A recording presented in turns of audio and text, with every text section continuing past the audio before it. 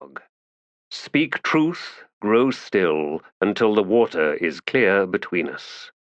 Meditations of the Tist Andi.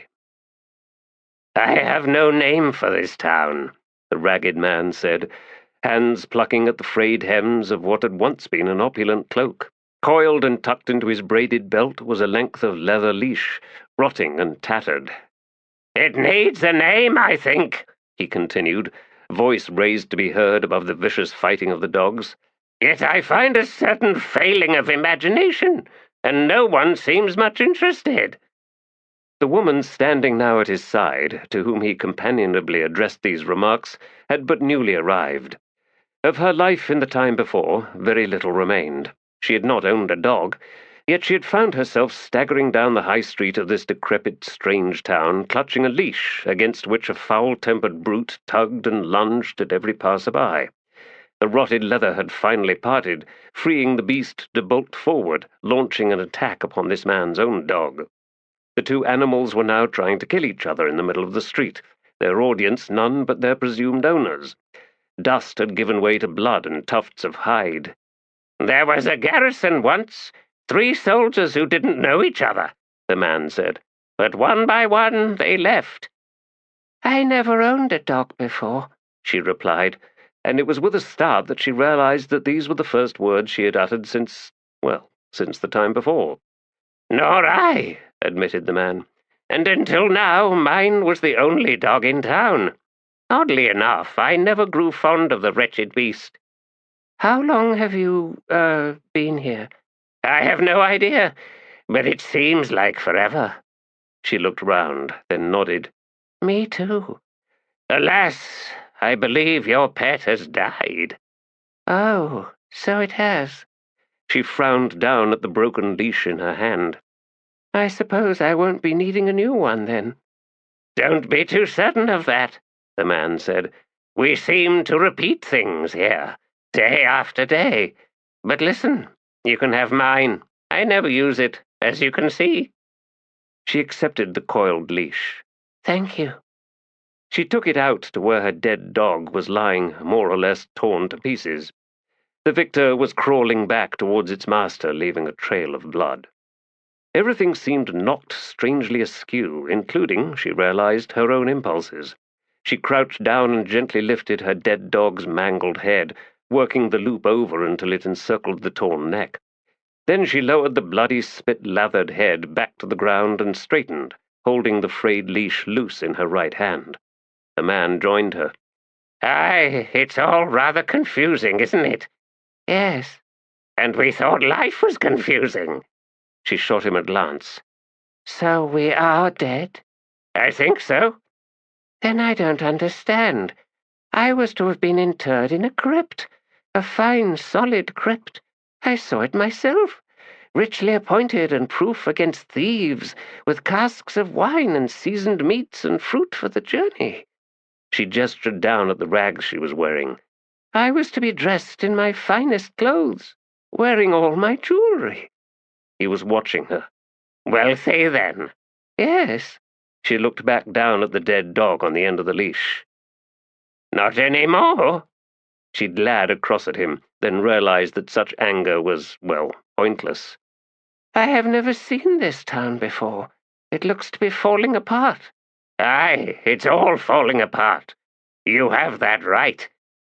I don't know where I live. Oh, that sounds odd, doesn't it? She looked round again. It's all dust and rot.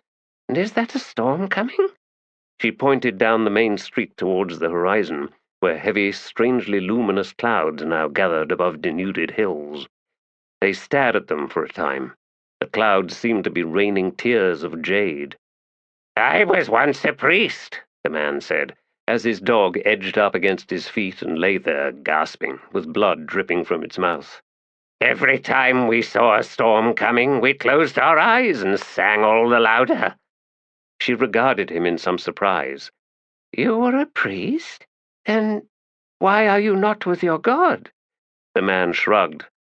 If I knew the answer to that, the delusion I once possessed of enlightenment would in truth be mine. He suddenly straightened. Look, we have a visitor.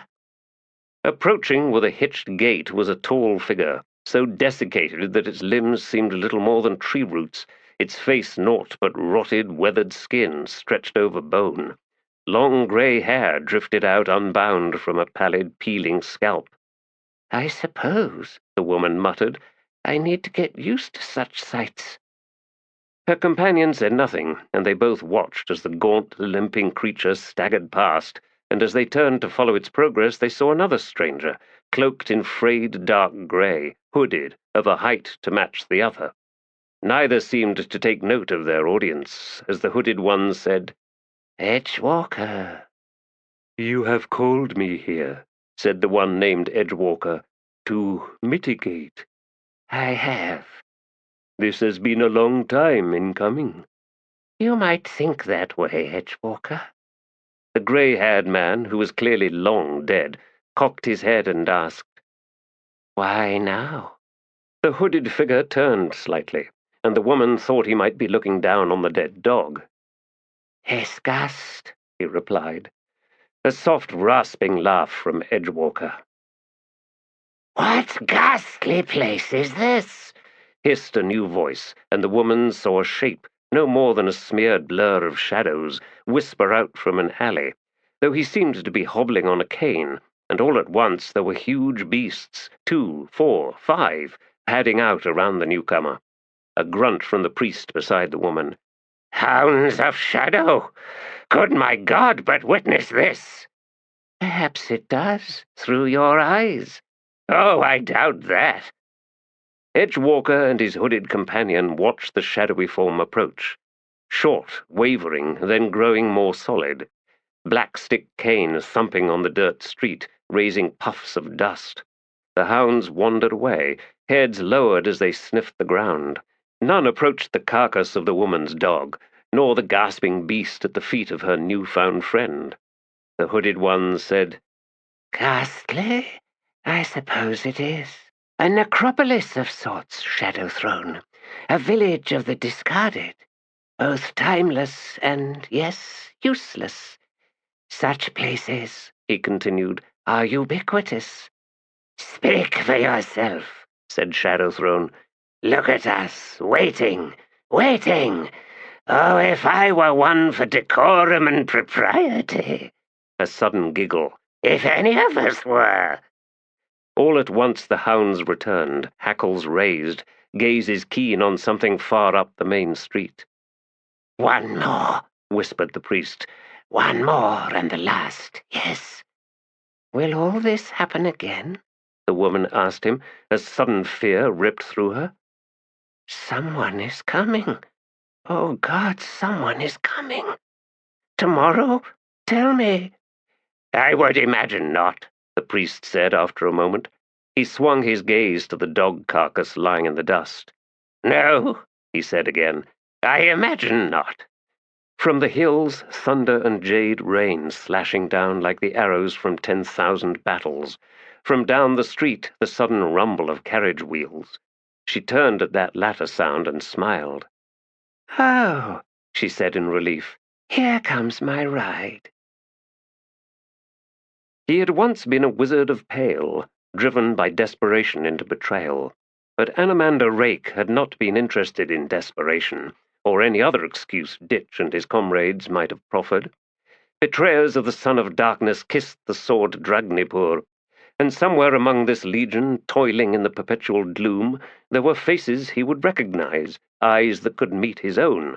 And what would he see in them? Only what he gave back. Desperation was not enough. These were rare thoughts, no more or less unwelcome than any others, mocking him as in their freedom they drifted in and out. And when nowhere close, why, they perhaps floated through alien skies, riding warm winds soft as laughter.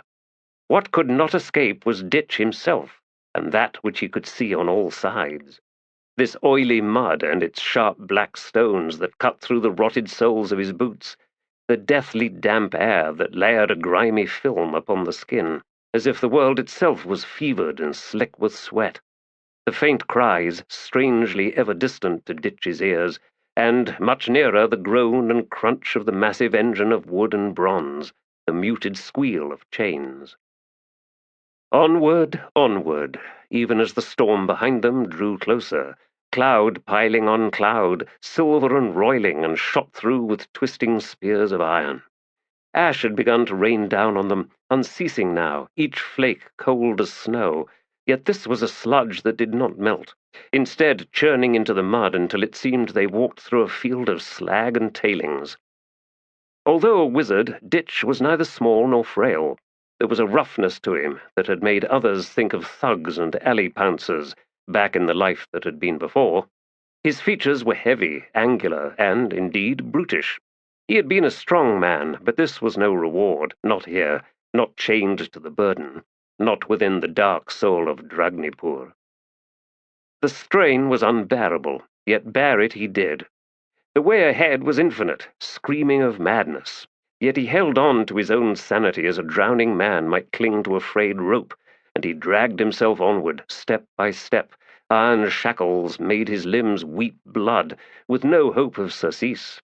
Figures caked in mud plodded to either side, and beyond them, vague in the gloom, countless others.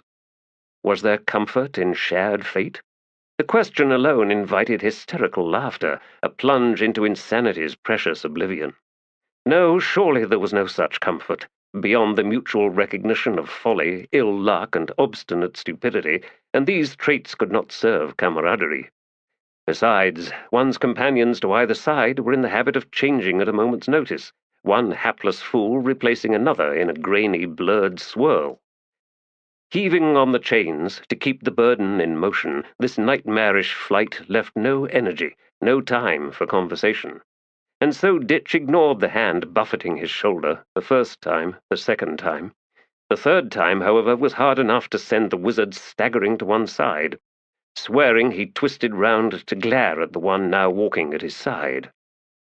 Once, long ago, he might have flinched back upon seeing such an apparition. His heart would have lurched in terror. The demon was huge, hulking. Its once royal blood availed it no privilege here in Dragnipur. Ditch saw that the creature was carrying the fallen, the failed, gathering to itself a score or more bodies and the chains attached to them. Muscles strained, bunched and twisted as the demon pulled itself forward.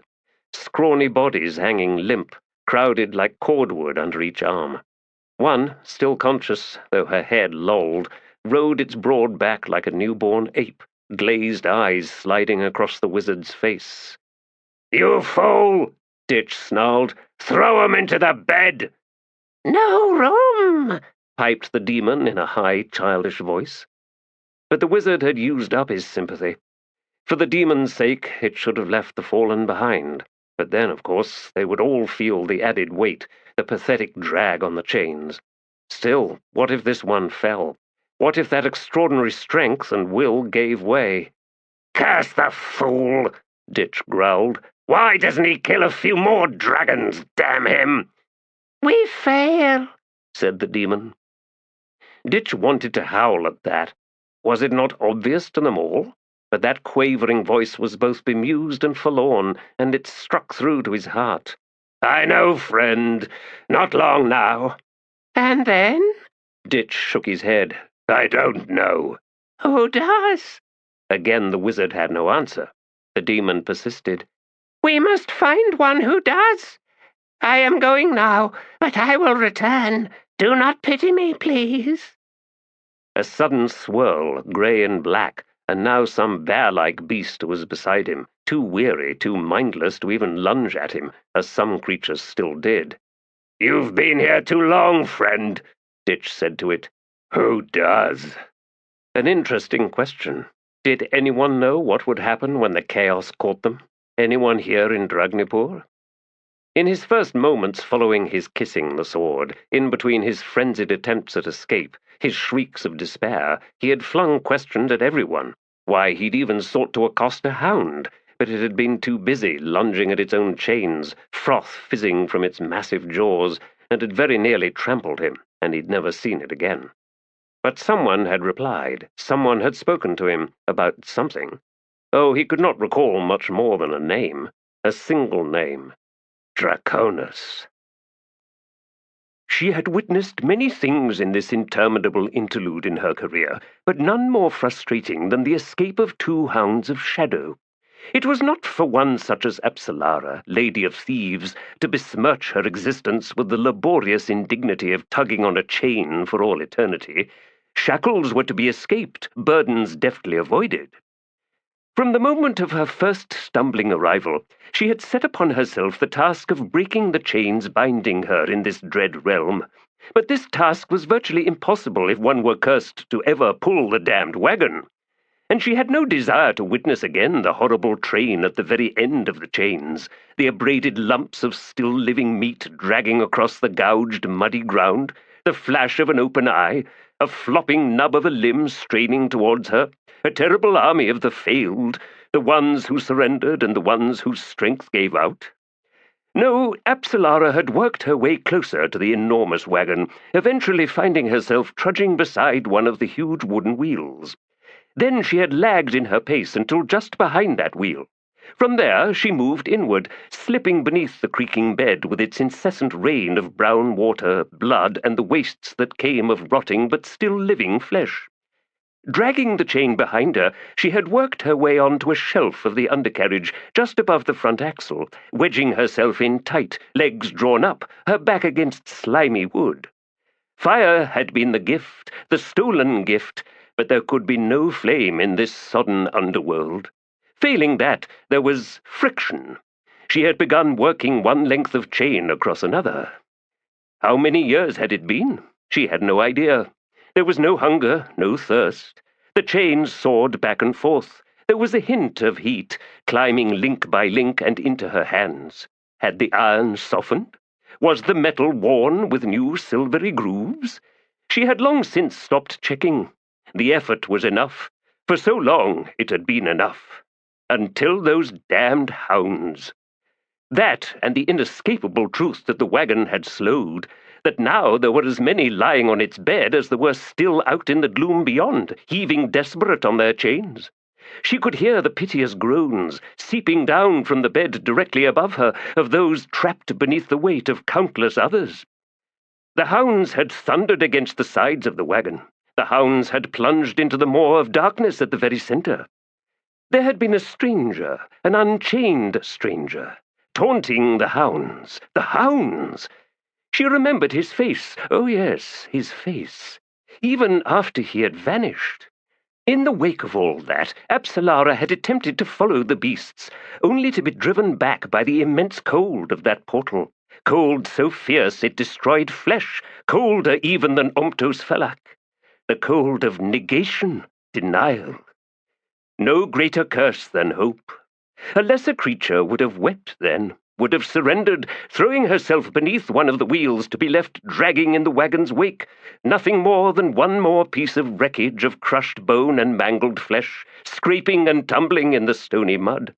Instead, she had returned to her private perch, resumed working the chains. She had stolen the moon once. She had stolen fire. She had padded the silent arching halls of the city within Moon's spawn. She was the Lady of Thieves, and a sword had stolen her life. This will not do. This will not do. Lying in its usual place on the flat rock beside the stream, the mangy dog lifted its head, the motion stirring insects into buzzing flight. A moment later the beast rose. Scars covered its back, some deep enough to twist the muscles beneath. The dog lived in the village, but was not of it, nor was the animal one among the village's pack. It did not sleep outside the entrance to any hut. It allowed no one to come close. Even the tribe's horses would not draw near it. There was, it was agreed, a deep bitterness in its eyes, and an even deeper sorrow. God-touched, the Urid elders said, and this claim ensured that the dog would never starve and would never be driven away. It would be tolerated in the manner of all things God-touched. Surprisingly lithe, despite its mangled hip, the dog now trotted through the village, down the length of the main avenue. When it came to the south end, it kept on going, down slope, wending through the moss-backed boulders and the bone piles that marked the refuse of the Urid. Its departure was noted by two girls, still a year or more from their nights of passage into adulthood. There was a similarity to their features, and in their ages they were a close match, the times of their births mere days apart. Neither could be said to be loquacious. They shared the silent language common among twins, although they were not twins, and it seemed that for them this language was enough. And so, upon seeing the dog leave the village, they exchanged a glance, set about gathering what supplies and weapons were near at hand, and then set out on the beast's trail. Their departure was noted, but that was all. South, down from the great mountains of home, where condors wheeled between the peaks and wolves howled when the winter winds came. South, towards the lands of the hated children of the Nathi, where dwelt the bringers of war and pestilence, the slayers and enslavers of the Teblor, where the Nathi bred like lemmings until it seemed there would be no place left in the world for anyone or anything but them. Like the dog, the two girls were fearless and resolute. Though they did not know it, such traits came from their father, whom they had never met. The dog did not look back, and when the girls caught up to it, the beast maintained its indifference. It was, as the elders had said, God-touched. Back in the village, a mother and daughter were told of the flight of their children. The daughter wept, the mother did not. Instead, there was heat in a low place of her body, and, for a time, she was lost in remembrances. "O frail city, where strangers arrive!" An empty plain beneath an empty night sky. A lone fire so weak as to be nearly swallowed by the blackened, cracked stones encircling it. Seated on one of the two flat stones close to the hearth, a short, round man with sparse, greasy hair, faded red waistcoat over a linen shirt with stained, once-white, blousy cuffs erupting around the pudgy hands. The round face was flushed, reflecting the flickering flames. From the small, knuckled chin dangled long black hairs, not enough to braid, alas, a new affectation he had taken to twirling and stroking when deep in thought, or even shallowly so. Indeed, when not thinking at all, but wishing to convey an impression of serious cogitation should anyone regard him thoughtfully. He stroked and twirled now as he frowned down into the fire before him. What had that grey-haired bard sung, there on the modest stage in Kurul's bar earlier in the night, when he had watched on, content with his place in the glorious city he had saved more than once? "O frail city, where strangers arrive!" "I need to tell you something, Kruppe." The round man glanced up to find a shrouded figure seated on the other flat stone, reaching thin, pale hands out to the flames. Kruppe cleared his throat, then said, "It has been a long time since Kruppe last found himself perched as you see him now. Accordingly, Kruppe had long since concluded that you wished to tell him something of such vast import that none but Kruppe is worthy to hear." A faint glitter from the darkness within the hood. "I am not in this war." Kruppe stroked the rat-tails of his beard, delighting himself by saying nothing. "This surprises you?" the elder god asked. "Kruppe ever expects the unexpected, old friend. Why could you ever expect otherwise? Kruppe is shocked, yet a thought arrives, launched brainward by a tug on this handsome beard. Kurul states he is not in the war, yet Kruppe suspects he is nevertheless its prize." "Only you understand this, my friend," the elder god said, sighing, then cocked its head. "I had not noticed before, but you seem sad." "Sadness has many flavors, and it seems Kruppe has tasted them all." "Will you speak now of such matters? I am, I believe, a good listener." "Kruppe sees that you are sorely beset. Perhaps now is not the time." "That is no matter." "It is to Kruppe." Kurul glanced to one side and saw a figure approaching, grey-haired, gaunt. Kruppe sang, "O frail city, where strangers arrive!" "And the rest?" The newcomer answered in a deep voice, "Pushing into cracks, there to abide." And the elder god sighed. "Join us, friend," said Kruppe. "Sit here by this fire. This scene paints the history of our kind, as you well know. A night, a hearth, and a tale to spin. Dear Kurul, dearest friend of Kruppe, hast thou ever seen Kruppe dance?" The stranger sat, a wan face, an expression of sorrow and pain. "No," said Kurul, "I think not. Not by limb, not by word." Kruppe's smile was muted, and something glistened in his eyes. "Then, my friends, settle yourselves for this night, and witness." Book 1. Vow to the Sun. This creature of words cuts to the quick, and gasp, dart away the spray of red rain beneath a clear blue sky, shock at all that is revealed. What use now this armor when words so easy slant between? This god of promises laughs at the wrong things, wrongly timed, unmaking all these sacrifices in deliberate malice, recoil like a soldier routed even as retreat is denied before corpses heaped high in walls. You knew this would come at last, and feign nothing, no surprise to find this cup filled with someone else's pain.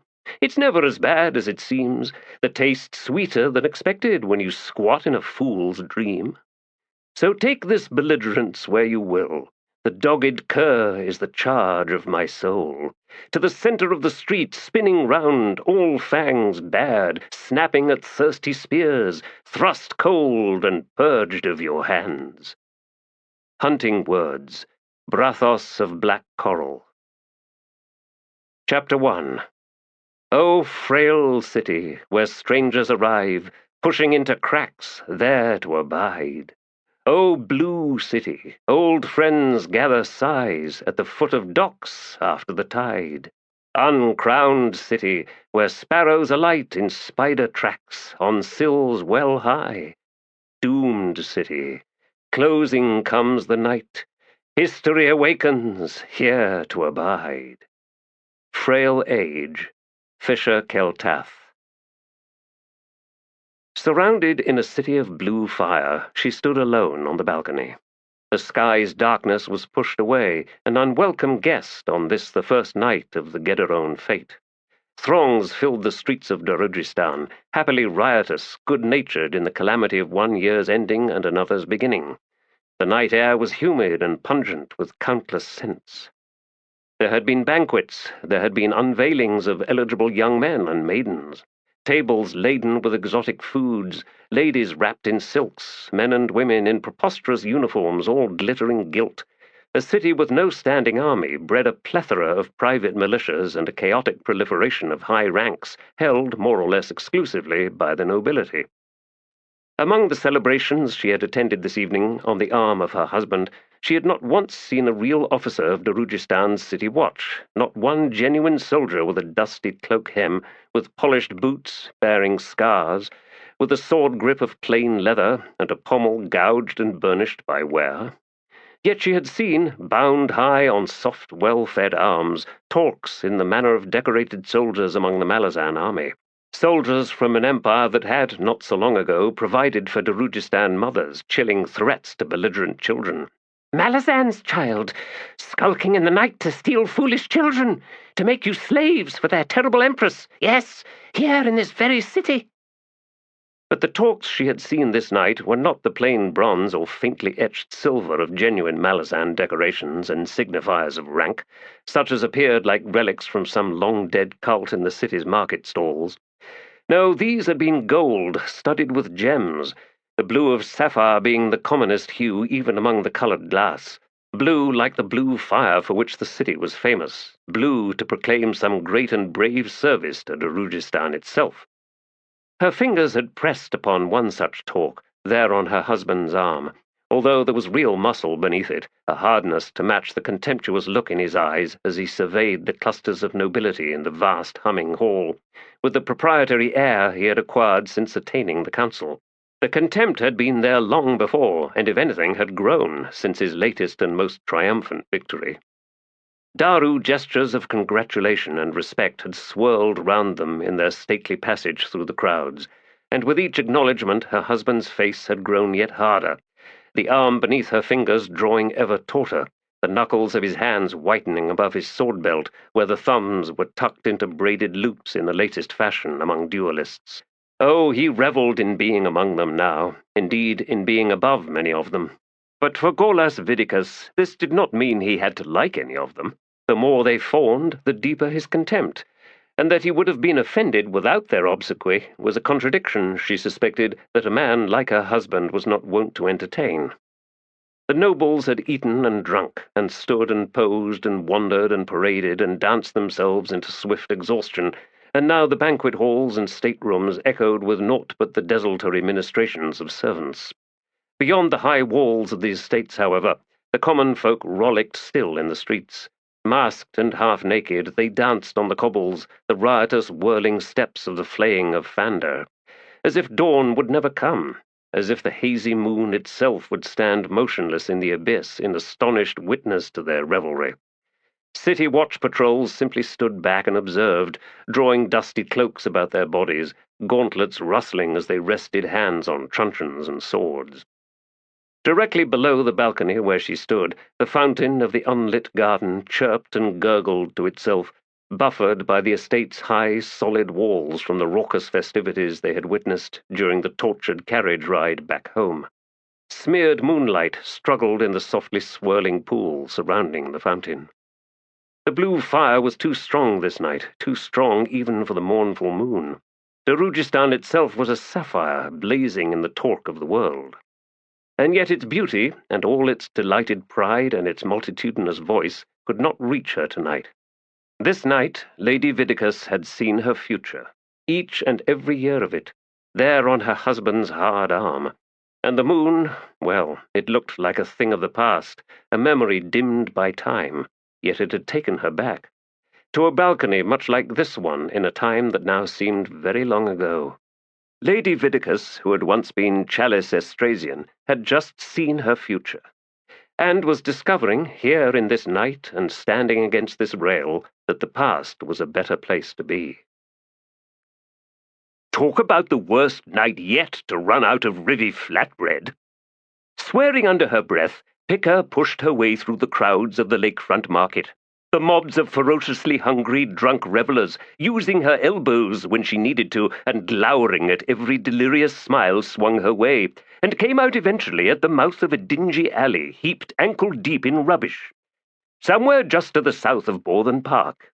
Not quite the route back to the bar she would have preferred, but the fate was in full frenzy. Wrapped package of flatbread tucked under her left arm, she paused to tug loose the tangles of her heavy cloak, scowled on seeing a fresh stain from a careless passer-by, some grotesque Gadrobi sweet cake, tried wiping it off, which only made it worse. Then, her mood even fouler, set out through the detritus. With the ladies' pull, Blue Pearl and Antsy had no doubt fared better in finding Salto and wine, and were probably even now back at Corol's. And here she was, 12 streets and 2 wall passages away, with 20 or 30,000 mad fools in between. Would her companions wait for her? Not a chance. Damn Blend and her addiction to Rivy flatbread. That and her sprained ankle had conspired to force Picker out here on the first night of the fete, if that ankle truly was sprained, and she had her doubts since Mallet had just squinted down at the offending appendage, then shrugged. Mind you, that was about as much as anyone had come to expect from Mallet. He'd been miserable since the retirement, and the chance of the sun's rising any time in the healer's future was about as likely as Hood's forgetting to tally the count. And it wasn't as if he was alone in his misery, was it? But where was the value in feeding her ill temper with all these well-chewed thoughts? Well, it made her feel better, that's what. Desta Thrin, wrapped tight in black cloak and hood, watched the big-assed woman kicking her way through the rubbish at the other end of the alley. He'd picked her up coming out of the back door of Corol's bar, the culmination of 4 nights positioned in the carefully chosen, darkness-shrouded vantage point from which he could observe that narrow postern. His clan master had warned that the targets were all ex-soldiers, but Desta Thrin had seen little to suggest that any of them had kept fit and trim. They were old, sagging, rarely sober, and this one, well, she wore that huge, thick woolen cloak because she was getting heavy, and it clearly made her self-conscious. Following her through the crowds had been relatively easy. She was a head taller than the average Gadrobi, and the route she took to this decrepit Rivy market in lakefront seemed to deliberately avoid the Daru streets. some strange affectation that would, in a very short time, prove fatal. Dester's own Daru blood had permitted him a clear view of his target, pushing purposefully through the heaving press of celebrants. He set out to traverse the alley once his target exited at the far end. Swiftly padding at a hunter's pace, he reached the alley mouth and edged out, in time to see the woman move into the passageway through second-tier wall, with the tunnel through third just beyond. The Guild's succession wars, following the disappearance of Vorkan, had finally been settled, with only a minimum amount of spilled blood. And Dester was more or less pleased with the new Grand Master, who was both vicious and clever where most of the other aspirants had been simply vicious. At last, an assassin of the Guild did not have to be a fool to feel some optimism regarding the future. This contract was a case in point. Straightforward, yet one sure to earn Dester and the others of his clan considerable prestige upon its summary completion.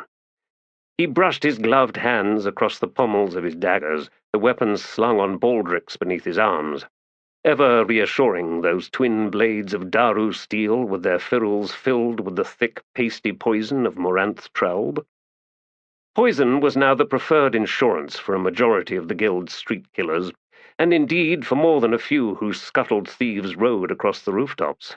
There'd been an assassin close to Vorkan herself, who had, on a night of betrayal against his own clan, demonstrated the deadliness of fighting without magic. Using poison, the assassin had proved the superiority of such mundane substances in a single, now legendary night of blood. Dester had heard that some initiates in some clans had raised hidden shrines to honor Ralik Nom, creating a kind of cult whose adherents employed secret gestures of mutual recognition within the guild. Of course, Siba Krafar, the new Grand Master, had in one of his very first pronouncements outlawed the cult, and there had been a cull of sorts, with 5 suspected cult leaders greeting the dawn with smiling throats. Still, Dester had since heard enough hints to suggest that the cult was far from dead. It had just burrowed deeper. In truth, no one knew which poisons Ralik Nom had used, but Dester believed it was Moranth Traub, since even the smallest amount in the bloodstream brought unconsciousness, then a deeper coma that usually led to death. Larger quantities simply speeded up the process and were a sure path through Hood's Gate. The big-assed woman lumbered on. 4 streets from Korul's bar, if she was taking the route he believed she was taking, there'd be a long, narrow alley to walk up, the inside face of third-tier wall armory on the left, and on the right the high wall of the bathhouse, thick and solid, with but a few scattered small windows on upper floors, making the unlit passage dark. He would kill her there. Perched on a corner post's finial at one end of the high wall, Chilbays stared with stony eyes on the tattered wilds beyond. Behind him was an overgrown garden with a shallow pond recently rebuilt but already unkempt, and toppled columns scattered about, bearded in moss. Before him, twisted trees and straggly branches with crumpled, dark leaves dangling like insect carcasses, the ground beneath rumpled and matted with greasy grasses. A snaking path of tilted pavestones leading up to a squat, brooding house bearing no architectural similarity to any other edifice in all of Darujhistan. Light was rare from the cracks between those knotted shutters, and when it did show it was dull, desultory. The door never opened. Among his kin, Chilbays was a giant, heavy as a badger, with sculpted muscles beneath the prickly hide. His folded wings were very nearly too small to lift him skyward, and each sweep of those leathery fans forced a grunt from the demon's throat. This time would be worse than most. It had been months since he'd last moved, hidden as he was from prying eyes in the gloom of an overhanging branch from the ash tree in the estate garden at his back. But when he saw that flash of movement before him, that whispering flow of motion, out from the gnarled black house and across the path, even as earth erupted in its wake to open a succession of hungry pits, even as roots writhed out seeking to ensnare this fugitive, Chilbays knew his vigil was at an end. A shadow slid out to crouch against the low wall of the Azath house, seemed to watch those roots snaking closer for a long moment, then rose and, flowing like liquid night over the stone wall, was gone. Grunting, Chilbays spread his creaking wings, shook the creases loose from the sheets of membrane between the rib-like fingers, then leapt forward, out from beneath the branch, catching what air he could, then flapping frenziedly, his grunts growing savage, until he slammed hard into the mulched ground. Spitting twigs and leaves, the demon scrambled back for the estate wall, hearing how those roots spun round, lashing out for him. Claws digging into mortar, Chilbase scrabbled back onto his original perch. Of course, there had been no real reason to fear. The roots never reached beyond the Azath's own wall, and a glance back assured him. Squealing, Chilbase launched back into the air, this time out over the estate garden. Oh, no one ever liked demons. Cool air above the overgrown fountain, then wings thudding hard, heaving upward, up into the night. A word, yes, for his master, a most extraordinary word, so unexpected, so incendiary, so fraught. Chilbase thumped his wings as hard as he could, an obese demon in the darkness above the blue, blue city. Zechan Throw and Gideon the Quick had found the perfect place for the ambush. 20 paces down a narrow street, 2 recessed doorways faced each other. 4 drunks had staggered past a few moments earlier, and none had seen the assassins standing motionless in the inky darkness. And now that they were past, and the way was clear, a simple step forward and blood would flow. The 2 targets approached. Both carried clay jugs and were weaving slightly. They seemed to be arguing, but not in a language Zechan understood. Malazan, likely. A quick glance to the left. The 4 drunks were just leaving the far end, plunging into a motley crowd of revellers. Zechan and Gideon had followed the 2 out from Corul's bar, watching on as they found a wine merchant, haggled over what the woman demanded for the jugs of wine, settled on a price, then set out on their return leg of the journey. Somewhere along the way they must have pulled the stoppers on the jugs, for now they were loud in their argument. The slightly taller one, who walked pigeon-toed and was blue-skinned, Zechan could just make him out from where he stood, pausing to lean against a wall as if moments from losing his supper. He soon righted himself, and it seemed the argument was suddenly over. Straightening, the taller one joined the other, and, from the sounds of their boots in the rubbish, set out by his side. Simply perfect. Nothing messy, nothing at all messy. Zechan lived for nights like this. Dester moved quickly, his moccasins noiseless on the cobbles, rushing for the woman striding oblivious ahead of him. 12 paces, 8, 4. She spun, cloak whirling out. A blurred sliver of blued steel, flickering a slashing arc. Dester skidded, seeking to pull back from the path of that weapon. A long sword, Beru fend, and something clipped his throat. He twisted and ducked down to his left, both daggers thrust out to ward her off should she seek to close. A longsword. Heat was spilling down his neck, down his chest beneath his deer-hide shirt. The alley seemed to waver before his eyes, darkness curling in. Dester Thryn staggered, flailing with his daggers. A boot or mailed fist slammed into the side of his head, and there was more splashing onto the cobbles. He could no longer grip the daggers. He heard them skitter on stone. Blind, stunned, lying on the hard ground. It was cold. A strange lassitude filled his thoughts, spreading out, rising up, taking him away. Pika stood over the corpse. The red smear on the tip of her sword glistened, drawing her gaze, and she was reminded, oddly enough, of poppies after a rain. She grunted. The bastard had been quick, almost quick enough to evade her slash. Had he done so, she might have had some work to do. Still, unless the fool was skilled in throwing those puny daggers, she would have cut him down eventually. Pushing through Gadrobi crowds risked little more than cut-purses. As a people, they were singularly gentle. In any case, it made such things as picking up someone trailing her that much easier. When that someone wasn't Gadrobi, of course. The man dead at her feet was Daru. Might as well have worn a lantern on his hooded head, the way it bobbed above the crowd in her wake. Even so, she frowned down at him. "You wasn't no thug, not with daggers like those. Hound's breath." Sheathing her sword and pulling her cloak about her once more, ensuring that it well hid the scabbarded weapon which, if discovered by a watch, would see her in a cell with a damned huge fine to pay, Pika pushed the wrapped stack of flatbread tighter under her left arm, then set out once more. Blend, she decided, was in a lot of trouble. Zechan and Giddin, in perfect unison, launched themselves out from the alcoves, daggers raised, then thrusting down. A yelp from the taller one as Giddin's blades plunged deep. The Malazan's knees buckled and vomit sprayed from his mouth as he sank down, the jug crashing to a rush of wine. Zechan's own weapons punched through leather, edges grating along ribs, one for each lung. Tearing the daggers loose, the assassin stepped back to watch the red-haired one fall. A short sword plunged into the side of Zechan's neck. He was dead before he hit the cobbles. Giddin, looming over the kneeling Malazan, looked up. Two hands closed round his head. One clamped tight over his mouth, and all at once his lungs were full of water. He was drowning. The hand tightened, fingers pinching his nostrils shut. Darkness rose within him, and the world slowly went away. Ansi snorted as he tugged his weapon free, then added a kick to the assassin's face to punctuate its frozen expression of surprise.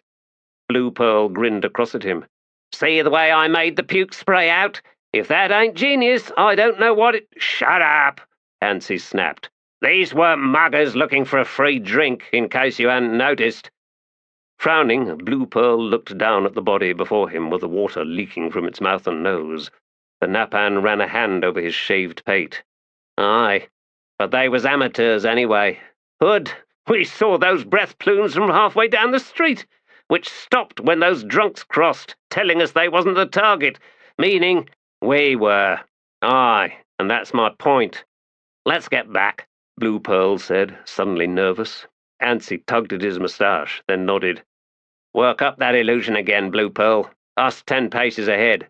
Easy, Sergeant. I ain't no sergeant no more." "Yeah? Then why are you still barking orders?"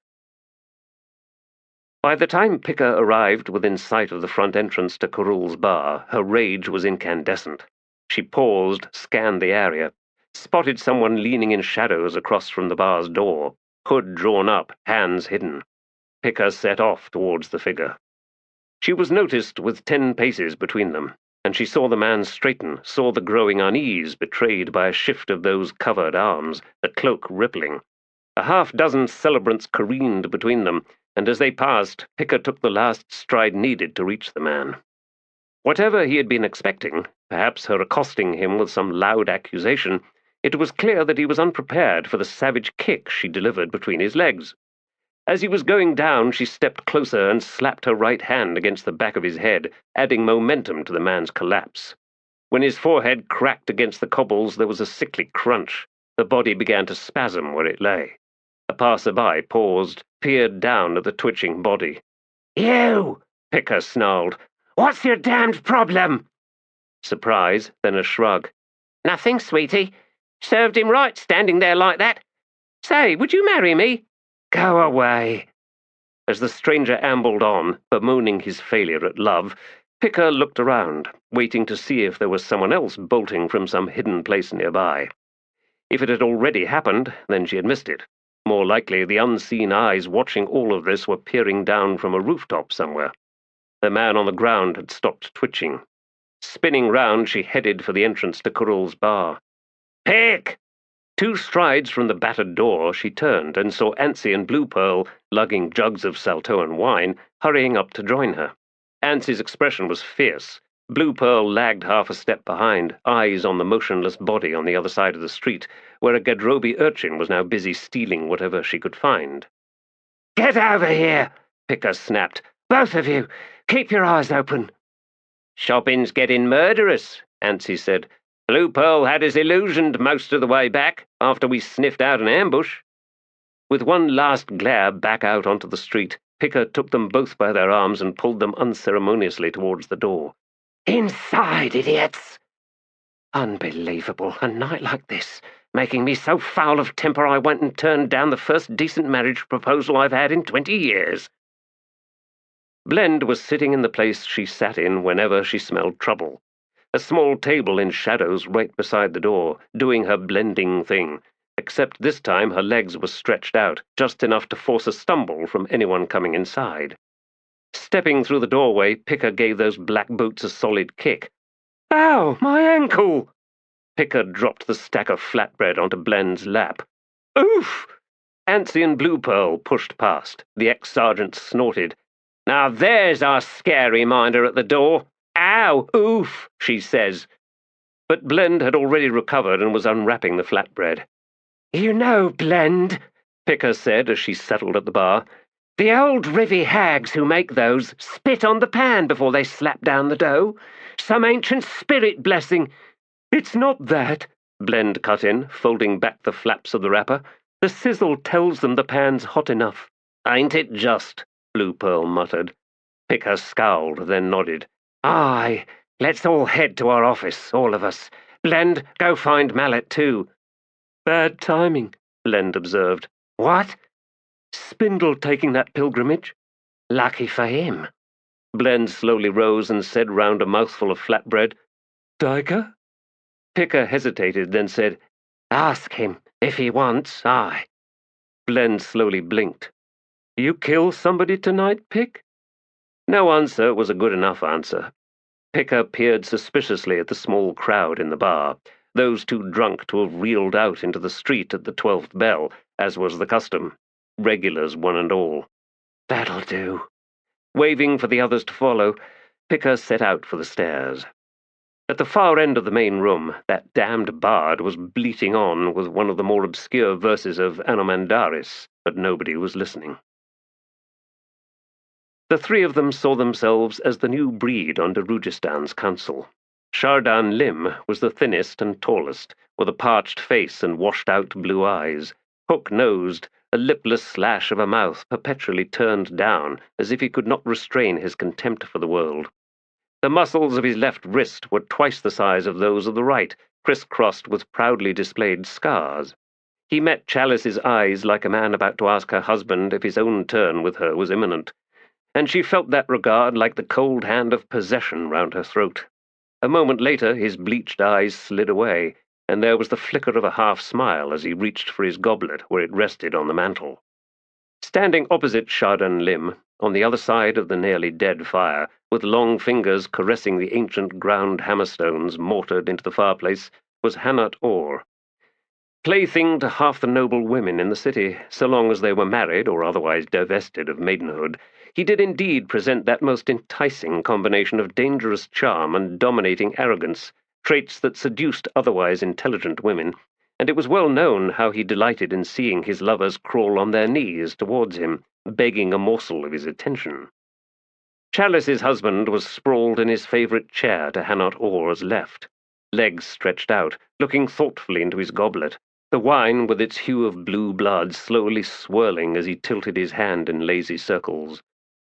"Dear wife," he now said in his usual drawl, "has the balcony air revived you?" "Wine?" asked Shardan Lim, brows lifting as if serving her was his life's calling. Should a husband take umbrage with such barely constrained leering from his so-called friends? Gorlas seemed indifferent. "No, thank you, Councillor Lim. I have just come to wish you all a good night. Gorlas, will you be much longer here?" He did not look up from his wine, though his mouth moved as if he was tasting his last sip all over again, finding the remnants faintly sour on his palate. "There is no need to wait for me, wife." An involuntary glance over at Shardan revealed both amusement and the clear statement that he would not be so dismissive of her. And with sudden dark perverseness she found herself meeting his eyes and smiling in answer. If it could be said without uncertainty that Gorlas Vidicus did not witness this exchange, Hanot Orr did, although his amusement was of the more savage, contemptuous kind. Feeling sullied, Chalice turned away. Her handmaid trailed her out and up the broad flight of stairs, the only witness to the stiffness of her back as she made her way to the bedroom. Once the door was closed, she threw off her half-cloak. "Lay out my jewelry," she said. "Mistress?" She spun to the old woman. "I wish to see my jewelry." Ducking, the woman hurried off to do her bidding. "The old pieces!" Chalice called after her. From the time before all this, when she had been little more than a child, marvelling over the gifts of suitors, all the bribes for her affection still clammy from sweaty hands. Oh, there had been so many possibilities then. Her eyes narrowed as she stood before her vanity. Well, perhaps not only then. Did it mean anything? Did it even matter any more? Her husband had what he wanted now. 3 duelists, 3 hard men with hard voices in the council. One of the 3 now, yes, all he wanted. Well, what about what she wanted? But what is it that I want? She didn't know. Mistress! Chalice turned. Laid out on the vanity's worn surface, the treasure of her maidenhood looked cheap, gaudy. The very sight of those baubles made her sick in the pit of her stomach. "Put them in a box," she said to her servant. "Tomorrow we sell them." He should never have lingered in the garden. His amorous host, the widow Cephala, had fallen into a drunken slumber on the marble bench, one hand still holding her goblet as, head tilted back and mouth hanging open, loud snores groaned out into the sultry night air. The failed enterprise had amused Murillo, and he had stood for a time, sipping at his own wine and smelling the fragrant scents of the blossoms until a sound alerted him to someone's quiet arrival. Turning, he found himself looking upon the widow's daughter. He should never have done that, either. Half his age, but that delineation no longer distinguished unseemly from otherwise. She was past her rite of passage by 3, perhaps 4 years, just nearing that age among young women when it was impossible for a man to tell whether she was 20 or 30. And by that point, all such judgment was born of wilful self-delusion and hardly mattered anyway. He'd had, perhaps, too much wine, enough to weaken a certain resolve, the one having to do with recognizing his own maturity, that host of years behind him of which he was constantly reminded by the dwindling number of covetous glances flung his way. True, one might call it experience, settling for those women who knew enough to appreciate such traits, but a man's mind was quick to flit from how things were to how he wanted them to be, or even worse, to how they used to be. As the saying went, when it came to the truth, every man was a duelist sheathed in the blood of 10,000 cuts. None of this passed through Murillo's mind in the moment his eyes locked gazes with Delish, the unwed daughter of widow Cephala. The wine, he would later conclude, the heat and steam of the fete, the sweet blossom scents on the moist, warm air. The fact that she was virtually naked, wearing but a shift of thin silk. Her light brown hair was cut incredibly short in the latest fashion among maidens. Face pale as cream, with full lips and the faintest slope to her nose. Liquid brown eyes big as a waif's, but there was no cracked bowl begging alms in her hands. This urchin's need belonged elsewhere.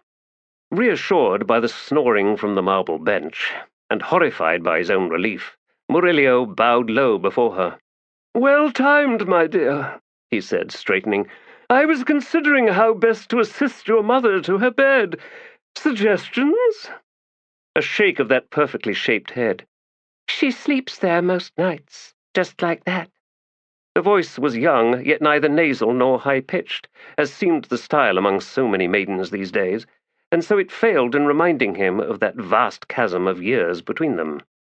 Oh, in retrospect, so many regrets this night.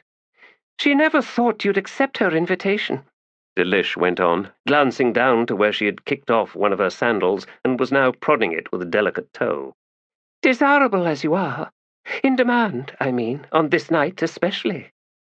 Too clever by far, this stroking of his vaguely craped and nearly flaccid ego. "But, dear, why are you here? Your list of suitors must be legion, and among them—" "Among them not a single one worth calling a man." Did 1,000 hormone-soaked hearts break with that dismissive utterance? Did beds lurch in the night, feet kicking clear of sweaty sheets? He could almost believe it. "And that includes Prellick." "Excuse me, who?" "The drunk, useless fool now passed out in the foyer, tripping over his sword all night. It was execrable." "Execrable. Yes, now I see. The young are prone to excessive enthusiasm," Murillo observed. "I have no doubt poor Prellick has been anticipating this night for weeks, if not months.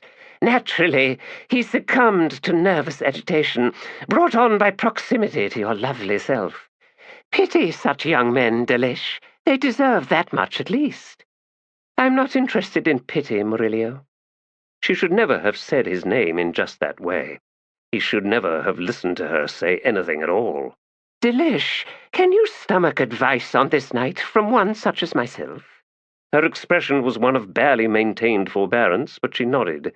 Seek out the quiet ones, not the ones who preen or display undue arrogance. The quiet ones, Delish, prone to watchfulness. You describe no one I know. Oh, they are there. It just takes a second glance to notice them. She had both sandals off now, and she dismissed his words with a wave of one pale hand that somehow brought her a step closer. Looking up as if suddenly shy, yet holding his gaze too long for there to be any real temerity. Not quiet ones, not ones to pity. No, children. Not tonight, Murillo, not under this moon. And he found her in his arms, a soft body all too eager, with naught but filmy silk covering it, and she seemed to be sliding all over him, herself, and he thought, under this moon? Her last gesture at the poetic, alas, since she was already tearing at his clothes, her mouth with those full lips wet and parted, and a tongue flickering as she bit at his own lips. And here he was with one hand on one of her breasts, his other hand slipping round to her behind, hitching her up as she spread her legs and climbed to anchor herself on his hips, and he heard his belt buckle clack on the pavestone between his boots. She was not a large woman, not at all heavy, but surprisingly athletic, and she rode him with such violence that he felt his lower spine creak with every frenzied plunge. He sank into his usual detachment at this point, the kind that assured impressive endurance, and took a moment to confirm that the snoring continued behind him. All at once that sonorous sound struck him with a sense of prophetic dissolution, surrender to the years of struggle that was life's own chorus. And so we shall all end our days. A momentary pang that, had he permitted it to linger, would have unmanned him utterly. Delish, meanwhile, was wearing herself out, her gasps harsher, quicker, as shudders rose through her, and so he surrendered, not a moment too soon, to sensation, and joined her in one final, helpless gasp. She held on to him, and he could feel her pounding heart as he slowly lowered her back onto her feet, gently pulling away. It was, all things considered, the worst moment to witness the blur of an iron blade flashing before his eyes, burning agony as the sword thrust into his chest, the point pushing entirely through, making the drunken fool wielding it stumble forward, almost into the arms of Murillo, who was then falling back, the sword sliding out with a reluctant sob. Delish screamed, and the look on Prelic's face was triumphant. Ha! The rapist dies! More footsteps, then, rushing out from the house, voices clamoring. Bemused, Murillo picked himself back up, tugging at his pantaloons, cinching tight his belt. His lime-green silk shirt was turning purple in blotches. There was blood on his chin, frothing up in soft, rattling coughs. Hands pulled at him, and he pushed them all away, staggering for the gate. Regrets, yes, jostling with the oblivious crowds on the street. Moments of lucidity, unknown periods of dim red haze, standing with one hand on a stone wall, spitting down streams of blood. Oh, plenty of regrets. Fortunately, he did not think they would hound him for much longer. Was it habit or some peculiar twist in family traits that gave Scorch his expression of perpetual surprise? There was no telling, since every word the man uttered was delivered in tones of bewildered disbelief, as if Scorch could never be sure of what his senses told him of the outside world, and was even less certain of whatever thoughts clamoured in his head. He stared now at Lef, eyes wide and mouth gaping in between nervous licks of his lips, while Lef in turn squinted at Scorch as if chronically suspicious of his friend's apparent idiocy. "All them ain't gonna wait forever, Lef. We should never have signed on to this. I say we hitch on the next trader shipping out, down to Davran, maybe all the way to the coast. Ain't you got a cousin in Bengal?" Lef slowly blinked. "Aye, Scorch. They let him furnish his cell himself. He's in there so much. You want us to go up there and take on his mess too? Besides, then we'd end up on the list." Astonishment and dread filled Scorch's face. He looked away, whispered, "It's the list that's done us in. The list!" "We knew it wouldn't be easy," Lef said in a possible attempt at mollification. "Things like that never are." "But we ain't gotten nowhere." "It's only been a week, Scorch." The time had come for a modest clearing of the throat, a dab of the silk handkerchief on oily brow, a musing tug on the mouse-tail beard. "Gentlemen!" Ah, now he had their attention. "Witness the skirmishes on the field, and yon mercenary's coin, glinting ever as golden lures are wont to glint, everywhere.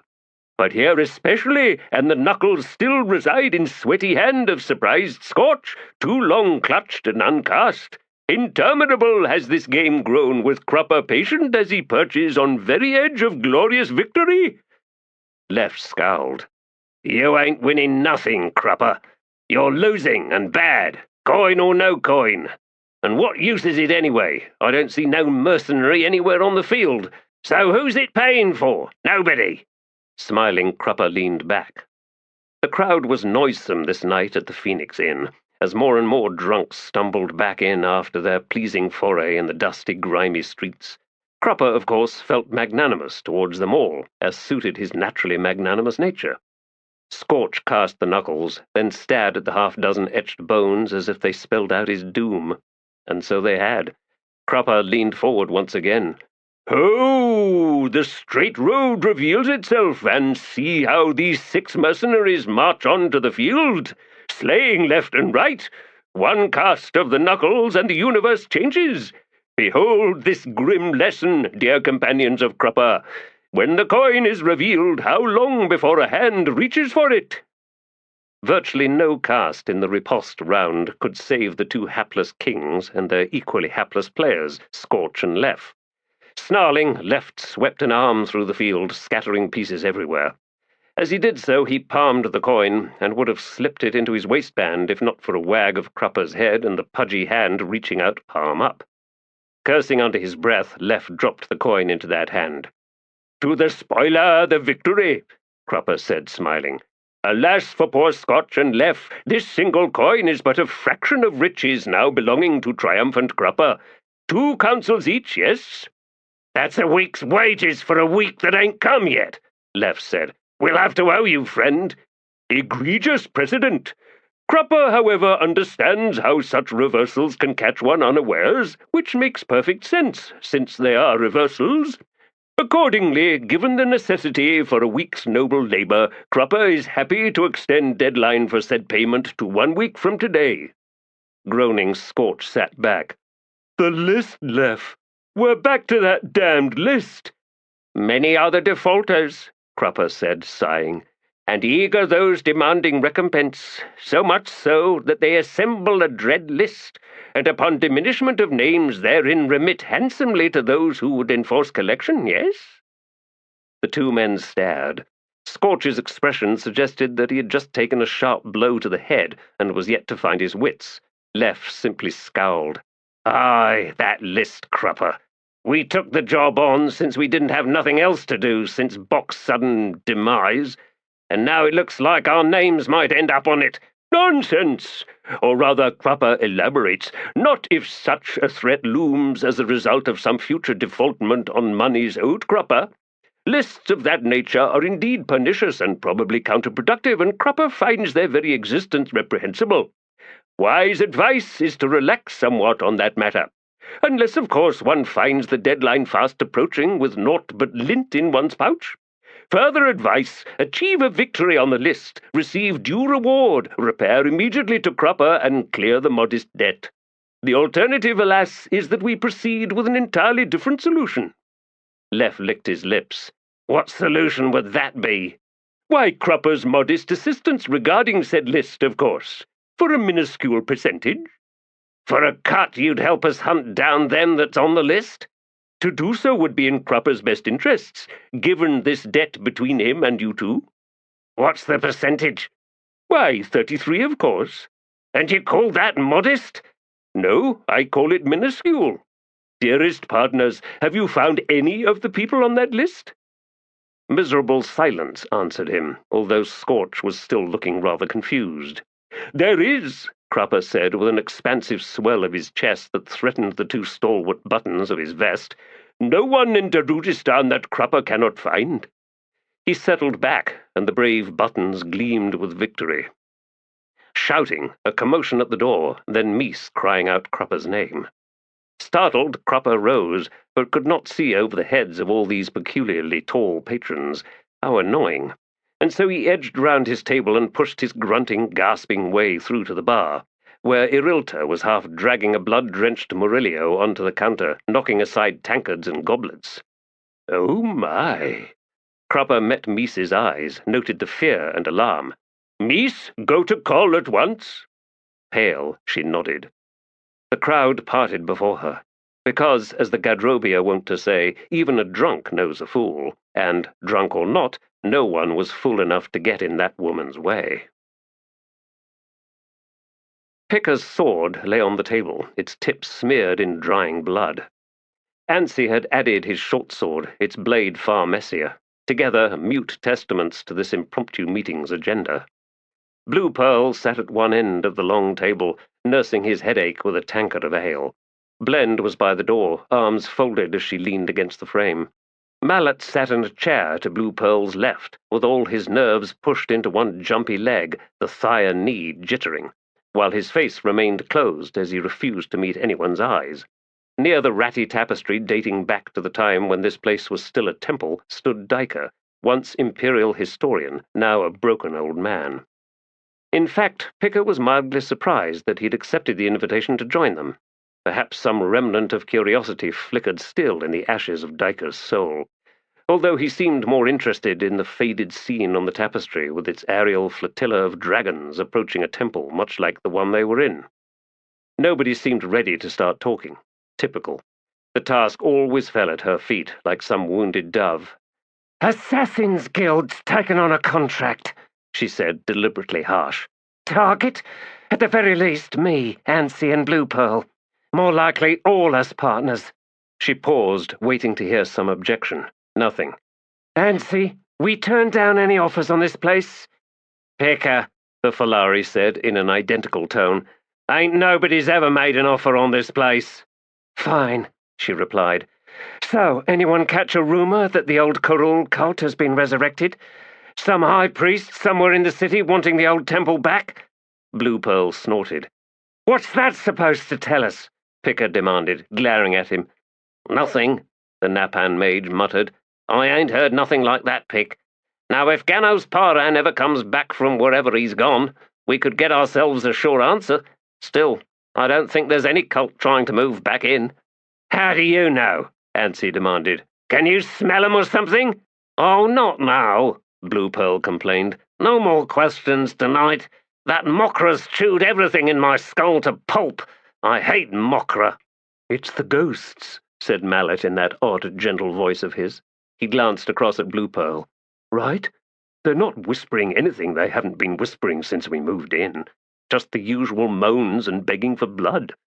His gaze shifted to the swords on the table before him. "Blood spilled here, that is. Stuff brought in from outside doesn't count. Luckily." Blend said, "So try not cutting yourself shaving, Ansi."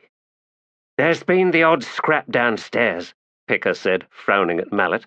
"Are you saying that's been feeding the damned ghosts?" The healer shrugged. "Never enough to make a difference."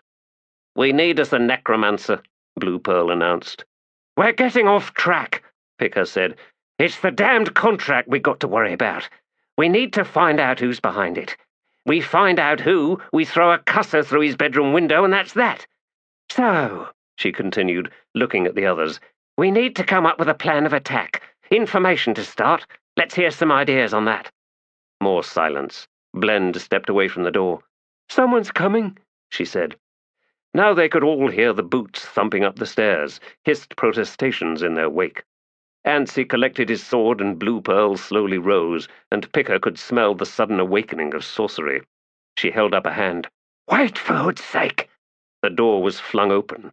In strode a large, well-dressed man, out of breath, his light blue eyes scanning faces until they alighted on Mallet, who rose. "Councillor Cole, what is wrong?" "I need your help," the Daru noble said, and Picker could hear the distress in the man's voice. "Hi, Denor! I need you now!" Before Mallet could reply, Picker stepped forward. "Councillor Cole, did you come here alone?" The man frowned, then a vague gesture behind him. "A modest escort, 2 guards." Only then did he note the sword on the table. "What is happening here?" "Pick her," said Mallet. "I'll take Blue Pearl." "I don't like—" But the healer cut her off. "We need information, don't we? Cole can help us.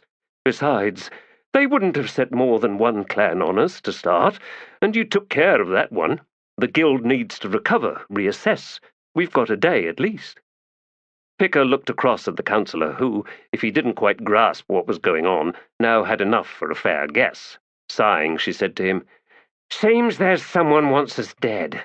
You might not want to get involved with us right now." But he shook his head, fixed his gaze once more on Mallet. "Healer, please." Mallet nodded to a scowling Blue Pearl. "Lead on, councillor. We're with you." Came upon Osiric, stalwart ally, broken and with blood on his face, struck into unconsciousness, and Anomander fell to his knees and called upon the 1,000 gods, who looked down upon Osiric and saw the blood on his face. With mercy they struck him awakened, and so he stood.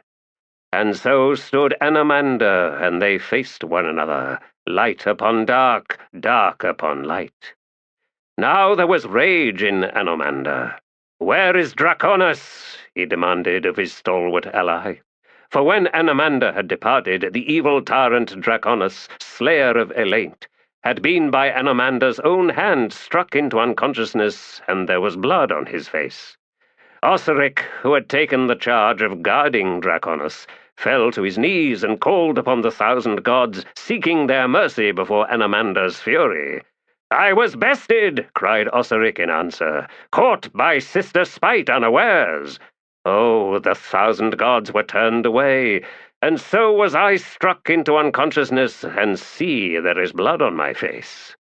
"One day," vowed Anomander, and he was then the darkness of a terrible storm, and Osiric quailed like a sun behind a cloud. "This alliance of ours shall end. Our enmity shall be renewed, O son of light, child of light. We shall contest every span of ground, every reach of sky, every spring of sweet water. We shall battle 1,000 times, and there shall be no mercy between us. I shall send misery upon your kin, your daughters. I shall blight their minds with unknowing dark. I shall scatter them confused on realms unknown, and there shall be no mercy in their hearts, for between them and the 1,000 gods there shall ever be a cloud of darkness." Such was Anomander's fury, and though he stood alone, dark upon light, there was sweetness lingering in the palm of one hand, from the deceiving touch of Lady Envy.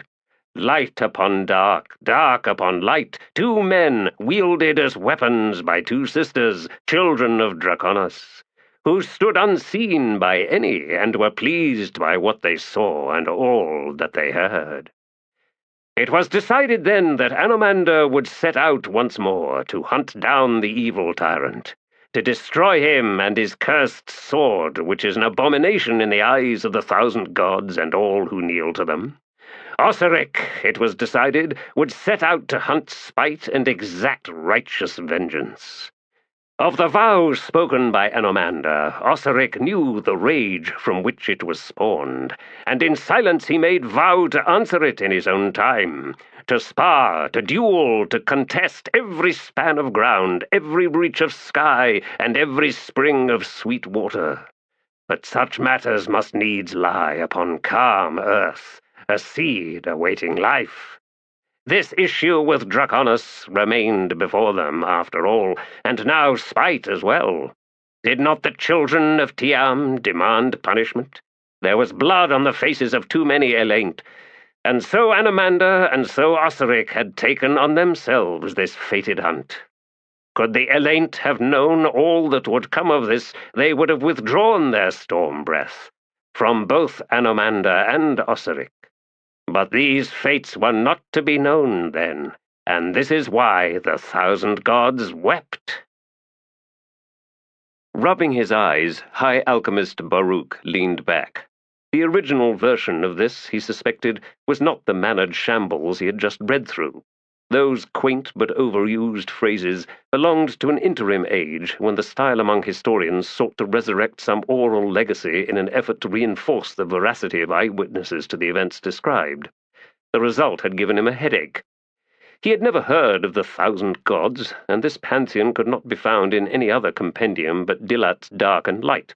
Farouk suspected Dilat had simply made them up, which prompted the question, how much else did she invent?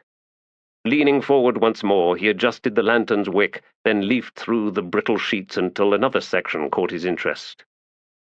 In this day there was war among the dragons. The firstborn had all but one bowed necks to Korul's bargain.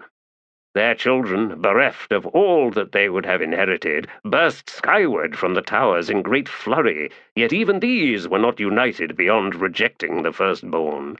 Factions arose, and red rain descended upon all the realms. Jaws fastened upon necks, talons opened bellies. The breath of chaos melted flesh from bones.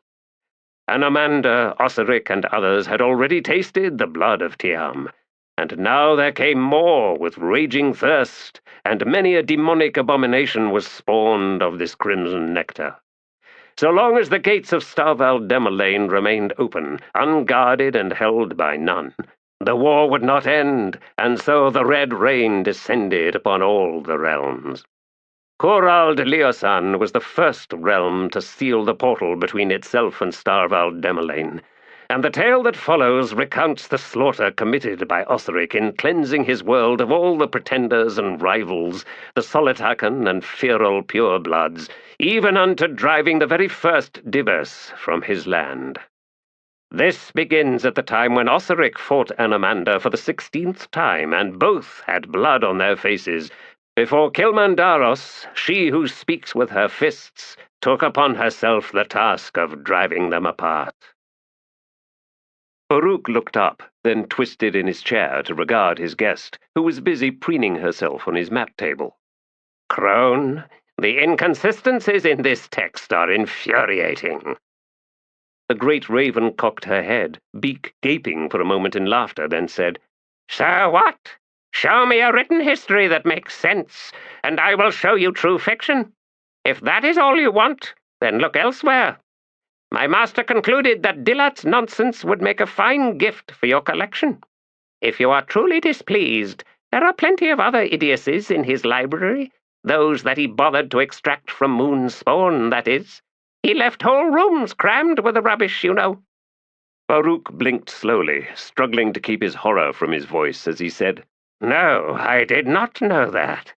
Undeceived, Crone cackled. Then she said, My master was most amused at the notion of falling to his knees and crying out to the 100 gods. The 1,000 gods. Whatever. A duck of the head and the wings half spread. Or even making a vow to battle Osek. Their alliance fell apart because of a growing mutual dislike. The disaster with Draconis probably delivered the death blow. Imagine, falling for a woman's wiles, and a daughter of Draconis at that. Was Osek not even remotely suspicious of her motives? Ha! The males among every species in existence are so predictable. Farouk smiled. If I recall Fisher's Anamandaris, Lady Envy managed pretty much the same with your master, Crone. Nothing he was unaware of at the time, the great raven said with a strange clucking sound to punctuate the statement. My master has always understood the necessity of certain sacrifices. She fluffed up her onyx feathers. Consider the outcome, after all. Farouk grimaced. I'm hungry, Crone announced. I didn't finish my supper, Farouk said. On that plate. I know. What do you think made me hungry in the first place? Sit in wonder at my patience, high alchemist, even as you read on interminably. Eat now and quickly, old friend, Farouk said, lest you die of malnutrition. You were never such a careless host before, the great raven observed, hopping over to the plate and spearing a sliver of meat. You are troubled, high alchemist? By many things, yes. The Rivi claimed that the white-faced Barghast have disappeared. Utterly. Indeed, Crone replied. Almost immediately after the fall of Coral and the Tistandi investiture. Crone, you are a great raven. Your children ride the winds and see all. Perhaps. Why then will you not tell me where they went? Well, the grey swords, as you know, marched south, down to Ellingarth, Crone said, circling the plate in short hops. And there they purchased ships. A pause and cock of the head. Could they see the wake before them? Did they know to follow? Or is there perhaps a great hole in the world's ocean, drawing every ship into its deadly maw? The white face took to the seas? Extraordinary. And the grey swords followed them. None of this is relevant, High Alchemist. Relevant to what? Your unease, of course. You fling queries at your poor bedraggled guest in order to distract yourself. It had been months since Crone's previous visit, and Baruch had come to believe, with some regret, that his cordial relations with the Son of Darkness were drawing to a close, not out of any dispute, simply the chronic ennui of the Tist Andi. It was said the permanent gloom that was black coral well suited the city's denizens, both Andi and human. Crone, please extend to your master my sincerest thanks for this gift. It was most unexpected and generous, but I would ask him, if it is not too forward of me, if he is reconsidering the Council's official request to open diplomatic relations between our two cities. Delegates but await your master's invitation, and a suitable site has been set aside for the construction of an embassy, not far from here, in fact. The estate crushed by a Solitakan demons in glorious descent, Crone said, pausing to laugh before spearing another chunk of food. Ah, this is vegetable! Disgusting! Indeed, Crone, the very same estate. As I said, not far from here. Master is considering said request, and will continue considering it, I suspect. For how much longer? I have no idea. Does he have concerns? The great raven, leaning over the plate, tilted her head and regarded Baruch for a long moment. Baruch felt vaguely sickened, and he looked away. So I have reason to be troubled. Master asks, when will it begin? The High Alchemist eyed the stack of loosely bound parchment that was Anamanda's gift, and nodded. But he did not answer. Master asks, do you wish for assistance? Baruch winced. Master asks, Crone went on, relentless, would said assistance better serve you if it was covert rather than official? Gods below. Master asks, should sweet Crone stay the night as Baruch's guest, awaiting answers to these queries? Clattering at the window, Baruch swiftly rose and approached it. A demon! Cried Crone, half spreading her enormous wings. One of mine, said Baruch, unlatching the iron frame and then stepping back as Chilbays clambered awkwardly into view, grunting as he squeezed through. Master Baruch! He squealed. Out! Out! Out! Baruch had felt ill a moment earlier. Now he was suddenly chilled in his very bones.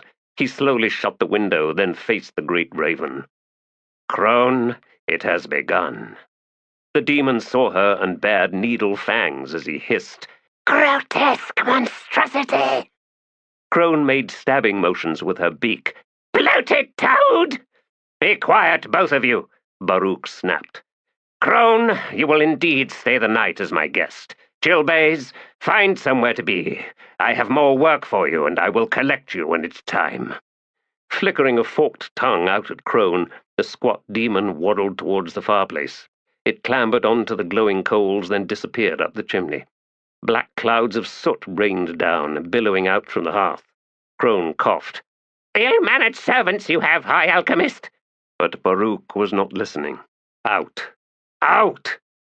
That lone word rang through his mind, loud as a temple bell, drowning out everything else, although he caught a fast-fading echo.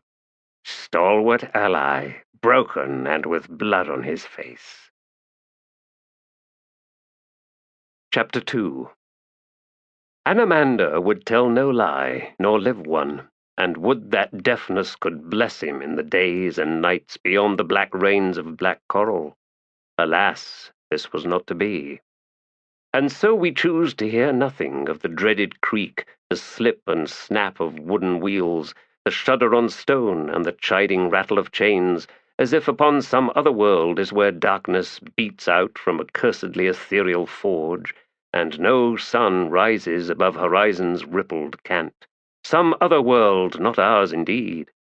Yes, bless us so, Anomander, with this sanctimony, this lie and soft comfort, and the slaves are not us, this weight but an illusion, these shackles could break with a thought, and all these cries and moans are less than the murmurs of a quiescent heart.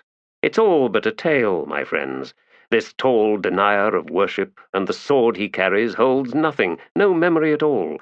And if there be a place in the cozy scheme for lost souls, pulling onward an uprooted temple, it but resides in an imagination flawed and unaligned with sober intricacy. Nothing is as messy as that messy world, and that comfort leaves us abiding deaf and blind and senseless in peace within our imagined place, this precious order.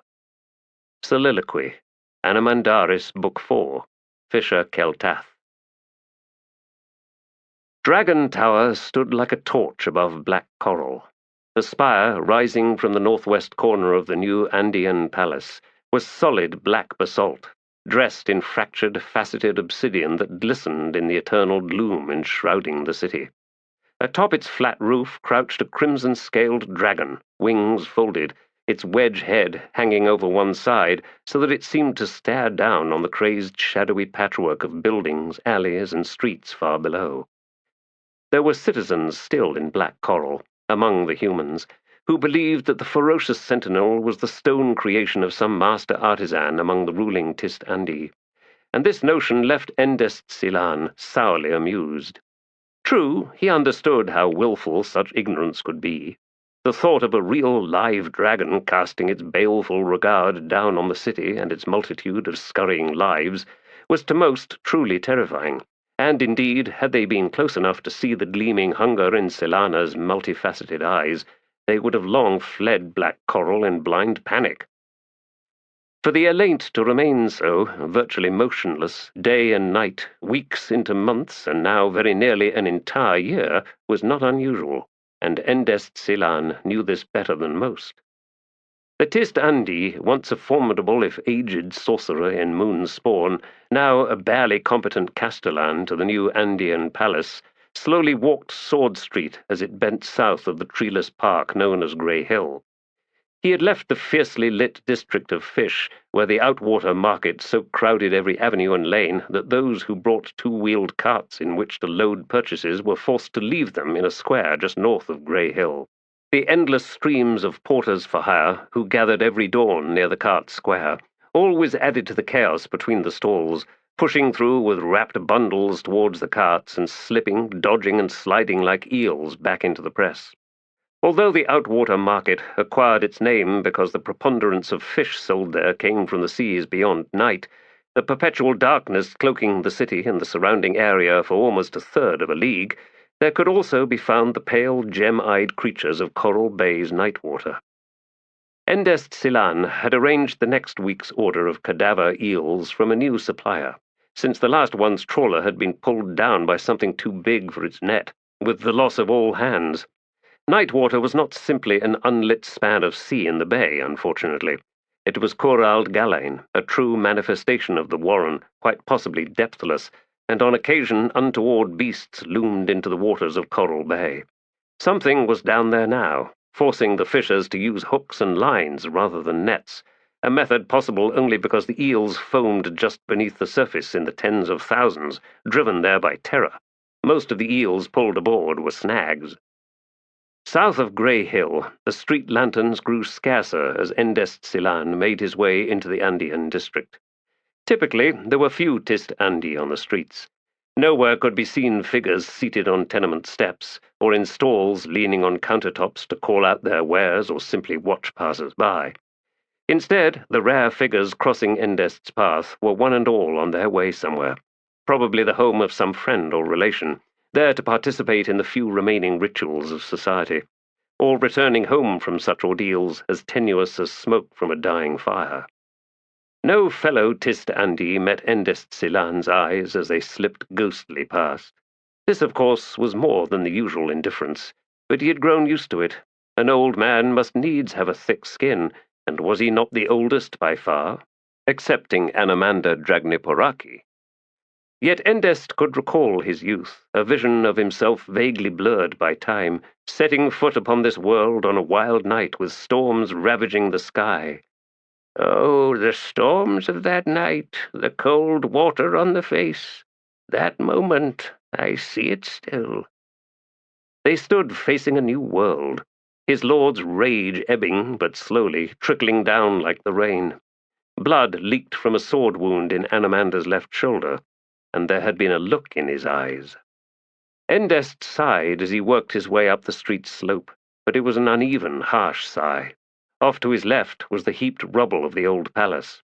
A few jagged walls rose here and there, and crews had carved paths into the mass of wreckage, salvaging stone and the occasional timber that had not burned.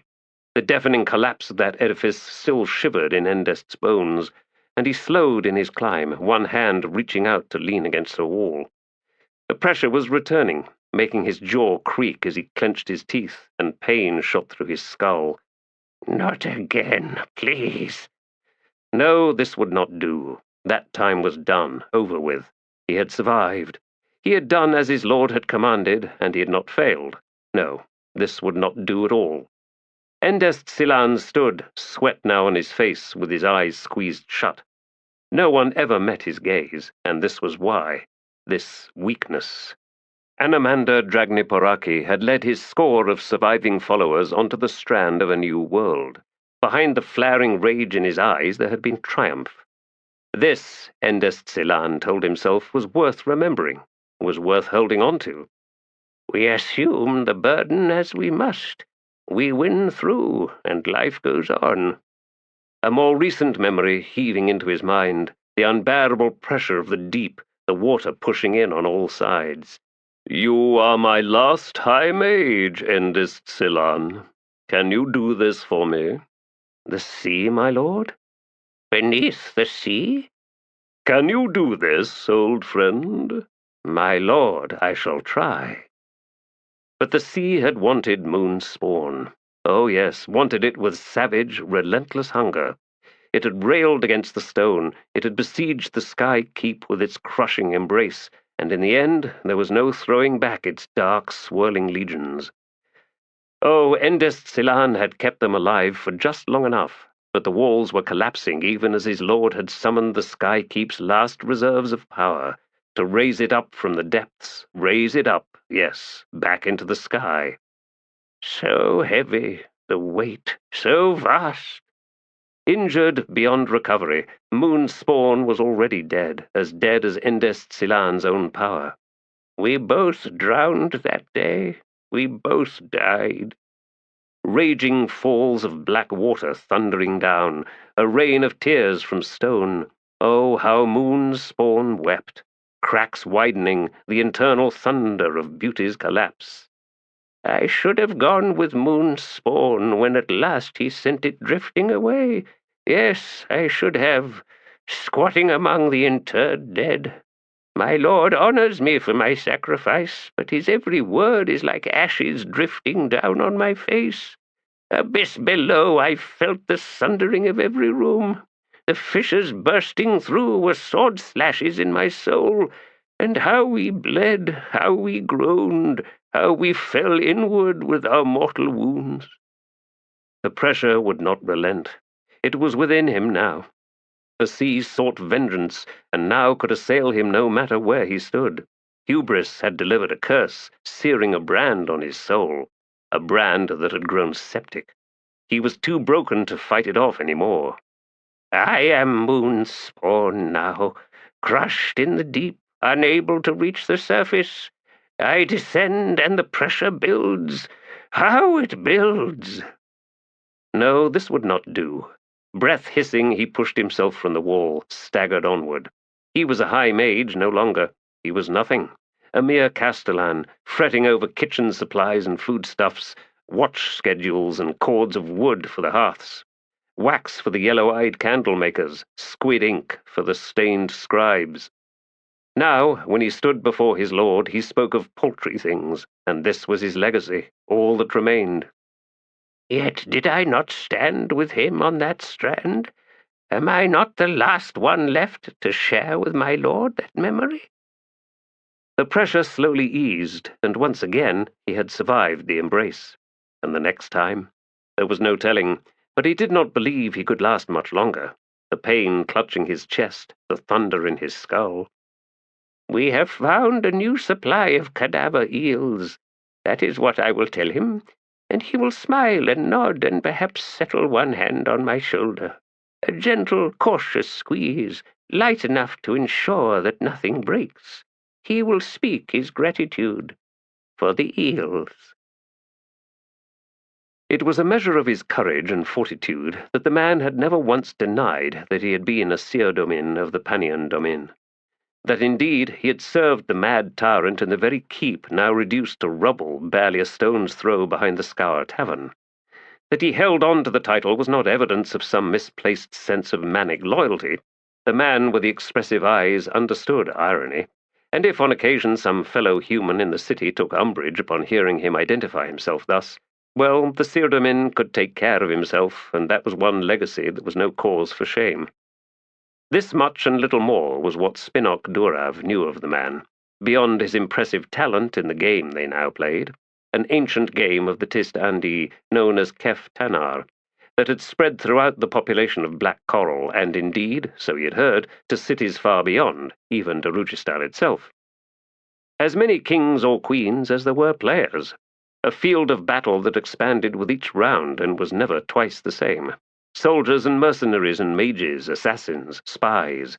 Spinok Durav knew that the original inspiration for Kef Tanar could be found in the succession wars among the first children of Mother Dark, and indeed one of the king figures bore a slash of silver paint on its mane, whilst another was of bleached bonewood.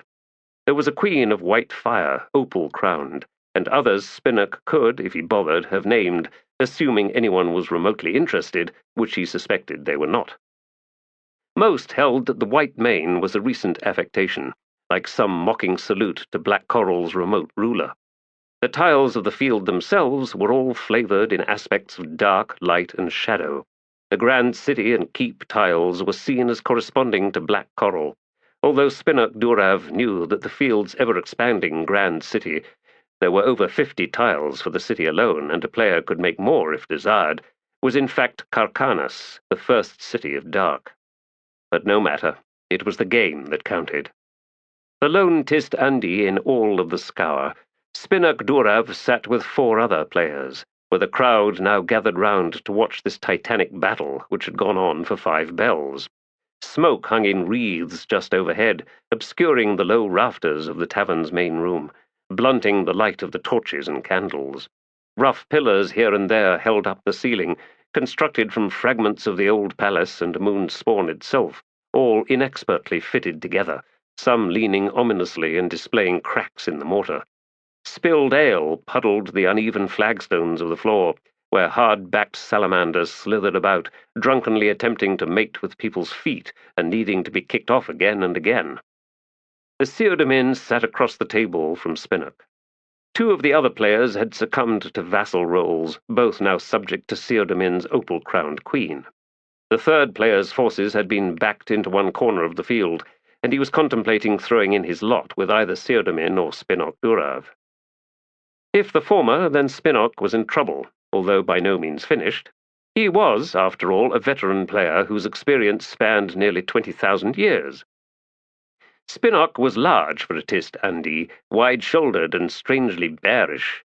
There was a faint reddish tinge to his long, unbound hair.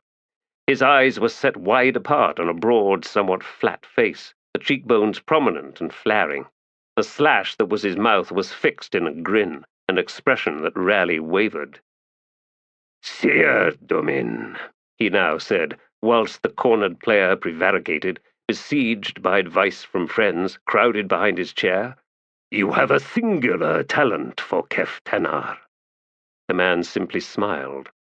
In the previous round, a cast of the knuckles had delivered a mercenary's coin into the seerdomin's royal vaults.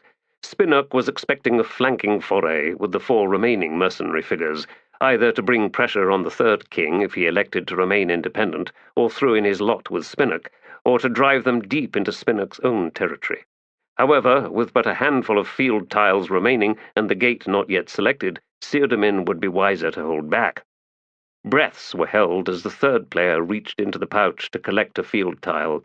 He drew out his hand, closed in a fist, then met Spinnock's eyes. Nerves and avarice. 3 coins, Tist, and I'm your vassal. Spinnock's grin hardened, and he shook his head. I don't buy vassals, Garston. Then you will lose. I doubt Theodomin will buy your allegiance either. Come to me now, Theodomin said to the man, and do so on your hands and knees. Garston's eyes flicked back and forth, gauging which viper was likely to carry the least painful bite. After a moment he snarled under his breath and revealed the tile. Gate! Delighted to find you sitting on my right, Spinnock said. I retreat through. Cowardly, but predictable.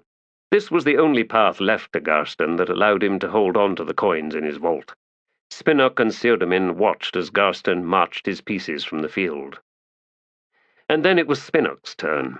With the gate in play, he could summon the 5 dragons he had amassed. They sailed high over Theodomin's elaborate ground defences, weathering them with but the loss of 1 from the frantic sorcery of the 2 high mages atop the towers of Theodomin's high keep. The assault struck down 2/3 of Theodomin's inner court, virtually isolating his queen. With the ground defences in sudden disarray on the collapse of command, Spinnock advanced as spearhead of his own mercenaries as well as his regiment of elite cavalry, neatly bisecting the enemy forces. Both vassals subsequently broke in uprising, each remaining on the field long enough to further savage Theodomin's beleaguered forces before retreating through the gate. By the time the game's round reached him, Theodomin had no choice but to reach out one hand and topple his queen. Voices rose on all sides as wagers were settled. Spinnock Dorav leaned forward to collect his winnings. Presto! A pitcher of ale for the table here. You are ever generous with my money, Theodomin said in sour amusement. The secret of generosity, friend. I appreciate the salve. I know. As was customary, the other 3 players, having retreated, could not partake of any gesture of celebration by the game's victor. Accordingly, Spinnock and Theodomin were free to share the pitcher of ale between them, and this seemed a most satisfying conclusion to such a skillfully waged campaign. The crowd had moved off, fragmenting on all sides, and the servers were suddenly busy once more. The problem with us night owls, said Theodomin, hunching down over his flagon. When it seemed he would say no more, he added, Not once does a glance to yon smudged pane over there reveal the poppy kiss of dawn. Dawn? Ah, to announce night's closure, Spinnock said, nodding. It is a constant source of surprise among us, Tist Andi, that so many humans have remained. Such unrelieved darkness is a weight upon your souls, or so I have heard. If there is no escape, aye, it can twist a mind into madness. But a short ride beyond the north gate, out of the barrow, and bright day beckons. Same for the fishers sailing out water. Without such options, Spinnock, you, Andy, would indeed be alone in black coral. Moon's spawn casts a shadow long after its death, or so the poets sing. But I tell you this, Theodomin leaned forward to refill his flagon. I welcome this eternal darkness. Spinnock knew as much, for the man seated opposite him carried a sorrow heavier than any shadow, and far darker. And in this he was perhaps more Tist Andi than human, but for one thing, and it was this one thing that made it easy for Spinnock Dorav to call the man friend. Theodomin, for all his grief, was somehow holding despair back, defying the siege that had long ago defeated the Tist Andi. A human trait, to be sure. More than a trait, a quality profound in its resilience, a virtue that, although Spinnock could not find it within himself, nor, it was true, among any fellow Tist Andi, he could draw a kind of sustenance from, nonetheless. At times he felt like a parasite, so vital had this vicarious feeding become, and he sometimes feared that it was the only thing keeping him alive. Theodomin had enough burdens, and Spinnock was determined that his friend should never comprehend the necessity he had become. These games, these nights among the eternal night, this squalid tavern and the pitchers of cheap, gassy ale. This one has worn me out, the man now said, setting down his empty flagon. I thought I had you. I knew the gate tile was still unplayed. 2 tiles to get past you, though, and everything would have been mine. There wasn't much to say to that. Both understood how that single gamble had decided the game. What was unusual was Theodomin's uncharacteristic need to explain himself. "Get some sleep," Spinnock said. Theodomin's smile was wry. He hesitated, as if undecided whether or not to say something, or simply follow Spinnock's advice and stumble off to his home. "Speak not to me of weakness, please." "I have acquired the habit," the man said, squinting as he followed some minor ruckus near the bar, "of ascending the ruins, to look out over the night water, remembering the old catmen and their families. Aye, it seems they are breeding anew, but of course it will not be the same, not at all the same." He fell silent for a moment, then shot Spinnock a quick, uneasy glance. "I see your lord." The Tist Andy's brows lifted. "An Omander rake?" A nod. "First time was a couple of weeks ago, and now, every time at about the 12th bell. He stands on the wall of the new keep, and, like me, he stares out to sea." "He favors solitude," Spinnock said. "I am always suspicious of that statement," Theodomin said. "Yes, I can see how you might be. It is what comes from lordship, from rule. Most of his original court is gone. Korlat, Orfantal, Sorit, Prairan, vanished or dead. That doesn't make it any easier. Still, there are some who remain, Endest Silan, for one." "When I see him standing alone like that," Theodomin looked away, "it unnerves me." "It is my understanding," observed Spinnock, "that we all manage to do that, for you humans, the way we seem to haunt this city. Sentinels with nothing to guard." Spinnock thought about that, then asked, "And so too the Son of Darkness? Do you people chafe under his indifferent rule?" Theodomin grimaced. "Would that all rulers were as indifferent. No, indifferent is not quite the right word. He is there where it matters. The administration and the authority, neither can be challenged, nor is there any reason to do so. The Son of Darkness is benign." Spinnock thought of the sword strapped to his lord's back, adding the tart flavor of inadvertent irony to his friend's words. And then he thought of the dead cities to the north, Morik, Seta, Lest. "It's not as if any neighboring kingdoms are eyeing the prize that is black coral. They're either dead or, as in the south, in complete disarray. Thus the threat of war is absent. Accordingly, what's left for a ruler? As you say, administration and authority." "You do not convince me, friend," Theodomin said, his eyes narrowing. "The Son of Darkness. Now is that a title for a bureaucrat? Hardly. Knight of Darkness to keep the thugs off the streets?" "It is the curse of a long life," Spinnock said, "that in eminence one both rises and falls again and again. Before this, there was a vast and costly war against the Panian Domin. Before that, an even deadlier and far longer feud with the Malazan Empire. Before that, Jacuruku. Theodomin, an Omander Rake has earned his rest, this peace." "Then perhaps he is the one who chafes, staring out upon the harsh waters of the cut, the 12th bell tolling like a dirge in the gloom."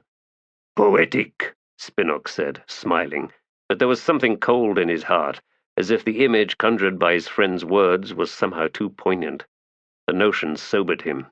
"I do not know if my lord chafes. I have never been that important. Little more than one warrior among thousands. I do not think we have spoken in centuries." Theodomin's look was incredulous. "But that is absurd." "Is it? See me, Theodomin. I am too capricious. It is my eternal curse. I was never one for command, not even a squad. I got lost in Mott Wood, 5 days stumbling through briar and brush." Spinnock laughed, waved one hand. "A hopeless cause long ago, friend." "It's commonly held, Spinnock, that all you remaining Tistandi Survivors from all those wars are perforce the elite, the most formidable of all. You were a soldier, so you know better than that. Oh, there are heroes aplenty among the Andi ranks, but just as many of us who were simply lucky. It's the way of things. We lost many great heroes in our battles against the Malazans. A hopeless cause you claim to be, Sirdamin grimaced, yet a master campaigner in Keftanar. With soldiers of carved wood I am most formidable. Living ones are another matter entirely. The man grunted and seemed content to leave that one alone. They sat in companionable silence for a time, as Resto delivered another pitcher of ale, and Spinnock was relieved, as the ale flowed from pitcher to flagon to mouth, that no more talk of past deeds in distant fields of battle arose that might unhinge the half-truths and outright lies he had just uttered. And when the moment came when dawn unfurled its poppy blush upon the far eastern horizon, a moment unseen by any within the city of Black Coral, Spinnock Durav nodded, but mostly to himself. Eternal darkness or not, Atist Andi knew when light arrived. Another irony, then, that only the humans within night were oblivious of the day's beginning, of the passage of the unseen sun beyond the gloom, of its endless journey across the sky. Before they both got too drunk, they agreed upon the time for a new game, and when Sirdamin finally rose unsteadily to his feet, flinging a careless wave in Spinnock's direction before weaving out through the tavern door, Spinnock found himself wishing the man a safe journey home.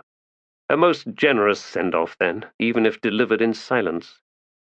Anamander Rake would be setting out for the throne room by now, where he would steel himself to face the brutal demands of the day, the allocation of stipends, the merchant grievances to be adjudicated, reports on the status of supplies, one or two emissaries from distant free cities seeking trade agreements and mutual protection pacts. Yes, plenty of those. Oh, the Knight of Darkness fought all manner of beasts and demons, did he not? Darkness surrendered, but then it always did. There was no telling how long the journey took in that time within Corald Galain, nor the vast distances covered, stride by stride by stride. All was in discord, all was unrelieved and unrelieving. Again and again Nimander Gollet seemed to startle awake, realizing with a shiver that he had been walking, an automaton in the midst of his comrades, all of whom glowed dully and appeared to float in an ethereal void, with the one named Clip a few paces ahead, striding with a purpose none of them could emulate. Nimander would then comprehend that once more he had lost himself. Rediscovering where he was elicited no satisfaction. Rediscovering who he was proved even worse. The young man named Nimander Gollet was little more than an accretion of memories, numbed by a concatenation of remembered sensations. A beautiful woman dying in his arms, another woman dying beneath his hands, her face turning dark like a storm cloud that could not burst, her eyes bulging and still his hands squeezed, a flailing body flung through the air, crashing through a window, vanishing into the rain. Chains could spin for eternity, rings glittering with some kind of life. Worn boots could swing forward, one after another, like the blades of a pair of shears. Promises could be uttered, acquiescence forced like a swollen hand pushing into a tight glove. All could stand wearing their certainty, or feeling it drive them forward like a wind that knew where it was going. All could wish for warmth within that embrace. But these were empty things, bobbing before his eyes like puppets on tangled strings. As soon as he reached out, seeking to untangle those strings, to make sense out of it all, they would swing away, forever beyond his reach. Skintick, who seemed ready with a smile for everything, walked at his side, yet half a step ahead. Nimander could not see enough of his cousin's face to know how Skintick had greeted the darkness that had stretched ever before them, but as that impenetrable abyss faded, and from the way ahead emerged the boles of pine trees, his cousin turned with a smile decidedly wry. "That wasn't so bad," he murmured, making every word a lie and clearly delighting in his own mockery. Damp air swirled round them now, cool in its caress, and Clip's steps had slowed. When he turned, they could see the extent of his exhaustion. The rings spun once round on the chain in his hand, then snapped taut. "We will camp here," he said in a hoarse voice. Some previous battle had left Klipp's armor and clothes in tatters, with old bloodstains on the dark leather. So many wounds that, if delivered all at once, they should probably have killed him. Little of this had been visible that night on the street in Second Maiden Fort, when he had first summoned them. Nimander and Skintick watched their kin settle down on the soft loam of the forest floor, wherever they happened to be standing, blank-eyed and looking lost. Yes, explanations are ephemeral. They are the sword and shield of the attack, and behind them hides motivation. Explanations strive to find weakness, and from the exploitation of weakness comes compliance and the potential of absolute surrender. So Andarist had written long ago in a treatise entitled Combat and Negotiation. Skintick, his long jester's face faintly pinched with weariness, plucked at Nimander's sleeve, gestured with a nod of his head, then set out to one side, threading between trees. After a moment, Nimander followed. His cousin halted some 30 paces from the makeshift camp, where he settled onto his haunches. Across from him, Nimander did the same. The sun was beginning to rise, bleeding light into the gloom of this forest. With it came the faint smell of the sea. "Herald of Mother Dark," Skintick said quietly, as if measuring the worth of the words. "Mortal sword. Bold titles, Nimander. Why, I've thought of one for each of us, too. Not much else to occupy my time on that endless walk. Skintick, the blind jester of House Dark. You like it?" "You're not blind." "I'm not." "What is it you wish to talk about?" Nimander asked. "Not silly titles, I should think." "That depends. This Klipp proudly asserts his own, after all." "You do not believe him?" A half smile. "Cousin, there is very little I truly believe, beyond the oxymoronic fact that supposedly intelligent people seem to revel in being stupid. For this, I blame the chaotic tumult of emotions that devour reason as water devours snow." "Emotions are the spawn of true motivations, whether those motivations be conscious or otherwise," said Nimander. "The man remembers what he reads, making him decidedly dangerous, not to mention occasionally tedious." "What are we to discuss?" Nimander asked in some exasperation. "He can claim any title he wishes. We can do nothing about it, can we?" "Well, we can choose to follow or not follow." "Even that is too late. We have followed into Corald Galain, and now here, and in the time ahead, to the journey's very end." "To stand before Anamander Rake, yes." Skintick gestured at the surrounding forest. "Or we could just walk away, leave Klipp to his dramatic accounting with the Son of Darkness." "Where would we go then, Skintick? We don't even know where we are. What realm is this? What world lies beyond this forest? Cousin, we have nowhere else to go." "Nowhere and anywhere. In the circumstances, Nimander, the former leads to the latter, like reaching a door everyone believes barred, locked tight, and lo, it opens wide at the touch. Nowhere and anywhere are states of mind. See this forest around us? Is it a barrier, or 10,000 paths leading into mystery and wonder? Whichever you decide, the forest itself remains unchanged. It does not transform to suit your decision." "And where is the joke in that, cousin?" "Laugh or cry, simple states of mind." "And?" Skintick glanced away, back towards the camp. "I find Klipp amusing." "Why does that not surprise me?" "He has created a vast portentous moment, the moment when he finally stands face to face with the Son of Darkness. He hears martial music, the thunder of drums, or the howl of horns sweeping round the high, swaying tower where this fated meeting no doubt will occur. He sees fear in Anamander Rake's eyes, in answer to his own fury." "Then he is a fool." "Us young folk commonly are. We should tell him." "Tell him what? That he is a fool?" Skintick's smile broadened briefly, then he met Nimander's eyes once more. "Something more subtle, I should think." "Such as?" "The forest does not change." Now it was Nimander's turn to glance away, to squint into the greyness of dawn, the misty wreaths shrouding the ankles of the trees. "She died in my arms. Then Andarist died, bleeding out onto the cobbles. and Fayed was pulled from my hands. Thrown through a window down to her death, I met the eyes of her killer and saw that he had killed her for me. The forest does not change. There are, Skintic said in a low voice, things worth considering, Nimander. We are 6 Tist Andi and Klipp, so 7. Wherever we now are, it is not our world. Yet I'm certain it is the same world we've come to know, to even think of as our own. The world of Drifter Valley, our first island prison. The world of the Malazan Empire, Adjunct Tavare, and the isle that was our second prison. The same world. Perhaps this here is the very land where waits Anamander Rake.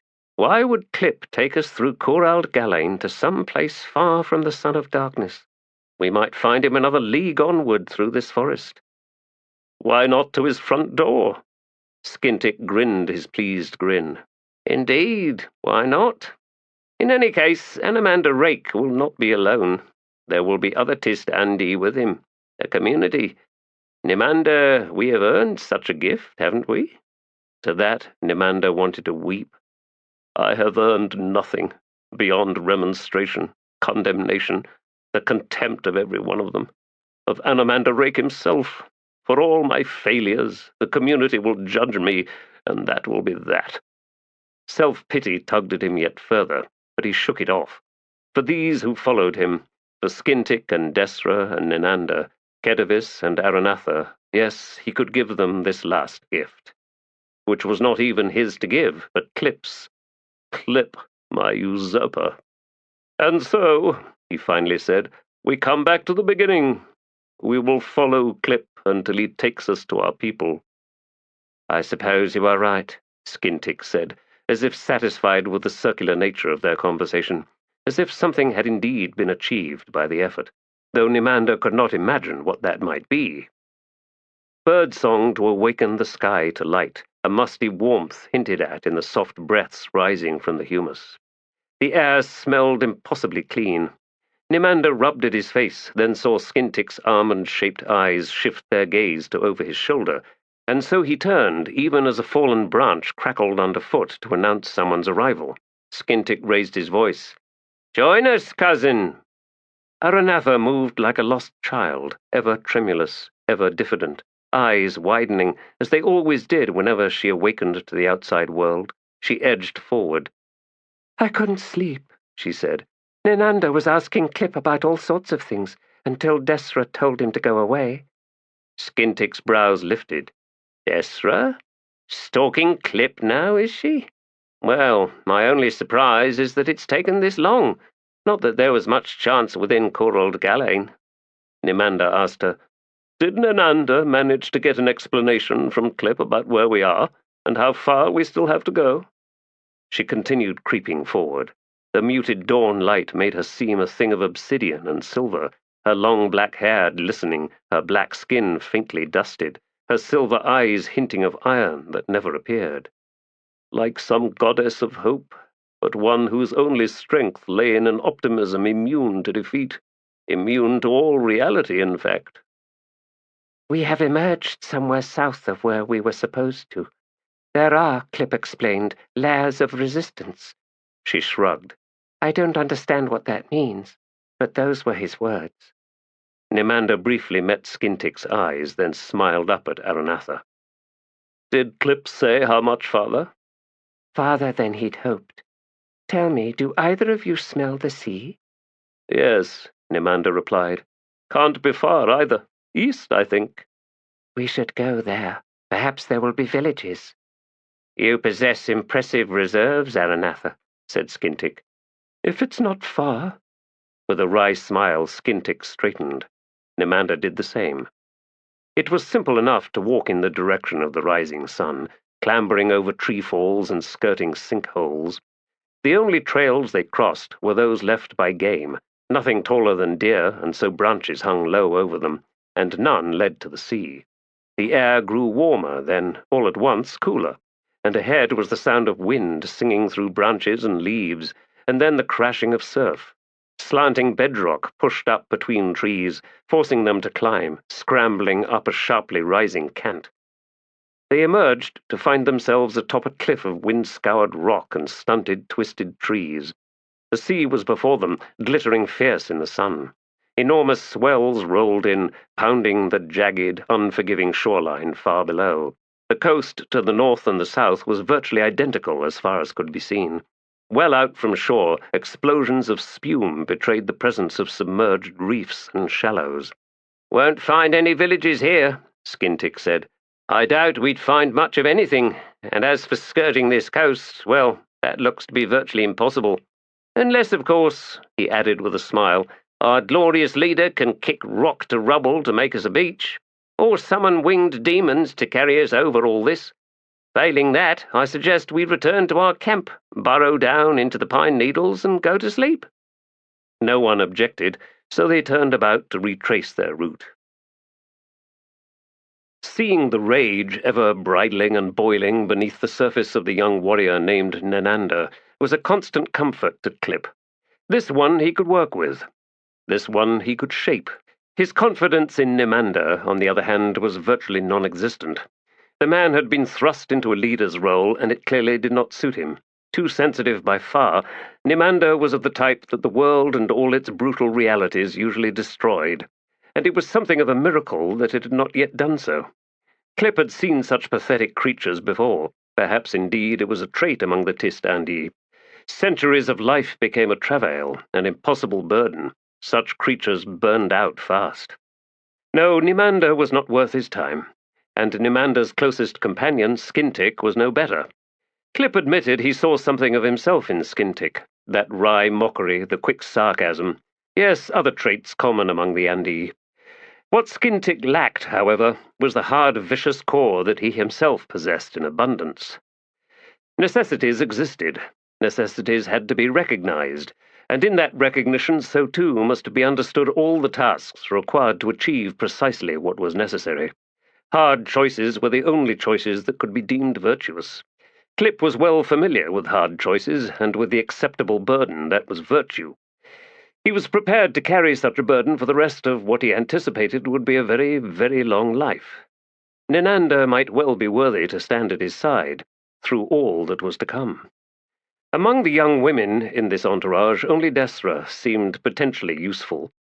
Ambitious, and no doubt ruthless, she could be the knife in his hidden scabbard. Besides, an attractive woman's attentions delivered their own reward, did they not? Kedivis was too frail, broken inside, just like Nemanda, and Kruppe could already see death in her shadow. Aranatha was still a child behind those startled eyes, and perhaps always would be. No, of this entire group he had recruited from the Isle, only Nenanda and Desra were of any use to him. He had hoped for better. After all, these were the survivors of Drift of Ali. They had stood at the side of Andarist himself, crossing blades with Tist Edur warriors, with demons. They had tasted their share of blood, of triumph and grief. They should now be hardened veterans. Well, he had managed with worse. Alone for the moment, with Aranatha wandering off and probably already lost, with Nenanda, Desra, and Kedivis finally asleep, and with Nemanda and Skintick somewhere in the woods, no doubt discussing portentous decisions on things relevant only to them, Kruppe loosened once again the chain and rings wrapped about his hand. There was a soft clink as the gleaming rings met at the ends of the dangling chain, each now spinning slowly, one counter to the other as proof of the power they held. Miniature portals appearing and disappearing, then reappearing once more, all bounded in cold metal. The fashioning of these items had devoured most of the powers of the Andi dwelling in the subterranean fastness that was, or had been, the Andara, leaving his kin, as it turned out, fatally vulnerable to their leathery hunters. The cacophony of souls residing within these rings was now all that remained of those people, his pathetic family of misfits, and his to control. Sometimes it seemed, even when things didn't go as planned, Kruppe found himself reaping rewards. Proof, yes, that I am chosen. The chain swung, rings lifting up and out, spun into a whine like the cries of 1,000 trapped souls, and Kruppe smiled. The journey from the Scour Tavern back to the new palace skirted the ruins of the great fortress, the collapse of which had brought to an end the Panion Domin. Unlit and now perpetually shrouded in gloom, the heaped rubble of black stone still smelled of fire and death. The ragged edge of this shattered monument was on Spinak Durav's left as he walked the street now called Fringe Stagger. Ahead and slightly to the right rose Dragon Tower, and he could feel Silana's crimson eyes on him from atop its great height. The regard of an Elaint was never welcome, no matter how familiar Silana's presence among Rake's Tist Andi.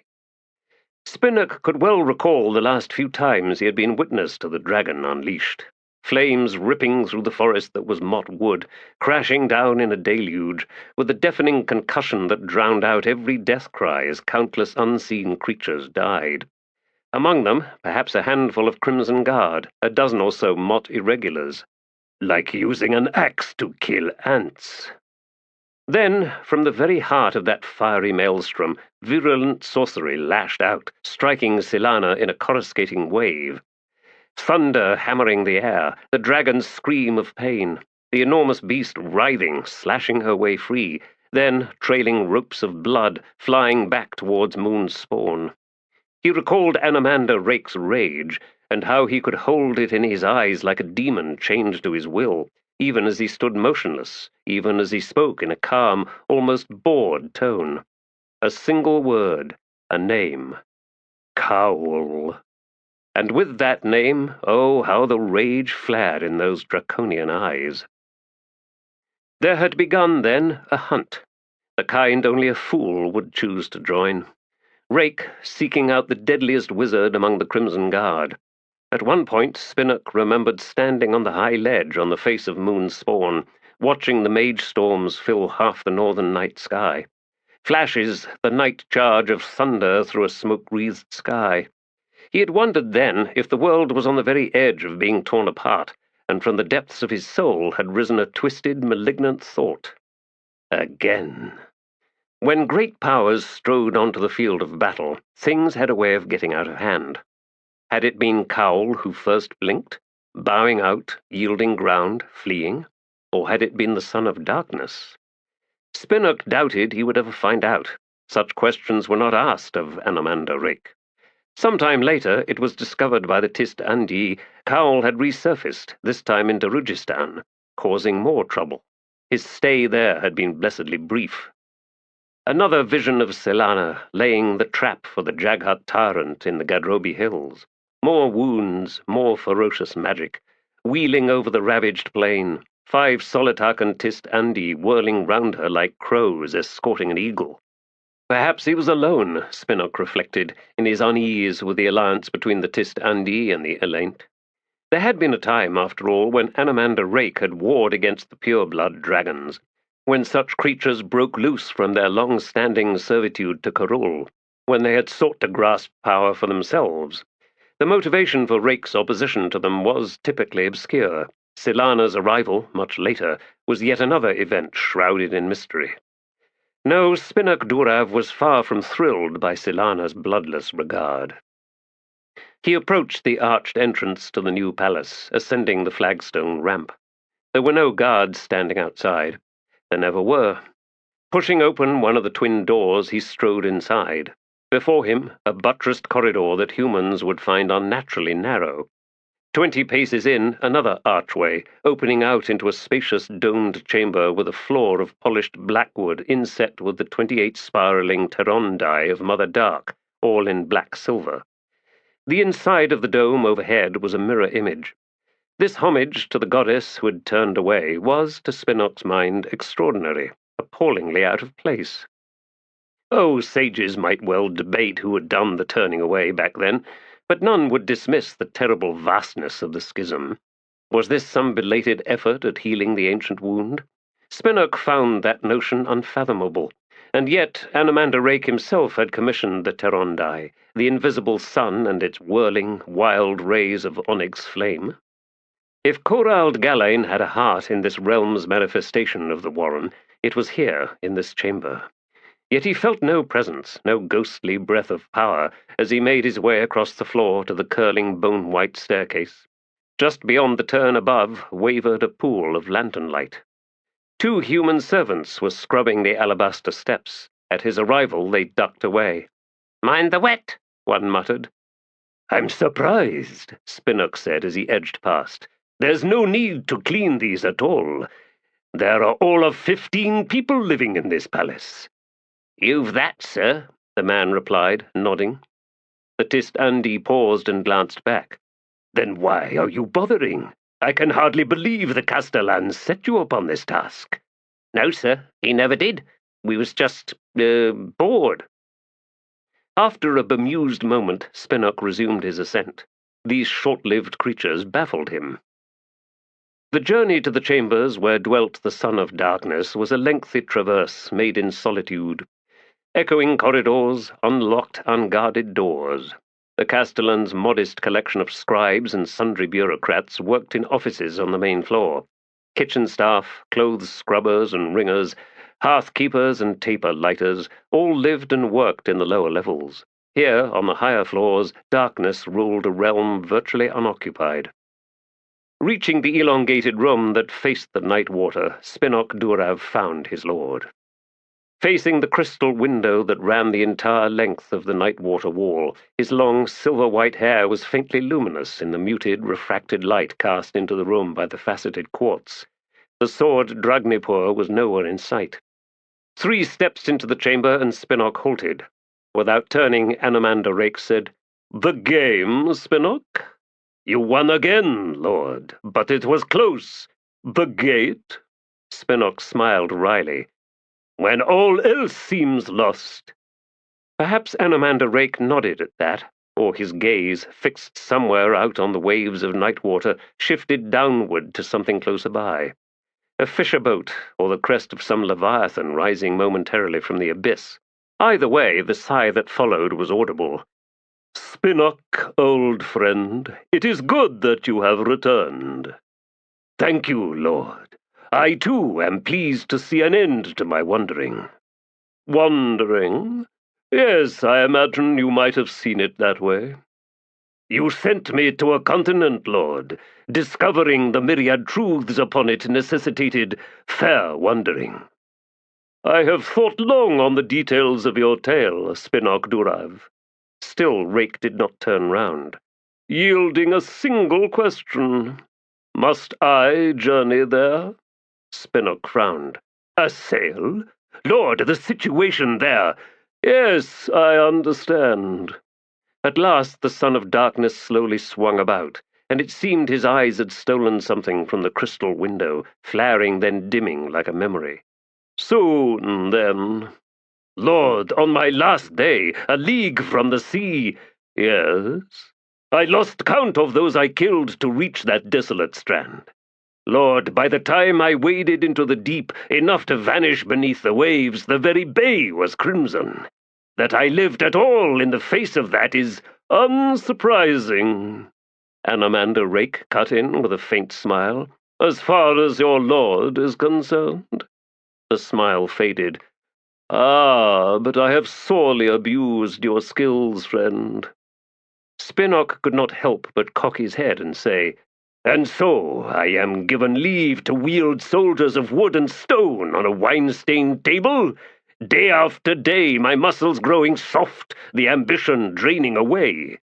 Is this what you call a well-earned rest? Some nights are worse than others, Lord. To hear you speak of ambition, Spinnock, recalls to my mind another place, long, long ago. You and I, where I learned at last," Spinnock said with no bitterness at all, "my destiny. Unseen by anyone, deeds unwitnessed, heroic efforts earning naught but one man's gratitude. A weapon must be used, Lord, lest it rust. A weapon overused, Spinnock, grows blunt, notched." To that the burly Tist-Andi bowed. "Perhaps, then, Lord, such a weapon must be put away, a new one found." "That time is yet to arrive, Spinnock Durav." Spinnock bowed again. There is, in my opinion, Lord, no time in the foreseeable future when you must journey to Assail. The madness there seems quite self-contained. Anamander Rake studied Spinnock's face for a time, then nodded. Play on, my friend. See the king through, until... And he turned once more back to the crystal window. There was no need to voice the completion of that sentence, Spinnock well knew. He bowed a third time, then walked from the chamber, closing the door behind him. Endest Silan was slowly hobbling up the corridor. At Spinnock's appearance, the old castellan glanced up. "Ah," he said, "is our lord within?" "He is." The elder Tist Andy's answering smile was no gift to Spinnock. So strained was it, a thing of sorrow and shame. And while perhaps Endest had earned the right to the first sentiment, a once powerful mage now broken, he had not to the second. Yet what could Spinnock say that might ease that burden? Nothing that would not sound trite. Perhaps something more acerbic, something to challenge that self-pity. "I must speak to him," Endest said, reaching for the door. "He will welcome that," Spinnock managed. Again the smile. "I am sure." A pause, a glance up into Spinnock's eyes. "I have great news." "Yes?" Endest Silan lifted the latch. "Yes, I have found a new supplier of cadaver eels."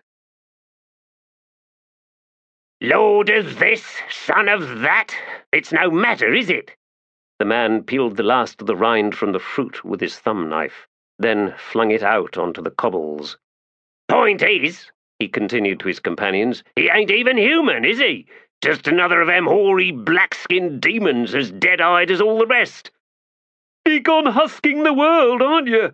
the second man at the table said, winking across at the third man, who'd yet to say a thing. "Big on lots of things, you better believe it," the first man muttered, now cutting slices of the fruit and lifting each one to his mouth, balanced on the blade. The waiter drew close at that moment to edge out the wick on the lantern on the table, then vanished into the gloom once more. The three were seated at one of the new street-side restaurants, although restaurant was perhaps too noble a word for this rough line of tables and unmatched wooden chairs. The kitchen was little more than a converted cart and a stretch of canvas roof beneath which a family laboured round a grill that had once been a horse trough. Of the 4 tables, 3 were occupied. All humans. The Tist Andi were not wont to take meals in public, much less engage in idle chatter over steaming mugs of Bastion Kellic, a pungent brew growing in popularity in Black Coral.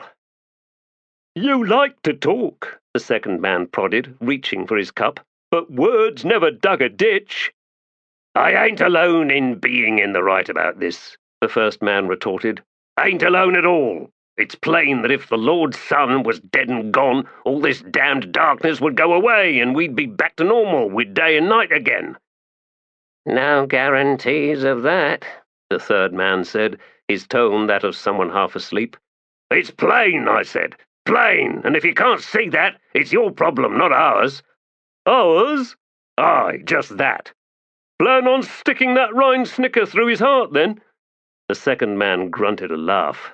"They may live long," the first man said in a low grumble, "but they bleed like anybody else." "Don't tell me," the third man said, fighting a yawn. "You're the mastermind behind what you're talking about, Book." "Not me," the first man, Book, allowed. "But I was among the first to give my word and swear on it." "So who is?" "Can't say. Don't know. That's how they organise these things."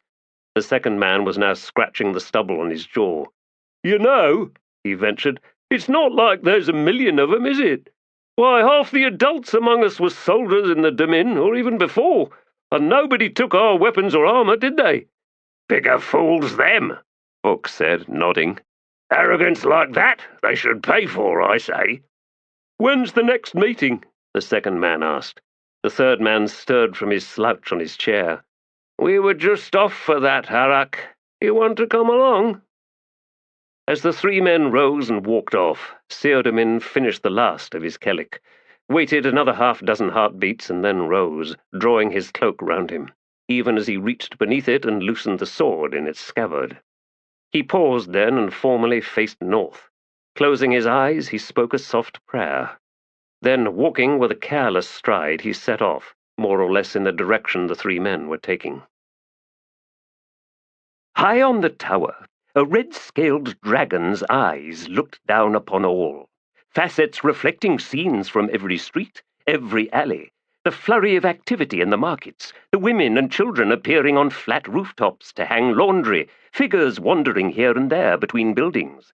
In those eyes, the city seethed. Somewhere beyond night, the sun unleashed a morning of brazen, heady heat. It gave form to the smoke of hearth fires in the makeshift camps alongside the beaten tracks wending down from the north, until the pilgrims emerged to form an unbroken line on the trails, and then it lit into bright gold a serpent of dust that rode the winds all the way to the Great Barrow. The destitute among them carried shiny shells collected from shoreline and tidal pools, or polished stones or nuggets of raw copper. The better off carried jewelry, gem-studded scabbards, strips of rare silk, delantine linen, Daru councils of silver and gold, loot collected from corpses on battlefields, locks of hair from revered relatives and imagined heroes, or any of countless other items of value. Now, within a day's march of the Great Barrow, the threat of bandits and thieves had vanished, and the pilgrims sang as they walked towards the vast, descended cloud of darkness to the south. Beneath that enormous barrow of treasure, they all knew, lay the mortal remains of the Redeemer, protected forevermore by night and its grim, silent sentinels. The Serpent of Dust journeyed, then, to a place of salvation. Among the Rivi of North Genabakis, there was a saying, "A man who stirs awake the serpent is a man without fear. A man without fear has forgotten the rules of life." Silana heard their songs and prayers, and she watched. Sometimes mortals did indeed forget. Sometimes mortals needed reminding. Chapter 3. And he knew to stand there would be a task unforgiving, relentless as sacrifices made and blood vows given. He knew enough to wait alone before the charge of fury's heat, the chance of vengeance where swords will meet, and where once were mortals, still remain dreams of home, if but one gilded door could be pried open. Did he waste breath in bargain, or turn aside on the moment? Did he smile in pleasure, seeking chastisement? See him still, he stands there, while you remain, unforgiving. The poet damns you, the artist cries out, the one who weeps turns his face away. Your mind is crowded by the inconsequential, listing the details of the minuscule, and every measure of what means nothing to anyone. He takes from you every rage, every crime, whether you like it or you do not. Sacrifices made, vows given, he stands alone, because none of you dare stand with him. Fisher's challenge to his listeners, breaking the telling of the mane of chaos. On this morning, so fair and fresh with the warm breeze coming down off the lake, there were arrivals. Was a city a living thing? Did it possess eyes? Could its senses be lit awake by the touch of footsteps? Did Darujhistan, on that fine morning, look in turn upon those who set their gazes upon it? Arrivals grand and modest, footsteps less than a whisper, whilst others trembled to the very bones of the sleeping goddess. Were such things the beat of the city's heart? But no, cities did not possess eyes or any other senses. Cut stone and hardened plaster, wood beams and corniced facades, walled gardens and quiescent pools beneath trickling fountains, all was insensate to the weathering traffic of its denizens. A city could know no hunger, could not rise from sleep, nor even twist uneasy in its grave. Leave such things, then, to a short, rotund man, seated at a table at the back of the Phoenix Inn, in the midst of an expansive breakfast, to pause with a mouth crammed full of pastry and spiced apple, to suddenly choke, eyes bulging, face flushing scarlet, then launching a spray of pie across the table into the face of a regretfully hungover Mies, who, now wearing the very pie she had baked the day before, simply lifted her bleary gaze and settled a basilisk regard upon the hacking, wheezing man opposite her. If words were necessary, then, she would have used them. The man coughed on, tears streaming from his eyes. Salty arrived with a cloth and began wiping gently the mess from a motionless, almost statuesque Mies.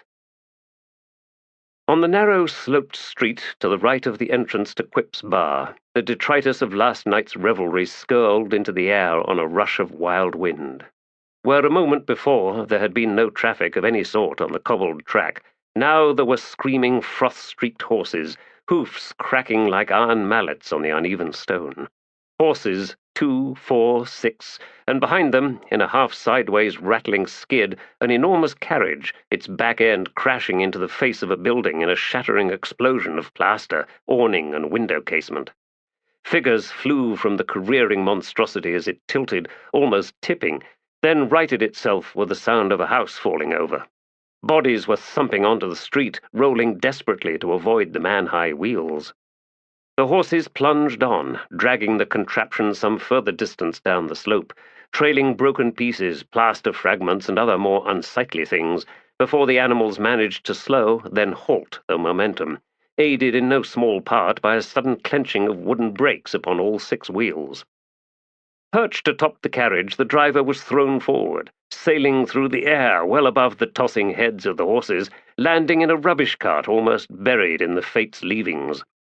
This refuse probably saved his life, although, as all grew still once more, only the soles of his boots were visible, temporarily motionless as befitted an unconscious man.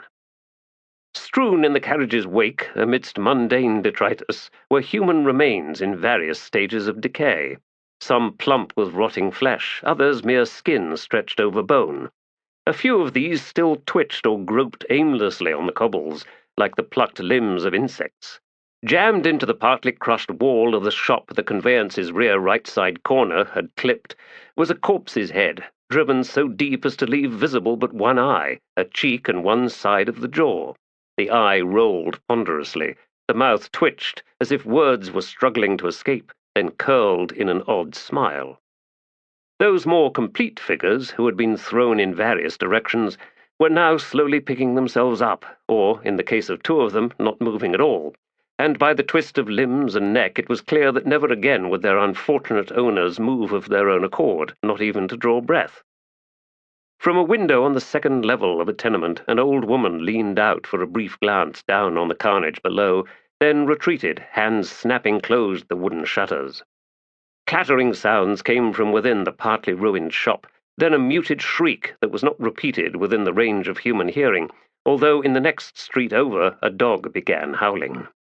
The carriage door squealed open, swung once on its hinges, then fell off, landing with a rattle on the cobbles. On her hands and knees 15 paces away, shareholder Faint lifted her aching head and gingerly turned it towards the carriage, in time to see Master Quell lunge into view, tumbling like a rivy doll onto the street. Smoke drifted out in his wake. Closer to hand, Recanto Ilk stood, reeling, blinking stupidly around before his eyes lit on the battered sign above the door to Quip's bar. He staggered in that direction. Faint pushed herself upright, brushed dust from her meat-spattered clothes, and scowled as scales of armor clinked down like coins onto the stones. From one such breach in her hauberk she prized loose a taloned finger, which she peered at for a moment, then tossed aside as she set out after Recanto. Before she reached the door, she was joined by Sweetest Sufferance, the short, plump woman waddling but determined none the less as both her small hands reached out for the taproom's door. From the rubbish cart, Glano Tarp was digging himself free. Master Quell, on his hands and knees, looked up, then said, "This isn't our street." Ducking into the gloom of Quip's bar, Faint paused briefly until she heard a commotion at the far end, where Recanto had collapsed into a chair, one arm sweeping someone's leavings from the table. Sweetest Sufferance dragged up another chair and thumped down on it. The 3 drunks who were the other customers watched Faint walk across the room, each of them earning a scowl from her. Quip Younger, whose father had opened this place in a fit of ambition and optimism that had lasted about a week, was shambling over from the bar the same way his old man used to, and reached the table the same time as Faint. No one spoke. The keep frowned, then turned round and made his way back to the bar. Master Quell arrived, along with Glano Tarp, still stinking of refuse. Moments later, the 4 shareholders and 1 high mage navigator of the Trigal Trade Guild sat round the table. No exchange of glances, no words. Quip Younger, who had once loved Faint, long before anyone ever heard of the Trigal Trade Guild, and long before she hooked up with this mad lot, delivered 5 tankards and the first pitcher of ale. 5 trembling hands reached for those tankards, gripping them tight. Quip hesitated, then, rolling his eyes, he lifted the pitcher and began pouring out the sour, cheap brew. Kruppe took a mouthful of the dark magenta wine, a council a bottle no less, and swirled it in his mouth until all the various bits of pie were dislodged from the innumerable crevices between his teeth, whereupon he leaned to one side and spat onto the floor. "Ah!" He smiled across at Mies. "Much better, yes?" "I'll take payment for that bottle right now," she said. "That way I can leave before I have to witness one more abuse of such an exquisite vintage." "Why, has Kruppe's credit so swiftly vanished? Decided entirely upon an untoward breaking of fast this particular morning?" "It's the insults, you fat pig, piled one on another until it feels I'm drowning in offal." She bared her teeth. "Offal in a red waistcoat." "Aye, vicious jab. Kruppe is struck to the heart, and," he added, reaching once more for the dusty bottle, "has no choice but to loosen said constrictor of the soul with yet another tender mouthful." Mies leaned forward. "If you spit that one out, Kruppe, I will wring your neck." He hastily swallowed, then gasped. "Kruppe very nearly choked once more. Such a morning! Portents and pastry, whales and wine." Heavy steps descending from the upper floor. "Ah, here comes yon Malazan saviour. Mallet, dear friend of Kruppe, will Murillo, sweet prince of disenchantment, recover to his fullest self? Come, join me in this passing ferment. Mies, sweet lass, will you not find Mallet a goblet?" Her eyes narrowed into thin slits. "How about one for yourself, Kruppe?" "Delightful suggestion." Kruppe wiped at the bottle's mouth with one grimy sleeve, then beamed across at her. She rose, stalked off. The Malazan healer sat down with a heavy sigh, closed his eyes and rubbed vigorously at his round, pallid face, then looked round the bar.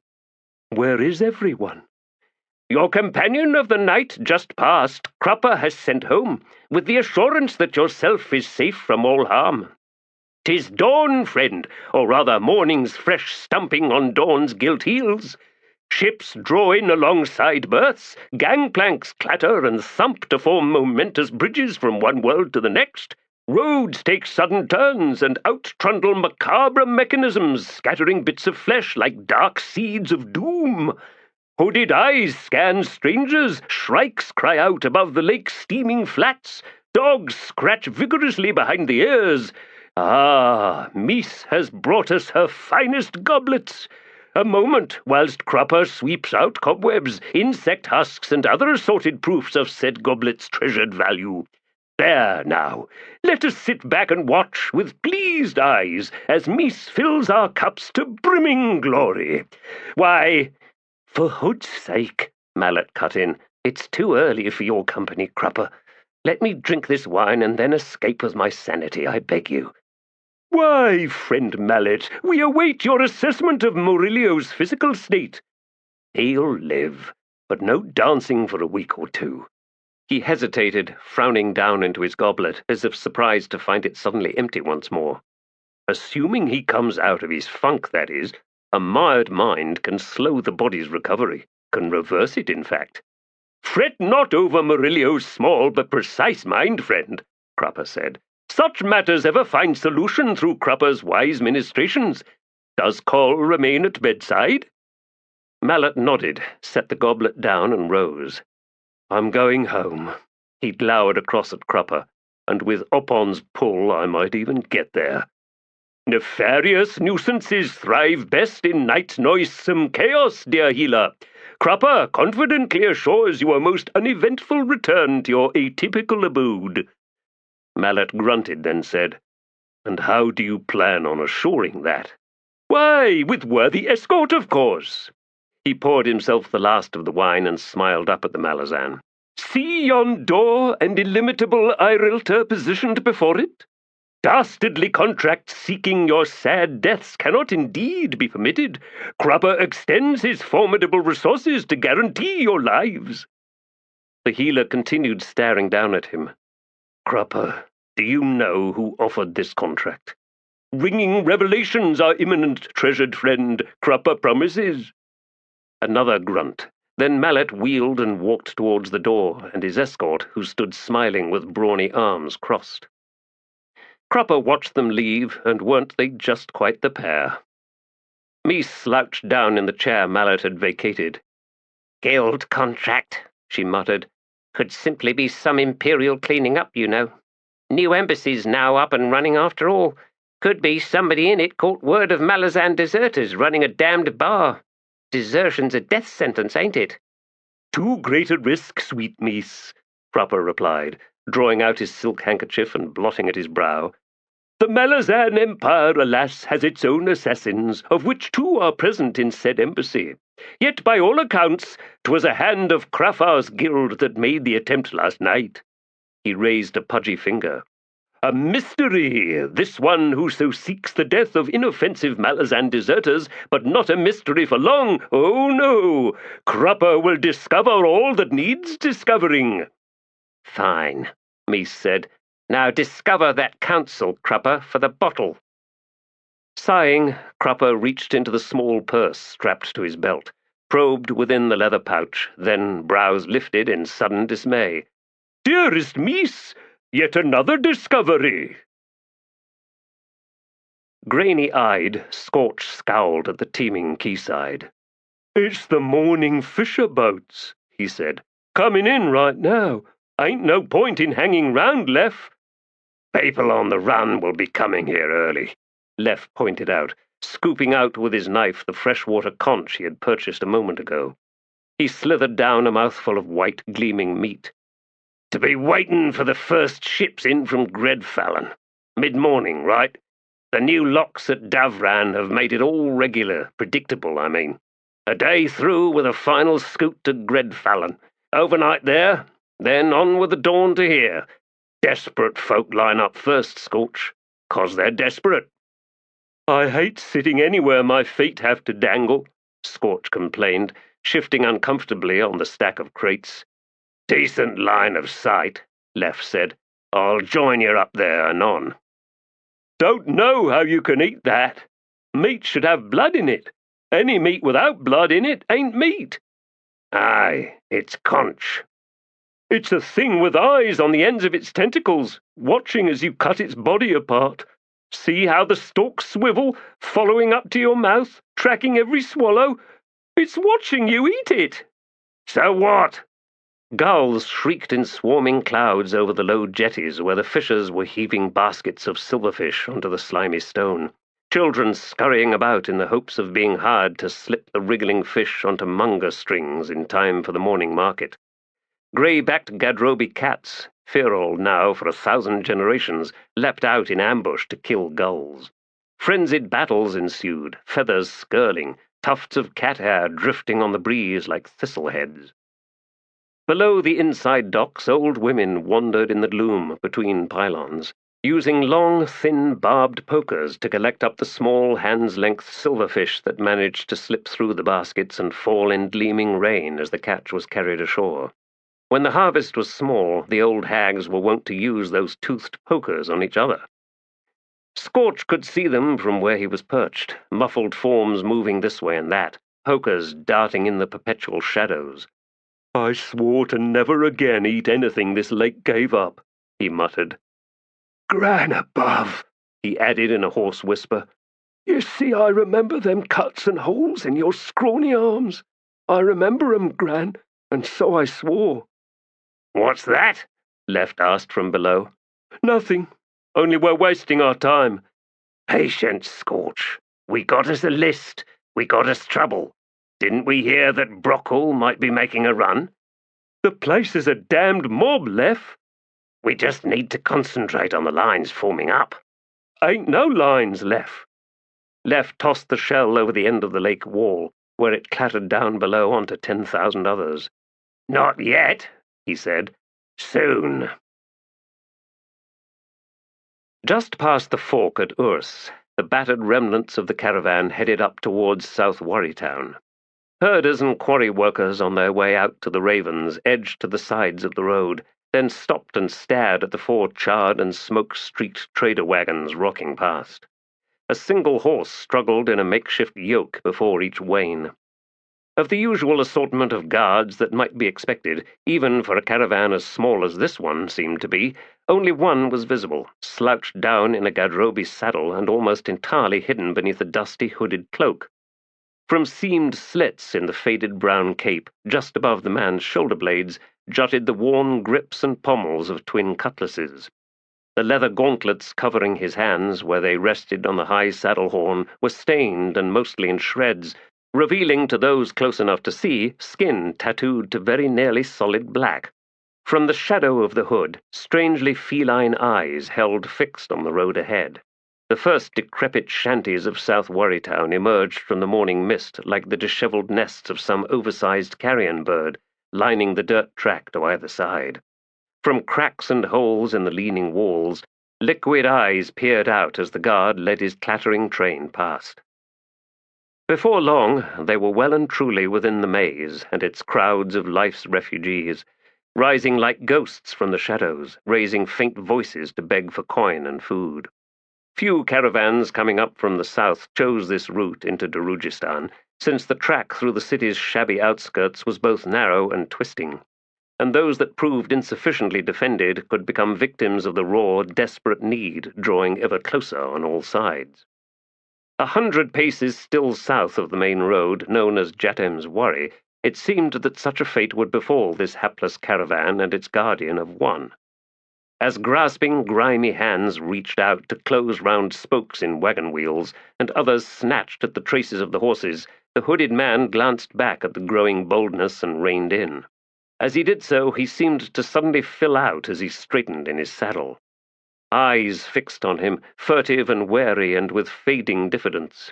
One rag-clad man swung up beside the first wagon's driver, who, like the guard, was hooded and wrapped in a leather cape.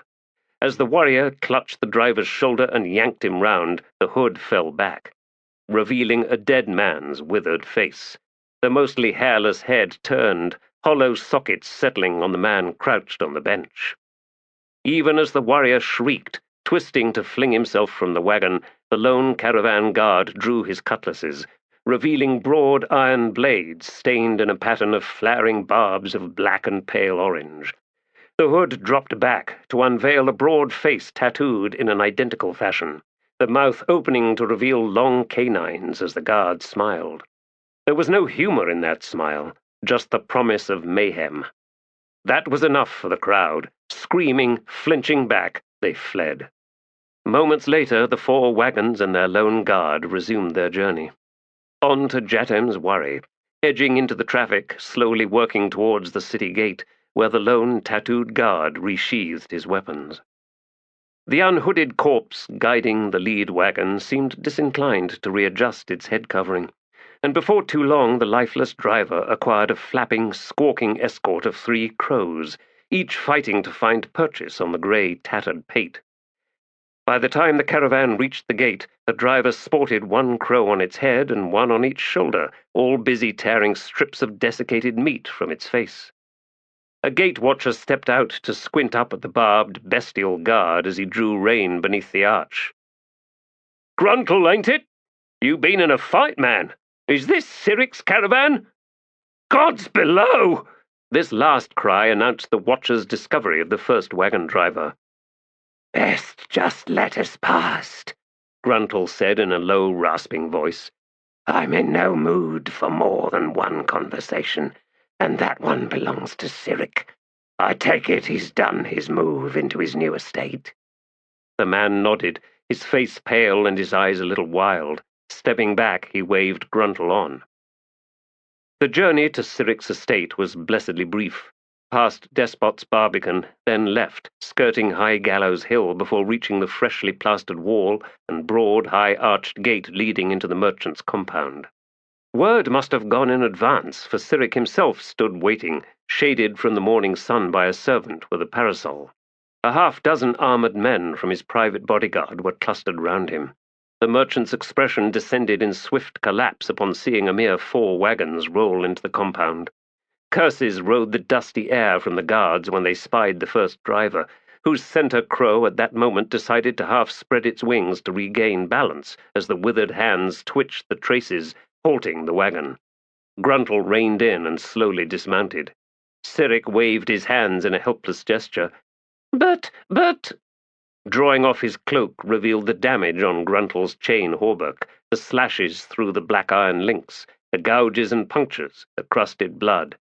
"Well, raiders," he said in a rumble, grinning once more. "But we gave good account," Gruntle resumed, squinting at the guards behind the merchant. "And if you'd let loose a few more of your precious preeners there, we might have done better still. The raiding party was a big one, 100 shrieking savages. The fools torched the other wagons even as they looted them." One of the bodyguard, Siric's scar-faced captain, stepped forward, scowling at the wagons. 100, was it?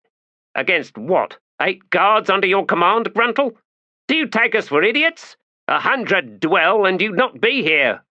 "No, Kest, you're not an idiot," Gruntle allowed.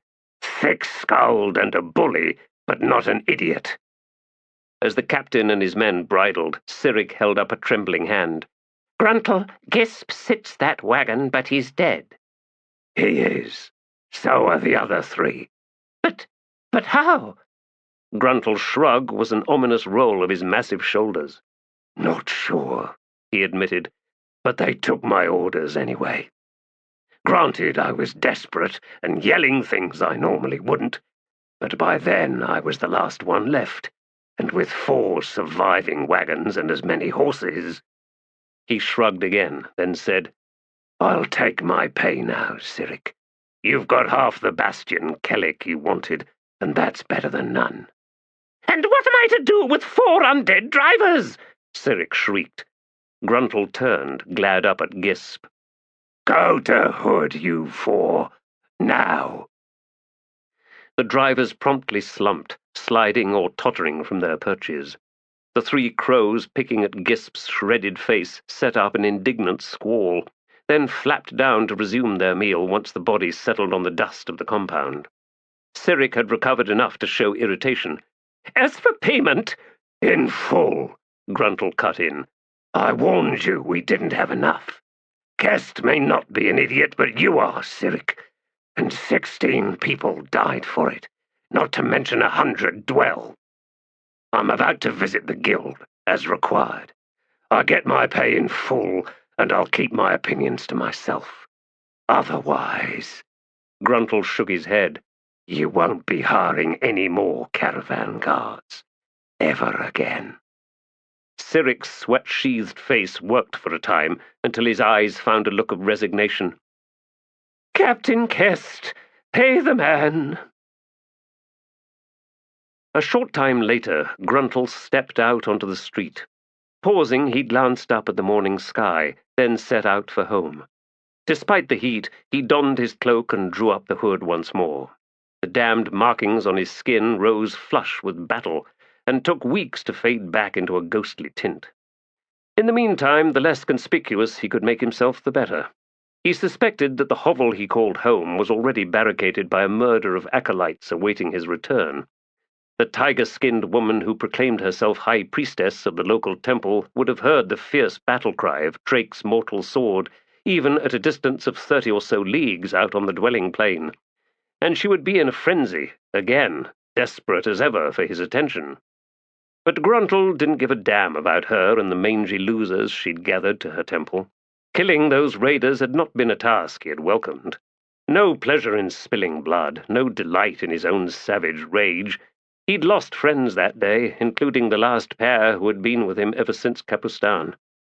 Such wounds were far deeper than those his flesh still carried, and they would take much longer to heal. Mood foul, despite the bulging purse of counsels at his belt, he was disinclined to suffer the normal jostling necessary to navigate the city's major avenues and streets. One push or snarl too many, and he'd be likely to draw blades and set about carving a path through the crowds, and then he'd have no choice but to flee Darujhistan or risk dangling from High Gallows Hill. And so once through the estate's gate just south of Borden Park, and down the ramp into Lakefront District, Gruntle took a roundabout route along narrow, twisting alleys and rubbish-filled wens between buildings. The few figures he met as he walked were quick to edge aside, as if struck meek by some instinct of self-preservation. He turned onto one slightly wider track only to find it blocked by a tall carriage that looked as if it had been through a riot, reminding Gruntle that the fate was still on. Although, as he drew closer and found himself stepping over withered, dismembered limbs and streaks of slowly drying blood, and when he saw the gaping hole in the carriage where a door should have been, with the dark interior still and grey with motionless haze, and the horses standing with hides crusted in dried sweat and froth, the entire mess unattended and seemingly immune to looting, he recognized that this was one of those damned Trigal Guild carriages, well and truly infamous for sudden, inexplicable, and invariably violent arrivals. Just as irritating, the Trigal was a clear rival to the city's own Caravanserai Guild, with its unprecedented shareholding system. Something the Caravanserai should have thought of long ago, although if what Gruntle had heard was anywhere near the truth, then the attrition rate among the Trigal's shareholders was appallingly high, higher than any sane guard would accept. Then again, he reconsidered. Here he was, the lone survivor of Sirik's caravan, and despite the counsels he now carried, his financial return was virtually nothing compared to the profits Sirik would harvest from the Kellic, especially now that he didn't have to pay his drivers. Of course, he'd need to purchase new wagons and repair the ones Gruntle had delivered, but there was insurance to offset some of that. As he edged round the carriage in the street, he was afforded a closer look, concluding, sourly, that the Trigal built the bastards to weather just about anything. Scorched, gouged as if by the talons of plains bears, bitten and chopped at, gaudy paint peeled away as if splashed with acid, as battered as a war wagon. He walked past the horses, then 5 strides onward, Gruntle turned about in surprise. That close, and the beasts should have panicked. They always panicked. Even ones he had broken to his scent shivered uncontrollably beneath him until sheer nervous exhaustion dulled their fright. But here he scowled, meeting the eyes of one of the leaders and seeing naught but jaded disinterest. Shaking his head, Gruntle resumed his journey. Damned curious. Then again, he could do with a horse like one of those. Better yet, how about a dead one? Dead as Gisp. The thought brought him back to certain unpleasantries he didn't much want to think about at the moment, like my being able to command the dead. He was, he considered, too old to be discovering new talents.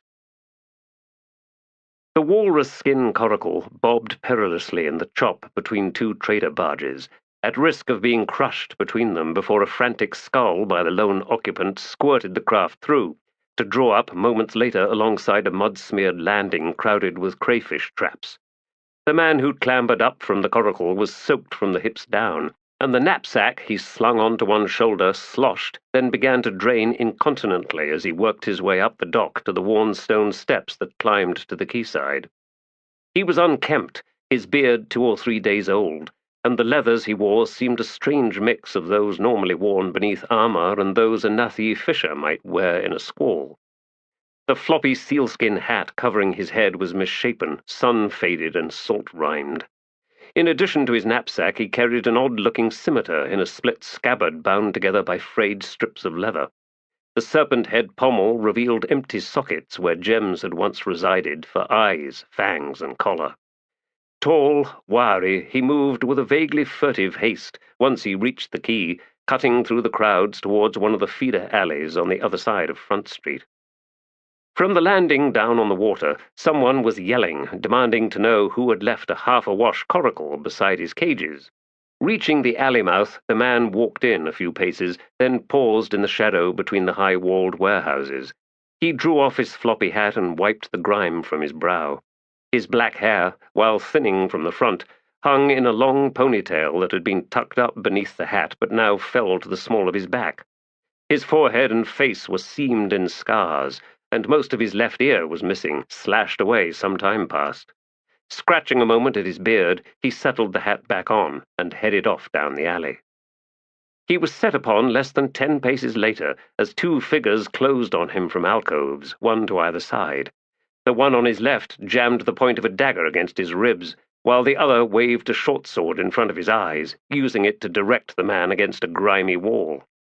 Mute, the man complied. In the gloom, he squinted at the one with the sword, then scowled. "Lev!" A stained grin. "Hey, old partner, fancy you showing up." The one with the knife snorted. "Thought we'd never spy you out with that stupid hat, did you?" "Scorch! Why, I can't tell you how glad I am to see you both. Gods below, I would have thought you two would have met grisly ends long ago. But this is a great discovery, friends. Had I any coin, any at all, why, I'd buy you both a drink." "Enough of that," Leff said in a growl, still waving the sword in front of the man's face. "You're on our list, Torvald Nom. Aye, way down on it, since most people figured you were long gone and almost as long dead. But you ran out on a debt, a big one and bigger now, aye, not to mention running out on me and Scorch." "Hardly. I seem to recall we formally absolved our partnership after that night when—" Scorch hissed. "Quiet, damn you! Nobody knows nothing about none of that." "My point was," Torvald hastily explained, "I never ran out on you two." "Don't matter," Leff said, "since that ain't why you're on the list now, is it? You two must be desperate to take on one of those—" "Maybe we are," said Scorch, "and maybe we ain't. Now, you saying you're broke is bad news, Torvald. For you more'n us, since we now got to deliver you. And my, won't Lender Gareb be pleased." "Wait, I can get that money. I can clear that debt, but I need time." "No time to give you," Leff said, shaking his head. "Sorry, old friend." "One night, that's all I'm asking." "One night, for you to run as far as you can." "No, I swear it. Gods, I've just returned, here to honor all my debts." "Really? And how are you planning to do that?" "Best leave the details to me, Scorch, just to keep you and Leff innocent. Now, I'm way down on that list. I'd have to be, since it's been years. That means nobody's expecting you to come up with me, right? Give me a night, just one, that's all I'm asking. We can meet again right here, this time tomorrow. I won't run out on you two, I promise." "You must think we're idiots," Leff said. "Listen, once I've cleared Gareb's debt, I can help you, with that list. Who's better than me at that kind of stuff?" Scorch's disbelieving expression stretched his face until it seemed his eyes would fall out of their sockets. He licked his lips, shot Leff a glance. Torvald Nom saw all this and nodded. "Aye, you two are in trouble, all right. Those lists chew up whoever takes them on. I must tell you I'm amazed and, well, deeply disappointed to find that you two have sunk that far since I left. Gods, if I'd known, well, I might have considered staying." Leff snorted. "Now that's a damned lie." "All right, perhaps an exaggeration. So what is Gareb saying I'm owing him now?" 1,000 silver councils." Torvald Nom gaped, the colour leaving his face. "For hood's sake! He just bought me a supper and a pitcher or two, and even then I figured he was simply being generous, wanted me to do some work for him or something. I was insulted when he sent me a bill for that night." "Interest, Torvald," said Leff. "You know how it is." "Besides," added Scorch, "you just up and ran. Where you been all this time?" "You'd never believe me." "Is that shackle scars on your wrists?" "Aye, and worse. Nathi slave pens. Malazan slavers, all the way to 7 cities. Beru fend, my friends, none of it was pretty. And as for the long journey back, why, if I was a bard, I'd make a fortune spinning that tale." The sword hovering in front of his face had wavered, dipped, and now finally fell away, while the knife point jabbing his ribs eased back. Torvald looked quickly into both faces before him and said, "One night, old friends, and all this will be cleared up, and I can start helping you with that list." "We already got us help," Lef said, although he didn't seem pleased by that admission. "Oh, who?" "Kruppe. Remember him?" "That oily, fat fence always hanging out at the Phoenix Inn? Are you two mad?" Scorch said, "It's our new taproom, Torvald, ever since Boormen threw us out for—" "Don't tell him stuff like that, Scorch." "One night," Torvald said, nodding. "Agreed? Good. You won't regret it." Stepping back, Lef sheathed his short sword. "I already do. Listen, Torvald. You run and we'll chase you no matter where you go. You can jump straight back into the Nathi slave pens and we'll be there right beside you. You understanding me?" Torvald frowned at the man for a moment, then nodded. "That I do, Lef. But I'm back now, and I'm not going anywhere, not ever again." "One night." "Aye. Now you two better head back to watching the quay. Who knows who might be readying to flee on the next outbound ship." Both men suddenly looked nervous. Lef gave Torvald a push as he worked past, Scorch on his heels. Torvald watched them scurry to the alley mouth, then plunge into the crowd on Front Street. "How is it," he asked under his breath of no one, "that complete idiots just live on and on and on?" He adjusted his Moranth raincape, making certain that none of the items secreted in the underside pockets had been jostled loose or, gods forbid, broken. Nothing dripping, no burning sensations, no slithering presence of whatever. Good. Tugging down his floppy hat, he set off once more. This thing with Gareb was damned irritating. Well, he'd just have to do something about it, wouldn't he? One night. Fine. So be it. The rest can wait. I hope. Born in the city of One-Eye Cat 27 years ago, Humble Measure was of mixed blood. A Rivi woman, sold to a local merchant in exchange for a dozen bars of quenched iron, gave birth to a bastard son a year later. Adopted into his father's household 8 years on, the boy was apprenticed in the profession of ironmongery, and would have inherited the enterprise if not for one terrible night when his sheltered, stable world ended. A foreign army had arrived, investing the city in a siege. Days and nights of high excitement for the young man, then, with the secrets aflame, with rumors of the glory promised by the city's membership in the great, rich Malazan Empire, if only the fools in the palace would capitulate. His father's eyes had glowed with that imagined promise, and no doubt it was on the rising tide of such visions that the elderly trader conspired with agents of the Empire to open the city gates one night, an attempt that ended in catastrophic failure, with the merchant suffering arrest and then execution, and his estate invaded by city garrison soldiers with swords drawn. That assault had left nightmare memories that would never leave Humble Measure. Witnessing his mother's rape and murder, and that of his half-sisters, screams, smoke, and blood, everywhere blood, like the bitter gift of some dark god. Oh, he would remember that blood. Beaten and in chains, he had been dragged into the street and would have suffered the same fate as the others if not for the presence of a mercenary company allied with the city. Its commander, a tall, fierce warrior named Jorik Sharplance, had taken command of the handful of surviving prisoners. That company was subsequently driven from One-Eye Cat by the city's paranoid rulers, sailing out on ships across Old King Lake, shortly before yet another act of treachery proved more successful than the first attempt. Another night of slaughter, this time at the bloodied hands of claw assassins, and One-Eye Cat fell to the Malazan Empire. Jorik Sharplance had taken his prisoners with him, setting them free on the wild south shore of the lake, at the very feet of One-Eye Range, with sufficient supplies to take them through the mountain passes on to the Old King Plateau. From there, Humble Measure had led his household survivors, slaves and free citizens alike, down the trader tracks to the city of Bear. A brief stay there, then southward to Patch and on to the Rivi Trail. A short stay in Pale, until, fleeing yet another Malazan siege, down to Darujhistan in the midst of a decrepit column of refugees. Whereupon Humble Measure had settled in the last surviving office of his father's business, there to begin a long, careful rebuilding process that honed his tactical skills and, indeed, his fortitude. Such a long, fraught journey had ensured the loyalty of his staff. The slaves were rewarded with emancipation, and not one refused his offer of employment. His trade in iron burgeoned. For a time it seemed that the curse that was the Malazan Empire might well track him down once more. But there had been a gift of blood that he well understood now, and the city's life had been spared. For how long?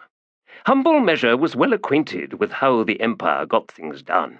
Infiltration, clever acts of destabilization, assassinations, the fomenting of panic and the dissolution of order. That they now had an embassy in the city was no more than a means of bringing their deadly agents into Darujhistan. Well, he was done running. His father's ancestors had traded in iron for 12 generations.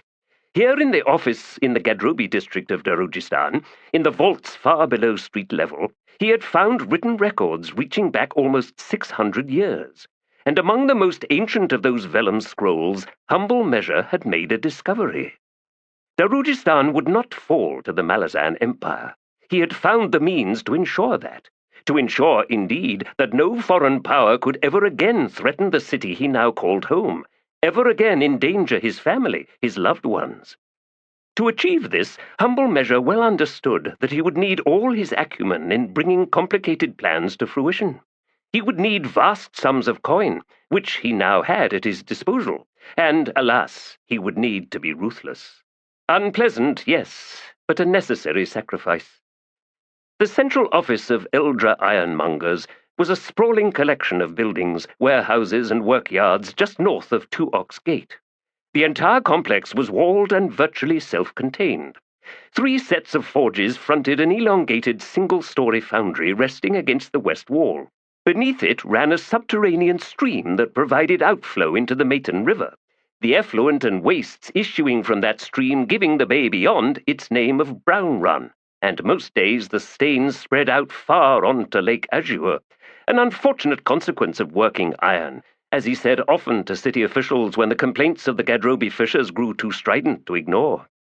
Offers of recompense usually sufficed to silence such objections, and as for the faintly bitter irony Humble Measure felt when paying out these sums, an irony founded on the cold fact that iron was needed by all, the demand unending, from fishhooks to gaffs to armor and swords, well, he wisely kept that to himself.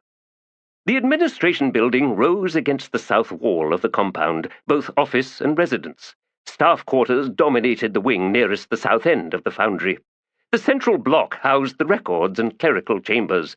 The final wing was the oldest part of the structure, its foundations dating back to an age when bronze was the primary metal and civilization was still a raw promise. Far beneath the ground level of this wing, ancient stairs wound down through layers of limestone, opening out onto a succession of rough-hewn vaults that had been used as storage rooms for generations. Long before such mundane usage, Humble Measure suspected, these crypts had held a darker purpose.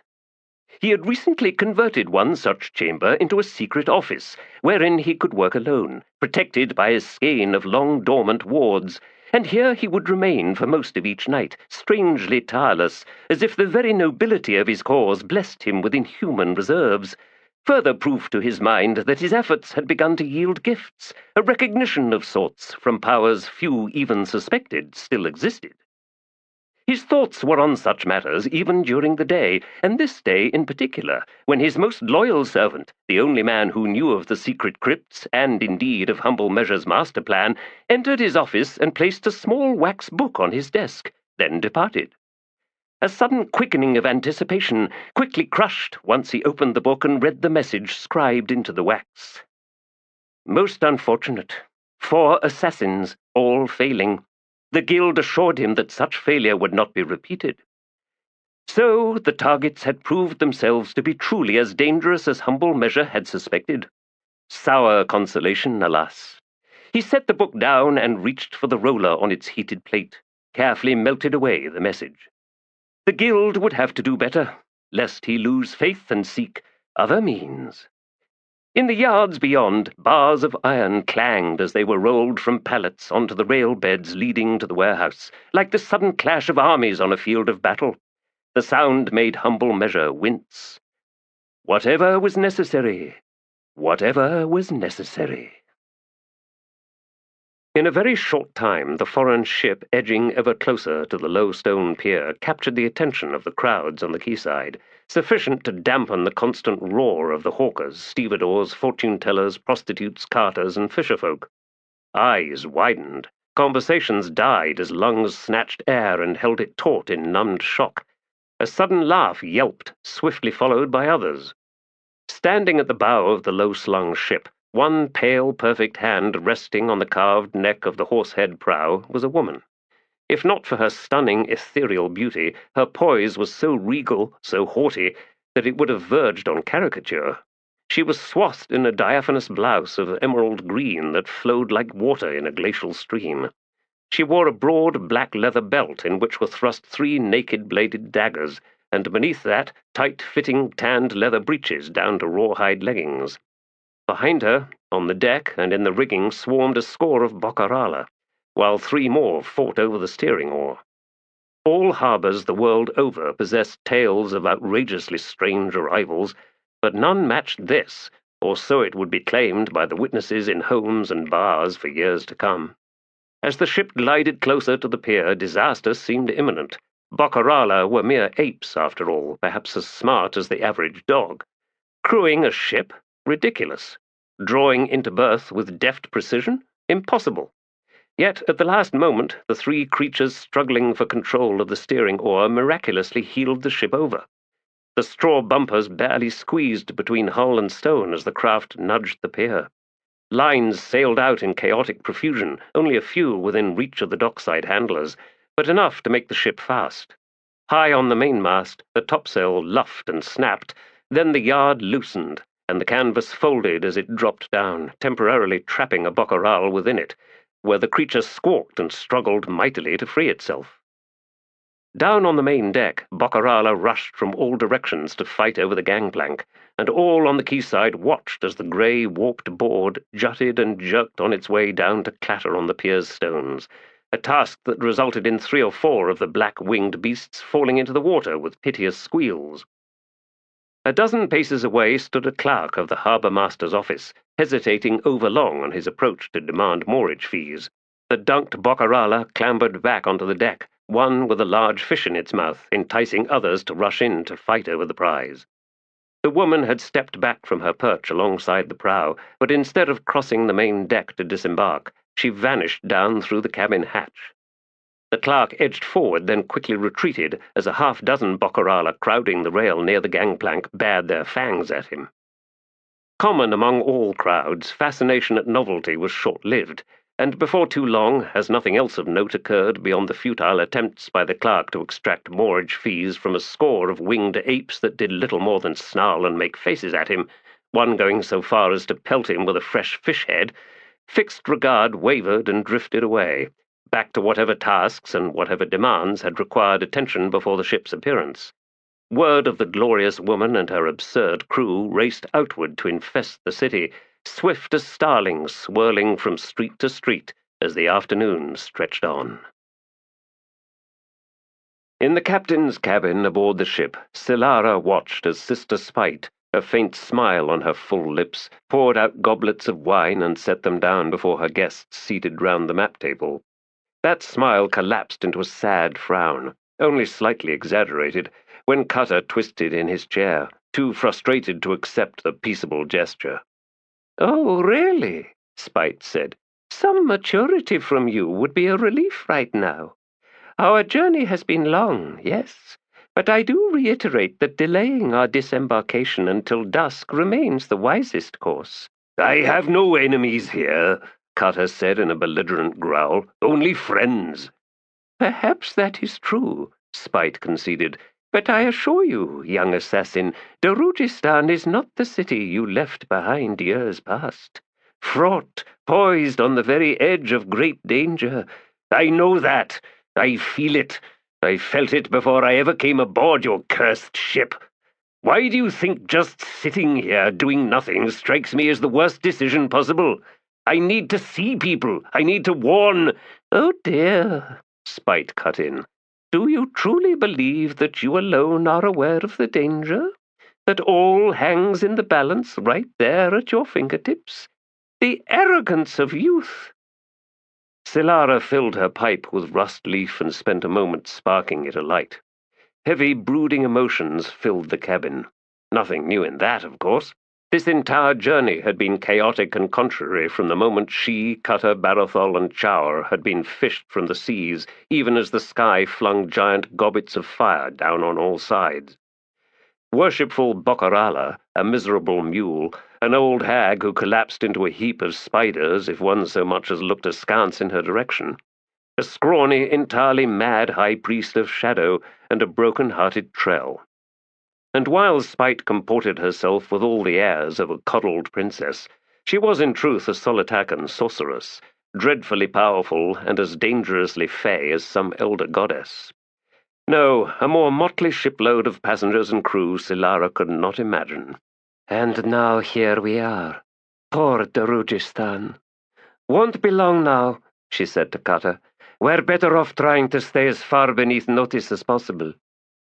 Iskaral Past, seated on his chair with his legs drawn up so that his toad-like face was between his knees, seemed to choke on that comment. Then, reddening and eyes bulging, he scowled at the table. "We have a crew of mad apes!" His head tilted and he stared agog at Silara. "We could smoke dried fish with her, just hang 'em in her hair. Of course, the fish would end up poisoning us all, which might be her plan all along. Keep her away from food and drink. Oh, yes, I have figured her out. No High Priest of Shadow can be fooled so easily. Oh, no. Now, where was I?" His brows knitted, then suddenly rose threateningly as he glared at her. "Beneath notice! Why not just sneak out in that cloud of yours, woman?" She blew him a smoky kiss. Spite set her goblet down. "The dispositions facing us now are probably worth discussing, don't you think?" This question, addressed to everyone, yielded only blank stares. Spite sighed. "Mapo Runt, the one you seek is not on this continent. Even so, I would advise you cross overland here, perhaps as far as Lamatath, where you should be able to procure passage to the fell empire of Lether." The Trell studied her from beneath his heavy brows. "Then I shall not linger." "Oh, he mustn't linger," Iskaral Past whispered. No. Too much rage, too much grief. The giant oaf cannot linger, or worse, malinger. Malingering would be terrible and probably against the law anyway. Yes, perhaps I could get him arrested, locked up, forgotten in some nefarious dungeon. Oh, I must cogitate on this possibility, all the while smiling benignly. And he smiled. Magora snorted. "Husband," she said sweetly, "I have divined your fate. In Darujhistan you shall find your nemesis, a catastrophic clash. Devastation, misery for all, the unleashing of horrible curses and ferocious powers. Ruin, such ruin that I dream each night of blessed peace, assured that the universe is in balance once more." "I can hardly imagine," Spite said, "shadow imposing balance of any sort. This husband of yours serves a diabolical god, a most unpleasant god. As for your divination, Magora, I happen to know that you possess no such talents." "But I can hope, can't I?" "This is not the world for wishful thinking, dear." "Don't you dare me! You're the worst kind of witch, a good-looking one. Proof that charm is naught but a glamour. Oh, wife," Iskaral Past crooned, "would that you could glamour yourself! Why, an end to my nausea!" With a snarl, Magora veered into a seething mass of spiders, spilling down over the chair and onto the plank floor, then scattering in all directions. Iskaral Past snickered at the others. "That's why I sit like this, you fools. She'll bite you all at every chance." He jabbed a gnarled finger at Silara. "Except you, of course, because you make her sick." "Good," she replied. then glanced across at Barathol. The huge black-skinned man was half smiling as he observed the others. Behind him stood Chaur, his foolish grin unwavering even as he tried stamping on spiders. "And what of you, blacksmith? Eager to explore this grand city of blue fire?" Barathol shrugged. I believe I am, although it has been some time since I last found myself among crowds. I imagine I might even enjoy the anonymity. He seemed to take note of his hands where they rested on the table before him, and saw something in their skein of scars that made him frown, then slowly withdraw them from view. His dark eyes shifted from hers, almost shyly. Not one for grand confessions, Silara well knew. A single regret could crush 1,000 proud deeds, and Barathol Mekar had more regrets than most mortals could stomach. Nor was he young enough to brazen his way through them, assuming, of course, that youth was indeed a time of bold fearlessness, that precious disregard for the future that permitted, well, almost anything, so long as it served an immediate need. "I admit," said Spite, "to a certain melancholy when visiting vibrant cities, as is this Darujhistan. A long life teaches one just how ephemeral is such thriving glory. Why, I have come again upon cities I knew well in the age of their greatness, only to find crumbled walls, dust and desolation." Kata bared his teeth and said, Darujhistan has stood for 2,000 years, and it will stand for another 2,000, even longer. Spite nodded. "Precisely." Well, we hardly have the leisure of living for millennia, Spite. "You clearly weren't listening," she cut in. "Leisure is not a relevant notion. Consider the weariness that often afflicts your kind late in their lives. Then multiply that countless times. This is the burden of being long-lived."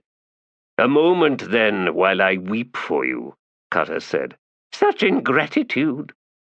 Very well, young man, please do leave us now, and if this be the last I see of you, then I will indeed know the reward of leisurely comportment." Carter rubbed at his face and seemed but moments from pulling at his own hair. He drew a deep breath, slowly released it. "I'll wait," he muttered. "Really?" Spite's thin, perfect brows rose. "Then perhaps an apology is forthcoming?" "Sorry," Carter said in a mumble. "It's just that, with what I fear is about to happen to my city, then wasting time, any time at all, well, it's not easy." He shrugged. "Apologies with caveats are worthless, you know," Spite said, rising. "Is it dusk yet? Can't you all crawl off to your bunks for a time? Or wander the hold or something? For all that rude Cutter frets over things he cannot control, I myself sense the presence of personages residing in Darujhistan of a nature to alarm even me. Accordingly, I must think for a time, preferably alone." Silara rose. "Let's go, Cutter," she said, taking his arm. Trailed by Chaur, Barathol followed the Trell warrior down into the hold.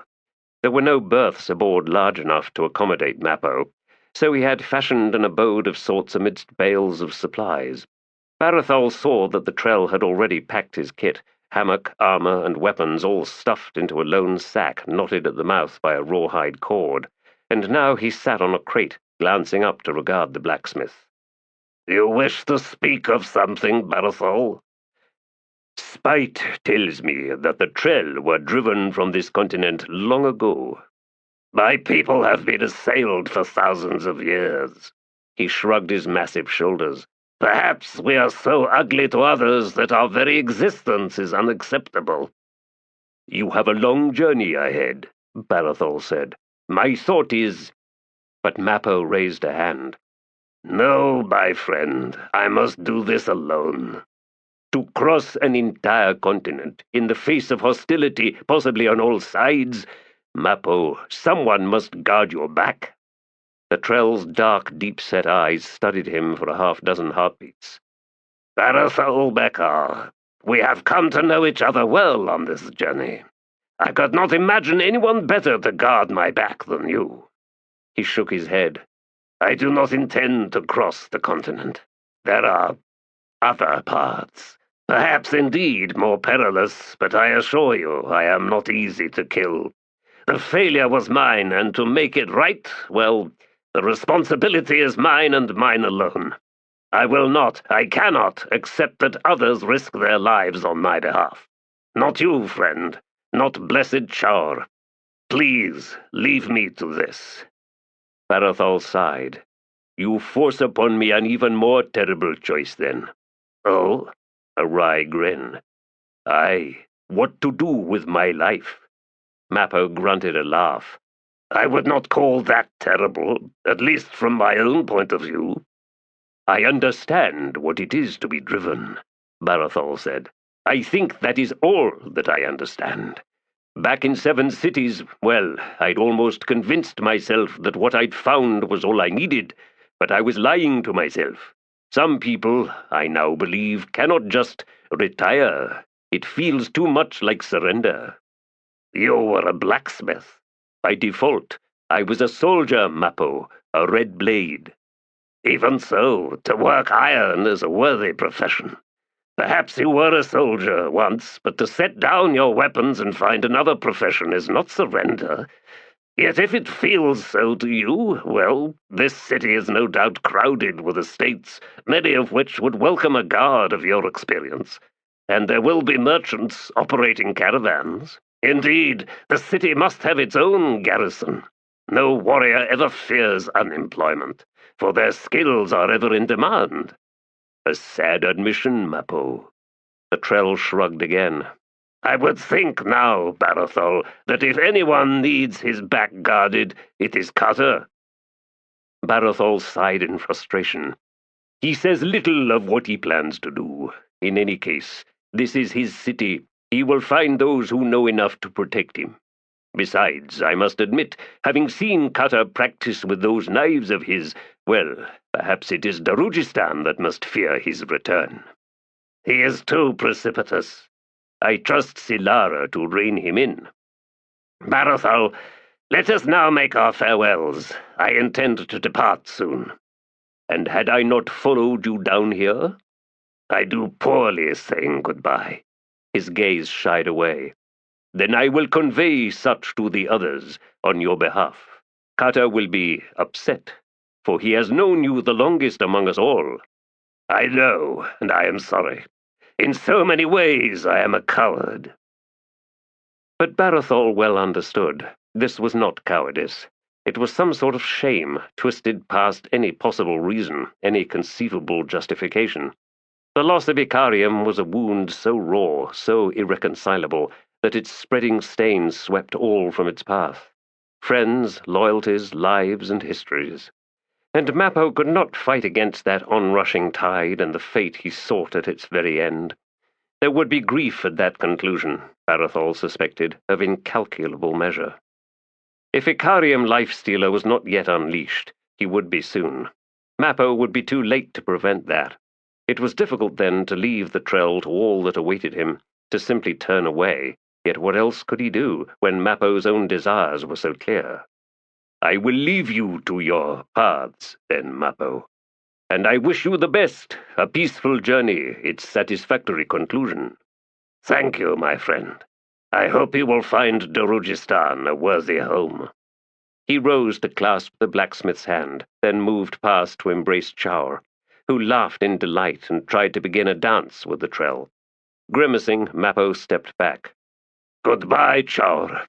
Take care of Barathol here. When Chaur finally understood that he would not see Mappo again, there would be tears. There was a simple beauty to such open, childlike responses. Perhaps, Barathol considered, Chaur alone walked the truest path in life. Settling a hand on Chaur's muscled shoulder, he smiled at Mappo. He is a gift I do not deserve. The Trell nodded.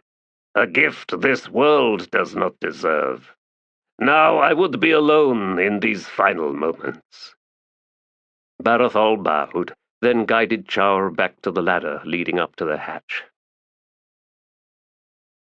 Iskaral Past clambered onto his bunk, the middle of three stacked against the curving hull.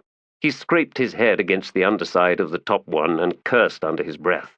then cursed some more as he had to fish out a handful of disgusting offerings left beneath his pillow by the Bocarala. Rotting fish heads, clumps of scaly feces, baubles stolen from spite, and a cracked kaolin pipe filched from Silara. Flung off, they clumped and clattered on the 2-plank-wide walkway at the very hoofs of his mule, which had taken to standing beside his berth at random intervals, each one proving succinctly inconvenient, as befitted a thoroughly brainless but quaintly loyal animal. From the bunk above came a rattling snort. "The hatch is too small, you know," said Mogora. "You make it too obvious, husband." "Maybe obvious is my middle name. Did you think that?" "No, of course not. She never thinks at all. She has 10,000 eyes, and not one of them can see past her nose hairs. Listen well, woman.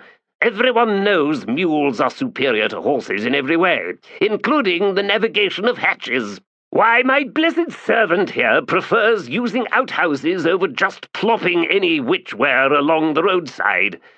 She possesses decorum, which can hardly be said for you now, can it?" "Shouldn't you be picking your nose or something? Your worshippers are praying for a sign, you know." "At least I have worshippers. You just scare 'em. You scare everybody." "Even you?" "Of course not. Gods below, she terrifies me. Better not let her know, though. That would be bad. I need to do something soon. Twist off her legs, maybe.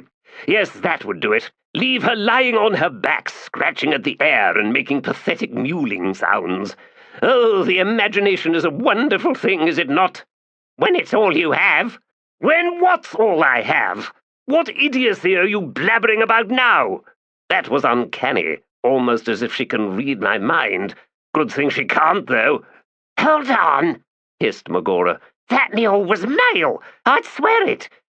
"Checking him out, were you?" "One more step on that track, husband, and I will kill you with my own hands." "Hee hee! What a terrible, disgusting mind you have, wife." "No, you won't distract me this time. Your mule has just changed sex, and knowing you, I might be looking at a rival. But you know what? She can have you. With my blessing she can, oh yes." "Popularity is a curse," Iskaral said, stretching out with his hands behind his head and staring up at the taut ropes of the mattress above him. "Not that she'd know anything about that. I'd better visit the local temple, assert my tyrannical dominance over all the local acolytes and fakir priests and priestesses." "Priestesses?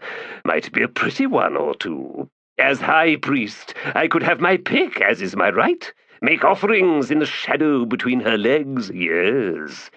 "I'd know, Iskaral Pust," Mogora snapped, moving about on the bed above. "I'd just know, and then I'd take my knife one night when you're sleeping, and I'd snick, and you'd be singing like a child and squatting to piss, and what woman or mule would want you then? Get out of my head, woman. It's not hard to know what you're thinking." "That's what you think. She's getting more dangerous. We need a divorce. But isn't it why most mates break up? When the woman gets too dangerous? Must be. I'm sure of it. Well, I'd be free then, wouldn't I? Free!" The mule brayed. Mogora laughed so hard she wet herself, if the rank dribbles from above were any indication. Silara and Cutter had taken the berths closest to the stern in an effort to achieve some sort of privacy, and had rigged a section of spare canvas across the walkway. Despite this, Mogora's half-mad laughter reached through, triggering yet another scowl from Cutter.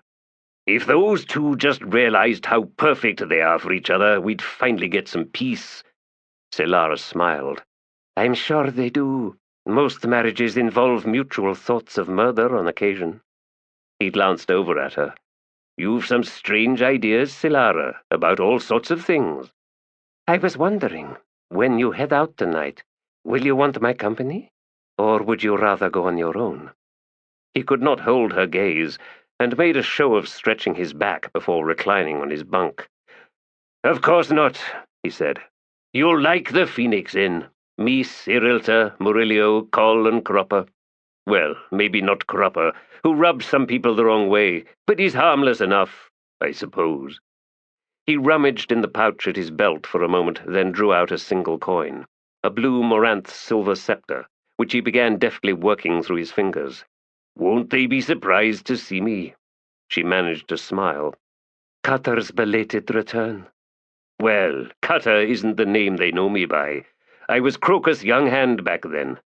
And where is he now, this Crocus Young Hand? He spent a moment squinting at the coin before replying. "Dead. Long dead."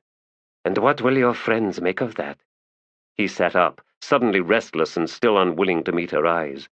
"I don't know. They won't be happy."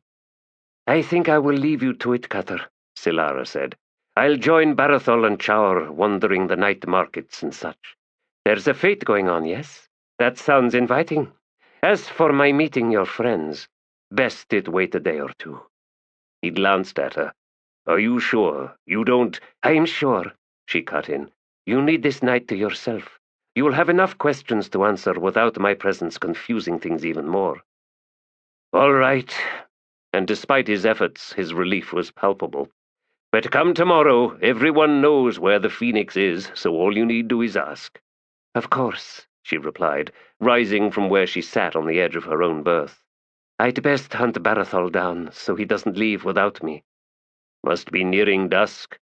"So it is, Cutter. Ladies pull on you this night." "Thanks." But it was a distracted response.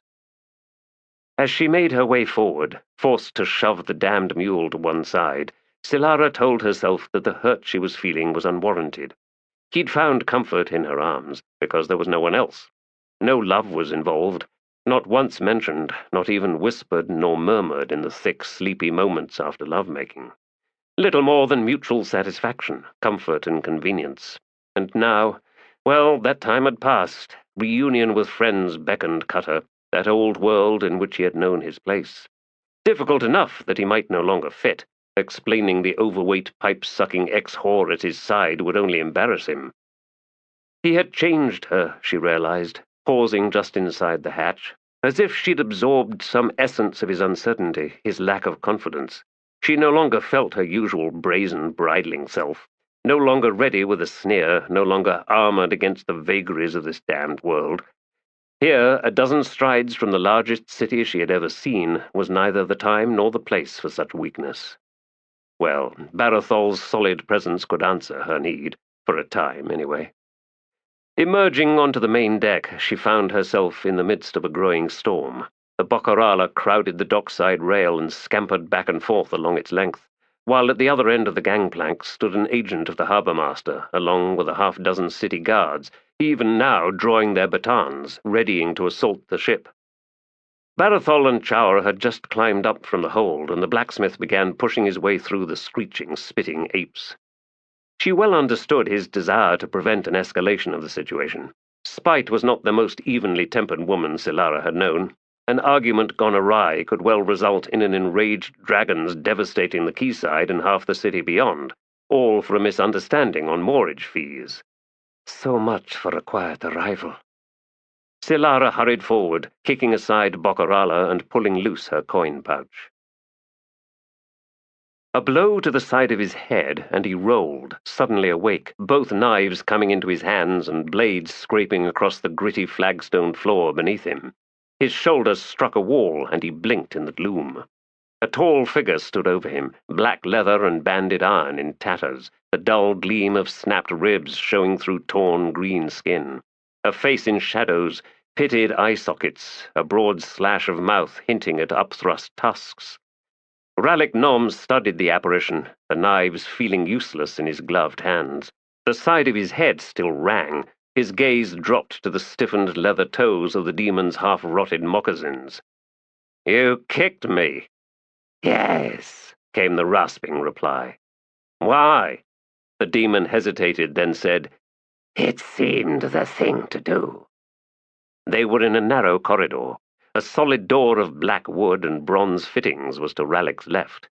To his right, just beyond the demon, there was a T-intersection and double doors facing onto the conjunction. The light cast by the lantern the creature held in one withered, long-fingered hand seemed both pale and cold, throwing diffused, indifferent shadows against the stone walls. Overhead, the ceiling was roughly arched, the stones thinner and smaller towards the peak, seemingly fitted without mortar. The air smelled of dust and decay, lifeless and dry. "It seems I remember nothing," Rallick said. "In time." Every joint was stiff. Even sitting up with his back against the wall left Rallick's muscles trembling. His head ached with more than just the echoes of that damned kick. "I'm thirsty. If you're not going to beat me to death, demon, then find me something to drink." "I am not a demon." "Such things are never easy to tell," Rallick replied in a growl. "I am Jaghat, raised, once a tyrant, now a prisoner. He who rises shall fall. He who falls shall be forgotten." So said Gothos, although, alas, it seems we must all wait forever before his name fades into oblivion. Some strength was returning to his limbs. "I recall something. A night of blood, the Gederon fate. Malazan's in the city." "Portentous events as bereft of meaning now as they were then. You have slept, assassin, for some time. Even the poison on your weapons has lost all potency.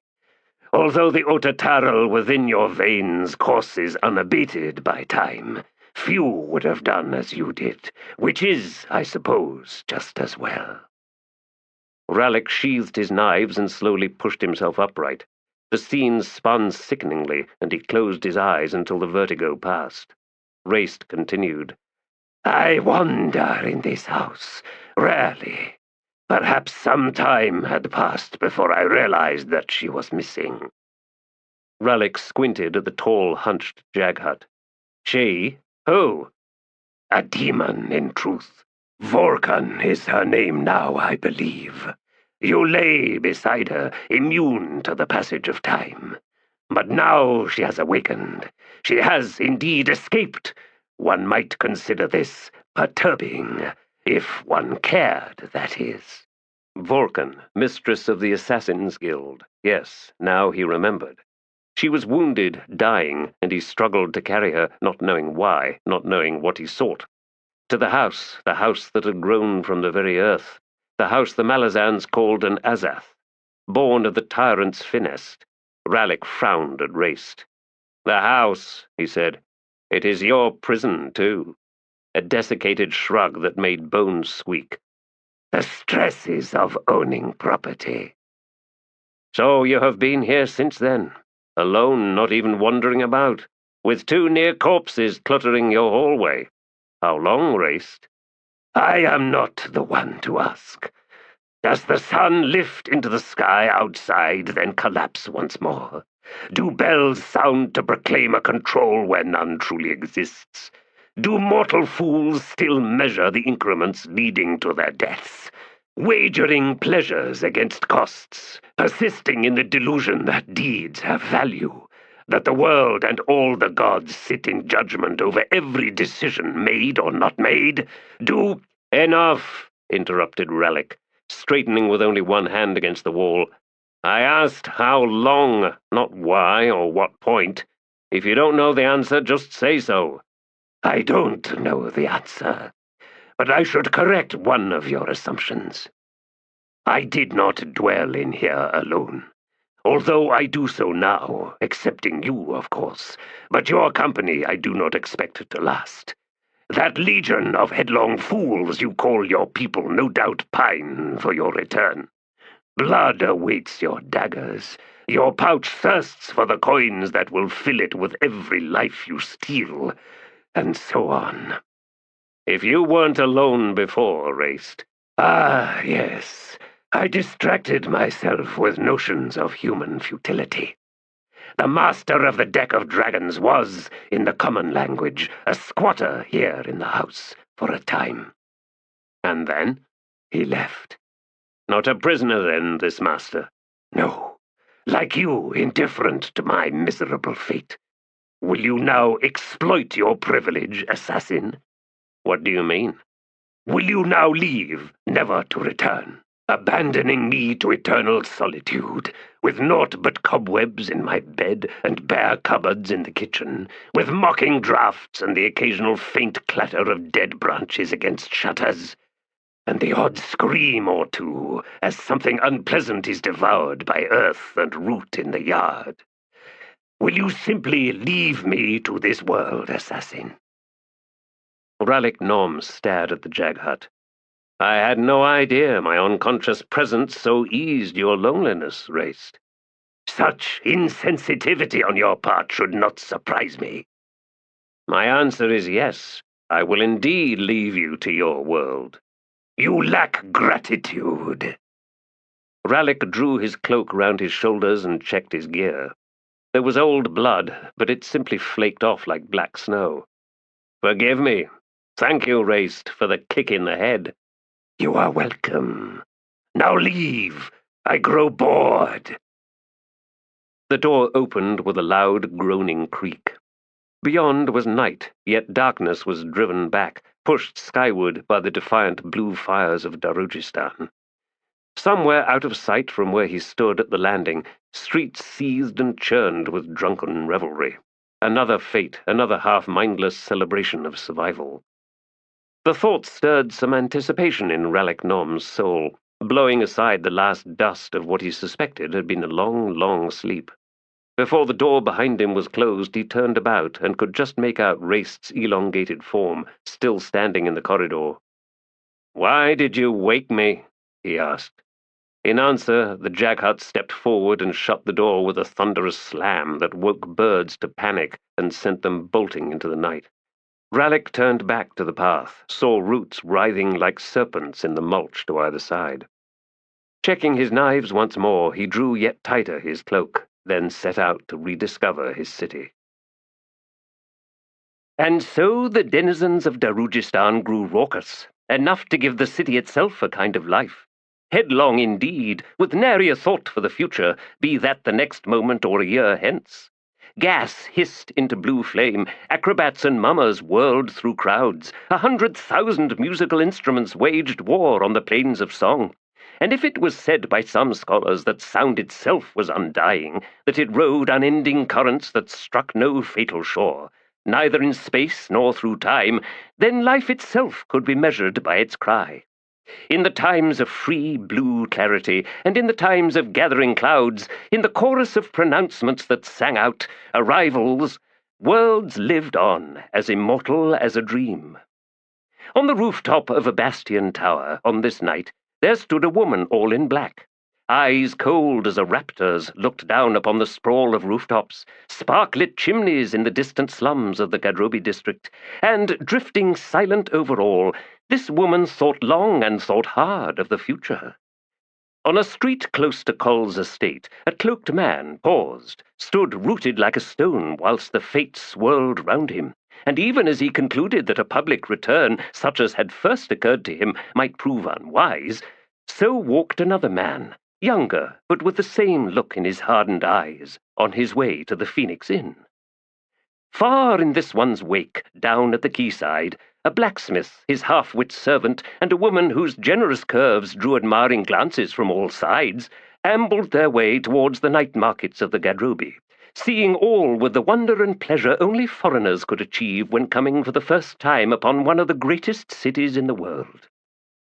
Closer to the ship from which they had disembarked, a high priest of shadows scurried for the nearest shadows, pursued mostly unseen by spiders drifting on the lake breeze, and on the trail of both scampered a score of Bokarala, many burdened with new offerings and whatever baubles they claimed as rightful possessions, a fang-bearing squall that flowed through crowds accompanied by shouts of surprise, terror, and curses, as their collection of possessions burgeoned with every pouch, purse, and jewel within reach of their clawed hands.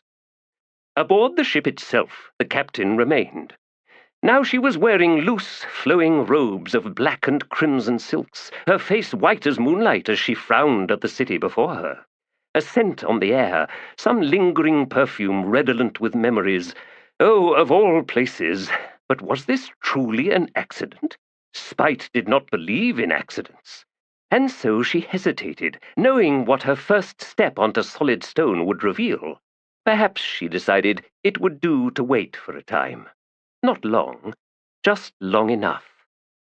In another part of Darujhistan, a merchant of iron dispatched yet another message to the master of the Assassin's Guild, then retired to his secret library to pore once more over ancient, fraught literature.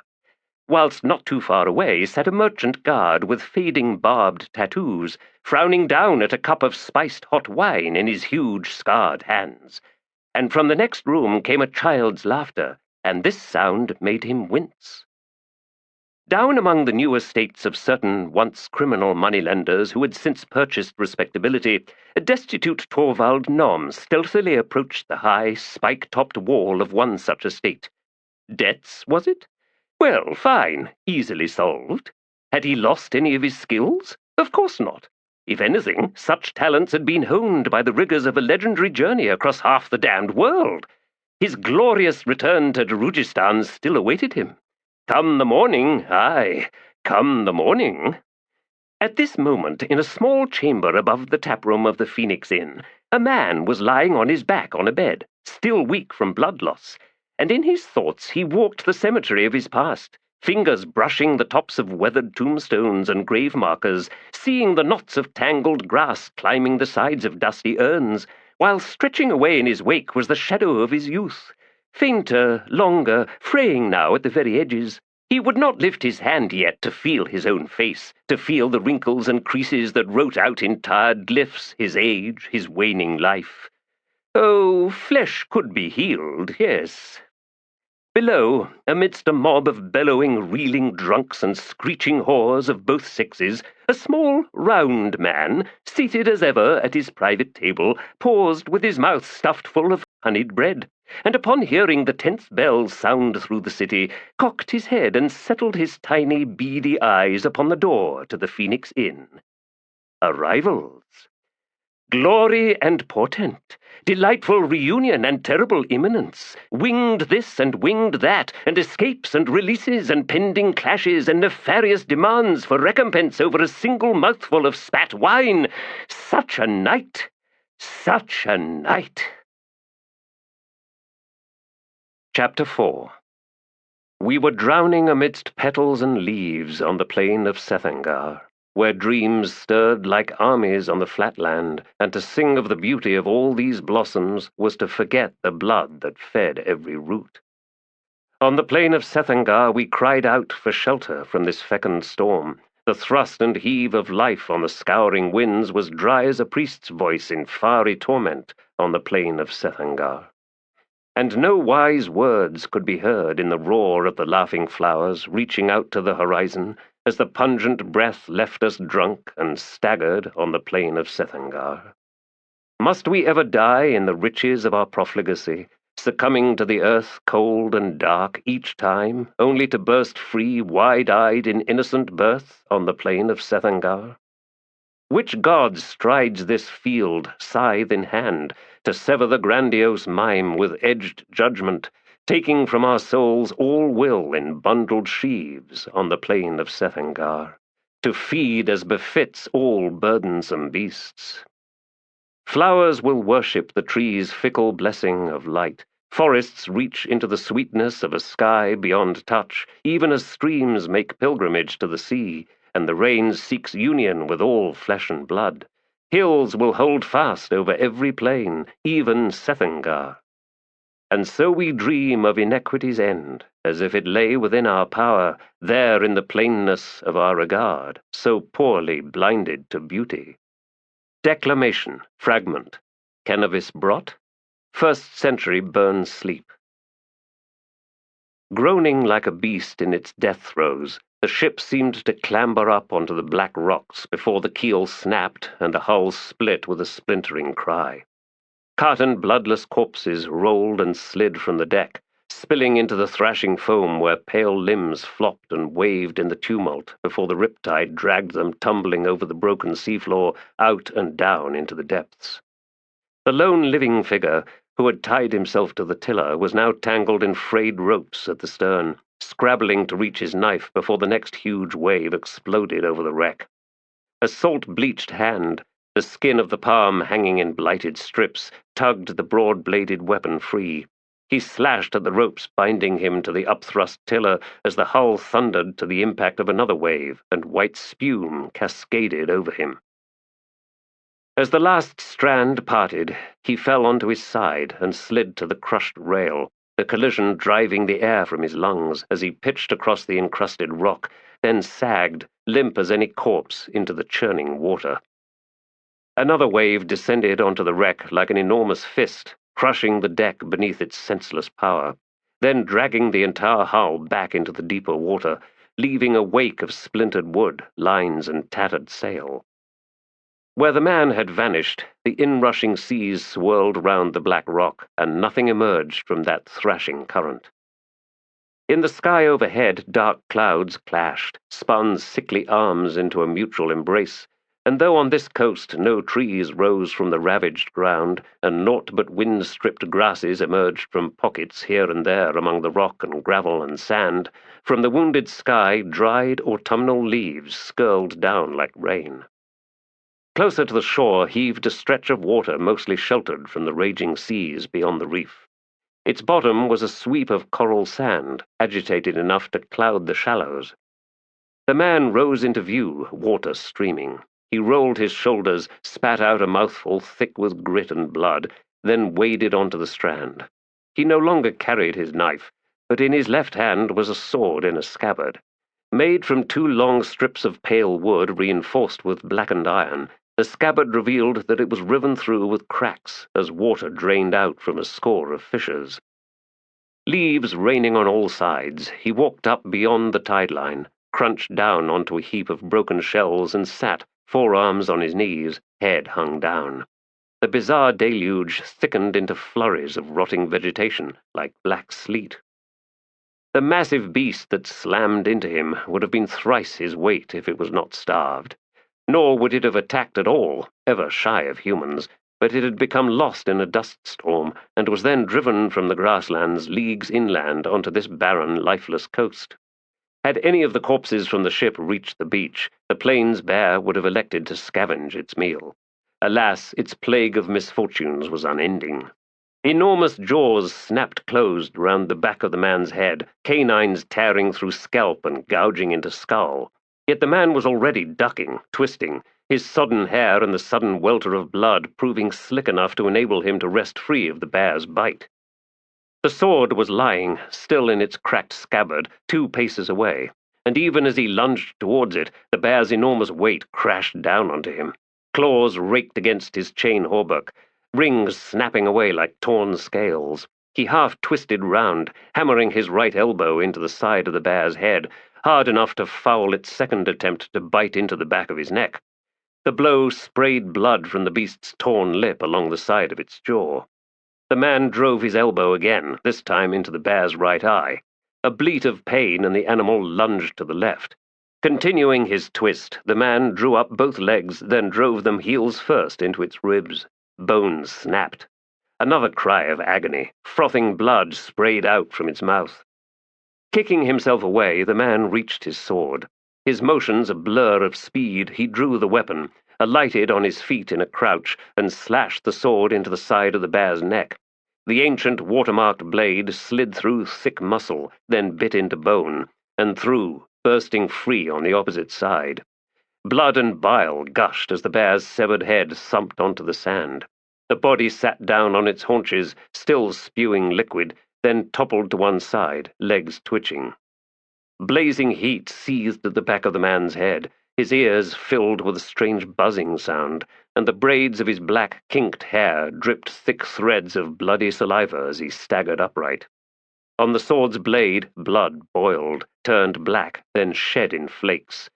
Still the sky rained dead leaves. He staggered back down to the sea, fell onto his knees in the shallows, and plunged his head into the vaguely warm water. Numbness flowed out along the back of his skull. When he straightened once more, he saw the bloom of blood in the water, a smear stretching into some draw of current, an appalling amount. He could feel more streaming down his back now. He quickly tugged off the chain hauberk, then the filthy salt-rimed shirt beneath. He tore loose the shirt's left sleeve, folded it into a broad bandana, and bound it tight round his head, as much against the torn skin and flesh as he could manage by feel. The buzzing sound was fading. A dreadful ache filled the muscles of his neck and shoulders, and in his head there now pounded a drum, each beat pulsating until the bones of his skull seemed to reverberate. He attempted to spit again, but his parched throat yielded nothing, almost 3 days now without water. A juddering effect assailed his vision, as if he stood in the midst of an earthquake.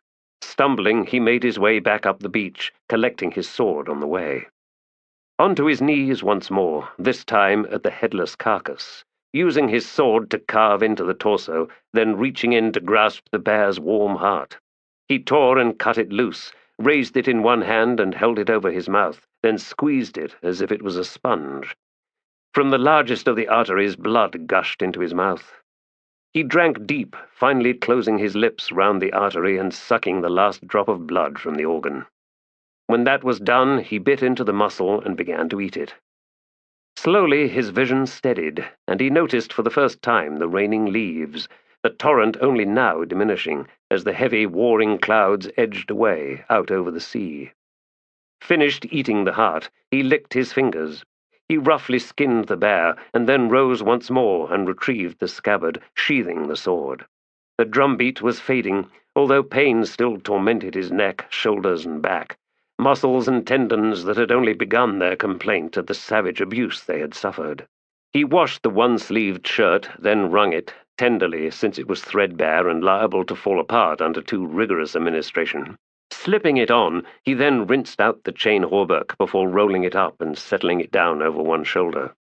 Then he set out, inland. Above the crest of the shoreline he found before him a wasteland, rock, scrub, drifts of ash, and in the distance ravines and outcrops of broken bedrock, a rumpling of the landscape into chaotic folds that lifted into raw, jagged hills. Far to his left, northward, a grainy, diffuse haze marred the sky above or beyond more hills. He squinted, studied that haze for 30 heartbeats. Patches of dusty blue above him now, as the storm rolled westward over the sea, its downpour of leaves trailing like claw marks in the air, staining the whitecaps beyond the reef. The wind lost some of its chill bite as the sun finally broke through, promising its own assault on mortal flesh. The man's skin was dark, for he had been born on a savanna. His was a warrior's build, the muscles lean and sharply defined on his frame. His height was average, though something in his posture made him seem taller. His even features were ravaged by depredation, but already the rich meat of the bear's heart had begun to fill that expression with stolid, indomitable strength. Still, the wounds blazed with ferocious heat, and he knew then that fever was not far off. He could see nothing nearby in which to take shelter, to hole up out of the sun. Among the ravines, perhaps, the chance of caves, overhangs, yet 1,500 paces away, if not more. Could he make it that far? He would have to. Dying was unthinkable, and that was no exaggeration. When a man has forsaken Hood, the final gate is closed. Oblivion, or the torment of a journey without end, there was no telling what fate awaited such a man. In any case, Traveller was in no hurry to discover an answer. No, he would invite Hood to find it himself. It was the least he could do. Slinging the scabbard's rope belt over his left shoulder, checking that the sword named Vengeance was snug within it, its plain grip within easy reach, he set out across the barren plain. In his wake, stripped branches spun and twisted down from the heaving clouds, plunging into the waves as if torn from the moon itself. The clearing bore the unmistakable furrows of ploughs beneath the waist-high marsh grasses, each ribbon catching at their feet as they pushed through the thick stalks. The wreckage of a grain shed rose from brush at the far end, its roof collapsed with a sapling rising from the floor as exuberant as any conqueror. Yet such signs were, thus far, all that remained of whatever tribe had once dwelt in this forest. Fragments of deliberate will gouged into the wilderness, but the will had failed. In another 100 years, Nimander knew, all evidence would be entirely erased. Was the ephemeral visage of civilization reason for fear, or perhaps relief? That all victories were ultimately transitory in the face of patient nature might well be cause for optimism. No wound was too deep to heal, no outrage too horrendous to one day be irrelevant. Nimander wondered if he had discovered the face of the one true god. Naught else but time, this ever-changing and yet changeless tyrant against whom no creature could win, before whom even trees, stone, and air must one day bow. There would be a last dawn, a last sunset, each kneeling in final surrender. Yes, time was indeed God, playing the same games with lowly insects as it did with mountains and the fools who would carve fastnesses into them. At peace with every scale, pleased by the rapid patter of a rat's heart and the slow sighing of devouring wind against stone, content with a star's burgeoning light and the swift death of a raindrop on a desert floor. What has earned the smile, cousin? He glanced over at Skintick. Blessed with revelation, I think. A miracle, then. I think that I, too, am converted. You might want to change your mind. I do not believe my new-found God cares for worship, or answers any prayers, no matter how fervent. What's so unique about that? Nimander grunted. Perhaps I deserved that. Oh, you were too quick to jump into the path of what might wound, even when wounding was never the intention. I'm still open to tossing in with your worship of your new-found god, Nimander. Why not? Behind them, Desra snorted. I will tell you, too, what to worship. Power, when it is of such magnitude as to leave you free to do as you will. Such freedom is ever a delusion, sister, Skintick said. It is the only freedom that is not a delusion, fool. Grimacing, Nimander said, I don't recall Andarist being very free. Because his brother was more powerful, Nimander. Anamander was free to leave us, was he not? Which life would you choose? How about neither? Skintick said.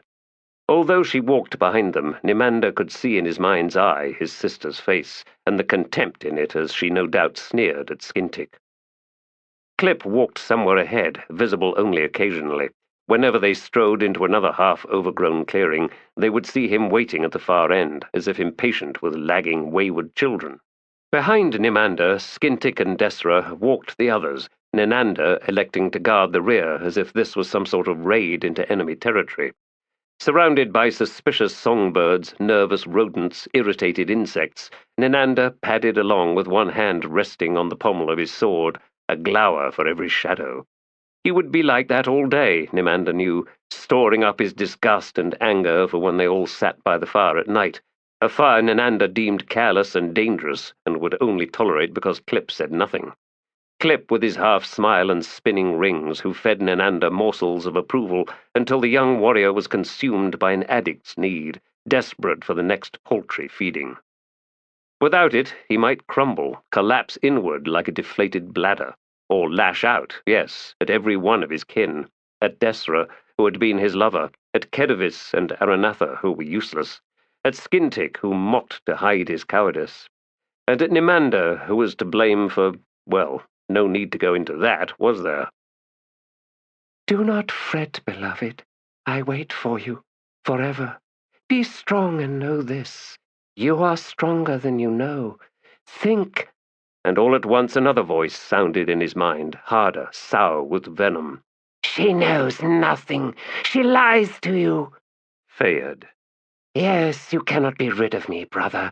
Not when your hands still burn. Still feel the heat of my throat.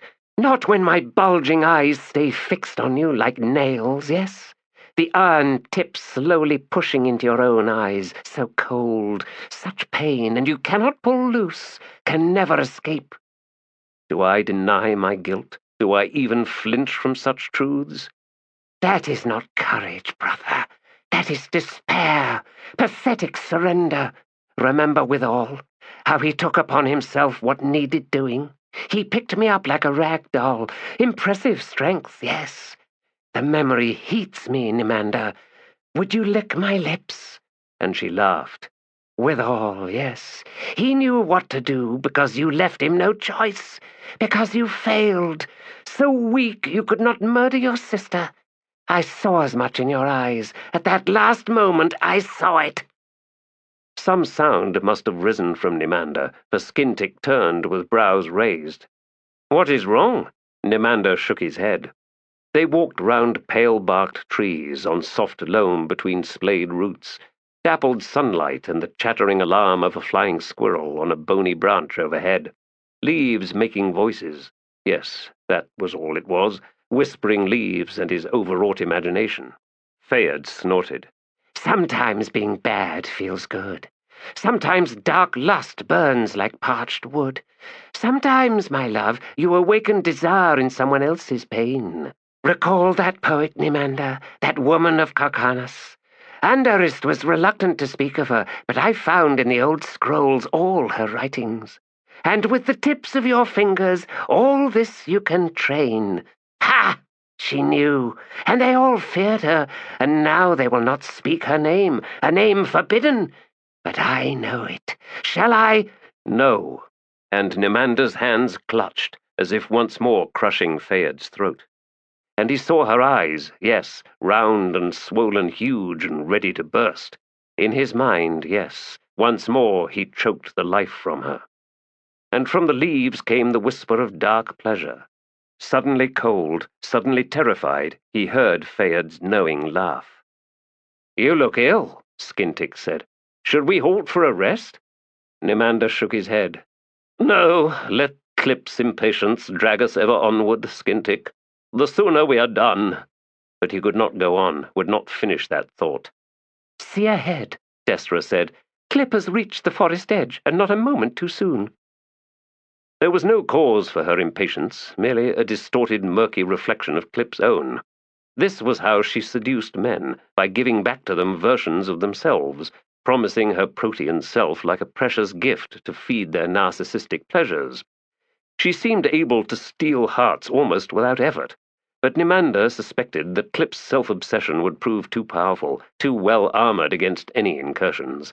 He would not let her into his places of weakness. No, he would simply use her, as she had so often used men, and from this would be born a most deadly venom.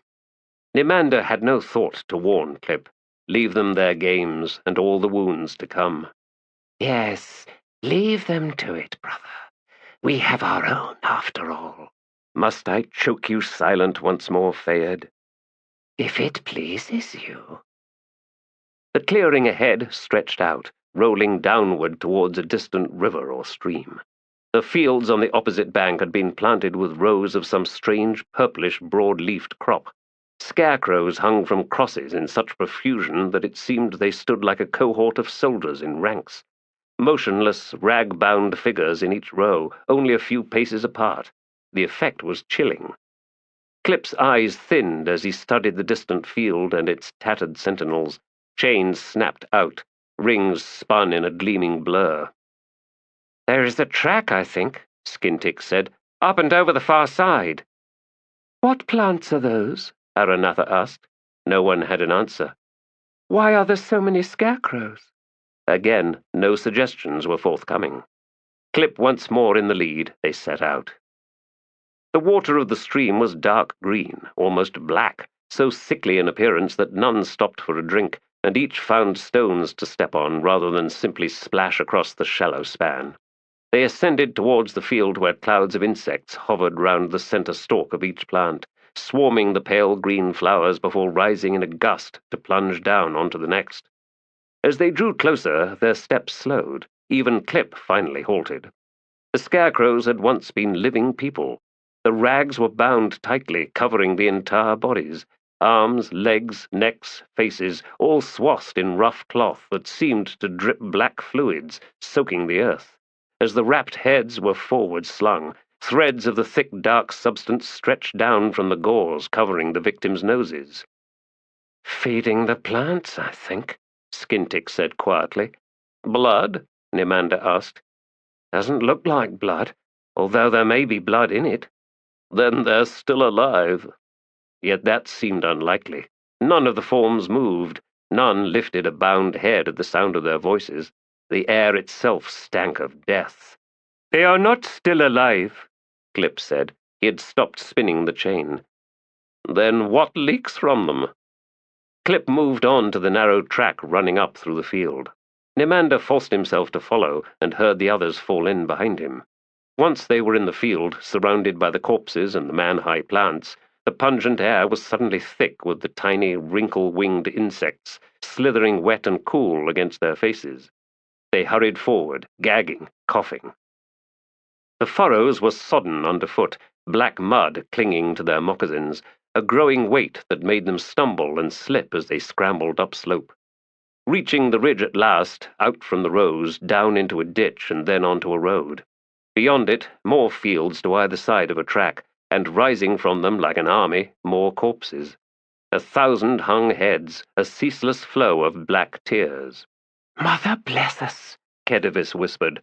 "Who could do such a thing?" "All possible cruelties are inevitable," Nimander said. "Every conceivable crime has been committed." Quoting Andarist yet again. "Try thinking your own thoughts on occasion," Desra said dryly. "He saw truly. Andarist surrendered his soul and thought it earned him wisdom," Kruppe cut in, punctuating his statement with a snap of rings. "In this case, though, he probably struck true. Even so, this has the flavor of necessity." Skintick snorted. "Necessity. Now there's a word to feed every outrage on decency." Beyond the ghastly army and the ghoulish purple-leaved plants squatted a town, quaint and idyllic against a backdrop of low forested hills. Smoke rose above thatched roofs. A few figures were visible on the high street. "I think we should avoid meeting anyone," Nimander said. "I do not relish the notion of ending up staked above a plant." "That will not occur," said Kruppe. "We need supplies, and we can pay for them. In any case, we have already been seen. Come, with luck, there will be a hostel or inn." A man in a burgundy robe was approaching, up the track that met the raised road. Below the tattered hem of the robe his legs were bare and pale, but his feet were stained black. Long grey hair floated out from his head, unkempt and tangled. His hands were almost comically oversized, and these too were dyed black. The face was lined, the pale blue eyes wide as they took in the Tist Andi on the road. Hands waving, he began shouting in a language Nimander had never heard before. After a moment he clearly cursed, then said in broken Andi, "Traders of black coral, ever welcome! Moscow town happy of guests and kin of Son of Darkness! Come!" Kruppe gestured for his troop to follow. The robed man, still smiling like a crazed fool, whirled and hurried back down the track. Townsfolk were gathering on the high street, watching in silence as they drew nearer. The score or so parted when they reached the edge of the town. Nimander saw in their faces a bleak lifelessness, in their eyes the wastelands of scorched souls, so exposed, so unguarded that he had to look away. Hands and feet were stained, and on more than a few the blackness rimmed their gaping mouths, making the hole in their faces too large, too seemingly empty and far too depthless. The robed man was talking. "A new age, traders! Wealth, bastion, heath, even outlook rises from ash and bones. Semankelik, glory of the dying god, many the sacrifices. Of the willing, oh yes, the willing, and such thirst." They came to a broad square with a bricked well on a centre platform of water-worn limestone slabs. On all sides stood racks from which harvested plants hung drying upside down, their skull-sized root balls lined like rows of children's heads, faces deformed by the sun. Old women were at the well, drawing water in a chain that wended between racks to a low, squat temple, empty buckets returning. The robed man pointed at the temple, probably the only stone building in the town, and said, "Once sanctified in name of Panion, no more. The dying god now, whose body, yes, lies in Bastion. I have looked upon it, into its eyes. Will you taste the dying god's tears, my friends? Such demand!" "What horrid nightmare rules here?" Skintick asked in a whisper. Nimander shook his head. "Tell me, do we look like traders?" "How should I know?" "Black coral, Nimander. Son of Darkness. Our kinfolk have become merchants." "Yes, but merchants of what?" The robed man, a priest of some sort, now led them to an inn to the left of the temple that looked half dilapidated. "Few traders this far east, you see, but roof is sound. I will send for maids. Cook! There is tavern. Opens of midnight. The ground floor of the inn was layered in dust, the planks underfoot creaking and strewn with pellets of mouse droppings. The priest stood beside the front door, large hands entwined, head bobbing as he held his smile. Kruppe faced the man. "This will do," he said. "No need for maids, but find a cook." "Yes, a cook. Come midnight to tavern." "Very well." The priest left. Nenander began pacing, kicking detritus away from his path. "I do not like this, Herald. There aren't enough people for this town. You must have seen that." "Enough," muttered Skintick as he set his pack down on a dusty tabletop, "for planting and harvesting." "Seman Kelik," said Nenander. "Is that the name of this dying god?" "I would like to see it," Kruppe said, chains spinning once more as he looked out through the smeared, lead-paned window. "This dying god. Is this place called Bastion on the way to Black Coral?" Kruppe glanced across at Nenander, disdain heavy in his eyes. "I said I wish to see this dying god. That is enough." "I thought," began Nenander, but Kruppe turned on him sharply. "That is your mistake, warrior. Thinking. There is time. There is always time." Nenander glanced across at Skintick. His cousin shrugged. Then, eyes narrowing, he suddenly smiled. "Your god, Nenander?" "Yes. Not likely to die any time soon, then?" "No, never that." "What are you two talking about?" Kruppe demanded. Then, dismissing any possible reply, he faced the window once more. "A dying god needs to die sometime." "Notions of mercy, Great One?" Skintick asked. "Not where you are concerned." "Just as well, since I could never suffer the gratitude." Nenander watched as Desra glided up to stand beside Kruppe. They stood looking out through the pane, like husband and wife, like allies against the world. Her left arm almost touching him, up near her elbow, but she would not draw any closer. The spinning rings prevented that, whirling a metal barrier. "Tonight," Kruppe said loudly, "no one drinks." Nenander thought back to those black-stained mouths and the ravaged eyes above them, and he shivered. Mist drifted down from the park-like forest north of the Great Barrow, merging with the smoke of cook fires from the pilgrims encamped like an army around the enormous circular mound. Dawn was paling the sky, seeming to push against the unnatural darkness to the south, but this was a war the sun could not win. From the city gate, the cobbled road ran between lesser barrows where hundreds of corpses had been interred following the conquest.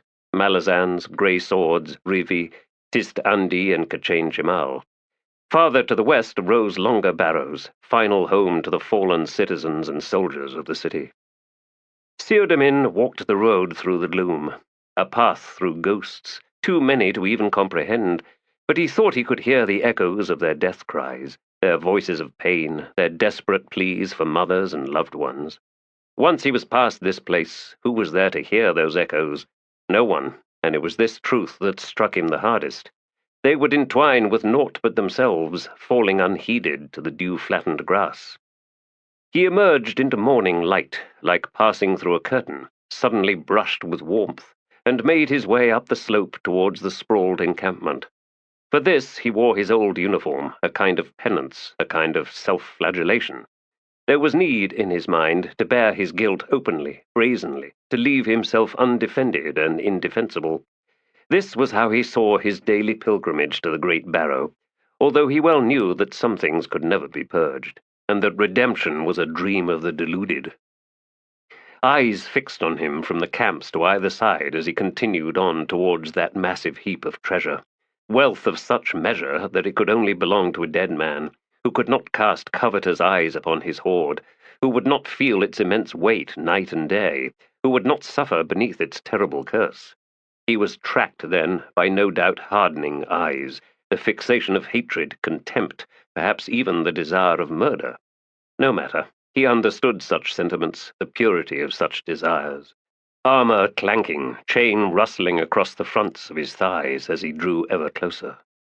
The greater vastness of wealth now lay buried beneath more mundane trinkets, yet it was these meagre offerings that seemed most potent in their significance to Theodomin. Their comparative value was so much greater, after all. Sacrifice must be weighed by the pain of what is surrendered, and this alone was the true measure of a virtue's worth. He saw now the glitter of sunlight in the dew clinging to copper coins, the slick glimmer on sea-polished stones in an array of muted colors and patterns, the fragments of glazed ceramics from some past golden age of high culture, feathers now bedraggled, knotted strips of leather from which dangled fetishes, gourd rattles to bless newborn babes and sick children. And now, here and there, the picked clean skulls of the recent dead. A subcult, he had learned, centered on the Tlani Mas, who knelt before the Redeemer and so made themselves his immortal servants. Theodomin knew that the truth was more profound than that, more breathtaking, and that servitude was not a vow Tlani Mas could make, not to anyone but the woman known as Silverfox. No, they had knelt in gratitude. That notion could still leave him chilled, wonder awakened in his heart like a gust of surprised breath.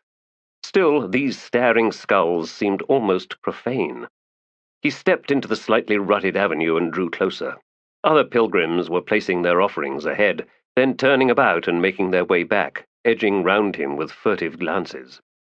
Theodomin heard more in his wake, a susurration of whispered prayers and low chanting that seemed like a gentle wave carrying him forward. Reaching the barrow's ragged, cluttered edge, he moved to one side, off the main approach, then settled down into a kneeling position before the shrine, lowering his head and closing his eyes. He heard someone move up alongside him, heard the soft breathing, but nothing else. Theodomin prayed in silence, the same prayer every day, every time, always the same. Redeemer, I do not seek your blessing. Redemption will never be mine, nor should it, not by your touch, nor that of anyone else. Redeemer, I bring no gift to set upon your barrow. I bring to you naught but myself. Worshippers and pilgrims will hear nothing of your loneliness. They armor you against all that is human, for that is how they make you into a god. But you were once a mortal soul, and so I come, my only gift, my company. It is paltry, I know, but it is all I have, and all I would offer. Redeemer, bless these pilgrims around me. Bless them with peace in their need. He opened his eyes, then slowly climbed to his feet. Beside him spoke a woman. Benighted. He started, but did not face her. I have no such title, he said. There was faint amusement in her reply.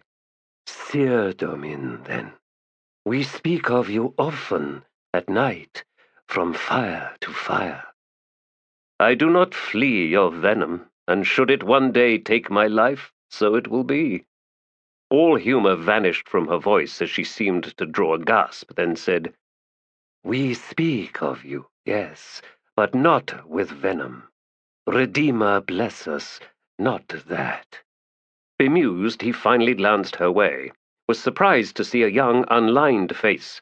The voice had seemed older, deep of timbre, almost husky, framed in glistening black hair, chopped short and angled downward to her shoulders.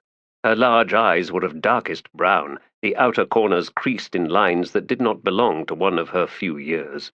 She wore a woolen robe of russet in which green strands threaded down, but the robe hung open, unbelted, revealing a pale green linen blouse cut short enough to expose a faintly bulging belly. From her undersized breasts, he judged that she was not with child, simply not yet past the rounded softness of adolescence. She met his eyes in a shy manner that once again startled him.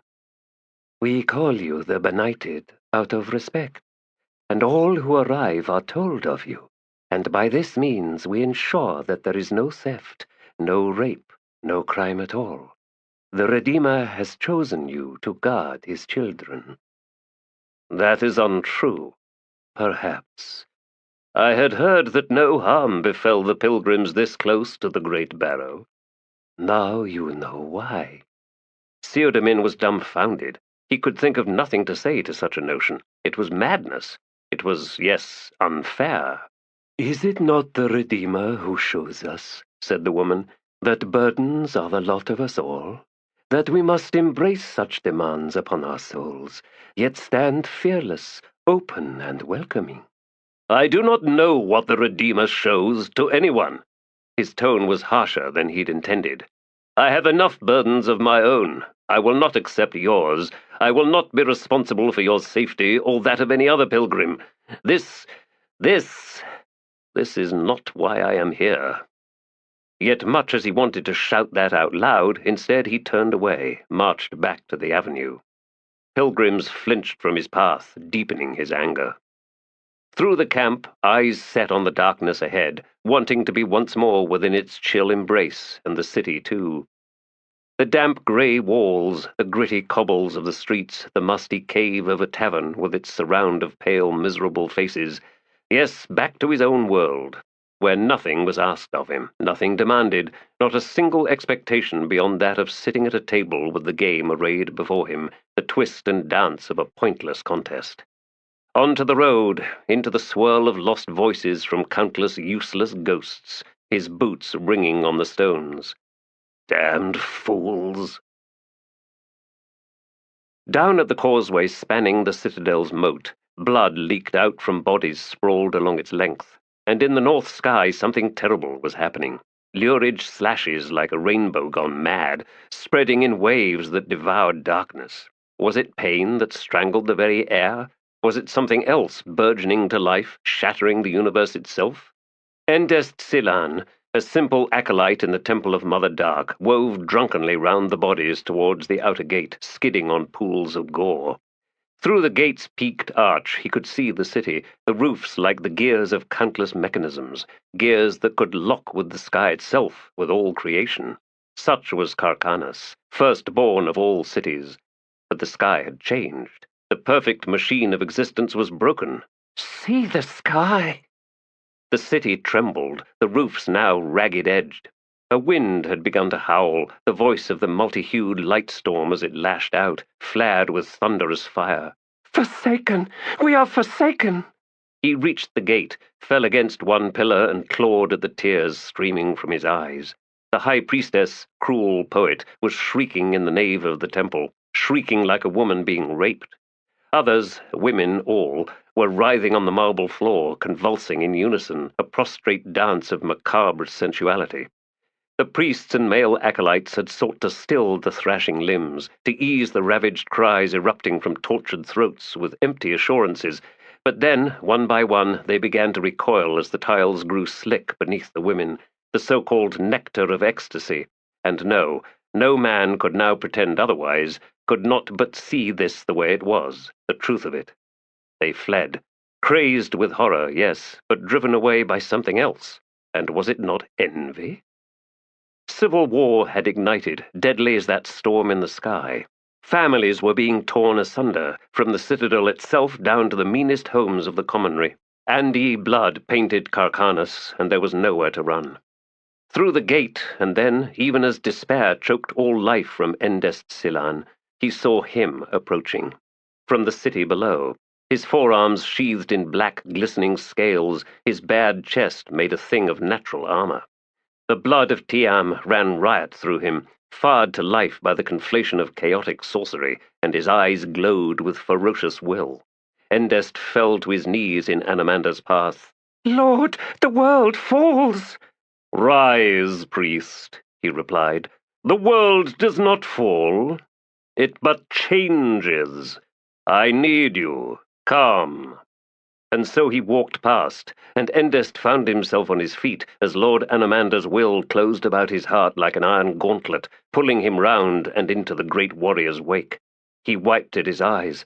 Lord, where are we going? The temple. We cannot! They have gone mad! The women! They are— I know what assails them, priest. The High Priestess! Is of no interest to me. Anamanda paused, glanced back at him. Tell me your name. Endest Silan, third-level acolyte. Lord, please. But the warrior continued on, silencing Endest with a gesture from one scaled, taloned hand. The crime of this day, Endest Silan, rests with Mother Dark herself. And then, at that precise moment, the young acolyte understood what the Lord intended. And yes, Anamanda would indeed need him, his very soul. Mother, forgive me. To open the way, to lead the Lord on to the unseen road.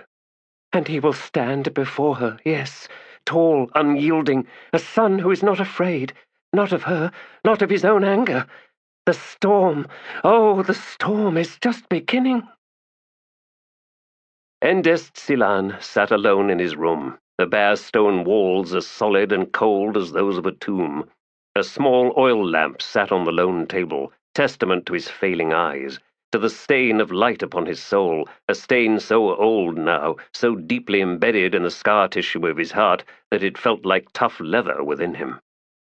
Being old, it was his privilege to relive ancient memories, to resurrect in his flesh and his bones the recollection of youth, the time before the aches seeped into joints, before brittle truths weakened his frame to leave him bent and tottering. Hold the way open, Endest Silan. She will rage against you. She will seek to drive me away, to close herself to me. Hold, do not relent. But, Lord, I have sworn my life to her. What value is that if she will not be held to account for her deeds? She is the creator of us all, Lord. Yes, and she will answer for it. Youth was a time for harsh judgment. Such fires ebbed with age. Certainty itself withered. Dreams of salvation died on the vine, and who could challenge that blighted truth? They had walked through a citadel peopled by the dead, the broken open, the spilled out. Like the violent opening of bodies, the tensions, rivalries, and feuds could no longer be contained. Chaos delivered in a raw and bloody birth, and now the child squatted amidst its mangled playthings with eyes that burned. The fool fell into line. The fool always did. The fool followed the first who called. The fool gave way, with cowardly relief, all rights to think, to choose, to find his own path. And so Endest Silan walked the crimson corridors, the stench-filled hallways, there but 2 strides behind Anamanda. Will you do as I ask, Endest Silan? Yes, Lord. Will you hold? I shall hold. Will you await me the day? Which day, Lord? The day at the very end, Endest Silan. Will you await me on that day? I said I would hold, Lord, and so I shall. Hold, old friend, until then. Until then. Until the moment when you must betray me. No protestations, Endest. You will know the time. You will know it, and know it well. It was what kept him alive, he suspected, this fraught waiting, so long all was encrusted, stiff, and made almost shapeless by the accretion of centuries. Tell me, Endest, what stirs in the great barrow? Lord? Is it Itkovian? Do we witness in truth the birth of a new god? I do not know, Lord. I am closed to such things, as I have been since that day in the temple. Ah, yes, I had forgotten. I apologize, old friend. Mayhap I will speak to Spinnock then. Certain quiet inquiries, perhaps. He will serve you as always, Lord. Yes, one of my burdens. Lord, you bear them well. Endest, you lie poorly. Yes, Lord. Spinnock it shall be, then. When you leave, please send for him, not with haste, when he has the time. Lord, expect him at once. And so Anamanda sighed, because no other response was possible, was it? And I, too, am your burden, Lord, but we best not speak of that. See me, Lord, see how I still wait. Incandescent light was spilling from the half-open doors of the temple, rolling in waves out over the concourse like the wash of a flood, sufficient in strength to shift corpses about, milky eyes staring as the heads pitched and lolled. As they set out across the expanse, that light flowed up round their shins, startlingly cold. Endest Silan recognized the nearest dead Andi, priests who had lingered too long, caught in the conflagration that Endest had felt but not seen as he rushed through the citadel's corridors. Among them, followers from various factions, Silchas Ruins, Andarists, and Anamanda's own. Drethdennans, Hishtullas, Vanot-Degalas. Oh, there had been waves of fighting on this concourse, these sanctified flagstones. In birth there shall be blood, in death there shall be light. Yes, this was the day for both birth and death, for both blood and light. They drew closer to the doors of the temple, slowed to observe the waves of light tumbling down the broad steps. Their hue had deepened, as if smeared with old blood, but the power was waning. Yet Endest-Silan sensed a presence within, something contained, someone waiting. For us? The high priestess? No. Of her the acolyte sensed nothing. Anamander took his first step onto the stone stairs, and was held there as her voice filled them. No! Be warned, Anamander, dear son. From Endi blood is born a new world. Understand me. You and your kin are no longer alone, no longer free to play your vicious games. There are now others. Anamander spoke. Mother, did you imagine I would be surprised, horrified? It could never be enough to be naught but a mother, to create with hands closed upon no one, to yield so much of yourself only to find us your only reward, us slayers, us betrayers. There is new blood within you. Yes. My son, what have you done? Like you, Mother, I have chosen to embrace change. Yes, there are others now. I sense them. There will be wars between us, and so I shall unite the Andi. Resistance is ending. Andarist, Drethdenen, Vanot-Degala. Silchas is fleeing, and so too Hishtullah and Manal.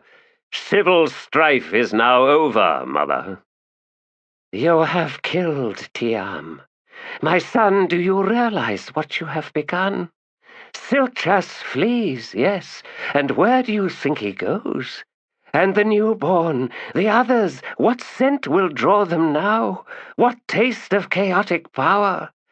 Anamander, in murder you seek peace, and now the blood flows, and there shall be no peace, not ever again. I forsake you, Anamander, blood of Tiam. I deny my first children all. You shall wander the realms, bereft of purpose. Your deeds shall avail you nothing. Your lives shall spawn death unending. The dark, my heart, is closed to you all. And as Anamander stood unmoving, Endest-Silan cried out behind him, falling to his knees in bruising collapse. A hand of power reached into him, tore something loose, then was gone. Something, yes, that he would one day call by its name. Hope. He sat staring at the flickering flame of the lamp, wondering what it was that loyalty should so simply take the place of despair. As if to set such despair upon another, a chosen leader was to absolve oneself of all that might cause pain. Loyalty, aye, the exchange that was surrender in both directions. From one, all will, from the other, all freedom.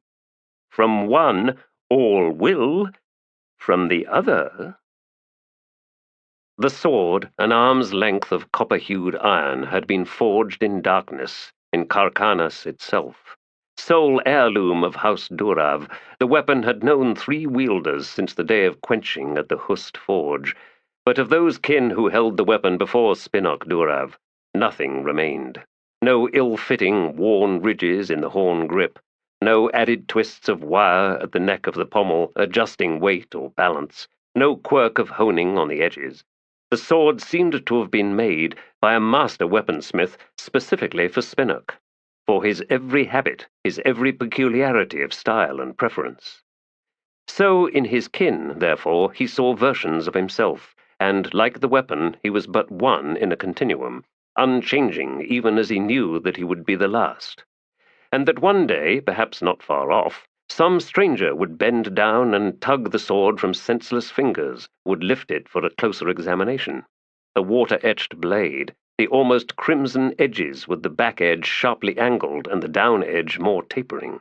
Would squint then and see the faint glyphs nesting in the ferrule along the entire blade's length, and might wonder at the foreign marks. Or not. The weapon would be kept as a trophy, as booty to sell in some smoky market, or it would rest once more in a scabbard at the hip or slung from a baldric, resuming its purpose, which was to take life, to spill blood, to tear the breath from mortal souls. And generations of wielders might curse the ill-fitting horn grip, the strange ridges of wear, and the once perfect honing that no local smith could match. Inconceivable, for Spinnock, was the image of the sword lying lost, woven out of sight by grasses, the iron's sheath of oil fading and dull with dust, and then the rust blotting the blade like open sores, until, like the nearby mouldering, rotting bones of its last wielder, the sword sank into the ground, crumbling, decaying into a black, encrusted and shapeless mass. Seated on his bed with the weapon across his thighs, Spinnock Durav rubbed the last of the oil into the iron, watched the glyphs glisten as if alive, as ancient minor sorcery awakened, armoring the blade against corrosion, old magic slowly losing its efficacy. Just like me. Smiling, he rose and slid the sword into the scabbard, then hung the leather baldric on a hook by the door. Clothes do you no justice, Spin. He turned, eyed the sleek woman sprawled atop the blanket, her arms out to the sides, her legs still spread wide. You're back, she grunted. Such arrogance. My temporary absence had nothing to do with you, as you well know. Nothing? Well, little, then. You know I walk in darkness, and when it takes me, I travel far indeed. He eyed her for a half-dozen heartbeats. More often of late, he said. Yes. The high priestess sat up, wincing at some pain in her lower back and rubbing at the spot. Do you remember, Spin, how all of this was so easy once? Our young bodies seemed made for just that one thing, beauty woven round a knot of need. How we displayed our readiness, how we preened like the flowers of carnivorous plants, how it made each of us to ourselves the most important thing in the world. Such was the seduction of that knot of need, seducing first ourselves and then others. So many others. Speak for yourself, Spinnock said, laughing, even as her words prodded something deep inside him. A hint of pain there was no point paying attention to, or so he told himself, still holding his easy smile as he drew closer to the bed. Those journeys into Coral de Galain were denied you for so long, until the rituals of opening seemed devoid of purpose, beyond the raw pleasure of sex. She studied him for a moment from beneath heavy lids. Yes. Has she forgiven us, then? Her laugh was bitter. You ask it so plain, as if inquiring after a miffed relative. How can you do such things, Spin? It should have taken you half the night to broach that question. Perhaps age has made me impatient. After the torture you just put me through, you have the patience of lichen. But rather more interesting, I hope. She moved to the edge of the bed, set her bare feet on the floor, and hissed at the stone's chill. Where are my clothes? They burned to ash in the heat of your desire. There, bring them over, if you please. Now who is impatient? But he collected up her priestly robes. The visions are growing more fraught. Nodding, he held out her robe. She rose, turned round and slipped her arms into the sleeves, then settled back into his embrace. Thank you, Spinnock Durav, for acceding to my need. The ritual cannot be denied, he replied, stroking her cut short midnight black hair. Besides, did you think I would refuse such a request from you? I grow tired of the priests. Their ennui is such that most of them must imbibe foul herbs to awaken them to life. More often, of late, we have them simply service us, while they lie there, limp as rotting bananas. He laughed, stepping away to find his own clothes. Bananas, yes, a most wondrous fruit to reward us in this strange world. That and kellic. In any case, the image you describe is unfairly unappetizing. I agree. And so, thank you again, Spinok. No more gratitude, please, unless you would have me voice my own and so overwhelm you with the pathos of my plight. To that she but smiled. Stay naked, Spin, until I leave. Another part of the ritual? He asked. Would I have so humbly asked if it was? When she was gone, Spinok drew on his clothing once more, thinking back to his own ritual, servicing his sword with a lover's touch, as if to remind the weapon that the woman he had just made love to was but a diversion, a temporary distraction, and that there was place for but one love in his heart, as befitted a warrior. True, an absurd ritual, a conceit that was indeed pathetic, but with so little to hold on to, well, Tist Andi clung tight and fierce to anything with meaning, no matter how dubious or ultimately nonsensical. Dressed once more, he set out. The game awaited him, the haunted gaze of Theodomin there across from him, with artfully carved but essentially inert lumps of wood, antler and bone on the table between them, ghostly, irrelevant players to each side. And when it was done, when victory and defeat had been played out, they would sit for a time, drinking from the pitcher, and Theodomin might again speak of something without quite saying what it was, might slide round what bothered him with every word, with every ambiguous comment and observation. And all Spinok would glean was that it had something to do with the great barrow north of Black Coral, with his recent refusal to journey out there, ending his own pilgrimage, leaving Spinok to wonder at the man's crisis of faith, to dread the arrival of true despair, when all that Spinok needed from his friend might wither, even die. And where then would he find hope?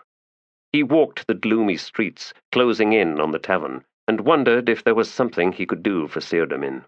The thought slowed his steps and made him alter his course, down an alley, out onto another street, this one the side of a modest hill, with the buildings stepping down level by level on each side, a cascade of once brightly painted doors, but who bothered with such things now in this eternal night?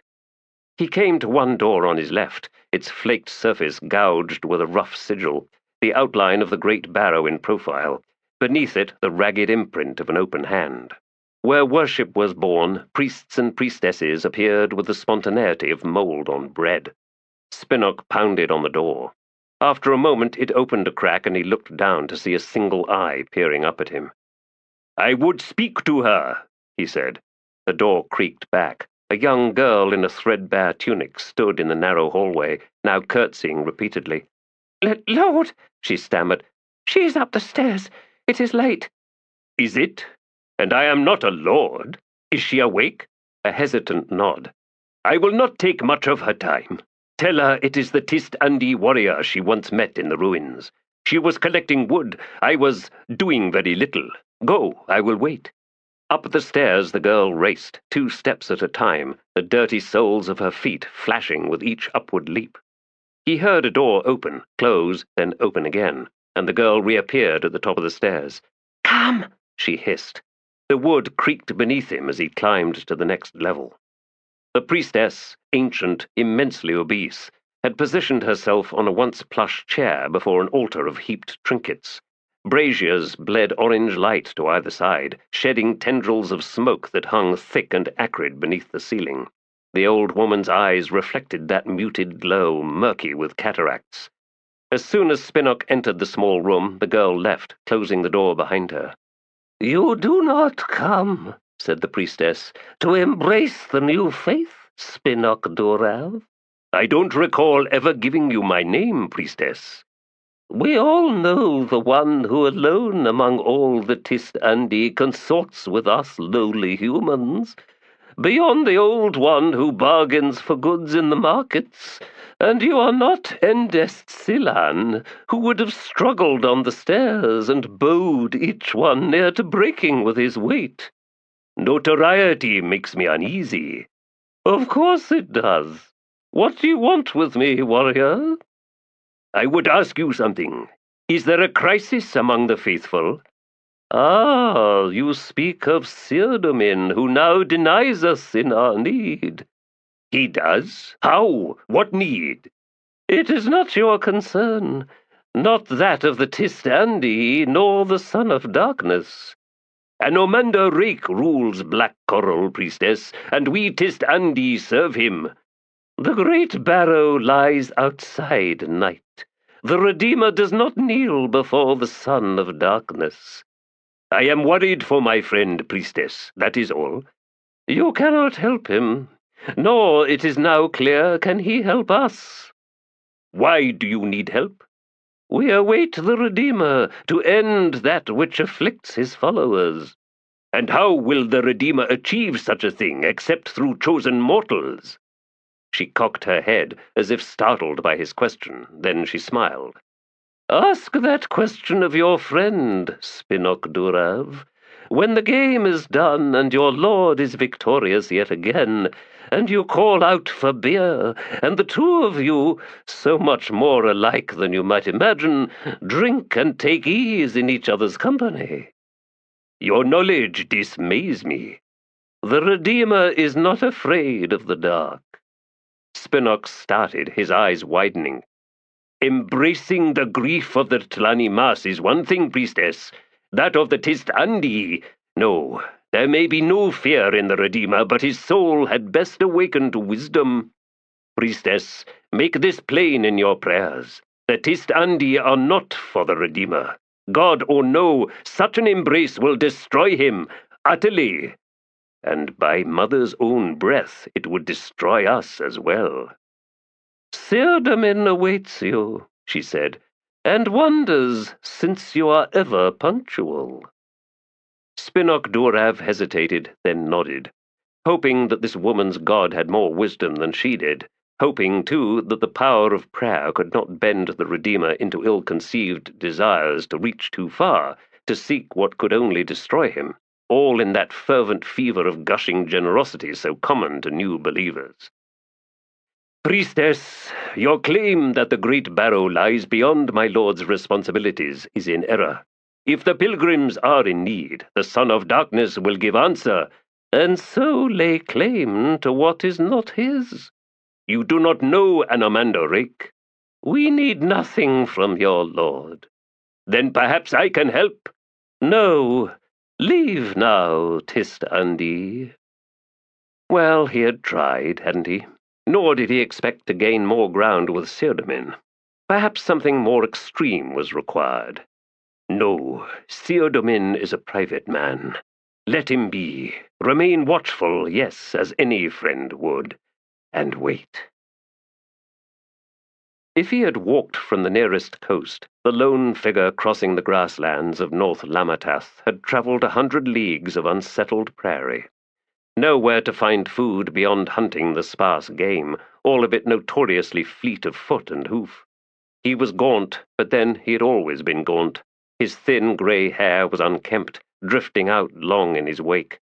His beard was matted, knotted with filth.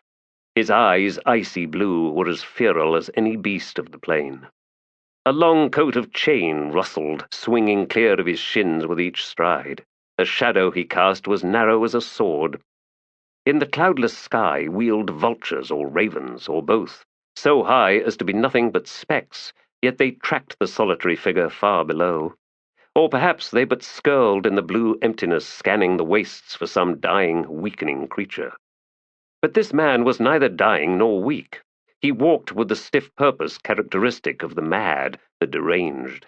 Madness, he would have noted, does not belong to the soul engaged with the world, with every hummock and tuft of grass, with the old beech ridges, with their cobbles of limestone pushing through the thin patched skin of lichen and brittle moss, with the mocking stab of shadow that slowly wheeled as the sun dragged itself across the sky, with the sounds of his own breath that were proof that he remained alive, that the world had yet to take him, pull him down, steal the warmth from his ancient flesh. Madness stalked only an inner torment, and Calor, the High King, supreme emperor of a dozen terrible empires, was, in his heart, a man at peace. For the moment. But what mattered beyond just that? This single moment, pitching headlong into the next one, over and over again, as firm and true as each step he took, the hard ground reverberating up through the worn heels of his boots. The tactile affirmed reality, and nothing else mattered and never would. A man at peace, yes, indeed. and that he had once ruled the lives of hundreds of thousands, ruled over their useless petty existences, that he had once, with a single gesture, condemned a surrendered army of 15,000 to their deaths, that he had sat a throne of gold, silver, and onyx, like a glutton stuffed to overflowing with such material wealth that it had lost all meaning, all value. Ah, well, all that remained of such times, such glory, was the man himself, his sword, his armor, and a handful of antiquated coins in his pouch.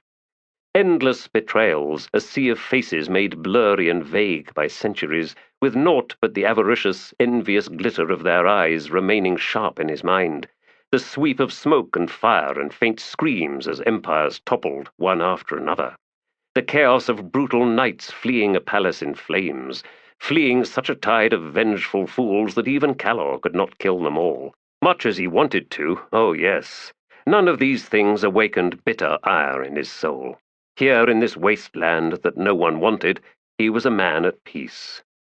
Such truth could not be challenged, and were someone to rise up from the very earth now and stand in such challenge, why, he would cut him to pieces, smiling all the while to evince his calm repose. Too much weight was given to history as far as Calor was concerned. One's own history, that of peoples, cultures, landscapes. What value peering at past errors in judgment, at mischance and carelessness, when the only reward after all that effort was regret? Ah, regret was the refuge of fools, and Calor was no fool. He had lived out his every ambition, after all, lived each one out until all colour was drained away, leaving a bleached, wan knowledge that there wasn't much in life truly worth the effort to achieve it, that the rewards proved ephemeral, nay, worthless. Every emperor in every realm, through all of time itself, soon found that the lofty title and all its power was an existence devoid of humour. Even excess and indulgences palled eventually, and the faces of the dying, the tortured, well, they were all the same, and not one of those twisted expressions vouchsafed a glimmer of revelation, the discovery of some profound, last-breath secret that answered all the great questions. No, every face simply pulled into itself, shrank and recoiled even as agony tugged and stretched, and whatever the bulging eyes saw at the last moment was, Calor now understood, something utterly banal. Now there was an enemy, banality. The domain of the witless, the proud tower of the stupid. One did not need to be an emperor to witness it. Scan the faces of people encircling an overturned carriage, the gleam of their eyes as they strain and stretch to catch a glimpse of blood, of broken limbs, relishing some pointless tragedy that tops up their murky inkwells of life. Watch, yes, those vultures of grief, and then speak of noble humanity, so wise and so virtuous. Unseen by the ravens or condors, Calor had now bared his teeth in a bleak smile, as if seeking to emulate the face of that tragically fallen idiot, pinned there beneath the carriage wheel, seeing the last thing he would see, and finding it in the faces of the gawkers, and thinking, "Oh, look at you all, so banal, so banal." He startled a hare from some scrub 20 paces away, and his left hand flashed out, underhand, and a knife sped in a blur, catching the hare in mid-leap, flipping it round in the air before it fell. A slight tack, and he halted to stand over the small, motionless body, looking down at the tiny droplets of spilled blood. The knife sunk to the hilt, driven right through just in front of the hips. The gut, then, not good, sloppy. He crouched, pulled loose the knife, then quickly sliced open the belly and tugged and tore out the hare's warm intestines. He held the glistening ropes up in one hand, studied them, and whispered, "Banal." An eye of the hare stared up sightlessly, everything behind it closed up, gone away. But he'd seen all that before, more times than he could count. Hares, people, all the same. In that last moment, yes, there was nothing to see, so what else to do but go away? He flung the guts to one side, picked up the carcass by its elongated hind limbs, and resumed his journey. The hare was coming with him, not that it cared. Later, they'd sit down for dinner. High in the sky overhead, the black specks began a descent. Their equally empty eyes had spied the entrails, spread in lumpy grey ropes on the yellow grasses, now in the lone man's wake. Empty eyes, but a different kind of emptiness. Not that of death's banality, no, but that of life's banality. The same kind of eyes as Callor's own. And this was the mercy in the hare's swift death, for unlike countless hundreds of thousands of humans, the creature's last glimpse was not of Callor's profoundly empty eyes, a sight that brought terror into the face of every victim. The world, someone once said, gives back what is given, in abundance. But then, as Callor would point out, someone was always saying something, until he got fed up and had them executed. Chapter 5. Pray do not speak to me of weather, not sun, not cloud, not of the places where storms are born. I would not know of wind shivering the heather, nor sleet, nor rain, nor of ancient traces on stone, grey and worn. Pray do not regale the troubles of ill health, not self, not kin, not of the old woman at the road's end. I will spare no time, nor in mercy yield wealth, nor thought, nor feeling, nor shrouds woven to tempt luck's send.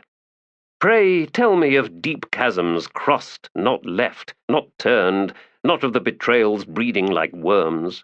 I would you cry out your rage against what is lost, now strong, now to weep, now to make fist and rail on earth so firm.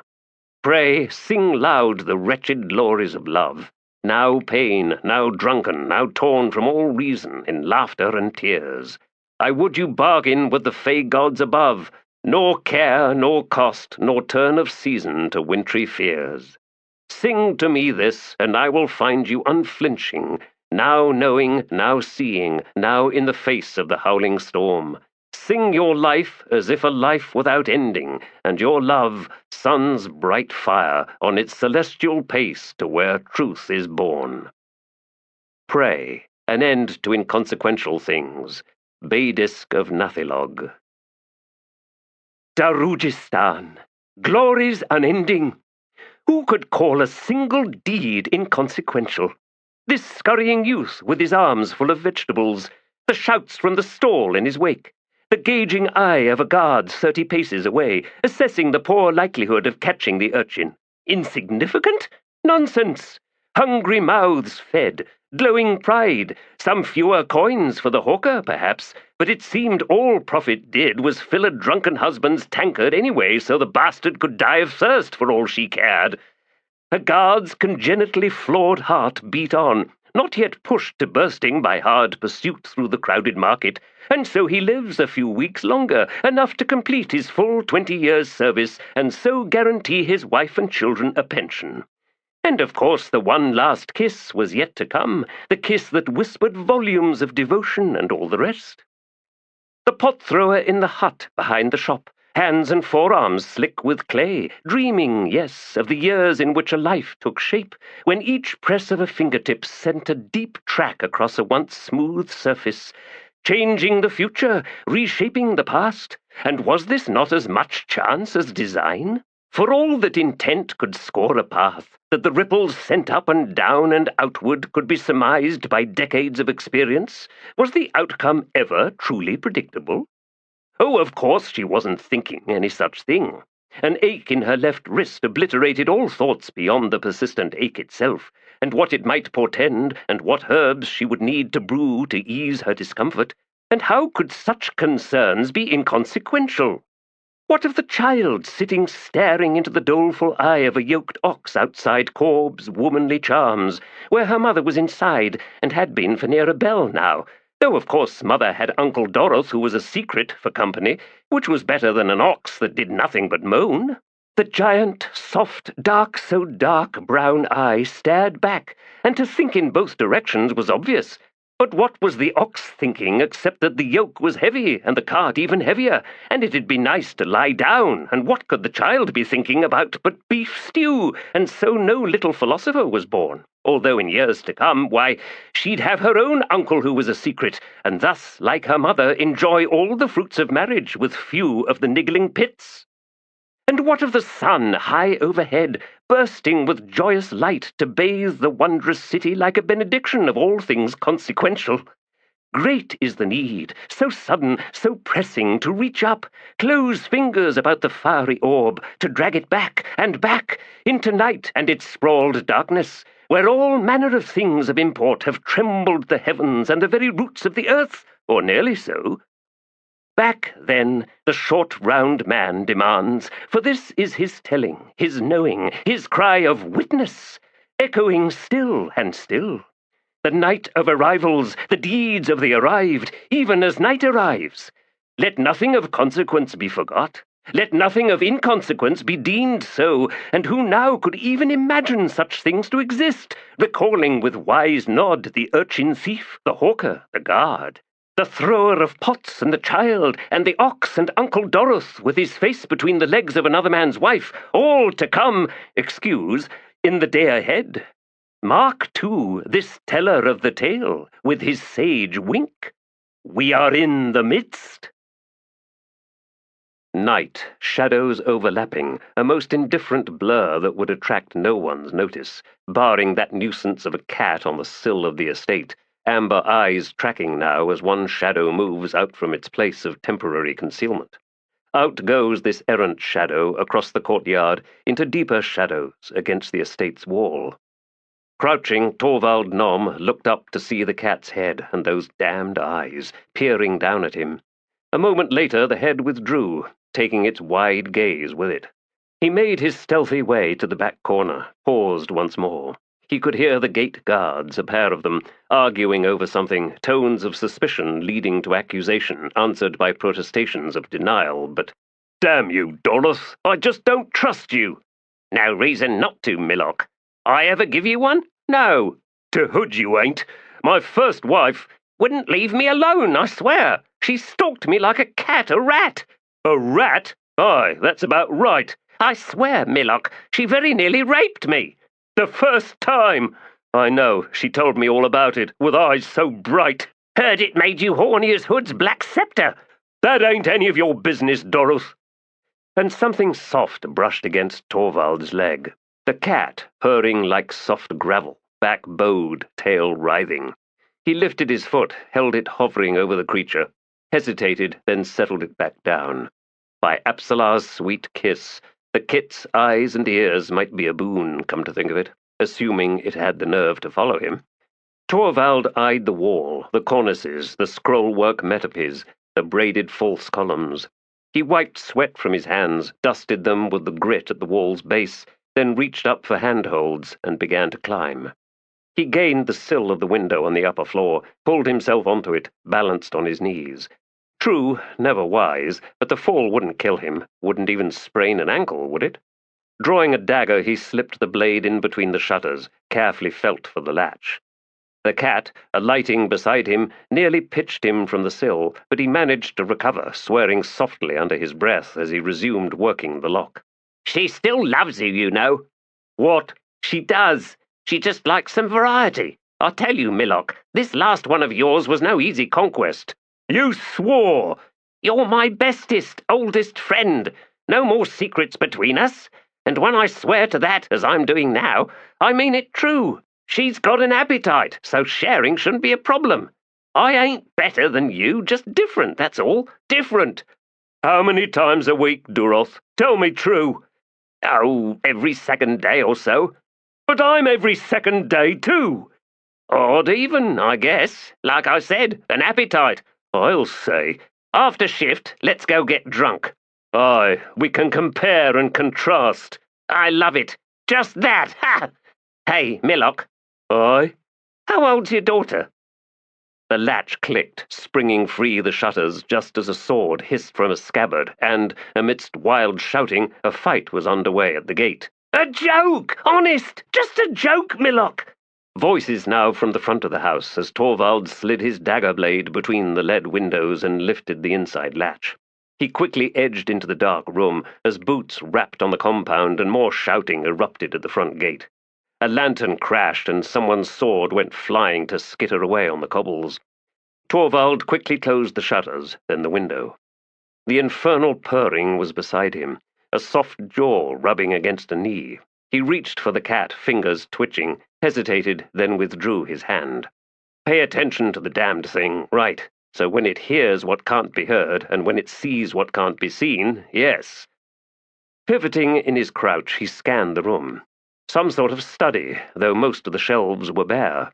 Overreaching ambition, this room, a sudden lurch towards culture and sophistication, but of course it was doomed to failure. Money wasn't enough. Intelligence helped. Taste, an inquisitive mind, an interest in other stuff out of immediate sight, stuff having nothing to do with whatever. Wasn't enough to simply send some servant to scour some scrollmonger's shop and say, "I'll take that shelf's worth, and that one too." Master's not too discriminating, yes. Master probably can't even read, so what difference does it make? He crept over to the one shelf on which were heaped a score or so scrolls, along with one leather-bound book. Each scroll was rolled tight, tied with some seller's label, just as he had suspected. Torvald began reading through them. Treatise on Drainage Grooves in Stone Gutters of Gadrobi District. 19th Report in the Year of the Shrew. Extraordinary Subjects. Guild of Quarry Engineering. Author, Member 322. Tales of Pambi Doti and the World Inside the Trunk, with illustrations by some dead man. The Lost Verses of Anamandaris, with annotation. Torvald's brows rose, since this one might actually be worth something. He quickly slipped the string off and unfurled the scroll. The vellum was blank, barring a short annotation at the bottom that read, "No scholarly erudition is possible at the moment," and a publisher's mark denoting this scroll as part of a series of lost works, published by the Vellum Makers' Guild of Pale. He rolled the useless thing back up, plucked out one more. An illustrated guide to headgear of cobblers of Genebaris in the 4th century, Burns Sleep, by Cracktooth Filcher, self-avowed serial collector and scourge of cobblers imprisoned for life, a publication of Prisoner's Pit Library, Nathelog. He had no doubt the illustrations were lavish and meticulous, detailed to excess, but somehow his curiosity was not up to the challenge of perusal. By now the commotion at the gate had been settled. Various members of the guard had returned from the fracas, with much muttering and cursing that fell away abruptly as soon as they entered the main house on their way to their rooms, telling Torvald that the master was indeed home and probably asleep. Which was something of a problem, given just how paranoid the bastard was, and as the likely hiding place of his trove was somewhere in his damned bedroom. Well, the world presented its challenges, and without challenges life was worthless and pointless and, most crucially, devoid of interest. He moved to the door leading to the hallway, pausing to wrap a cloth about his face, leaving only his eyes free. The cat watched intently. Lifting the latch, he tugged the door open and peered out into the corridor. Left, the outer back wall not 3 paces away. Right, the aisle reaching all the way through the house. Doors and a central landing for the staircase, and a guard seated facing that landing. Black hair, red bulbous nose, protruding lower lip, and enough muscles slabbed onto a gigantic frame to fill out 2 or 3 Torvald noms. The fool was knitting, his mouth moving and brow knotting as he counted stitches. And there was the horrid cat, padding straight for him. Torvald quietly closed the door. He should have strangled the thing. From the corridor he heard a grunting curse, then boots thumping down the stairs. Opening the door once more, he looked out. The guard was gone, the knitting lying on the floor with one strand leading off down the stairs. Ha! Brilliant cat!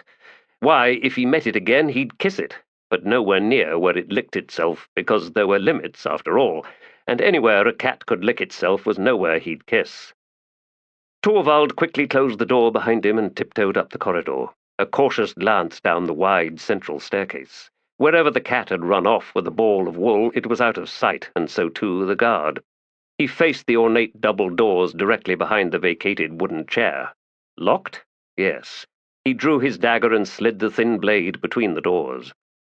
Ornate decoration was often accompanied by neglect of the necessary mechanisms, and this lock followed the rule, as he felt the latch lift away.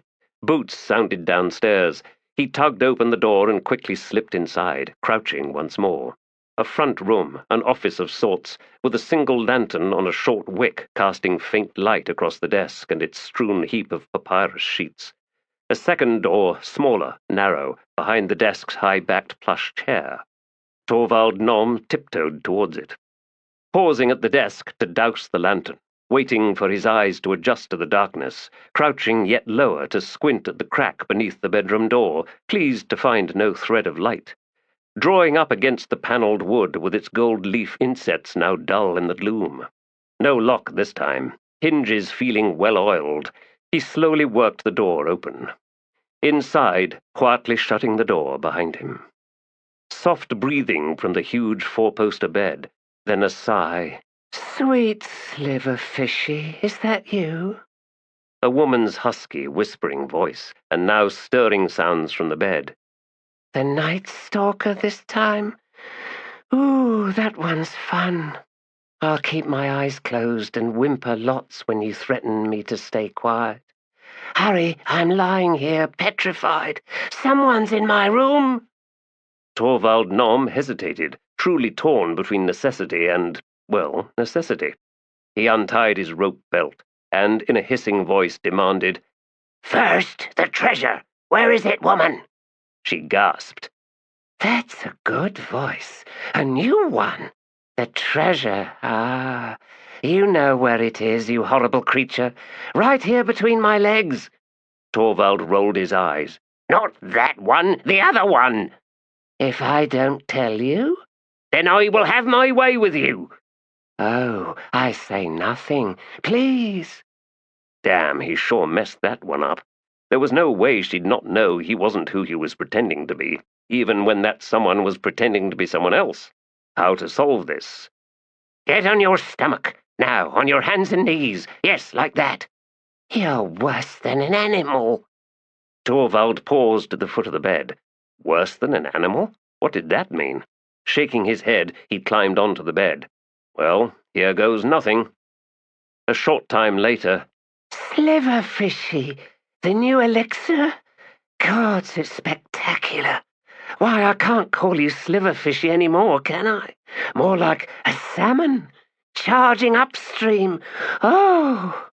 "The treasure, or I'll use this knife." And he pressed the cold blade of the dagger against the outside of her right thigh. She gasped again. "Under the bed. Don't hurt me. Keep pushing, damn you. Harder. This one's going to make a baby. I know it. This time a baby." Well, he did his part, anyway, feeding his coins into the temple's cup and all that, and may her prayers guide her true into motherhood's blissful heaven. She collapsed onto the bed, groaning, while he backed off, knelt on the cold wooden floor and reached under the bed, knuckles skinning against a large, low long box. Groping, he found one handle and dragged it out. She moaned. "Oh, don't start counting again, darling. Please. You ruin everything when you do that." "Not counting, woman. Stealing. Stay where you are. Eyes closed. Don't move." "It just sounds silly now, you know that." "Shut up, or I'll do you again." "Ah, what was that elixir again?" He prized open the lock with the tip of the dagger. Inside, conveniently stored in burlap sacks tagged with precise amounts, a fortune of gems, jewels, and high counsels. He quickly collected the loot. "You are counting." "I warned you." He climbed back onto the bed, looked down and saw that promises weren't quite enough. Gods below, if you only were. "Listen," he said. "I need more elixir. In the office. Don't move." "I won't. I promise." He hurried out, crept across the outer room and paused at the doors to the corridor to press his ear against the panel. Softly, the slither click of bamboo knitting needles. Torvald slid the dagger into its scabbard, reversed grip, opened the door, looked down at the top of the guard's hairy head, and swung hard. The pommel crunched. The man sagged in his chair, then folded into a heap at the foot of the chair. The cat was waiting by the library door. Uncle 1, Uncle 2, Father none. Aunt 1, Aunt 2, Mother none. Present and on duty, Uncle 1, Aunt 1, and cousins 1, 2, 3. Cousin 1 edging closer, almost close enough for another hard, sharp jab with an elbow, as 1 made to collect another onion from the heap on the table. But he knew 1's games, had a year's list of bruises to prove it, and so, just as accidentally, he took a half-step away, keeping on his face a beaming smile as Aunt One cooed her delight at this sudden bounty, and Uncle One sat opposite, ready to deliver his wink as soon as he glanced over, which he wouldn't do yet because timing, as Uncle Two always told him, was everything. Besides, he needed to be aware of Cousin One, especially now that the first plan had been thwarted. One, whose name was Snell, would have to work harder in his head, work that cunning which seemed to come from nowhere and wasn't part of the dull stupidity that was One's actual brain. So maybe it was demons after all, clattering and chittering all their cruel ideas. Snell wouldn't let this rest, he knew. No, he'd remember and start planning, and the hurt would be all the worse for that. But right now he didn't care, not about Cousin One, not about anything that might come later tonight or tomorrow. He'd brought food home, after all, an armload of food, delivering his treasure to joyous cries of relief. And the man whose name he'd been given, the man long dead who was neither Uncle One nor Uncle Two, but had been Uncle Three, and not, of course, Father One, well, that man would be proud that the boy with his name was doing what was needed to keep the family together. Collecting his own onion, the child named Harlow made his way to a safe corner of the single room, and, moments before taking a bite, glanced up to meet Uncle One's eyes, to catch the wink and then nod in answer. Just like Uncle Two always said, timing was how a man measured the world and his place in it. Timing wasn't a maybe world, it was a world of yes and no, this, not that. Now, not later. Timing belonged to all the beasts of nature that hunted other creatures. It belonged to the tiger and its fixed, watching eyes. It belonged, too, to the prey when the hunter became hunted, like with Cousin One, each moment a contest, a battle, a duel.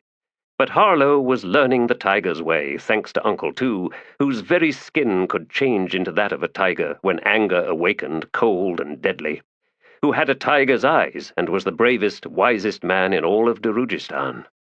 And the only one, apart from young Harlow himself, who knew the truth of Aunt Two, who wasn't Aunt Two at all, but Mother One, even if she wouldn't admit it, wouldn't ever say it, and wouldn't have hardly nothing to do with her only child, her son of rape. Once, Harlow had thought that rape was his father's name, but now he knew it was a thing people did to other people, as mean as an elbow in the ribs, maybe meaner. And that was why Mother One stayed Aunt Two, and why on those rare occasions she visited she wouldn't meet Harlow's eyes no matter how he tried, and why she wouldn't say anything about nothing except with a voice that was all anger. Aunt Stoney hates words, Harlow, Gruntle had explained, but only when those words creep too close to her, to where she hides, you see. Yes, he saw. He saw plenty. Snell caught his eye and made a wicked face, mouthing vicious promises. His little sister, Cousin Two, whose name was Mew, was watching from where she held on to the table edge, seeing but not understanding, because how could she, being only 3 years old?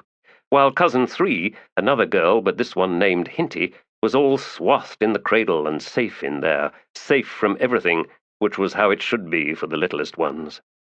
Harlow was 5, maybe close to 6, but already tall.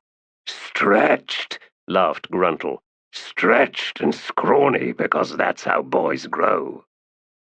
Aunt Merla had the rest of the vegetables in a steaming pot over the hearth, and Harlow saw her flick a knowing look at her husband, who nodded, not pausing in massaging the stumps below his knees, where most people had shins and ankles and then feet.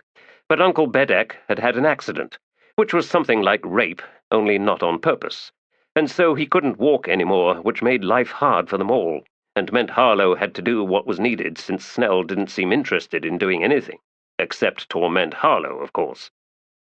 The air in the cramped room was smelling earthy and sweet now, as Merla fed more dung onto the small hearth beneath the pot. Harlow knew he'd have to go out and collect more come the morrow, and that might mean right out of the city, up along the west shore of the lake, which was an adventure.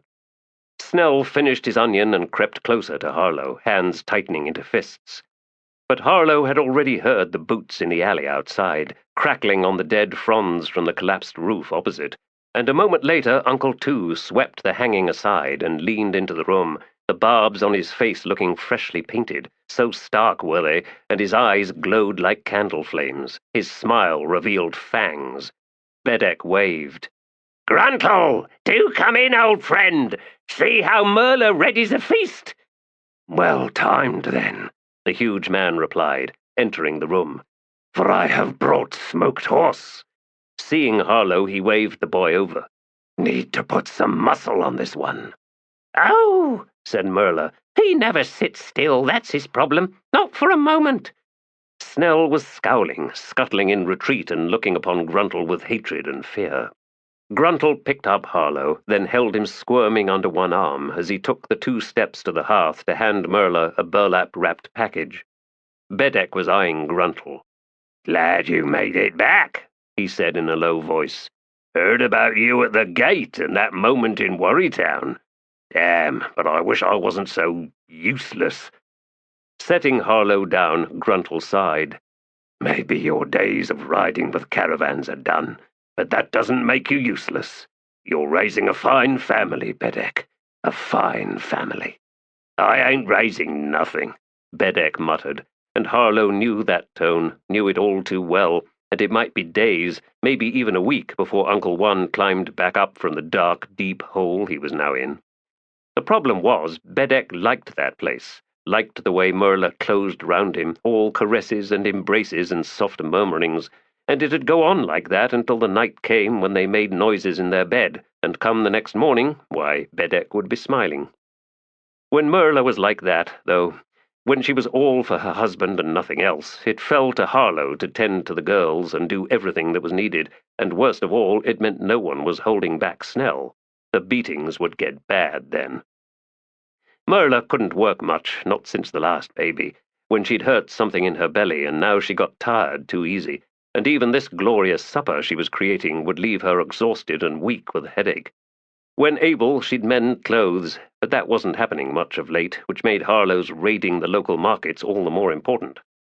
He stayed close to Gruntle, who now sat opposite Uncle Bedek, and had produced a jar of wine, and this kept Snell away for now, which of course only made things worse later, but that was all right. You couldn't choose your family, after all, not your cousins, not anyone. They were there, and that was that. Besides, he could leave early tomorrow morning, so early Snell wouldn't even be awake, and he'd make his way out of the city, out along the lake shore, where the world stretched away, where beyond the shanties there were hills with nothing but goats and shepherds, and beyond even them there was nothing but empty land. That such a thing could exist whispered to Harlow of possibilities, ones that he couldn't hope to name or put into words, but were all out in the future life that seemed blurry, ghostly, but a promise even so. As bright as Gruntle's eyes, that promise, and it was that promise that Harlow held on to when Snell's fists were coming down. Bedek and Gruntle talked about the old days, when they'd both worked the same caravans, and it seemed to Harlow that the past, a world he'd never seen because it was before the rape, was a place of great deeds, a place thick with life where the sun was brighter, the sunsets were deeper, the stars blazed in a black sky, and the moon was free of mists, and men stood taller and prouder, and nobody had to talk about the past back then, because it was happening right now.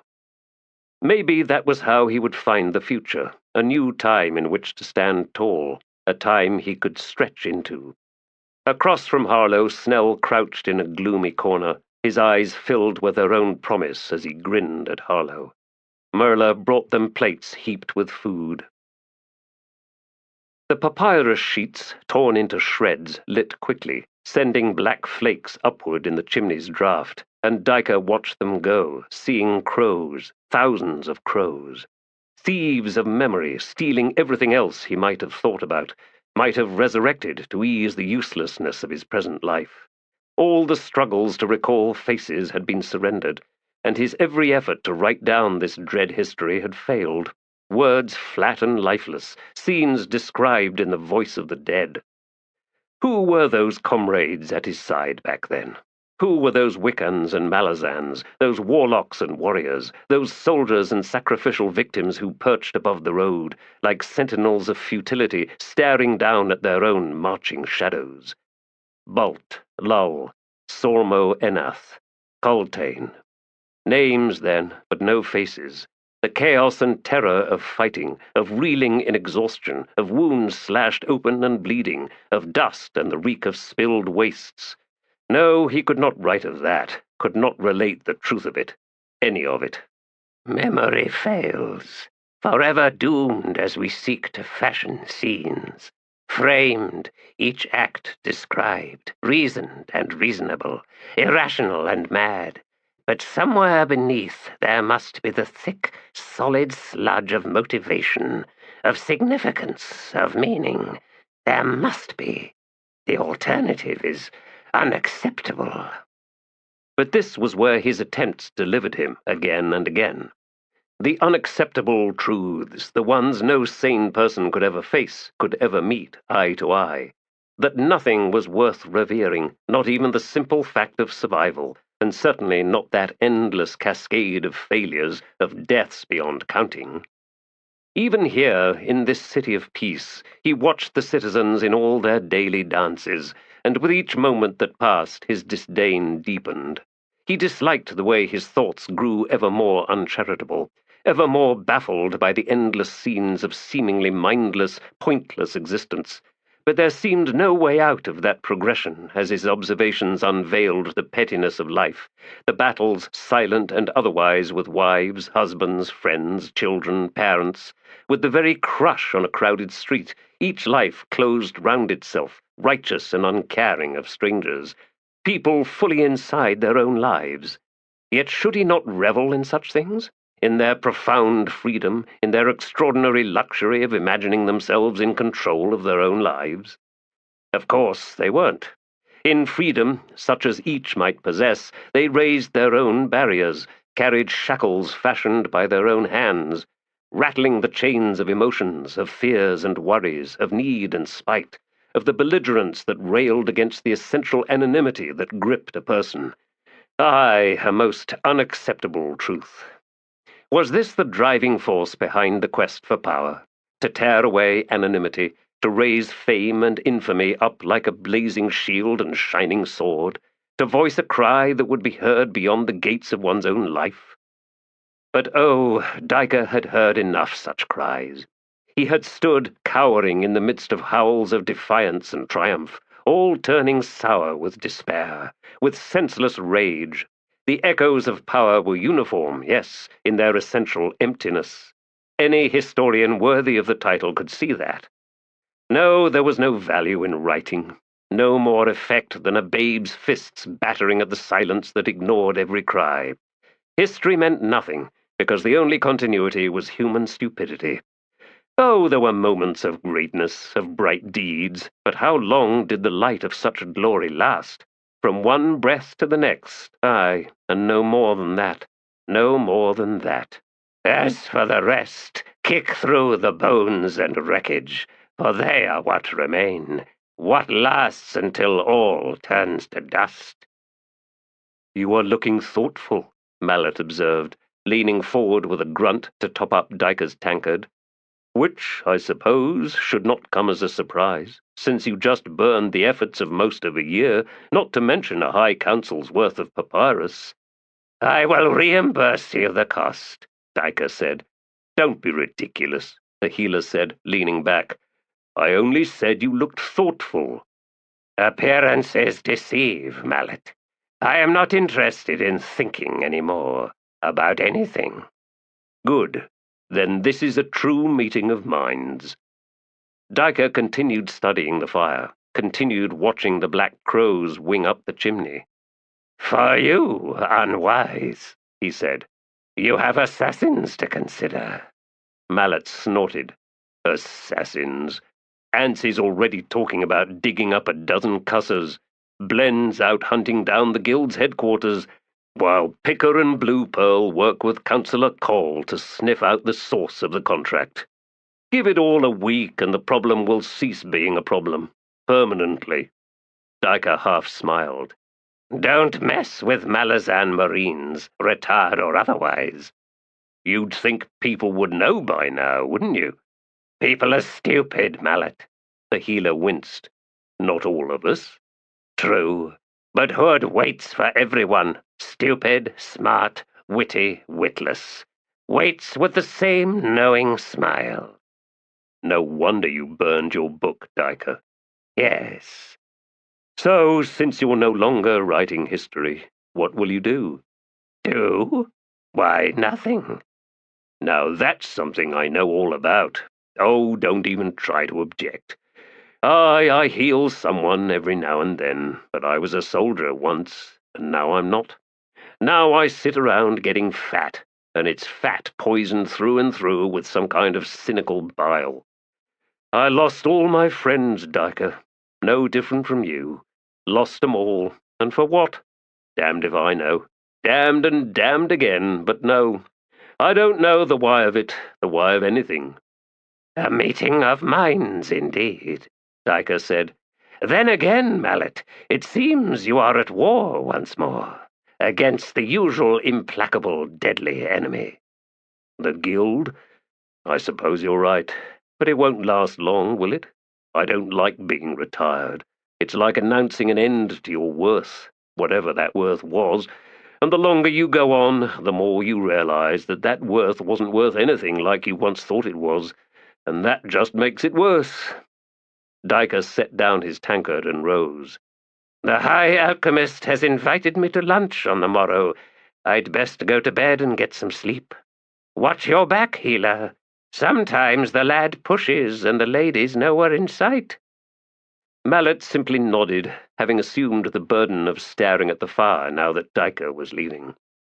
The historian walked away from the warmth, passing through draughts and layers of chill air on his way to his room, colder and colder with every step. Somewhere above this foul temple, crows danced with sparks above the mouth of a chimney, virtually unseen in the darkness. Each one carried a word, but the sparks were deaf, too busy with the ecstasy of their own bright, blinding fire, at least until they went out. Gaz stormed out early, as soon as he realized he wasn't going to get enough coin from the day's take to buy a worthwhile night of drinking. Thordy watched her husband go, that pathetic forward tilt of the man's walk which always came when he was enraged, the jerky strides as he marched out into the night. Where he went, she had no idea, nor, truth be told, did she even care. Twice now in the past week, that skinny mite of an urchin had raided her vegetable stand. Gods, what were parents up to these days? The runt was probably 5 years old, no older, that's for sure, and already fast as an eel in the shallows. And why wasn't he leashed as a child should be, especially at that age when there were plenty of people who'd snatch him, use him, or sell him quick as can be? And if they used him in that bad way, then they'd wring his neck afterwards, which Thordy might not mind so much, except that it was a cruel thought and a cruel picture, and more like something her husband would think than her. Though he'd only be thinking in terms of how much money she might make without the thieving going on, and maybe what he might do if he ever got his hands on the runt. She shivered at that thought, then was distracted by Nu the watchdog in the garden next to hers, an unusual eruption of barking. But then she remembered her husband and his walk, and how Nu hated Gaz, especially when he walked like that. When Gaz stumbled back home, drunk and useless, the mangy dog never made a sound, ignored Gaz straight out, in fact. Dogs, she knew, could smell bad intentions. Other animals too, but especially dogs. Gaz never touched Thordy, not even a shove or a slap, because without her and the garden she tended, he was in trouble, and he knew that well enough. He'd been tempted many times, oh yes, but there'd be all of a sudden a glint in his eyes, a surprise, flickering a light. And he'd smile and turn away, saving that mangled fist and all that was behind it for someone else. Gaz liked a good fight in some alley behind a tavern, liked kicking faces in, so long as the victim was smaller than he was, and more drunk, and without any friends who might step in or come up from behind. It was how he dealt with the misery of his life, or so he said often enough. Thordy wasn't sure what all that misery was about, though she had some ideas. Her, for one, the pathetic patch of ground she had for her vegetables, her barren womb, the way age and hard work was wearing her down, stealing the glow she'd once had. Oh, there was plenty about her that made him miserable. And, all things considered, she'd been lucky to have him for so long, especially when he'd worked the nets on that fisher boat, the nets that, alas, had taken all his fingers that night when something big had waited down below, motionless and so unnoticed as the crew hauled the net aboard. Then it exploded in savage power, making for the river like a battering ram. Gaz's fingers, all entwined, sprang like topped carrots, and now he had thumbs and rows of knuckles and nothing else. Fists made for fighting, he'd say, with an unconscious baring of his teeth. That and nothing more. And that was true enough, and good reason, she supposed, for getting drunk every chance he could. Lately, however, she'd been feeling a little less generous. No, she'd been feeling not much of anything at all. Even pity had dwindled, whispered away like a dry leaf on the autumn wind. And it was as if he had changed, right in front of her eyes, though she now understood that what had changed was behind her eyes, not the one looked at, but the one doing the looking. She no longer recoiled in the face of his fury, no longer shied from that marching tilt and all its useless anger, and would now study it, seeing its futility, seeing the self-pity in that wounded pitch. She was empty then, and she had first thought she would remain so, probably for the rest of her life. Instead, something had begun to fill the void. At first, it arrived with a start, a twinge of guilt, but not any more. Now, when thoughts of murder filled her head, it was like immersing herself in a scented bath. Gaz was miserable. He said so. He'd be happier if he were dead. And, truth be told, so would she. All this love, all this desperate need, and he was useless. She should have driven him out of her life long ago, and he knew it. Holding on to him the way she was doing was torture. He'd told her he only fought weaklings, fools and worse. He told her he did it to keep his arms strong, to harden his knuckles, to hold on to, that was a good one, some kind of reason for staying alive. A man needs a skill, aye, and no matter if it was good or bad, no matter at all. But the truth was, he chose the meanest, biggest bastards he could find, proving he could, proving those knuckles and their killing ways. Killing, aye. 4 so far, that he was sure of. Sooner or later, Gaz knew, the coin would flip, and it would be his cold corpse lying face down in some alley. Well enough. When you pay out more than you're worth, again and again, eventually somebody comes to collect. She'd not mourn him, he knew. A man in love could see when the one he loved stopped loving him back. He did not blame her, and did not love her any less. No, his need just got worse. The Blue Ball Tavern occupied one corner of a massive, decrepit heap of tenements that stank of urine and rotting rubbish. In the midst of the fete, the nightly anarchy on these back streets up from the docks reached new heights, and Gaz was not alone in hunting the alleys for trouble. It occurred to him that maybe he wasn't as unusual as he might have once believed, that maybe he was just one among thousands of useless thugs in this city, all of them hating themselves and out sniffing trails like so many mangy dogs. Those who knew him gave him space, slinking back from his path as he stalked towards his chosen fighting grounds, behind the blue ball. That brief thought, about other people, about the shadowed faces he saw around him, was short-lived, flitting away with the first smell of blood in the damp, sultry air. Someone had beaten him to it, and might even now be swaggering out the opposite end of the alley. Well, maybe the fool might circle back, and he could deliver to the bastard what he'd done to somebody else. And there was the body, a huddled, motionless shape. Walking up, Gaz nudged it with one boot, heard a blood-frothed wheeze, slammed his heel down on the rib cage just to hear the snap and crunch. A cough, spraying blood, a low groan, then a final exhalation. Done. Easy as that. "Are you pleased, Gaz?" He spun round at the soft, deep voice, forearms lifting into a guard he expected to fail. But the fist he thought was coming never arrived, and swearing he stepped back until his shoulders thudded against the wall, glad in growing fear at the tall, shrouded figure standing before him. "I ain't afraid," he said in a belligerent growl. Amusement washed up against him like a wave. "Open yourself, Gaz. Your soul. Welcome your god." Gaz could feel the air on his teeth, could feel his lips stretching until cracks split to ooze blood. His heart hammered at his chest. "I ain't got no god.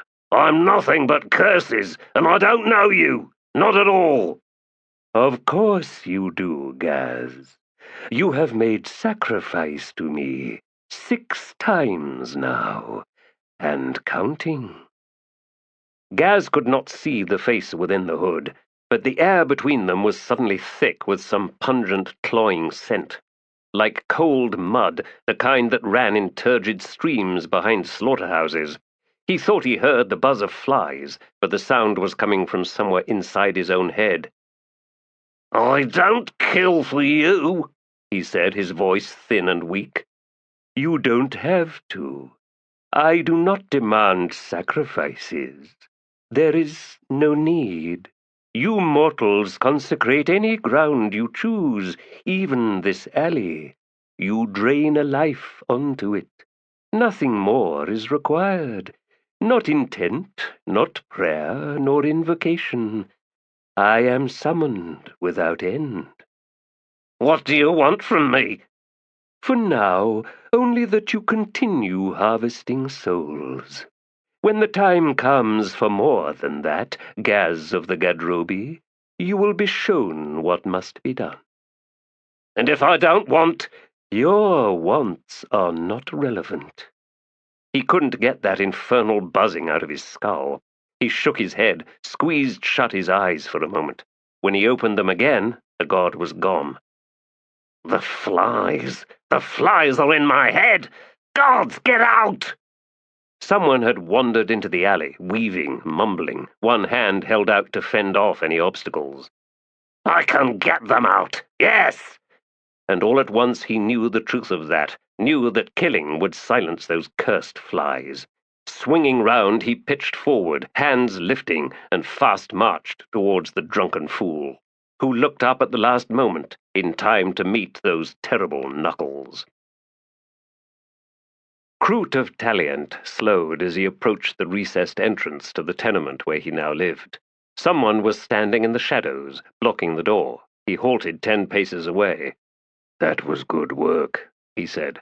"You was behind me most of the way, making me think you wasn't good at all. But now here you are." "Hello, Kruppe." At that voice Kruppe started, then leaned forward, trying to pierce the gloom. Nothing but a shape, but it was, he concluded, the right shape. "Gods below, I never thought you'd come back. Do you have any idea what's happened since you vanished?" "No. Why don't you tell me?" Kruppe grinned. "I can do that, but not out here. You once lived in a better neighborhood, Kruppe." He watched Rallick Nom step out from the alcove, and his grin broadened. "You ain't changed at all. And yes, I've known better times, and I hate to say it, but you're to blame, Rallick." The tall, gaunt assassin turned to study the tenement building. "You live here, and it's my fault?" "Come on," Kruppe said. "Let's get inside. Top floor, of course, an alley corner, easy to the roof, dark as Hood's armpit. You'll love it." A short time later they sat in the larger of the 2 rooms, a scarred table between them, on which sat a stubby candle with a badly smoking wick and a clay jug of sour ale. The 2 assassins held tin cups, both of which leaked. Since pouring the ale, Kruppe had said nothing, but now he grunted in amused surprise. "I just thought of something. You showing up, alive and hale, has just done what Kruppe couldn't do. We had a cult, Rallick Nom, worshipping the memory of you. Kruppe outlawed it in the guild, then tried to eradicate it. Forced us deeper. Not deep enough for me. I'm under suspicion, and they've gone and isolated me, like I was already dead. Old contacts look right through me, Rallick. It's been damned hard. Kruppe, Sieber, Tallow's brood. In the squabble over who was going to take over after Vorken, he's the one got through unscathed. Still breathing, I mean. The guild's decimated, Rallick. Infighting, lots of good killers getting disgusted and just up and leaving. Down to Ellingarth, mostly, with a few to Black Coral, if you can believe that. Even heard rumors that some went to Pale to join the Malazan claws."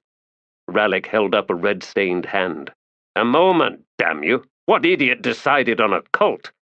Kruppe shrugged. "Just sort of happened, Rallick. Not really worship, that was the wrong word.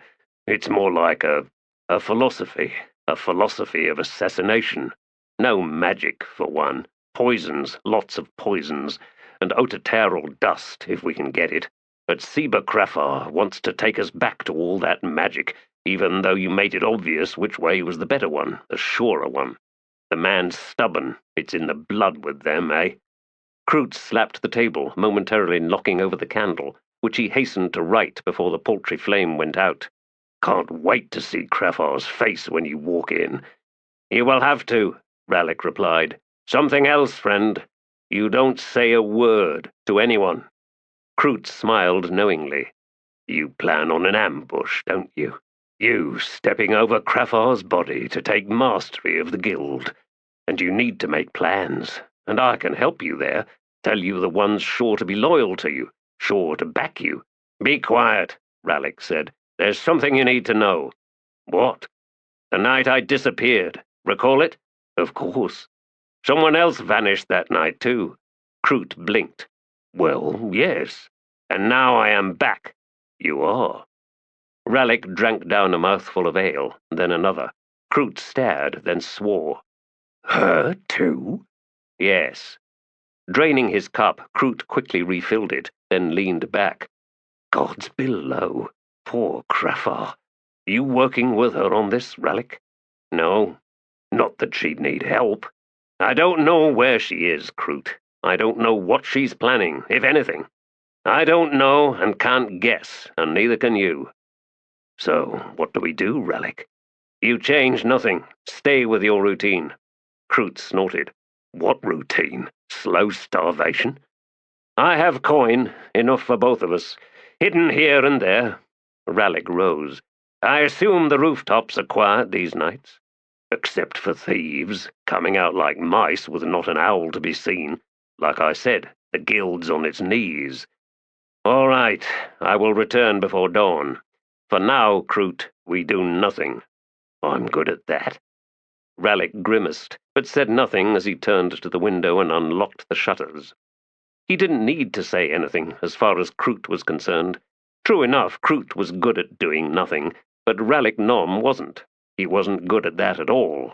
Oh, this is going to be fun, isn't it?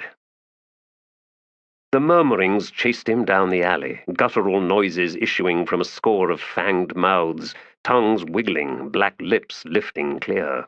The glimmer and flash of rolling eyes in the gloom. Looking back over one shoulder, Iskaral passed. Magus and High Priest of Shadow, Bokharal God, made faces at his worshippers. He cursed them in twitters, he waggled his tongue, he bared his teeth and bulged his eyes. And did this frighten them off? Why, no. The very opposite, if such madness could be believed. They scrabbled ever closer, still clutching their loot from hapless victims in the markets, their faces writhing in constipated anguish or something equally dire, infuriating. Never mind them. I have tasks, missions, deeds of great import. I have stuff to do. And so he hurried on, kicking through rubbish, listening to the creatures behind him kicking through the same rubbish. He paused at each alley mouth, shot quick glances up and down the streets, then darted across to the next opening. In his wake, the Bokharala gathered in a clump at the alley mouths, looked one way, looked the other, and then tore off in pursuit. A short time later he skidded to a halt, the sound of his heels echoed a moment later by countless claws gouging cobblestones. Iskaral passed, pulled at his hair and whirled.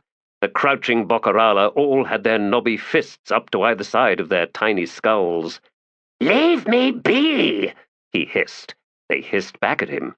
He spat, and was sprayed with gobs of foul saliva. He beat at his head. They pounded their own heads with fistfuls of jewelry and globes of fruit.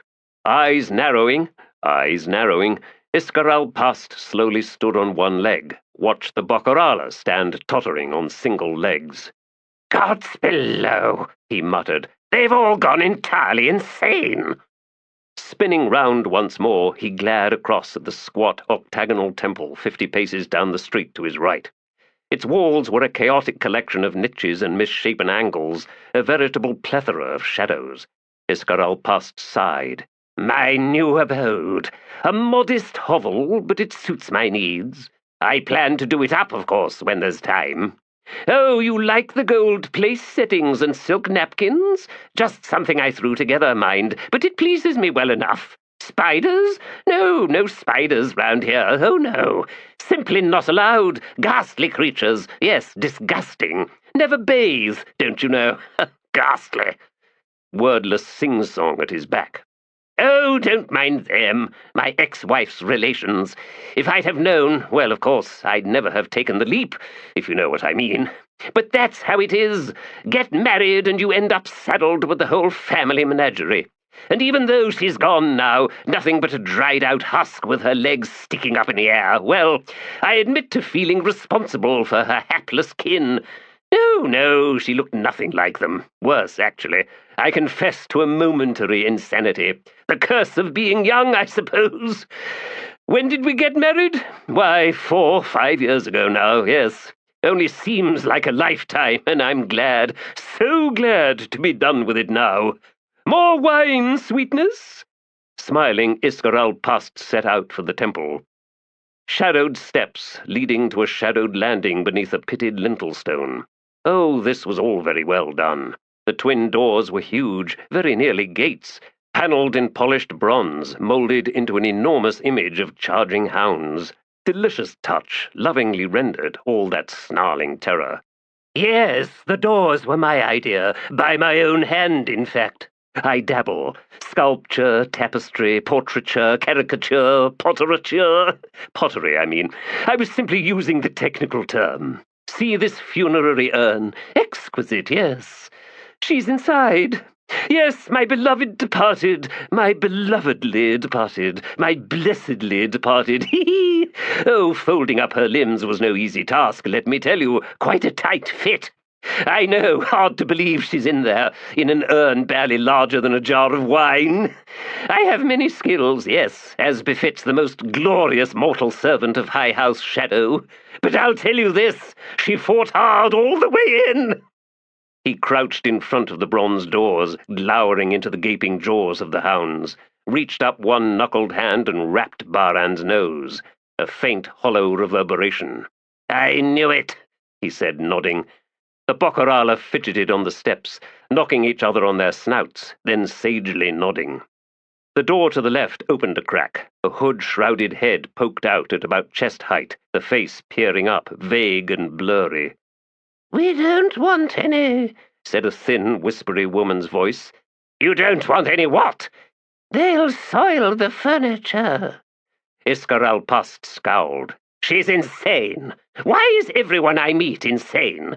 Listen, wretched acolyte, step aside. Scrape your pimply forehead on the tiles and kiss my precious feet. I am none other than Iscar-al-Past." "Who?"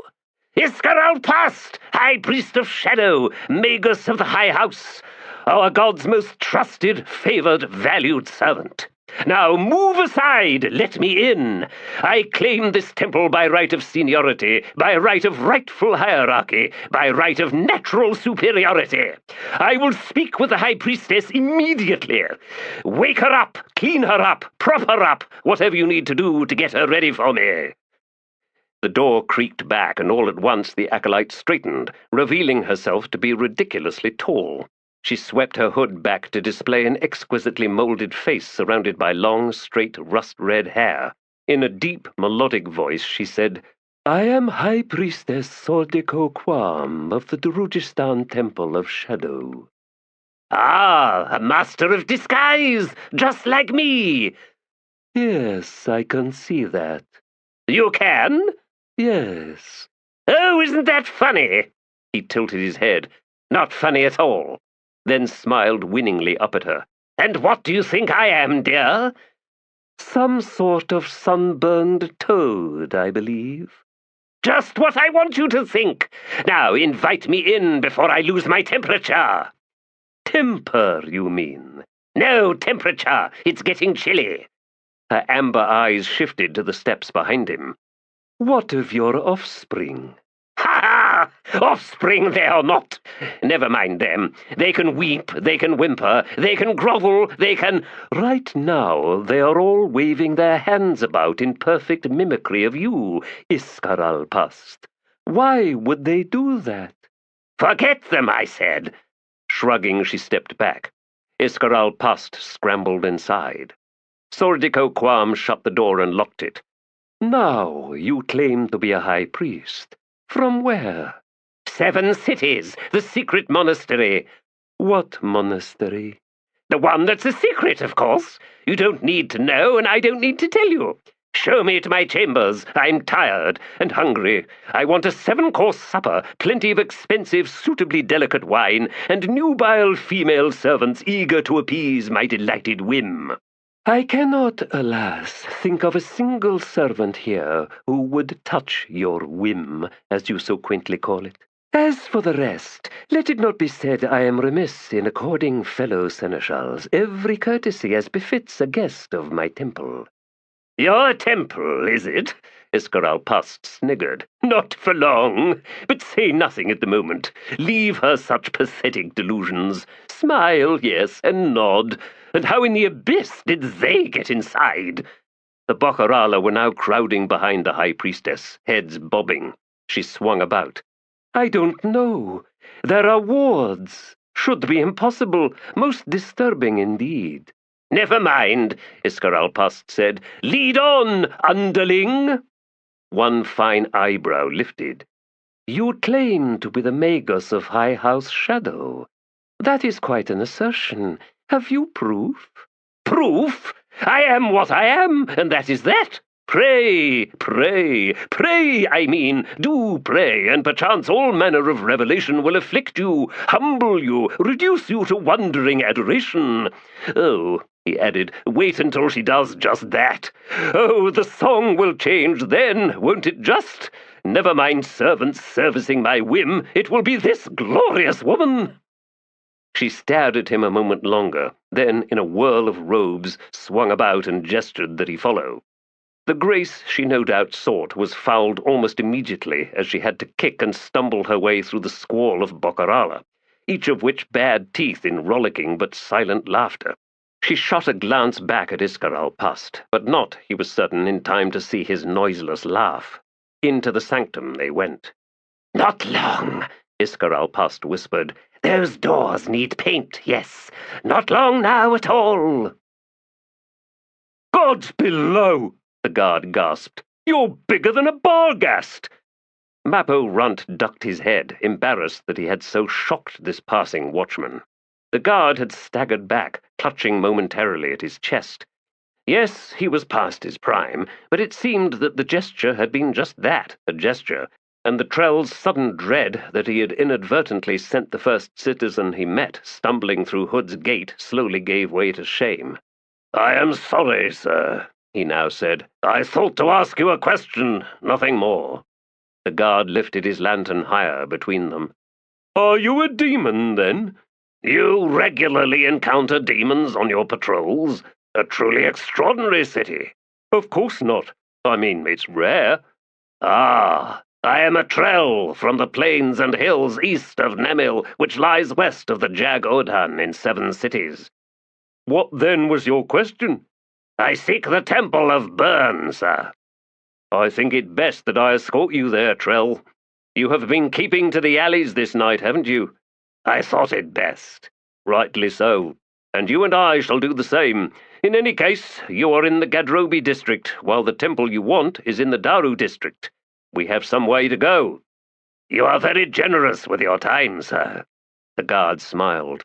Trell, you plunging into any crowded street is likely to cause a riot.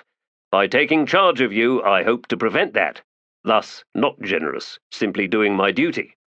Mappo bowed again. I thank you even so. A moment while I douse this light, then follow me. Closely, please. The Fates celebrants in this quarter seemed to be concentrated in the main streets, bathed in the blue glow of the gas lamps. It was not difficult to avoid such places with the watchman guiding him down narrow, twisting and turning alleys and lanes, and those few figures they encountered quickly slunk away upon seeing the guard's uniform, and, perhaps, Mappo's massive bulk. Until, behind a decrepit tavern of some sort, they came upon 2 corpses.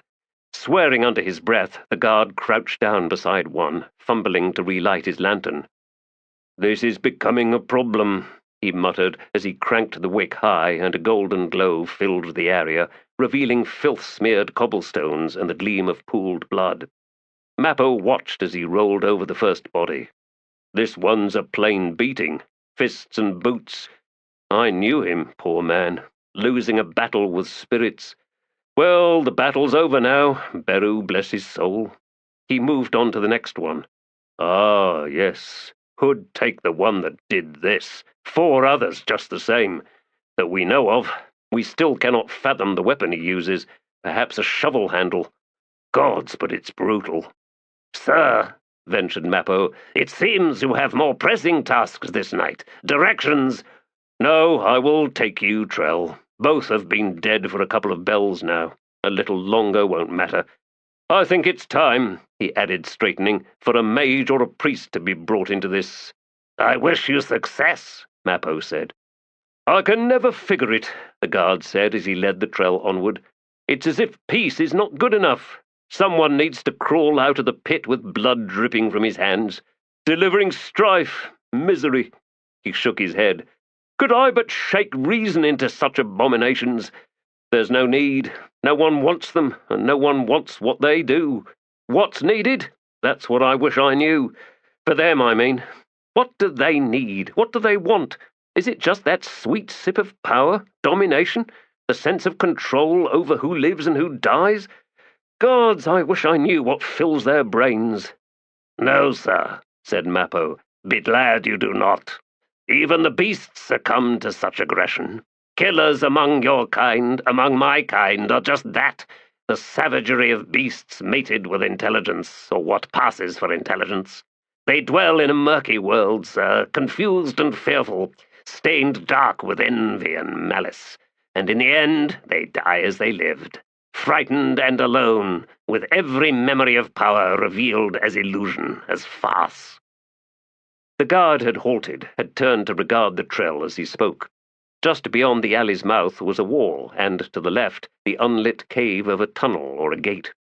After a moment, the man grunted, then led Mappo on, into the reeking passageway through the wall, where the Trell warrior was forced to duck. You must be a formidable tribe back in your homeland, the guard observed, if your kin are as big and broad as you are. Alas, we are generally not killers, sir. If we had been, perhaps we would have fared better.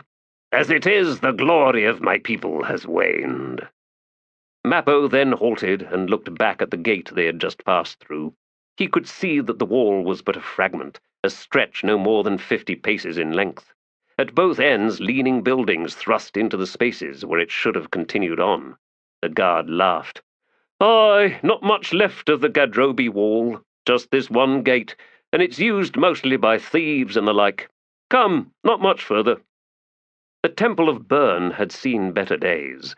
Graffiti covered the plain limestone walls, some the blockish list of prayers, others elliptical sigils and obscure local symbols. A few raw curses, or so Mappo suspected from the efforts made to deface the messages.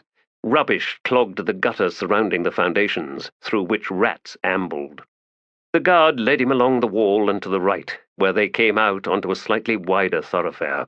The temple's formal entrance was a descending set of stairs, down to a landing that looked ankle-deep in rainwater. Mappo regarded it in some dismay. The guard seemed to notice. Yes, the cult is fading. She has slept too long, I suppose. I know I have no business asking, but what do you seek here? I am not sure, Mappo admitted. Oh, well, Burn's blessings on you, then.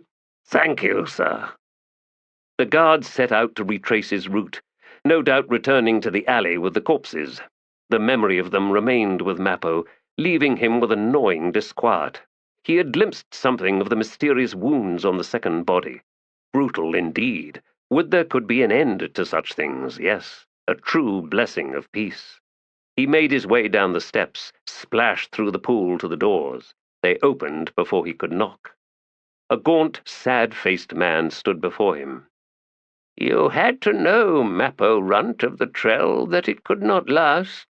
You stand before me like a severed limb, and all that you bleed stains the ether, a flow seeming without end. There will be an end, Mappo replied, when I have found him once more. He is not here. I know. Would you walk the veins of the earth, Mappo Runt? Is that why you have come to this temple? Yes. You choose a most perilous path. There is poison.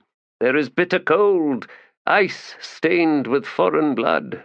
There is fire that blinds those who wield it. There is wind that cries out an eternal death cry.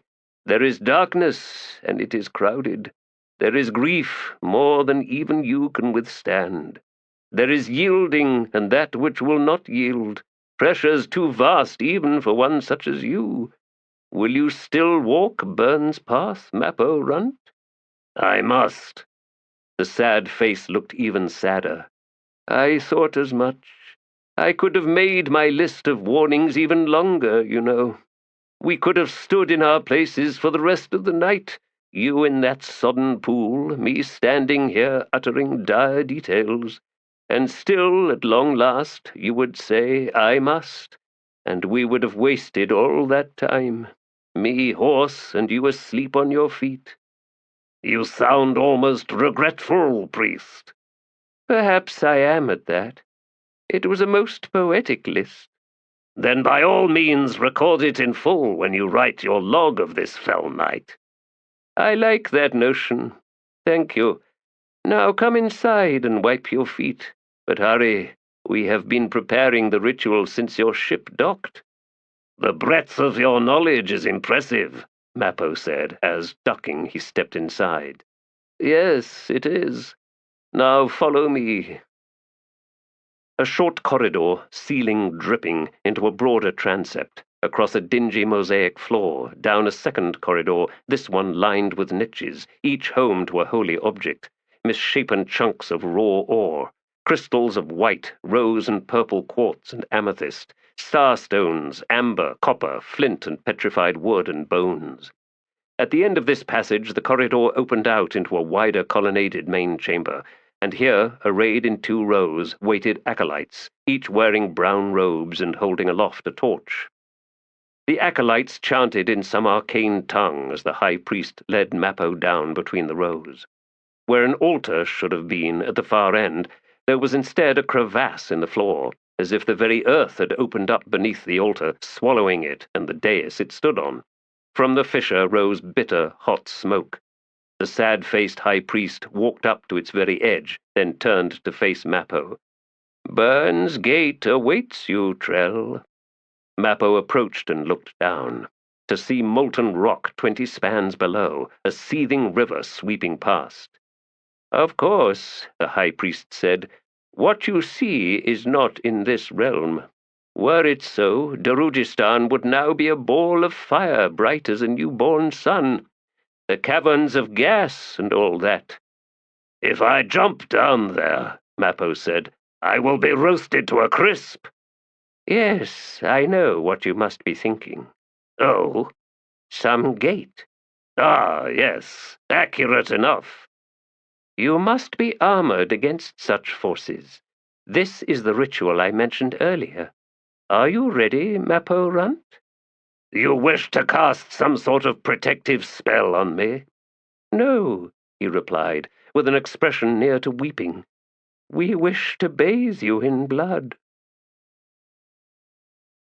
Barathol Mekar could see the pain in Selara's eyes when they turned inward in a private moment, and he saw how Char held himself close to her, protective in some instinctive fashion as might be a dog with a wounded master.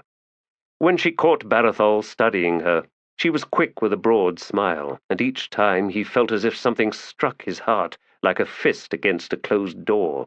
She was indeed a most beautiful woman, the kind of beauty that emerged after a second look, or even a third, unfolding like a dark flower in jungle shadows. The pain in those eyes only deepened his anguish.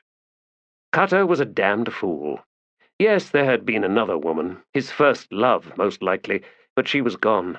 Time had come to cut the anchor chain. No one could drown forever. This was what came of being so young, and deftness with knives was a poor replacement for the skill of surviving everything the world could throw in the way. Longing for what could never be found was pointless, a waste of time. Barathol had left his longing behind, somewhere in the sands of 7 cities, a sprawl of motionless bodies, mocking laughter disguised as unceasing wind, a lizard perched like a gift on a senseless black-crusted hand. Moments of madness, oh, long before the madness of the Tlanimas in Aren, when he had railed at remorseless time, at how too late was something that could not be changed, not with blood spilled at the foot of a god, not with a knife poised to carve out his own heart. Too late simply grinned at him, lifeless, too poignant for sanity. Those 2 words had begun a chant, then stride by stride a gleeful echo, and they had lifted to a roar in the raiders' camp, amidst screams and the clash of iron. Lifted, yes, into a deafening maelstrom that crashed inside Barathol's skull, a surging tide with nowhere to go. Too late cannot be escaped. It crooned with every failed parry, every failed dodge from a scything weapon. It exploded in eyes as death hammered home, exploded along with blood and fluids. It lunged in the wake of toppling bodies. It scrawled messages, ever the same message, in the sands dying men crawled across. He could have chanted forever, but he had left no one alive. Oh, a dozen horses that he gave away to a caravan some days later, a gift for taking in the half-dead warrior, for treating his raging fever, for cleaning his wounds and burning out infection. They would accept no payment for their efforts. They could do nothing for the bleak anguish in his soul, they explained, and so to ask for anything would be dishonorable. Now a gift, well, that was different. In the desert, nothing disguised Time's cruel face. Its skin was stretched to the bone. Its lone eye burned the sky, and its gaping mouth was cold and airless as a mountain peak. The traders understood this. They were as much a tribe of the desert as anyone, after all. They gave him bladders of water, enough to take him to the nearest garrison outpost. Aye, give the Mesla that. They know how to build way stations and equip them well. They turn no one away, friend. They gave him the strongest of the raiders' horses, a fine saddle, jerked meat, and dried fruit. They gave him feed for the mount to last 4 days, and finally they showed him the track he would take, the path that cheated death, and yes, it was the only one. Death stalked him, they said, waited, for now, out beyond the glare of the dung fires, but when Barathol finally rode out, the reaper with the long legs would set out after him, singing of time, singing of the hunger that never ended, never slowed, never did anything but devour all in its paths. When longing comes to you, friend, step not into its snare, for longing is the fatal bait. Find yourself in its snare, and you will be dragged through all the time allotted you, Barathol Mekar, and nothing you grasp will remain, all torn from your fingers. All that you see will race past in a blur. All that you taste will be less than a droplet, quickly stripped away. Longing will drag you into the stalker's bony arms, and you will have but a single last look back onto your life, a moment of clarity that can only be some unknown god's most bitter gift. And you will understand all at once all that you have wasted, all that you let escape, all that you might have had. Now ride, friend, and wear the traps of your mind. Too late. Those 2 words haunted him, would perhaps forever haunt him.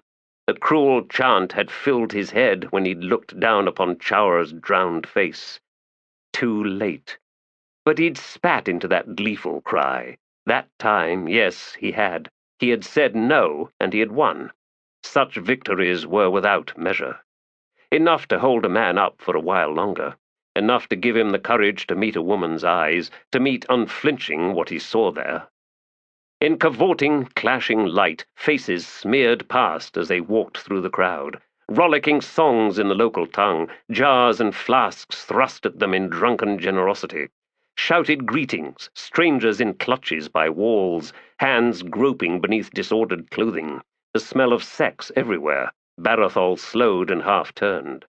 Selara was laughing. You lead us into most unusual places, Barathol. This street called out to you, did it? Chower was staring at the nearest pair, mouth hanging open as his head unconsciously began bobbing in time with their rhythmic thrusts. "Gods below," Barathol muttered. "I wasn't paying much attention." "So you say. Of course, you were on that boat for a long time, pretty much alone, I'd wager, unless Spite decided—" "No," he cut in firmly. "Spite decided nothing of the sort." "Well then, the city beckons with all its carnal delights. This very street, in fact—" "Enough of that, please." "You can't think I'll ease up on you, Barathol." Grimacing, he squinted at Chower. "This is disturbing him." "It is not. It's exciting him. And why wouldn't it?" "Silara, he may have a man's body, but his is a child's mind." Her smile went away and she nodded thoughtfully. "I know. Awkward." "Best we leave this," Barathol said. "Right. Let us find somewhere to eat supper. We can make plans there. But the issue won't go away, I suspect. He's caught the scent, after all." Moving to either side of Chower, they turned him about and began guiding him away. He resisted briefly, but then fell in step, joining in with a nearby chorus of singers with loud, wordless sounds not quite matching their somewhat better efforts. "We really are the lost ones, aren't we?" Silara said. "We need to find ourselves a purpose in life. Aye, let's grasp our biggest, most glaring flaw, shall we? Never mind what to do tomorrow or the day after. What to do with the rest of our lives, now there's a worthy question." He groaned. "Seriously, if you could have anything at all, Barathol, what would it be?" "A second chance. There's no point in that question, Silara. I'll settle for a smithy and a good day's work, each and every day. I'll settle for an honest life." "Then that's where we'll start. A list of necessary tasks, equipment, location, guild fees, and all that." She was trying hard, he could see, trying hard to keep her own feelings away from this moment, and each moment to come, for as long as she could. "I accept no payment, Silara, but I will take your gift, and give you one in turn. Very well, I can certainly use your help in all that." "Good. Look, there's a crowded courtyard with tables, and I see food and people eating. We can stand over a table until the poor fool sitting at it leaves. Shouldn't take long." Blend withdrew her bad foot from Picker's crotch and slowly sat straight. "Be subtle," she murmured, "but take a look at the trio that just showed up." Picker scowled.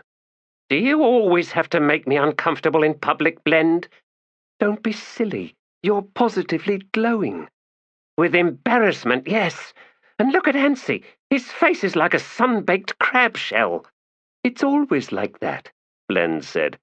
"I don't mind," Ansi said, licking his lips. "I don't mind at all what you two get up to, in public or in that favourite room you use, the one with the thin walls and creaking floor and ill-fitting door." "A door you were supposed to fix," snapped Picker, only now half turning to take in the newcomers. She flinched, then huddled down over the table. "Gods below! Now don't that grizzled one look familiar?" "I've been trying to fix it, honest. I work on it all the time." "You work all right, with one eye pressed to the crack," Blend said. "You think we don't know you're there, sweating and grunting as you—" "Be quiet!" Picker hissed. "Didn't you two hear me? I said—" "He looks just like Kalameka, aye," Ansi said, poking with his knife at the chicken carcass on the platter in the center of the table. "But he's not Kalam, is he? Too tall, too big, too friendly looking." He frowned and tugged at his moustache. "Who was it said we should eat here tonight?" "That bard," said Picker. "Our bard? For the rest of the week, aye." "He recommended it?" "He said we should eat here tonight, is what he said. Is that a recommendation? Might be, but maybe not. He's an odd one. Anyway, he said it would be open till dawn." "The chicken was too scrawny, and I don't know who they got to pluck the damned thing, but I'm still chewing on feathers." "You were supposed to avoid the feet, Ansi," said Blend. "They didn't even wash those." "Of course they did," Ansi protested. "That was sauce." "The sauce was red. The stuff on the feet was dark brown." Want something to get embarrassed about, Picker? Just drag Antsy along to supper. The feet was the best part, the Falari said. He's 7 cities for sure, Picker noted. All 3 of them, I'd wager. The fat one likes a rust leaf. If she's fat, Antsy, then so am I. Antsy looked away. Picker cuffed him on the side of the head. Ow! What was that for? I wear armour and quilted underpadding, remember? Well, she's not, is she? She's delicious, Blend observed, and I bet she don't get embarrassed by anything much. Picker offered her a sweet smile. Why not go stick your foot in and see? Ooh, jealous. Antsy sat up, suddenly excited. If your legs was long enough, Blend, you could do both, and I could... 2 knives slammed point first into the table in front of the ex-sergeant. His bushy brows shot upward, eyes bulging. Just an idea, he muttered. No reason to get all uppity, you 2. Could be he's another Kalam, Picker said. A claw. Antsy choked on something, coughed, hacked, then managed a breath. He leaned forward until he was very nearly lying on the table from the chest up. He chewed on his moustache for a moment, eyes darting between Picker and Blend. Listen, if he is, then we should kill him. Why? Could be he's hunting us, Picker. Could be he's come to finish off the bridge burners once and for all. Why would any of them care? Picker asked. Maybe the bards set us up. Did you think of that? Blend sighed and rose. How about I just go up and ask him? You want to take a grab at a tit, Picker said, smiling again. So go ahead, Blend. Go on. See if she blows you a kiss. Shrugging, Blend set out to where the 3 newcomers had just acquired a table. Antsy choked again, plucked at Picker's sleeve and gasped. She's heading straight over. Picker licked her lips. I didn't really mean. She's almost there. They've seen her. Don't turn round. Barathol saw the Malazan threading her way to where they now sat. By hue of skin, by cast of features, by any obvious measure one might find, there was nothing that differentiated the woman from any local Daru or Jenabari. Yet he knew instantly, a Malazan and a veteran, a damned Marine. Silara noted his attention and half-turned in her chair. Good taste, Barathol, and it seems she likes... Quiet, Barathol muttered. The slim woman came up, soft brown eyes fixed on Barathol, and in Malazan she said, I knew Kalam. He snorted. Yes, he's a popular man. Cousin? He shrugged. That will do. Are you with the embassy? No. Are you? Barathol's eyes narrowed. Then he shook his head. We arrived today. I never directly served in your empire. She seemed to think about that. Then she nodded. We're retired, causing no trouble to anyone. Sounds retired indeed. We run a bar, Korul's, in the Estates District, near Worry Gate. And how does it fare? Slow to start, but we're settled in now, getting by. That's good. Come by. I'll set you the first round. We just might. She glanced down at Silara then and winked, then turned away and walked back to her table. What just happened? Silara asked after a moment. Barathol smiled. Do you mean the wink or all the rest? I figured out the wink, thank you. The rest. The deserters, I'd wager, worried that we might be Imperial, that I might be a claw come to deliver a message from the Empress, the usual message to deserters. They knew Kalam Mekar, a relation of mine, who was once a claw and then a bridge burner. A bridge burner? I've heard about them. The nastiest company ever. Started in 7 cities and then left with Dujek. The same. So they thought you were here to kill them? Yes. So one of them just decided to walk up and talk to you. That seems either incredibly brave or profoundly stupid. The former, said Barathol, about what you'd expect from a bridge burner, deserter or otherwise. Silara twisted round, quite deliberately, to study the 2 women and the red-bearded man at the table on the other side of the plaza, and did not flinch from the steady regard they then fixed on her. Amused, Barathol waited until Silara slowly swung back and reached for her jar of wine before saying, Speaking of brave... Oh, I just don't go for that kowtowing stuff. I know. So do they now. Right. Shall we join them then? Selara suddenly grinned. Tell you what, let's buy them a pitcher, then watch and see if they drink from it. Gods, woman, you play sharp games. Nah, it's just flirting. With what? Her smile broadened, and she gestured over a nearby server. Now what? Ansi demanded. Guess they're thirsty, Picker said.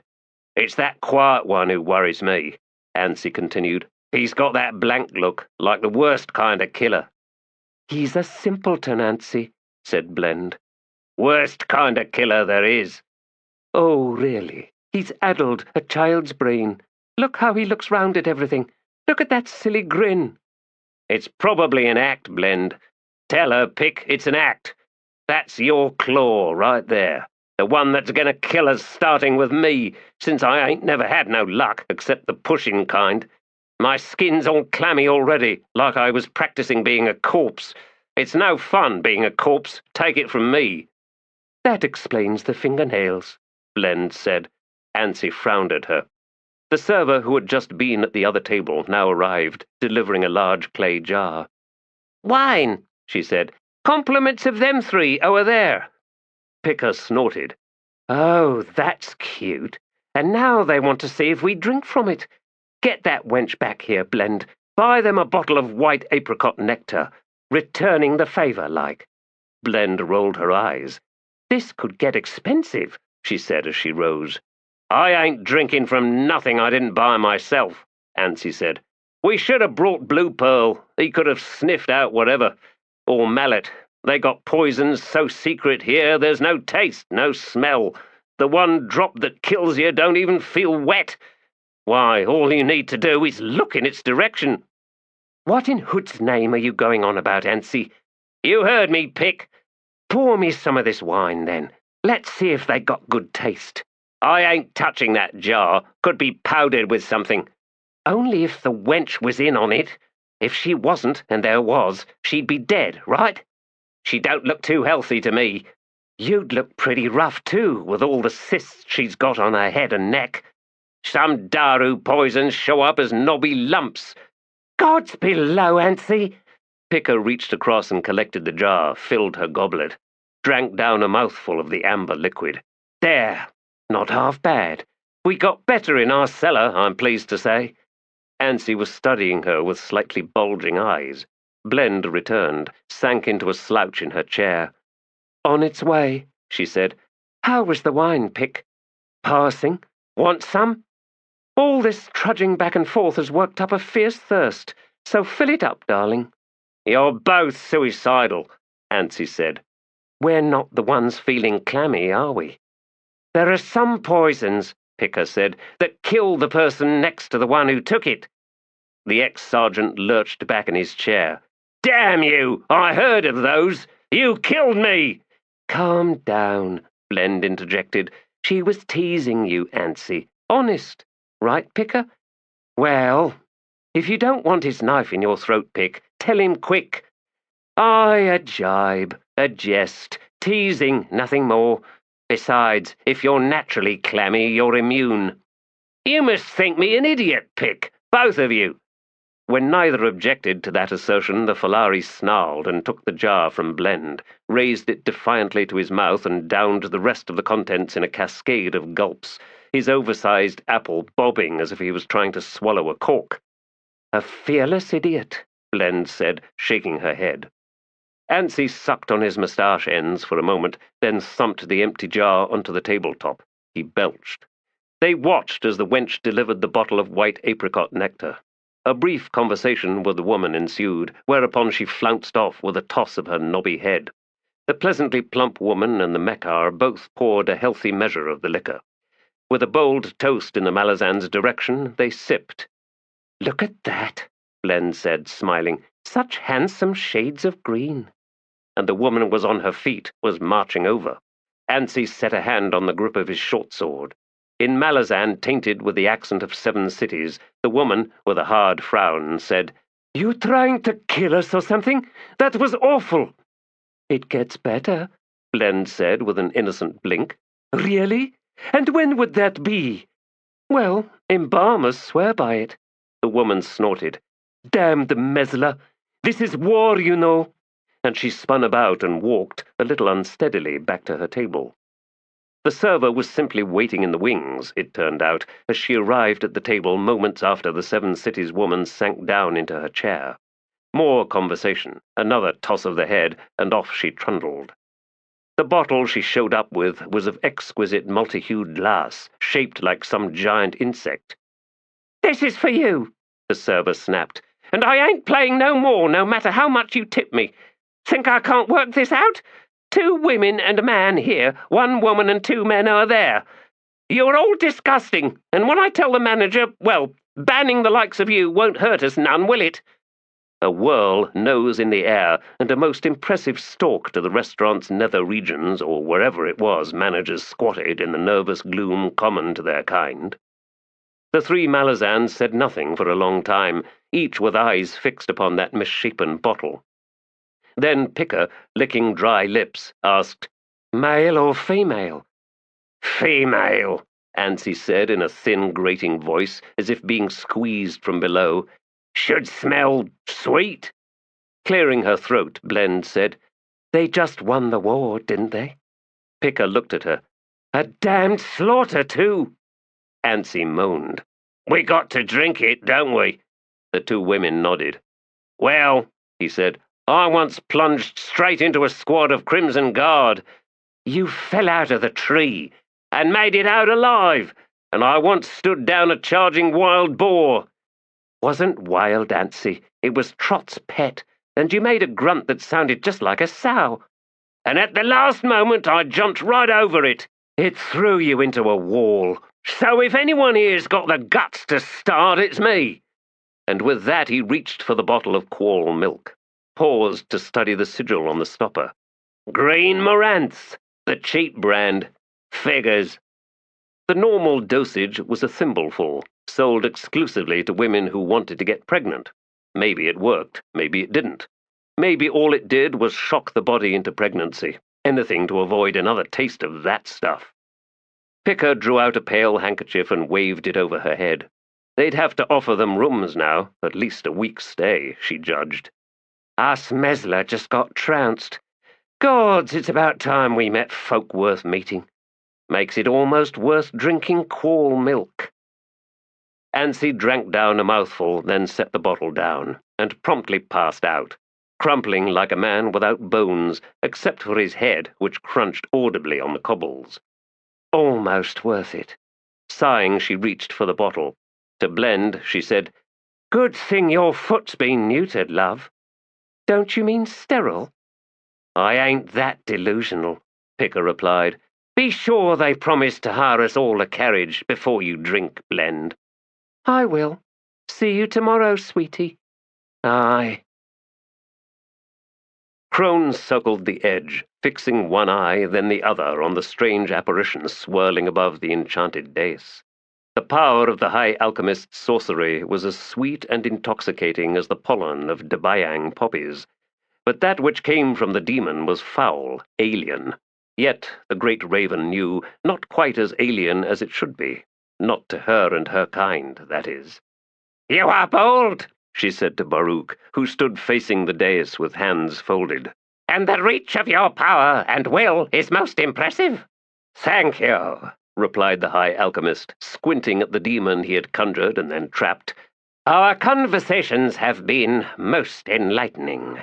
Of course, what we see here is not a true physical manifestation. A soul, I believe, disconnected from its corporeal self."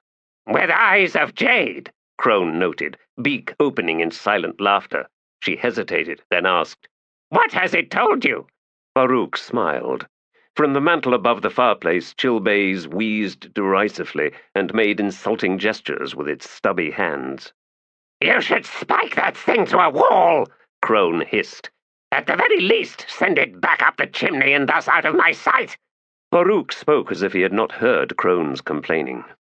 Its body is very far away indeed. I was granted an image of the flesh, a human as far as I could tell, which is in itself rather extraordinary. I was able to capture the soul due to its heightened meditative state, one in which the detachment is very nearly absolute. I doubt the original body draws breath 10 times a bell. A most spiritual individual, crone. The great raven returned her attention to the apparition, studied its jade eyes, its jagged traceries of crackling filaments, pulsing like a slowed heart. "And you know, then," she said. "Yes, the demon is from the realm of the Fallen One, his birthplace. Meditating, you say? Seeking its god? That seems likely," Baruch murmured. "Reaching, touching, recoiling. From the agony, from the ferocious fires of pain. I will send it home soon." Crone half spread her wings and hopped down onto the tiles. Cocking her head, she fixed an eye upon the High Alchemist. "This is not simple curiosity." Baruch blinked, then turned away. "I had a guest not so long ago." "In truth?" The High Alchemist paused, then shook his head. "Half-truth." "Did he sit in a chair?" "Well, now, that would hardly be appropriate, crone." She laughed. "Shadow Throne! Please do not act surprised," Baruch said. "Your master is well aware of such matters. Tell me, where are the rest of them?" "Them?" "The gods and goddesses, the ones cringing every time the crippled god clears his throat. So eager for this war, as long as someone else does the fighting. None of this should be set at your lord's feet. I don't know what Shadow Throne has offered Anamander Rake, but you would do well to warn your master, crone. With Shadow, nothing is as it seems. Nothing." The great raven cackled, then said, "So true, so true." And now it was his turn, she noted, to regard her with growing suspicion. "Oh, Baruch, people raise standing stones one after another, only to topple them down one by one. Is it not always the way?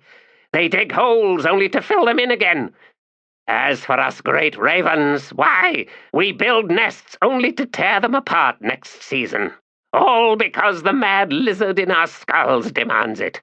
See your demon on the dais. It pays nothing to be spiritual when it is the flesh that ever clamors for attention. So send him back, yes, that he can begin to repair all the severed tendons, whilst his comrades witness the distance of his gaze and wonder and yearn to find the same otherworldliness for themselves. Fools that they all are! Have you exhorted him to pray all the harder, Baruch? I thought as much, but it's no use, I tell you, and who better to make such judgment? And consider this, my master is not blind. He has never been blind. He stands before a towering stone, yes, and would see it toppled. So, old friend, be sure to stay a safe distance." "How can I?" the High Alchemist retorted. "Send the soul home," Crone said again. "Look to the threat that even now creeps closer in the night. That is but moments from plucking the strands of your highest wards, to announce her arrival, yes, to evince her desperation." She hopped towards the nearest windowsill. "For myself, I must now depart, yes, winging away most quickly. A moment. You have lingered, crone, in search of something, and it seems you have found it." "I have," she replied, cackling again. "Well?" "Only confirmation, to ease my master's mind." "Confirmation? Ah, that Shadow Throne spoke true." A third cackle from the sill, as threes were ever preferable to pairs. Not that Crone was superstitious, of course, but if only two, then a third would sound somewhere, and might that one not be at her own expense? Not to be. Oh no, not to be. "Farewell, Baruch!" Moments after he closed the window in the wake of that oily, black-tarred hen, Chilbays lifted his head and cried out, "She comes! She comes!" "Yes," Baruch sighed. "Deadly woman!" "Not this time, little one. Fly to Darujhistan, and quickly. Tell her from me that the one who once hunted us has returned to discuss matters. Further, Chilbays, invite Darujhistan to join us as soon as she is able. She will understand, I am sure, the need." Chilbays flapped, well, mostly fell, to the floor in front of the fireplace, then scrambled into the embers and vanished up the chimney. Farouk frowned at the conjured demons spinning above the dais. Then, with a single gesture, he released the spirit, watching as the swirling energy dwindled, then winked out. "Go home, lost one, with my blessing." And then he stood, facing the wall she would come through. Stood, awaiting Vorkan. No longer afraid of her. No, the terror he was feeling belonged instead to her reason for coming. As for the mistress of assassins herself, damn, but he had harsh words awaiting her. "You killed the others, woman. All but myself and Darujhistan. Yes, only the three of us left. Only three. To stop, if we can, the return of the tyrant. Oh, Vorkan, you toppled far too many stones that night." Should he have asked Anamanda Rake for help? Gods below, it had been as close to offered him as it could have been, if he understood Crone, and he was sure that he did, at least in that matter. And if he chose to accept that offer, should he tell Darujhistan and Vorkan? How could he not? Neither would be pleased, he was sure, especially Vorkan, and their fragile, and yes, it would be most fragile, alliance might die in the very moments of its birth. Oh, Baruch, be open, be honest with them both. Ask them. Simple as that. Yet even as he saw the wall before him blurring, seeming to melt, a figure slowly, cautiously stepping through, he knew he would not, could not. There were but three of them left now. Not enough to stop the tyrant's return, even with Rake's help. Not enough. Which means one of us will choose to betray the others, currying favor for when he returns. Favor, well, bargaining to stay alive would be more accurate. One of us will betray the others. Maybe Darujhistan. Maybe this one here. Gods, maybe me. He stood 30 paces up the street. Beneath the hood, his eyes held unwavering on the ill-lit entrance to the Phoenix Inn. On the old steps, on the tattered sign still hanging misaligned above the inset door. For 100 heartbeats he had watched as figures entered, others left, no one as yet familiar to him, as if in his absence all that he had known had vanished, melted away, and now strangers sat where he had once sat, held tankards he had once held, smiled at the servers and flung out over-familiar suggestions as they swayed past. Carter imagined himself inside, imagined the resentment there on his face as he looked upon a score or more intruders, invaders into his own memories, each one crowding him, trying to push him out, and on to whatever new life he had found, which was not in the Phoenix Inn, not even in Darujhistan. There was no returning. He had known that all along, at least intellectually, but only now, as he stood here, did the full realization descend upon him, a burden of such emotion that he felt crushed by it. And was it not equally true that the man behind the eyes was not the same man from those years past?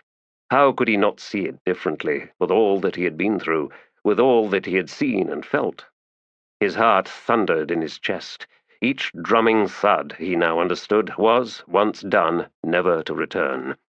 Even the repetition was in truth nothing but an illusion, a sleight of similitude. It might be a comfort to pretend that the machinery never changed, that each pulse and swirl was identical, that a man could leap back and then forward in his mind, and no matter where he ended up, all that he saw would remain the same, fixed like certainty. The rough stones of the dank walls, the quality of the yellow light bleeding from the pitted glass window, even the susurration of sound, the voices, the clank of pewter and fired clay, the very laughter spilling out as the door was opened, spilling out sour as bile as far as Cutter was concerned. Who was left in there that he might recognize? The faces tugged a little older, shoulders a fraction more hunched, eyes framed in the wrinkled map of the weary. Would they light upon seeing him? Would they even know him? And even then, after the slapped backs and embraces, would he see something gauging come into their eyes, painting colorless their words, a certain distance widening with every drawn-out moment that followed? The faintest scrape of a boot 2 paces behind him. Spinning round, ducking low as he did so, daggers flashing in both hands. Left blade half raised, point downward, into a guard position. Right blade darting out in a stop thrust. And the figure leaned back with a soft grunt of surprise, Tialuk knife snapping out from beneath a cloak to block the dagger. Cutter twisted his wrist to fold into that parry, flicking his blade's edge into a deep slice across the base of the attacker's gloved palm, even as he lunged forward, staying low, and slashed his left-hand dagger for the indent beneath his foe's right kneecap. Avoiding that attack very nearly toppled the man straight into Cutter's arms, but Cutter had already slipped past, slicing both blades for thigh, then hip, as he darted by on the man's left. Amazingly, that heavy Tialuk caught every slash, and another of the oversized, hooked knives now appeared in the man's other hand, straightening in a back-flung stop thrust in case Cutter pivoted round to take him from behind. Cutter was forced to pitch hard to evade that damned fend, and, balanced on one leg, he threw the dagger in his left hand, sidearm, launching the weapon straight for the man's shadowed face. Sparks as, impossibly, the man batted the flying weapon aside. A new knife already in that hand, Cutter made to launch yet another attack. Then he skidded on his heels and leaned back into an all-out defense as the man came forward, his heavy knives whirling a skein before him. 2 of those? 2? Wait! Cutter cried out. Wait! Ralik! Ralik! The Tialuks withdrew. Blood spattered down from the one in the right hand, where the palm had been laid open. Dark eyes glittered from beneath the hood. Ralik, it's me! Crocus Young Hand! As I'd first thought, came the rumbling reply, only to change my mind in a hurry. But now, yes, it is you. Older. Gods, I have indeed been away a long time. I cut your hand, I'm sorry. Not half as sorry as me, Crocus. You are in the guild now, aren't you? Who has trained you? Not Seba Krafa, that's for sure. I don't recognize the style at all. What? No guild. Not anything like that, Ralik. I've been... Wait, you said you've been gone? From Darujhistan? Where? How long? Not since that night behind Calls, but... Aye, Ralik cut in. It's you, all right. Gods below, Cutter said. But it's so good to see you, Ralik Nom. I mean, if I'd known it was you at first, you shouldn't come up on a man from behind like that. I could have killed you. The assassin stood studying him. Suddenly trembling, Cutter sheathed his knives, then began looking around for the one he'd thrown. 2 of those pig choppers. Who else would use those? I should have realized when I saw the first one. I'm so sorry, Ralik. Instincts took over. They just took over. You did not heed my warning, then. Years ago, those dark, angry words, but Cutter did not need to ask what warning. He remembered it all too well. I would have, he said, pausing in his search. Truly, Ralik. I went with the Malazans, you see, and Apsala. Fiddler, Kalam, the 4 of us, to 7 cities, where everything changed. When did you return, Crocus? Today, tonight. He glanced ruefully at the entrance to the Phoenix Inn. I've not even gone inside yet. It's changed. Aye, that word is already starting to haunt me. He resumed his hunt. I suppose I should have expected it. Where in Hood's name did that knife go, damn it? Ralik leaned back against a wall. The one you aimed at my throat? Yes, I'm so... Yes, you're sorry. Well, you won't find it down there. Try my left shoulder. Oh, the thickness of blood! Darujhistan and her 100,000 hearts, and each and every one beats for none other than this hale, most generous resident of the Phoenix Inn, seated here at this most grand of tables, although surely meese should attend to this wobbly leg. Nay, not mine, though that would be delicious indeed, and well beyond common service in said establishment, with... Where was Kruppe? Oh yes, with nary fell company to jiggle awake the night. Tell prescient Kruppe, yon friends, why the glowing faces belied by fretful eyes? Did Kruppe not promise boons galore? Pressures eased, panics prevented, purses packed with precious baubles all a-glitter? Drink up? Oh, humble apologies, we shall order more anon. 'Tis a promise most pertinent should one elect to toast this, that, and perchance t'other. We got news, Scorch said, looking surprised by his own words. And if you'd just shut your trap, you'd hear about it too. News? Why, Kruppe is news personified. Details, analysis, reactions from common folk in the streets, all in the blink of an eye and the puff of a single breath. Who needs more? This new madness we must witness now weekly, and all the bolts of burlap wasted on which some purple fool blathers all manner of foul gossip. Why, 'tis nothing but rags for the ragman, or wipes for the arse-wipes, or indeed blots for the blotters, bless their feminine wiles. Kruppe rails at this elevation of circumstance and incidents. A profession, the fops now claim, as if baying hounds need certification to justify their slavering barks and snarls. Whatever happened to common decency? To decent commonry? What's decent is rarely common, that is true enough, while the obverse is perverse in all prickly irony, would you not agree? Kruppe would, being such an agreeable sort. We've found Torvald Nom. Kruppe blinked at Leff, then at Scorch, then, seeing perhaps the disbelief mirrored in the face of the latter, back to Leff. Extraordinary! And did you horribly hand him over to Hirsute Gareb the lender? Scorch growled under his breath. We worked out a better deal, said Leff, licking his lips. Torvald will pay Gareb back in full, and, you see, to do so he had to pay us for the privilege, right? So, Torvald pays us, Gareb pays us. We get paid twice. Kruppe lifted one pudgy finger, on which, he saw with momentary dismay, there was a smear of something unrecognizable. A moment, please. Torvald has both returned and bought you off? Then why is it Kruppe buying the drinks this night? Allow Kruppe to answer his own question. Why, because Torvald is yet to pay off trusting Leff and Scorch, yes? He begged, yes, for one night, and all would be well and such. How'd you guess? Kruppe smiled. Dear foolish friends, should Gareb hear of this any time soon, should he, yes, learn that you had the notorious Torvald Nom in your very grasp, why, you will find your names on the very list you hold, thus forcing you to turn in yourselves to great reward, which will avail you nothing when Gareb hides and quarters poor Scorch and Leff. Calamities await. Torvald Nom was once our partner, said Leff, though now sweating in earnest. He gave us his word, he did. And if he goes back on it, well, doing wrong to Scorch and Leff is never a good idea for anybody. So you keep that in mind too, Kruppe, if you go blabbing to Gareb or some such thing. Beru forbid. Kruppe would do no such thing, dearest temperamental friends. Nay, Kruppe's fear relates back to those new rags abounding in the grubby hands of urchins at every street corner these days. Such a plague upon Darujhistan. Said rags are nefariously quick and diabolical with their gossip, and who can know the multitude of dubious sources? Kruppe worries what the morrow's rag will proclaim. Damned well better proclaim nothing, snarled Scorch, looking terrified and belligerent all at once. Now, blessed friends, Kruppe said with a perfunctory but flourished wave of his hands, we must end this debacle for tonight. Dread circumstance hovers. Kruppe senses stupendous events imminently. Imminent.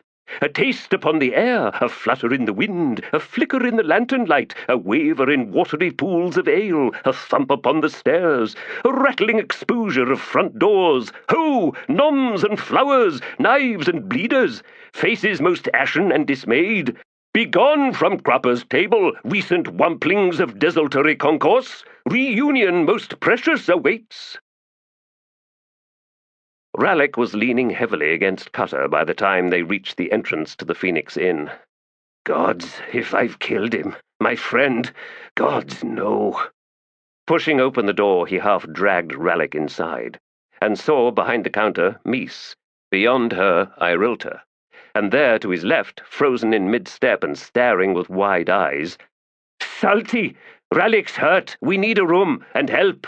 All at once, Mies was pulling the assassin from Cutter's arms. Hood's breath! He's cut to pieces! I'm sorry, Cutter began. But Irilta was now there, taking his face between hands that smelled of ale and chopped garlic. lips suddenly looming large as she planted a full kiss on his mouth, tongue briefly writhing in like a worm down a hole. Cutter reeled back, then found Salty in his arms, grasping him tight, tight with arms astonishingly strong after a dozen or so years of trays and pitchers, so tight all the air was pushed from his lungs. "He'll live," pronounced Mies from where she crouched over Rallick, who was lying on the floor behind the counter. "once we stop the bleeding. He must have been jumped by 3 or 4 by the looks." Straightening, she dropped the bloody dagger on the counter. A crowd was gathering, and heads now tilted in for a closer look at that foreign-made weapon. "Melissan!" hissed someone. Pulling himself from Salty's arms, Cutter pushed through. "Give me room! Don't touch that knife! It's mine!" "Yours?" demanded Arilta. "What's that supposed to mean, Crocus?" "He came up on me from behind, all quiet, like a killer. I thought I was defending myself. It was all a mistake. You sure he's going to be all right, Mies?" "You was that scrawny thief years back," said a man with a vaguely familiar face, his expression flitting between disbelief and accusation.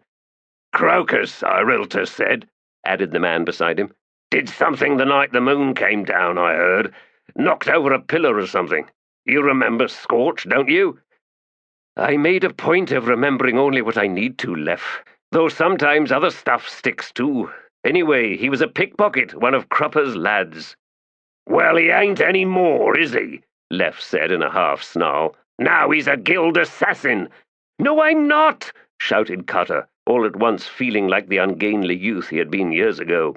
Furious at his own burning face, he swung to Mies.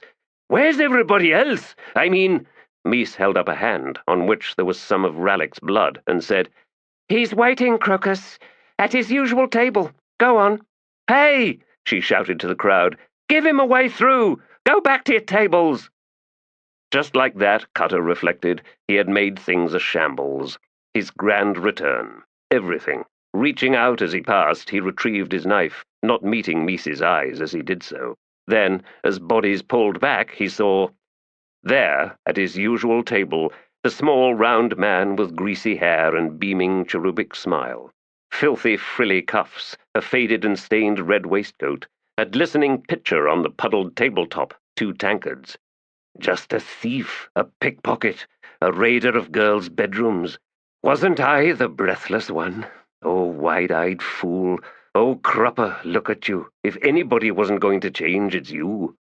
Cutter found himself at the table, collapsing into the waiting chair, reaching for the tankard.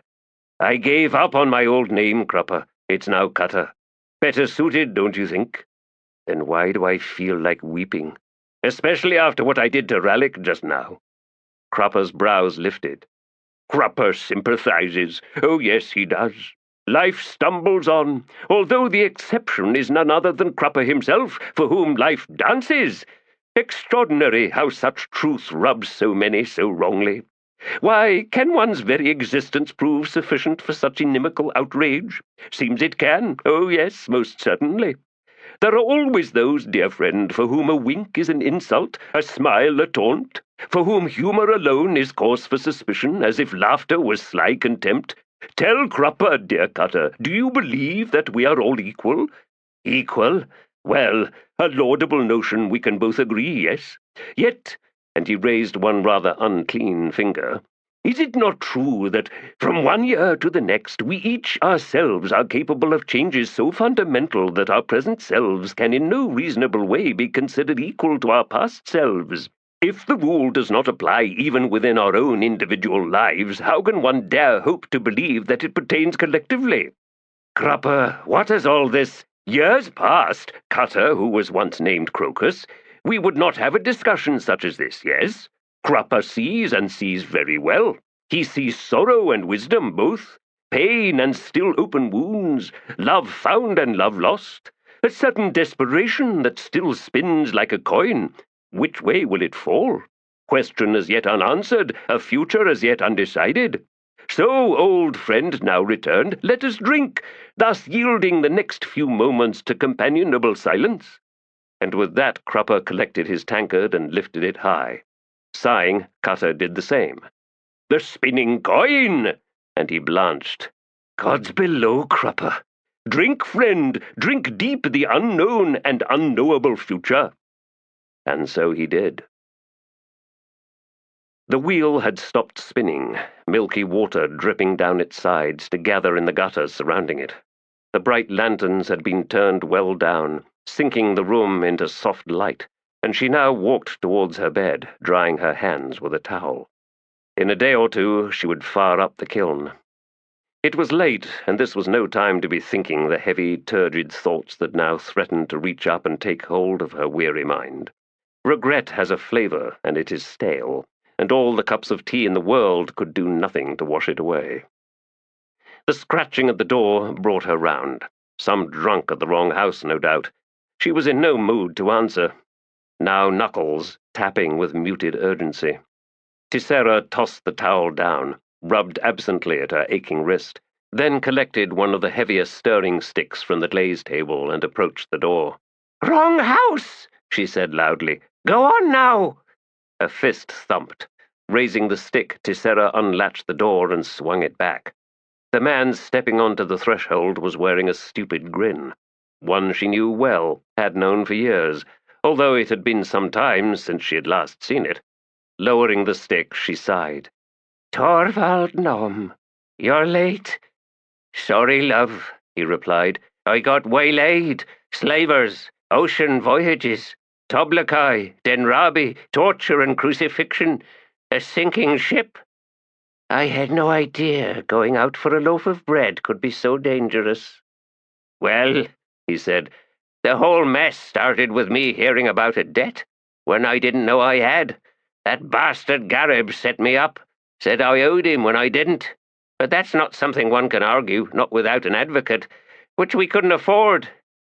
"I know all about Gareb," Tissera replied. "His thugs visited here often enough once you disappeared. And yes, I did need an advocate to get Gareb to back off." "He was threatening you?" "He claimed that your debt was my debt, dear husband.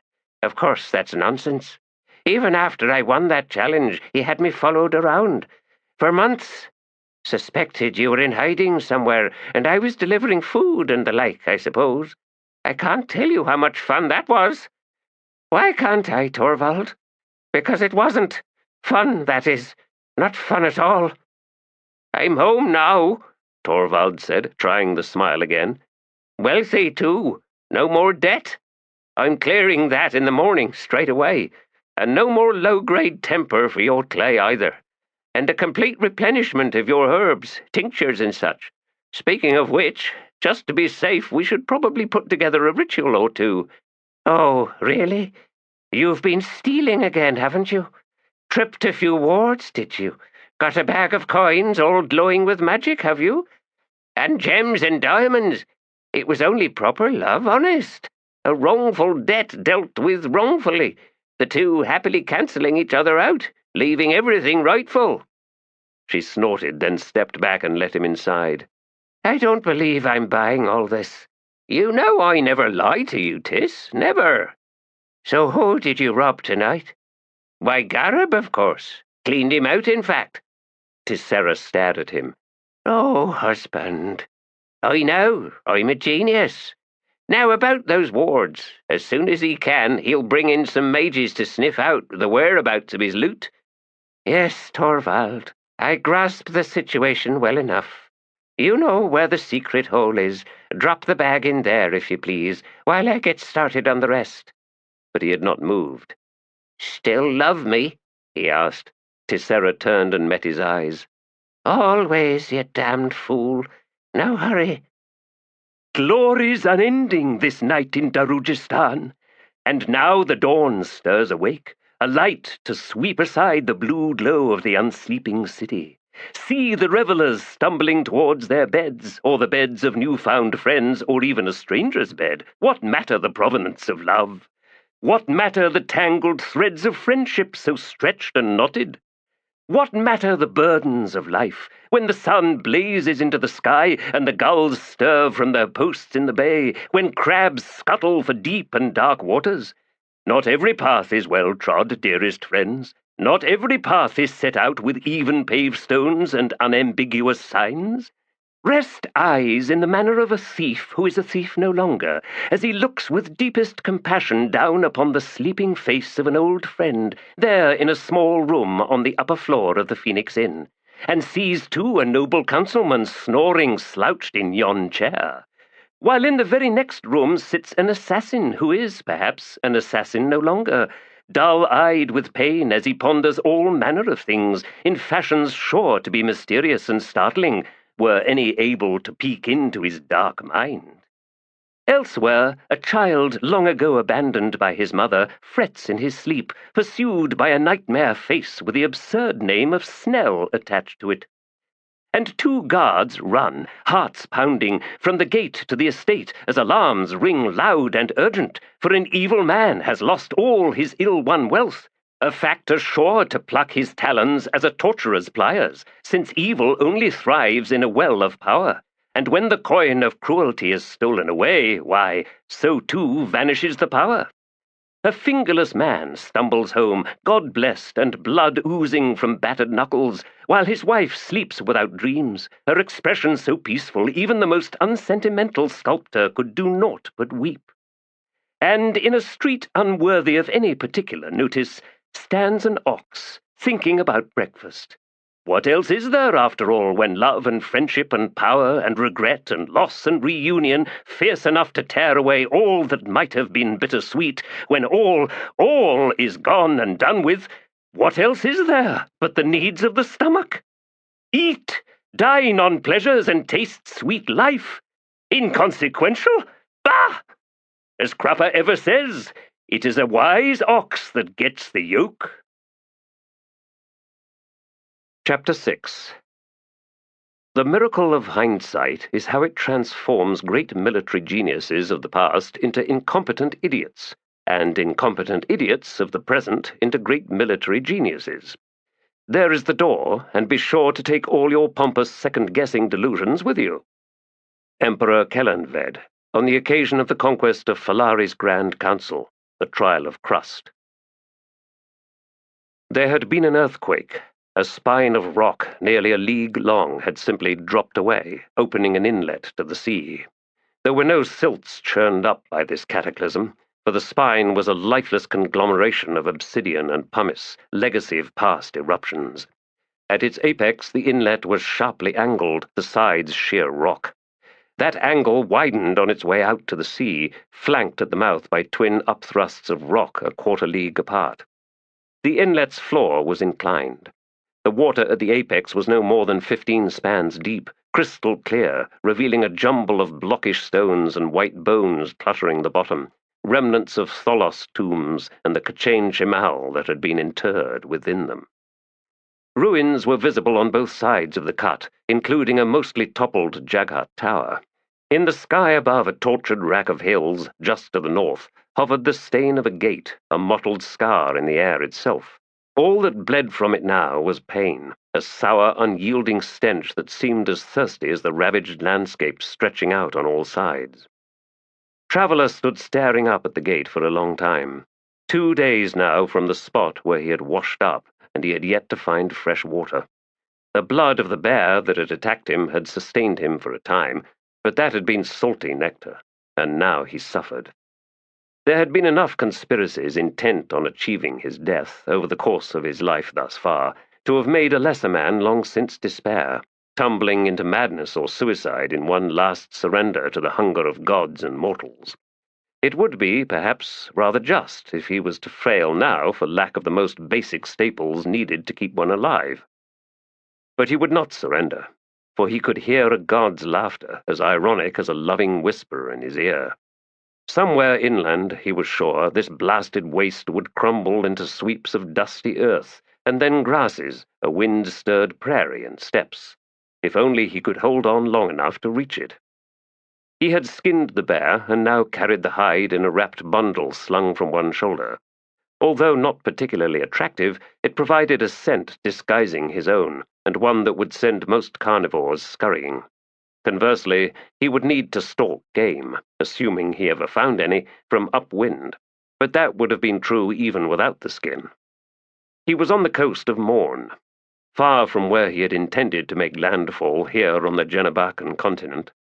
A long walk awaited him, but there was nothing new in that prospect, nor, he had to admit, in the threat of failure. Facing inland, Traveller set out, boots crunching on black bubbled glass.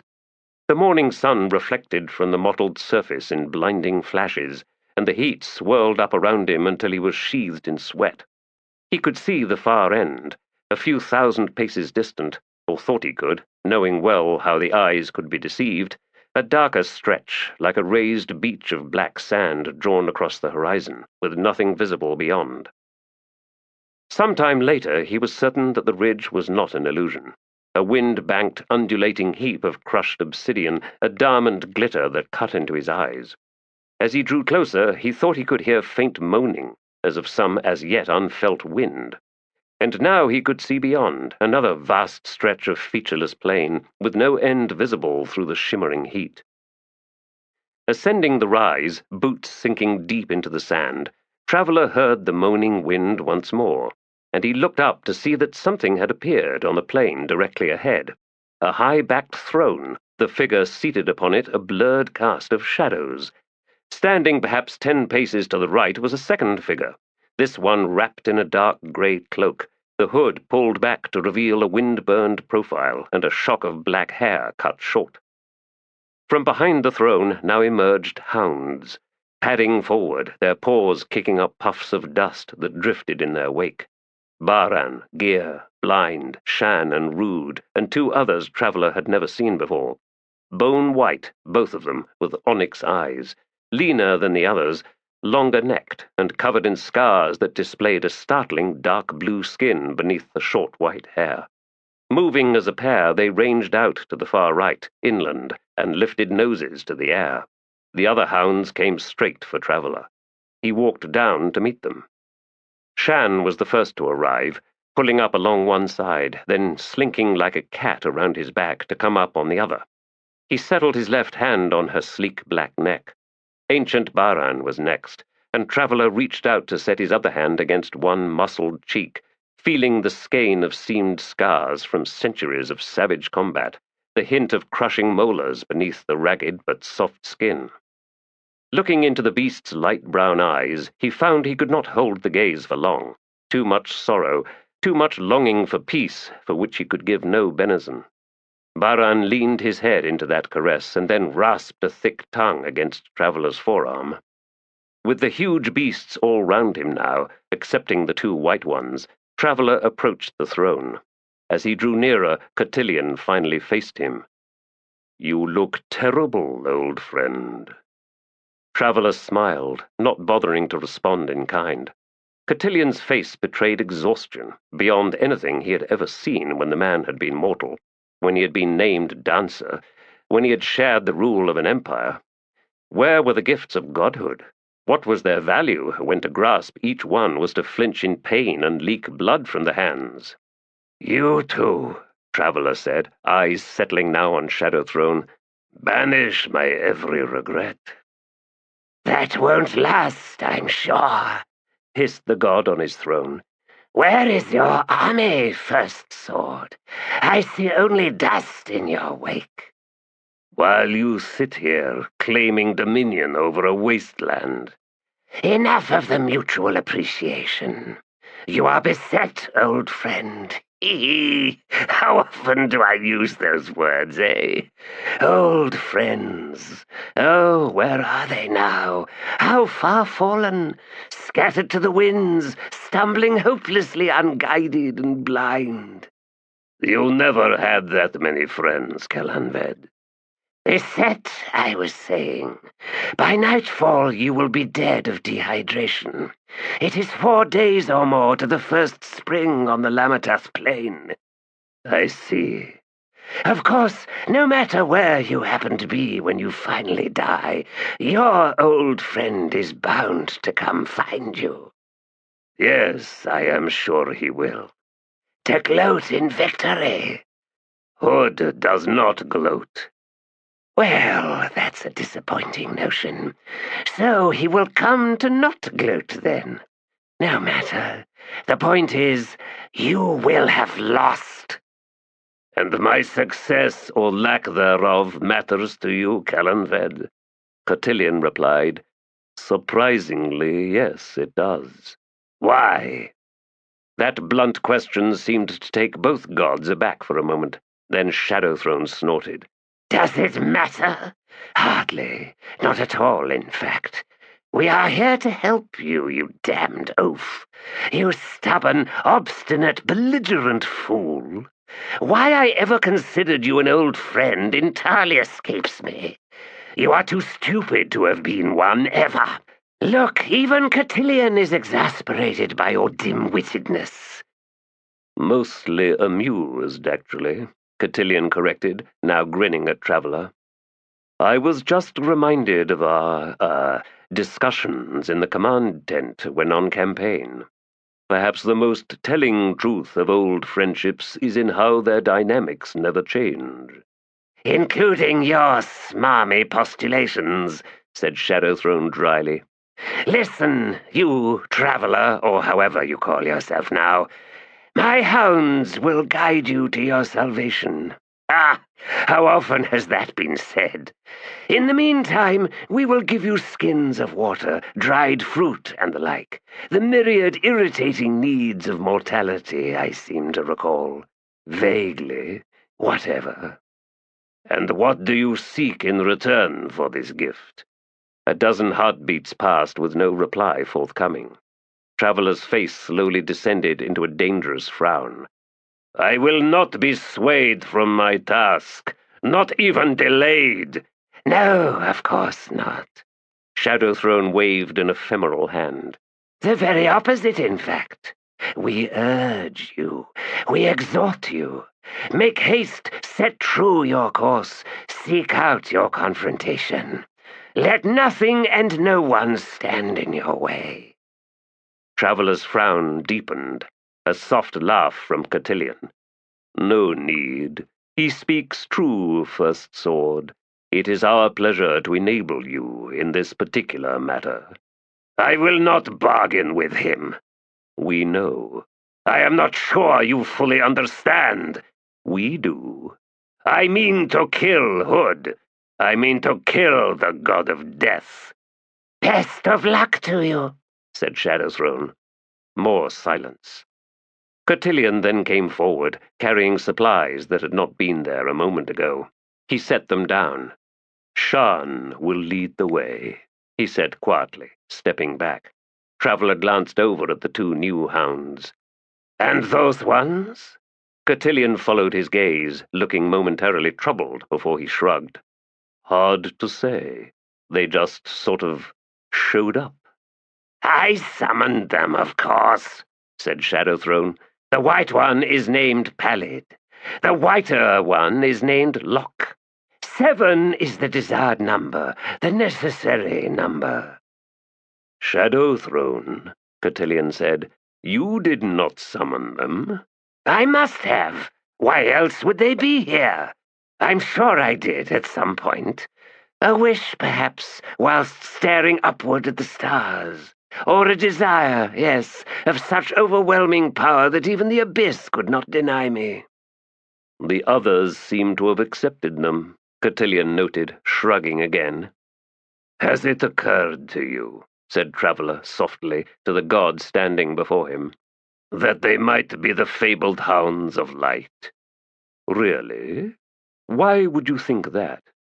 And in that moment, when Cotillion met his eyes and winked, all the exhaustion, the very immortality of ascendancy itself, vanished, and Traveller saw once more, after what seemed a lifetime, the man he had once called his friend.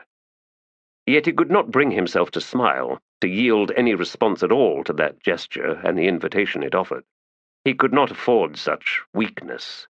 Not now, perhaps never again. Certainly not with what these two old friends had become. They are gods, and gods are not to be trusted. Reaching down, he collected the skins in the knapsack. Which one drove the bear to the coast? He asked. Gear. You needed food, or you would not have got even this far. I was very nearly its supper, Cotillion. We have always had faith in you, First Sword. The next, and probably last question Traveller had for the god was the most difficult one to voice. "And which of you wrecked my ship and killed my crew?" Cotillian's brows lifted. "Not us. Dasem, we would not do that." Traveller studied the god's eyes, always softer than one might have expected, but he had long since grown used to that, and then he turned away. "All right." Pallid and Locke fell in as reluctant, desultory rearguard as the hounds escorted Traveller inland. Shadowthrone had managed to turn his throne round so that he could watch the First Sword and his entourage slowly dwindle into the northeast. Standing nearby, Cotillion lifted his hands and looked down upon the palms, seeing the glistening sweat pooling there. That was close. Eh? What was? If he had decided we were behind the shipwreck, well, I don't like to think what would have happened here.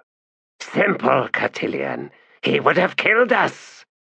And the hounds would not have interceded. Except perhaps my newest pets. No old loyalties there. Hee. Close, said Cotillion again. You could have just told him the truth. That Mail wanted him and wanted him badly. That we had to reach in and drag him out. He would have been far more thankful with all that. Gratitude is a useless luxury in this instance, Shadowthrone. No distractions, remember? Nothing and no one to turn Traveller from his fated destiny. Leave Mail for another time. Yes, very good. A detail we can offer Traveller when our need for him is immediate and, pressing. We delved, following the suggestion he set us this day, in this place, and lo, why, none other than the elder god of the seas was to blame. Now get over here and draw that damned sword and hack these enemies to pieces. That is not the delving we need to do right now, Cotillion said. Well, of course not. We already know. What need delving? Cotillion faced Shadowthrone. Mail could have killed him easily enough, don't you think? Instead, he set out to delay Traveller. We need to think on that. We need to figure out why. Yes, I am beginning to see. Suspicions awakened. I was momentarily careless, unmindful. Delay, yes. Why? What value? I just realized something. What? Quick, tell me! It doesn't matter what Mail had in mind. It won't work. Explain. Mail assumes a quarry on the run, after all. Yes, he must, of course. No other possibility. Mail doesn't get it, the idiot. Hee. Now let's get out of this ash heap. My throat's getting sore. Cotillion stared after the hounds and their charge, squinting against the bright sunlight. Timing, Shadowthrone. Perfection. So far. We will not fail. We'd better not. Which among our new-found allies do you imagine the weak link? Cotillion glanced back at Shadowthrone. Well, you, of course. Apart from me, I mean. Cotillion stared. Shadowthrone waited, fidgeting on his throne. Midnight at the lone tavern of Morsko provided Nimander with memories he would never lose. Slack-eyed, black-mouthed villagers staggering forward, colliding with him and the others. Stained bottles thrust into their faces, eyes smeared with something murky and yellowed. The drink was potent enough to numb tongues if the exhorting moans were in truth invitations to imbibe. Even without Clip's earlier warning, Nimander was not inclined to accept such hospitality, nor, he saw with some relief, were any of his kin. They stood, still crowded at the entrance, bemused and uneasy. The pungent air of the low-ceilinged chamber was sweet, overlying strains of acrid sweat and something like living decay. Skintick moved up alongside Nimander, and they both watched as Clip, Desra at his side, made his way to the counter. "A simple jug of wine? Anywhere in this place?" "Not likely." Nimander suspected Skintick was right. All he could see at every table, in every hand, was the same long-necked flask with its blackened mouth. The moans were louder now, cacophonous like the lowing of beasts in an abattoir. Nimander saw one man, an ancient, bent, emaciated creature, topple face first onto the wood-slatted floor, audibly smashing his nose. Someone close by stepped back, crushing the hapless man's fingers under a heel. "So, where is the priest?" Ninander asked from behind Nimander and Skintick. "It was his invitation after all." "For once, Ninander," Skintick said without turning, "I am pleased to have you standing here, hand on sword. I don't like this." "None here can hurt us," Ninander pronounced, yet his tone made it plain he was pleased by Skintick's words. "Listen to me," he said. "While Kruppe is not close by, he holds us all in contempt." Nimander slowly turned round as Skintick said, "We'd noticed. What do you make of that, brother?" "He sees what he chooses to see." Nimander saw that Kedivus and Aranatha were listening, and the faint doe-like expression on the latter's face was suddenly gone, replaced by a chilling emptiness that Nimander knew well. "It is no matter," Nimander said, sudden sweat prickling awake beneath his clothes. "Leave it, Ninander. It is no matter." "But it is," Ninander retorted. "He needs to know why we survived our battles when all the others fell. He needs to understand." "That's over with now," Nimander insisted. "No," said Skintick. "Ninander is right this time, Nimander. He is right. Kruppe wants to take us to this dying god, after all. Whatever he plans disregards us, as if we did not exist. Voiceless, "Useless," cut in Ninander. Nimander looked away. More villagers were collapsing, and those on the floorboards had begun twitching, writhing in pools of their own waste. Sightless eyes rolled ecstatically in sunken sockets. "If I have made us voiceless, I'm sorry." "Enough of that rubbish," Skintick said conversationally. "I agree," said Ninander. "I didn't before. I was angry with you, Nimander, for not telling this so-called mortal sword of darkness. Telling him about us, who we were, what we've been through. So I tried to do it myself, but it's no use. Kruppe doesn't listen, not to anyone but himself." "What of Desra?" Nimander asked. Ninander snorted. "She covets her own mystery." That was a sharp observation from Ninander, surprising Nimander. But it was not an answer to what he had meant with his question. Skintick, however, understood. "She remains one of us, Nimander. When the need arrives, you need not doubt her loyalty." Kedivus spoke then with dry contempt. "Loyalty is not one of Desra's virtues, brothers. Set no weight upon it." Skintick sounded amused when he asked, "Which of Desra's virtues should we set weight upon, then, Kedivus?" "When it comes to self-preservation," she replied, "Desra's judgment is precise. Never wrong, in fact. She makes surviving the result of profound clarity. Desra sees better and sharper than any of us. That is her virtue." Kruppe was on his way back, Desra now clinging to his left arm as might a woman struggling against terror.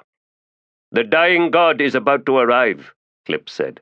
He had put away his chain and rings, and from his palpable unease there now rose, like a dark cloud, the promise of violence. "You should all leave. I don't want to have to cover you if this turns bad. I won't have the time, nor will I accept blame if you start dying. So for all our sakes, get out of here." It was, Nimander would recall later, the moment when he could have stepped forward, could have looked into Klippe's eyes, unwavering, revealing his own defiance and the promise behind it. Instead, he turned to the others. "Let's go," he said. Ninander's eyes widened, a muscle twitching one cheek. Then he spun about and marched out of the tavern. With an expression that might have been shame, Skintick reached out to prise Desra away from Kruppe, then guided her out. Aranatha met Nimander's eyes and nodded, but the meaning of the gesture eluded him, given the vast emptiness in her eyes. Then she and Kedivus exited the taproom, leaving Nimander and Kruppe. "It pleases me," said Kruppe, "that you take orders as well as you do, Nimander, and that the others still choose to listen to you. Not," he added, "that I think that will last much longer." "Do not confront this dying god," Nimander said. "Not here, not now." "Excellent advice. I have no intention of doing so. I simply would see it." "And if it is not pleased at being seen by one such as you, Kruppe?" He grinned. "Why do you think I sent you to safety? Now go, Nimander, back to our rooms. Comfort your frightened rabbits! Outside, beneath a glorious sweep of bright stars, Nimander found his kin in a tight huddle in the center of the main street. Rabbits? Yes, it might look that way. From the tavern they could hear the frenzied moaning reach a fierce pitch, and the sound was now echoing, seeming to roll back in from the hills and fields surrounding the village. "Do you hear that?" Skintick asked. "Nimander, do you hear it? The scarecrows, they are singing." "Mother Dark," breathed Kerevis in horror. "I want to see one of those fields," Skintick suddenly said. "Now, who is with me?" When no one spoke, Nimander said, "You and me, Skintick. The rest to our rooms. Ninander, stand vigil until we return." Nimander and Skintick watched as Ninander purposefully led the others away. Then they set out into a side alley, feet thumping on the dusty, hard-packed ground. Another voice had joined all the others, emerging from the temple, a cry of escalating pain, a cry of such suffering that Nimander staggered, his legs like water beneath him. He saw Skintick stumble, fall onto his knees, then push himself upright once more. Tears squeezed from his eyes, Nimander forced himself to follow. Old house gardens to either side, filled with abandoned yokes, ploughs, and other tools, the furrows overgrown with weeds like bleached hair in the starlight. Gods, they've stopped eating. All is in the drink. It feeds them even as it kills them. That sepulchral wail was dwindling now, but it would rise again, he knew, with the next breath. Midnight in the tavern, the foul nectar was drunk down, and the god in terrible pain was summoned, the gate to his tormented soul forced open. Fed by immortal pain, the prostrate worshippers spasmed in ecstasy. He could see their blackened mouths, the writhing black tongues, the eyes in their smudge pits. He could see that old man with the smashed nose and the broken fingers. And Klipp remained inside, witness to the madness, to its twisted face, and when the eyes opened and fixed on his own— "Hurry!" groaned Nimander as he came up against Skintick. But as he moved past, his cousin reached out and grasped hold of his tunic, drawing Nimander to a halt. They were at the edge of a field. Before them, in the cold silver light, the rows of scarecrows were all in motion, limbs writhing like gauze-wrapped serpents or blind worms. Black blood was streaming down. The flowers of the horrid plants had opened, exuding clouds of pollen that flashed like phosphorescence, riding the currents of night air. And Nimander wanted to rush into that field, into the midst of the crucified victims. He wanted to taste that pollen on his tongue, on the back of his throat. He wanted to dance in the god's pain. Skintick, weeping, was dragging him back, though it seemed he was fighting his own battle. So taut were his muscles, so contradictory their efforts that they fell against one another, onto the ground. Clawing on their bellies now, back down the dirt track. The pollen is in the air. We have breathed it, and now, God's below, now we hunger for more. Another terrible shriek, the voice of physical thing trying to climb into the sky, but there was nothing to grasp, no handholds, no footholds, and so it shot out to the sides, closing icy cold grips upon throats, and a voice screaming into their faces. "You dance, you drink deep my agony. What manner of vermin are you? Cease, leave me, release me!" 1,000 footsteps charging through Nimander's brain, dances unending, unable to stop even had they wanted to, which they did not. No, let it go on and on. Gods, forever. There, in the trap of his mind, he saw the old man and his blood and nectar-smeared face, saw the joy in the eyes, saw the suppleness of his limbs, his straightened back, every crippling knob and protuberance gone. Tumors vanished. He danced in the crowd, one with all the others, exalted and lost in that exaltation. Nimander realized that he and Skintick had reached the main street. As the god's second cry died away, some sanity crept back into his mind. He pushed himself onto his feet, dragging Skintick up with him. Together they ran, staggering headlong for the inn. Did salvation beckon? Or had Nimander and the others fallen as well? Were they now dancing in the fields, selves torn away, flung into that black, turgid river? A third cry, yet more powerful, more demanding. Nimander fell, pulled down by Skintick's weight. Too late. They would turn about, rise, set out for the field. The pain held him in its deadly, delicious embrace. Too late now. He heard the inn's door slam open behind them. Then Aranatha was there, blank-eyed, dark skin almost blue, reaching down to grasp them both by their cloaks. The strength she kept hidden was unveiled suddenly, and they were being dragged towards the door, where more hands took them, tugged them inside, and all at once the compulsion vanished. Gasping, Nimander found himself lying on his back, staring up at Kerevis's face, wondering at her calculating, thoughtful expression. A cough from Skintic at his side. "Mother Dark, save us!" "Not her," said Kerevis, "just Aranatha." Aranatha, who flinches at shadows, ducks beneath the cry of a hunting hawk. She hides her other self behind a wall no power can surmount, hides it until it's needed. Yes, he could feel her now, an emanation of will filling the entire chamber, assailed but holding, as it would, as it must. Another cough from Skintic. Oh dear! And Nimander understood. Clip was out there. Clip face to face with the dying god, unprotected. Mortal sword of darkness. Is that protection enough? But he feared it was not. Feared it because he did not believe Clip was the mortal sword of anything. He faced Skintic. What do we do? I don't know. He may already be lost. Nimander glanced over at Aranatha. Can we make it to the tavern? She shook her head. We should never have left him, announced Nimander. Don't be an idiot, Kerevis snapped. Skintic still sat on the floor, clawing periodically at his face, racked with shivers. What manner of sorcery afflicts this place? How can a god's blood do this? Nimander shook his head. I have never heard of anything like what is happening here, Skintic. The dying god. It bleeds poison. He struggled to keep from weeping. Everything seemed stretched thin, moments from tearing to pieces, a reality all at once in tatters, whipped away on mad winds. Skintic's sigh was ragged. Poison! Then why do I thirst for more? There was no answer for that. Is this a truth made manifest? Do we all feed on the pain of others? Do we laugh and dance upon suffering simply because it is not our own? Can such a thing become addictive, an insatiable need?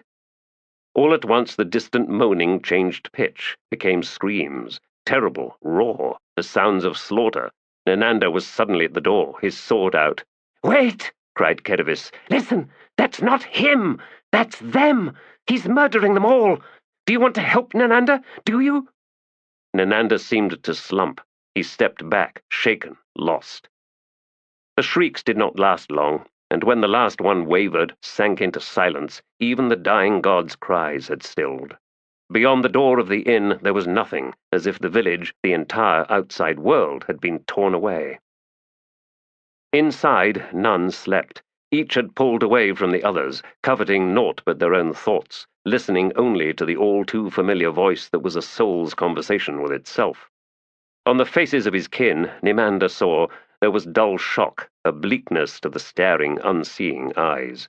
He felt the surrender of Aranatha's will, her power, as the threat passed, as she withdrew once more so far inward that her expression grew slack, almost lifeless, a shy, skittering look not ready to awaken once more. Darujhistan stood at the window, the inside shutters pulled to either side, staring out upon an empty main street as the night crawled on, leaving Nimander to wonder at the nature of her internal dialogue, if such a thing existed, if she was not just a creature of sensation, riding currents of instinct, every choice reframed into simple demands of necessity. There is cruelty in your thoughts. Fayed. Leave me alone, ghost. Don't get me wrong, I approve. Darujhistan is a slut. She has a slut's brain, the kind that confuses giving with taking, gift with loss, invitation with surrender.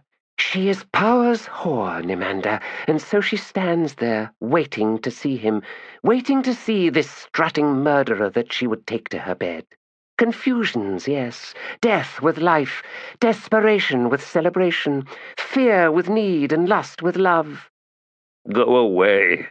But you don't really want that, because then it would leave you vulnerable to that other voice in your head. The sweet woman murmuring all those endearing words. Do I recall ever hearing such when she was alive?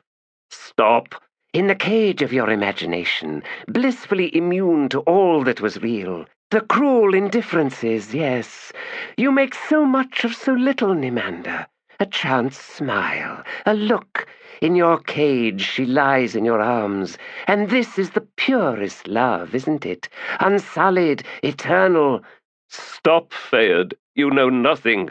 You were too young, too self-obsessed to see anything of anyone else, unless it threatened you. And she was not a threat? You never wanted me that way. Don't be absurd, Ghost. Don't invent. I invent nothing. You were just too blinded to see what was right in front of you. And did she die at the spear of a Tist Edur? Did she truly? Where was I at that moment, Nimander? Do you recall seeing me at all? No, this was too much. But she would not relent. Why do you think the idea of killing Sandalath was so easy for me? My hands were already stained. Stop! Laughter ringing through his head. He willed himself to say nothing, waited for those chilling peals of mirth to dwindle, grow ever fainter. When she spoke again in his mind, there was no humor at all in her tone. Nimander wants to replace you. He wants the command you possess, the respect the others hold for you. He will take it when he sees his chance. Do not trust him, Nimander. Strike first, a knife in the back. Just as you acted to stop me, so you must do again, and this time you cannot fail. There will be no withal there to finish the task. You will have to do it yourself. Nimander lifted his gaze, looked upon Ninander, the straight back, the hand resting on pommel. No, you are lying. Delude yourself if you must, but not for much longer. The luxury must be short-lived. You will need to show your decisiveness, and soon. And how many more kin do you want to see dead, Fayed? My games are done with. You ended them once and for all. You and the swordsmith. Hate me if you will, but I have talents, and I gift them to you, Nimander. You were the only one to ever listen to me, the only one to whom I opened my heart. Heart? That vile pool of spite you so loved to swim in? That was your heart? You need me. I give strength where you are weakest. Oh, make the bitch murmur of love, fill her mouth with all the right words, if it helps. But she cannot help you with the hard choices a leader must make. Nimander believes he can do better. See it in his eyes, so quick to challenge. It's growing light, Desra said from the window. She turned. I think we should go out, to the tavern. It may be he is wounded. It may be he needs our help. I recall him not asking for it, growled Nimander. He is not all-powerful, said Desra. Though he might affect such, it comes with being so young. Nimander stared across at her. Where did that insight come from? Kruppe is vulnerable? Kedivus asked in mock surprise. Be quick to take advantage of that, Desra. The endless siege that is your envy grows wearisome, Kedivus. Kedivus paled at that and said nothing. Oh, we are a vicious bunch, are we not? Nimander rubbed at his face, then said, Let's go, then, and see for ourselves what has become of him. Desra was first through the door. Out into pale silvery light, a cerulean sky devoid of clouds, looking somehow speckled with grit. The harvested plants drooped in their racks, sodden with dew, the bulbs like swollen heads lined up in rows above the latticework. Nimander saw, as he paused out on the street, that the temple's doors were ajar. Kruppe was lying on the wooden sidewalk in front of the tavern, curled up, so covered in dried blood that he might have been a figure moulded in black mud. They set out towards him. Kruppe's eyes were open, staring. Nimander wondered if he was dead until he saw the slow rise and fall of his chest, but showing no awareness of anything, even as they closed round him, even as Nimander knelt in front of him. Skintick moved up to the tavern doors, pushed them open, and stepped inside. He staggered out a moment later, both hands covering his face as he stumbled out into the middle of the street and stood there, back to the others. Slaughter. He slaughtered them all. Kruppe's sword was lying nearby, thick with gore, as if the entire weapon had been dragged through some enormous beast. They took something from him, Aranatha said. Gone away. Nimander broke into a jog, straight for the temple opposite. Gone for good? Nimander asked Aranatha. I don't know.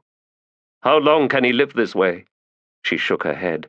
Force food and water into him. Keep his wounds clean. Long moments when no one spoke, when it seemed not a single question could be found, could be cleaned off and uttered in the name of normality. Nenanda returned. They fled, the priests, all fled. Where was the dying god supposed to be? A place named Bastion, said Kedivus. West of here, I think. We need to go there, Nemanda said, straightening to face the others. Nenanda bared his teeth.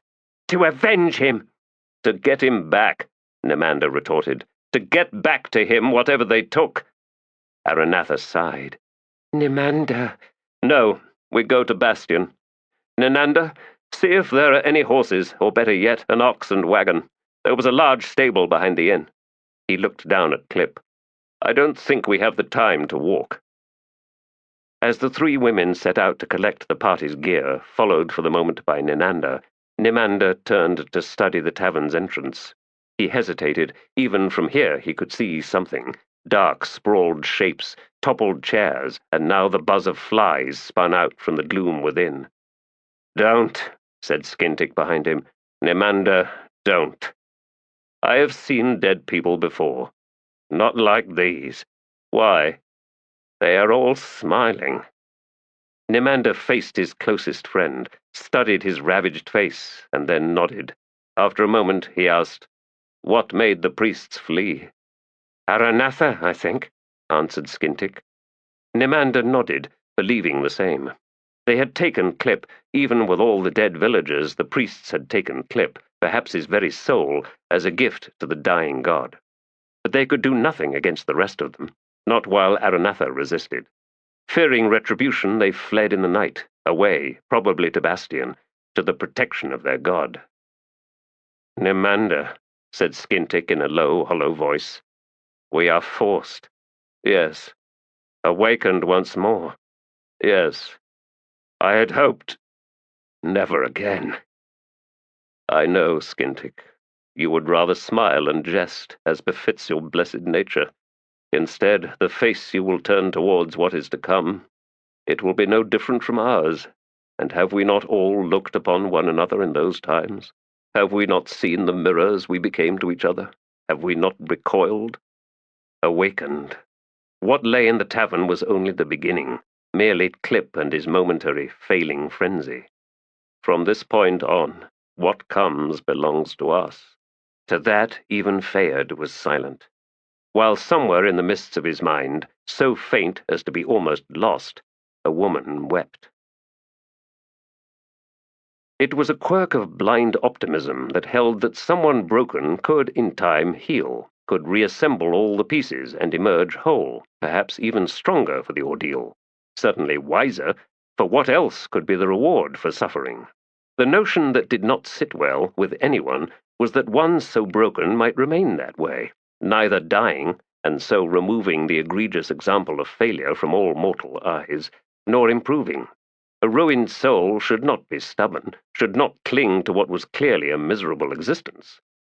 Friends recoil, acquaintances drift away, and the one who fell finds a solitary world, a place where no refuge could be found from loneliness, when loneliness was the true reward of surviving forever maimed, forever weakened. Yet who would not choose that fate when the alternative was pity? Of course, pity was a virtually extinct sentiment among the Tist Andi, and this Endest Silan saw as a rare blessing among his kind. He could not have suffered such regard for very long. As for the torment of his memories, well, it was truly extraordinary how long one could weather that assault. Yet he knew he was not unique in this matter. It was the burden of his entire people, after all. Sufficient to mitigate his loneliness? Perhaps. Darkness had been silent for so long now. His dreams of hearing the whisper of his realm, of his birthplace, were less than ashes. It was no wonder, then, was it, that he now sat in the gloom of his chamber, sheathed in sweat, each trickle seeming to drink all warmth from his flesh? Yes, they had manifested Corald Galain here in this city, an act of collective will. Yet it was a faceless power. Mother Dark had left them, and no amount of desire on their part could change that. So then, what is this? Who speaks with such power?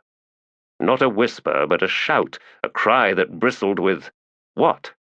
With affront, indignation, outrage. Who is this? He knew that he was not alone in sensing this assault. Others must be feeling it throughout Black Coral. Every Tist Andi probably sat or stood motionless at this moment, heart pounding, eyes wide with fear and wonder, and perhaps hope. Could it be? He thought to visit the temple, to hear from the High Priestess herself. Something, a pronouncement, a recognition proclaimed.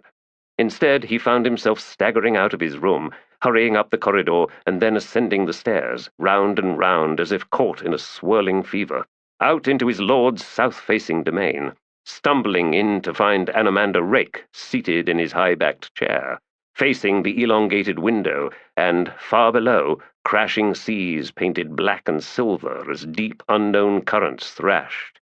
"My lord!" Endest gasped. "Did I have a choice?" Anamanda Rake asked, gaze still on the distant tumult. "My lord?"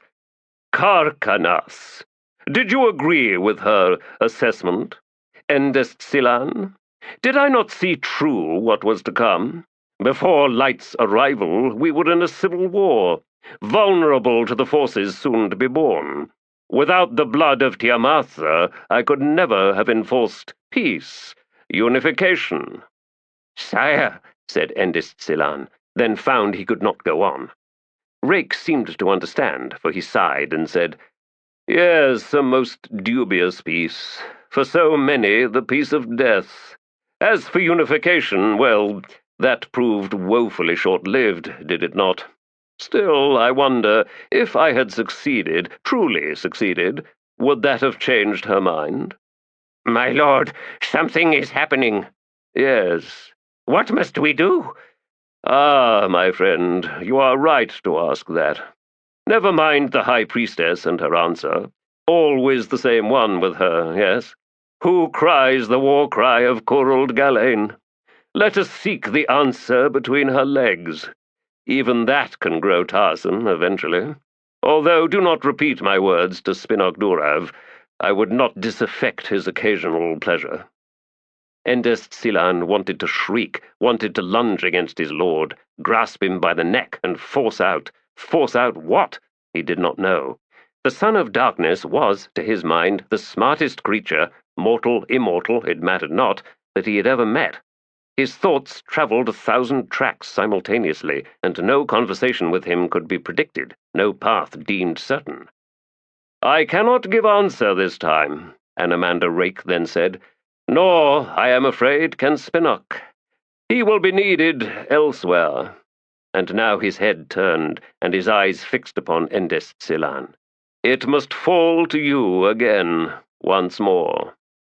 Endest felt his soul recoil in horror, shrink back into whatever cave it had clawed out for itself somewhere down in the mined-out pit of his heart.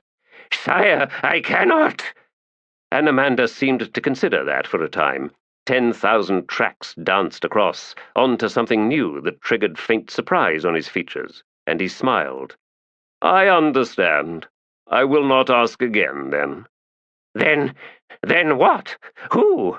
Sire, I do not—" The wryness of Anamanda Rake's tone jarred terribly with his words. "Reborn into fury. Oh, would that I could see that!"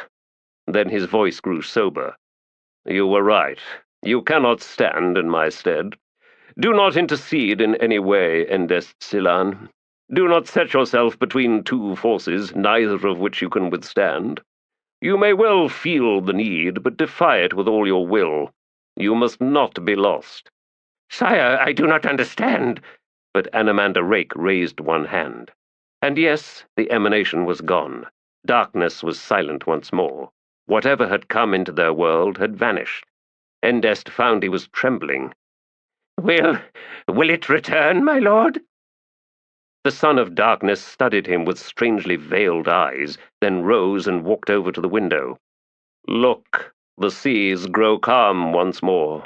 A most worthy lesson, I think. Nothing lasts forever. Not violence, not peace, not sorrow, old friend, nor rage. Look well upon this black sea, Endest Silan, in the nights ahead." to calm your fears, to offer you guidance. And just like that, he knew he was dismissed. Bemused, frightened of a future he knew he was not intelligent enough to yet comprehend, he bowed, then departed. Corridors and stairs, and not so much as an echo remained. He recalled an old prayer, the one whispered before battle. Let darkness receive my every breath with her own. Let our lives speak in answer unto death, never alone. But now, at this moment, he had never felt more alone. The warriors no longer voiced that prayer, he well knew. Darkness did not wait to receive a breath, nor the last breath that bridged life and death. A Tist Andi warrior fought in silence, and when he or she fell, they fell alone. More profoundly alone than anyone who was not Tist Andi could comprehend. A new vision entered his head then, jarring him, halting him halfway down the stairs. The high priestess, back arching, crying out in ecstasy, or desperation. Was there truly a difference? Her search, her answer that was no answer at all. Yes, she speaks for us, does she not? He is troubled, Salind murmured, only now shaking off the violent cold that had gripped her. The Redeemer stirred awake then, for some reason unknown, and to us unknowable. But I felt him. He is most troubled. The half-dozen pilgrims gathered round the fire all nodded, although none possessed her percipience in these matters, too bound up still in the confused obstinacy of mortality's incessant demands. And, of course, there was the dread now, the one that had stalked them every moment since the benighted's abandonment, an abandonment they saw as a turning away, which was deemed just, because none there had proved worthy of Seardamin and the protection he offered. Yes, he was right in denying them. They had all failed him, in some way as yet undetermined. Salind understood all these notions, and even, to some extent, this alone surprising given her few years, comprehended the nature of self-abnegation that could give rise to them. People in great need were quick to find blame in themselves, quick to assume the burden of guilt for things they in truth had no control over and could not hope to change. It was, she had begun to understand, integral to the very nature of belief, of faith. A need that could not be answered by the self was then given over to someone or something greater than oneself, and this form of surrender was a lifting of a vast, terrible weight. In faith could be found release, relief. And so this enormous contradiction is laid bare. The believers yield all into the arms of the Redeemer, who by his very nature can release nothing, can find nothing in the way of relief, and so can never surrender. Where then the Redeemer's reward? Such questions were not for her.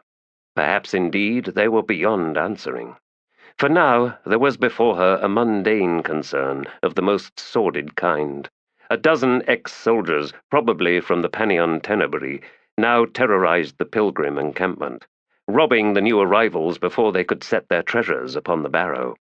There had been beatings, and now a rape. This informal gathering, presumably the camp's representatives, had sought her out, pleading for help.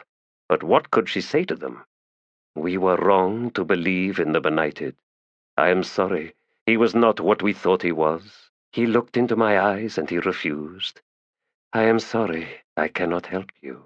You say the Redeemer is troubled, priestess, said the spokesman, a wiry middle-aged man who had once been a merchant in Kapustan, fleeing west before the siege, a refugee in Saltoan, who had seen with his own eyes the expulsion, the night when the advance agents of the Panion Domin were driven out of that city.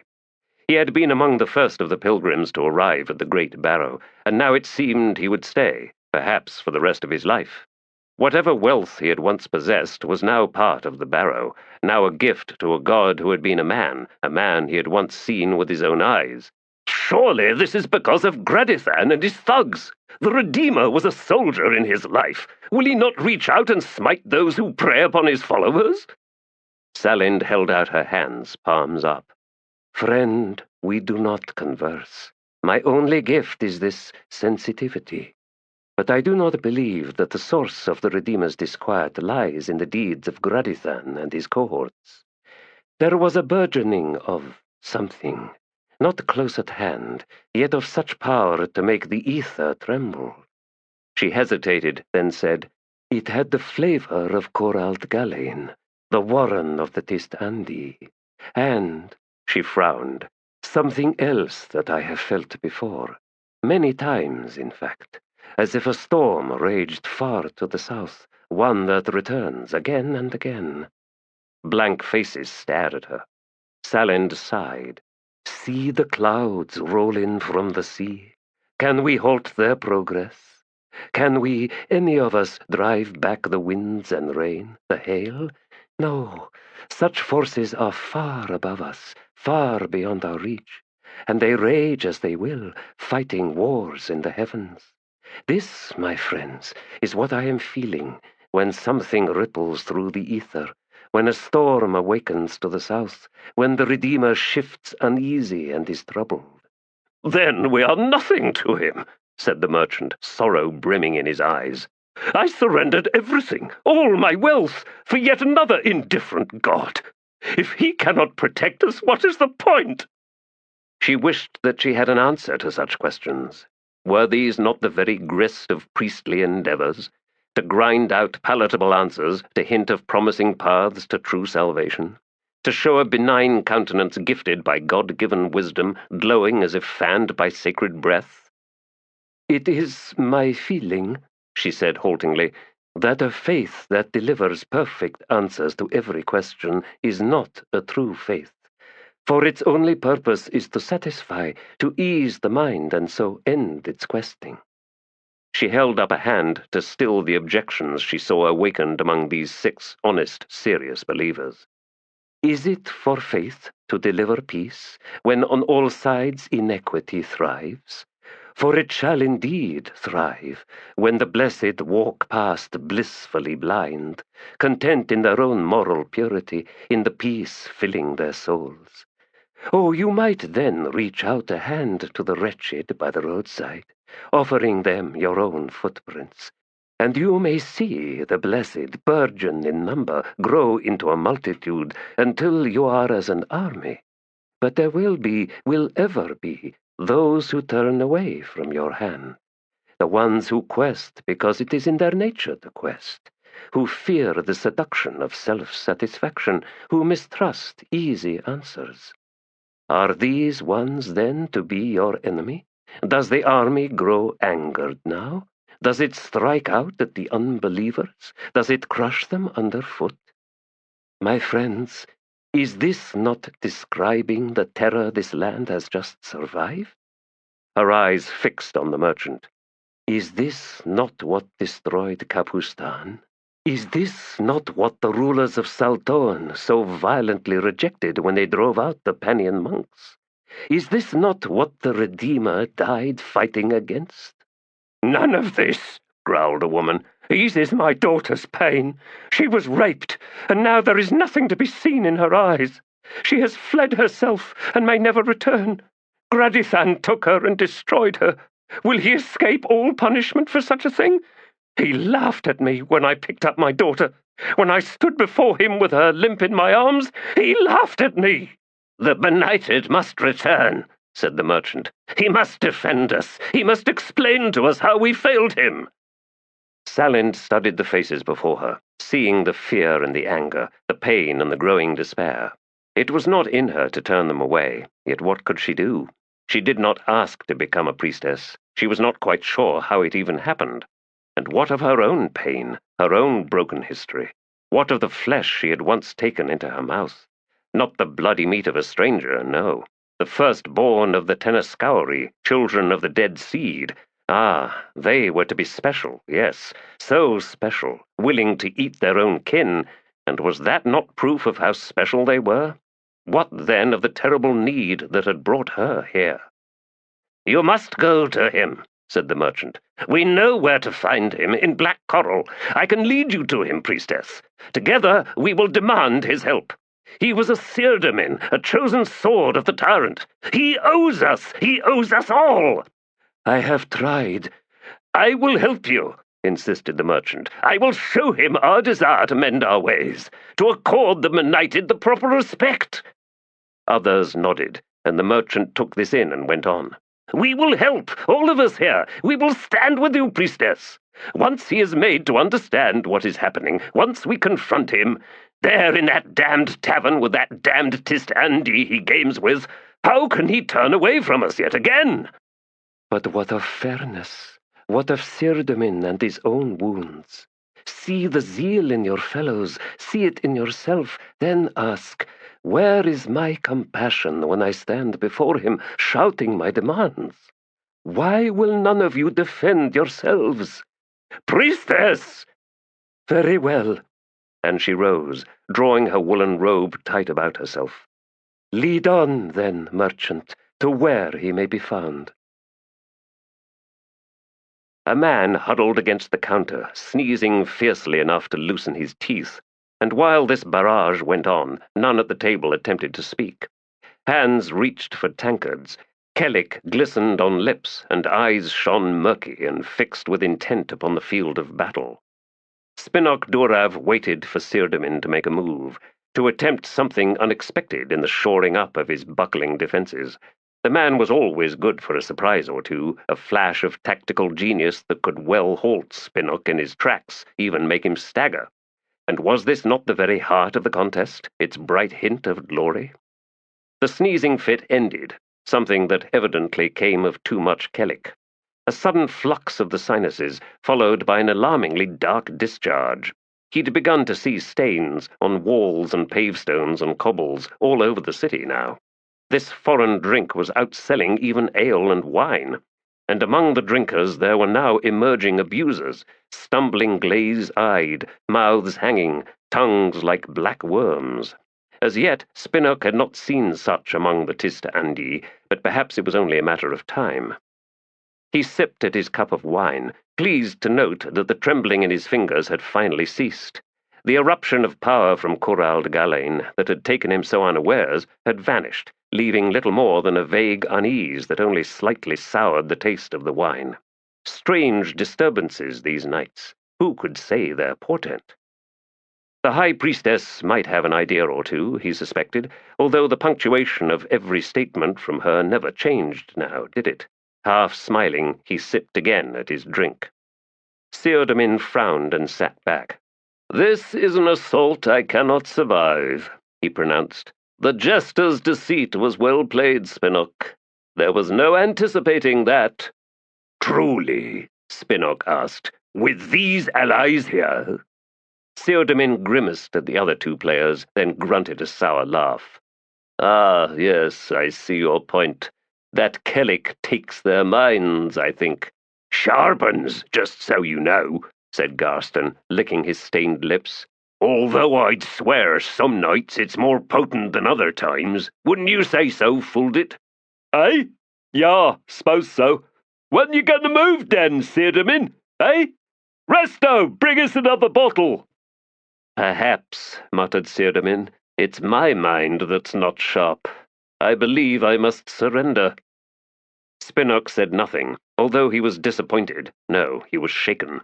He could see a decent counter, had been assuming his opponent had seen it immediately, but had been busy seeking something better, something wilder.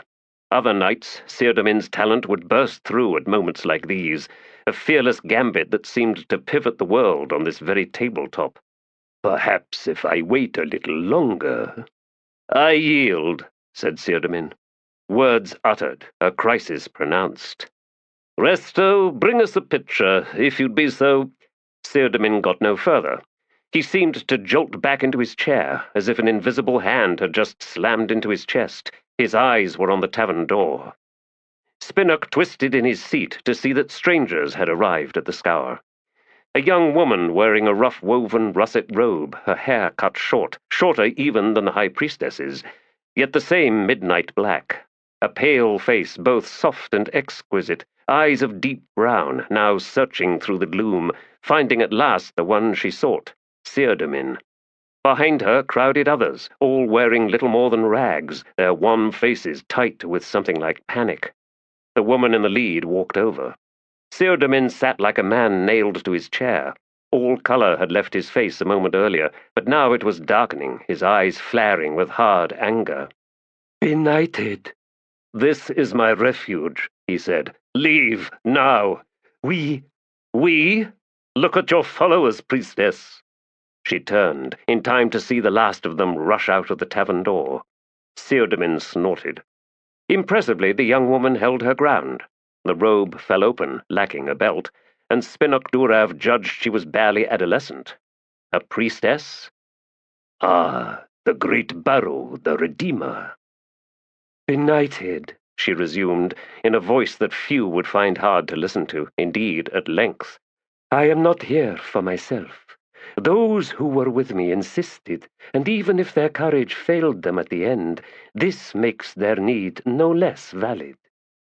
They came with demands, Theodomin said. They have no right, and they realized the truth of that as soon as they saw me. You should now do the same, and leave as they have. I must try. Theodomin surged to his feet, suddenly enough to startle Garston and Fuldet, despite their addled senses, and both stared up, wide-eyed and frightened. The priestess did not even flinch. I must try, she repeated, for their sake and for my own. We are beset in the camp. No, cut in Theodomin, you have no right. Please, will you just listen? The hard edge of those words clearly surprised Theodomin. Garston and Fuldet, collecting their tankards and bottles, quickly left the table. Spinok Durav rose, bowed slightly to both, and made for the exit. As he passed Resto, who stood motionless with a pitcher in his hand, he said under his breath, "On my tab, please, this entire night. Theodomin will have no thought of you when he leaves." Resto blinked up at him, then nodded. In the darkness opposite the Scour's door, Spinok Durav waited. He had half expected to see the pilgrims waiting outside, but the street was empty. They had fled indeed, at a run, probably all the way back to the camp. There was little spine in the followers of the Redeemer. With at least one exception, he corrected himself as the priestess stepped outside. Even from 10 paces away he saw her sag slightly, as if finding herself on suddenly watery legs. Tugging the robe tight round herself, she set off, 3, 4 strides, then slowed and finally halted to turn and face Spinok Durav, who came forward. "My pardon, priestess," he said. "Your friend took that picture for himself," she said. "Expect a long night. If you have a care, you can collect him in a few bells. I'd rather he not spend a senseless night lying on that filthy floor." "I would have thought the possibility might please you," Spinok said. She frowned. "No, he is the benighted." "And what does that mean?" She hesitated, then said, "Each day, until recently, he came to the great barrow and knelt before it. Not to pray, not to deliver a trinket." Confused, Spinok Durav asked, "What then?" "He would rather that remain a secret, I suspect." "Priestess, he is my friend. I see well his distress." "And why does that bother you so? More than a friend might feel. I can sense that. Most friends might offer sympathy, even more. But within them remains the stone thought that they are thankful that they themselves do not share their friend's plight. But that is not within you, not with this Theodomin. No." She drew a step closer, eyes searching. "He answers a need, and so wounded as he now is, you begin to bleed." "Mother Dark Woman!"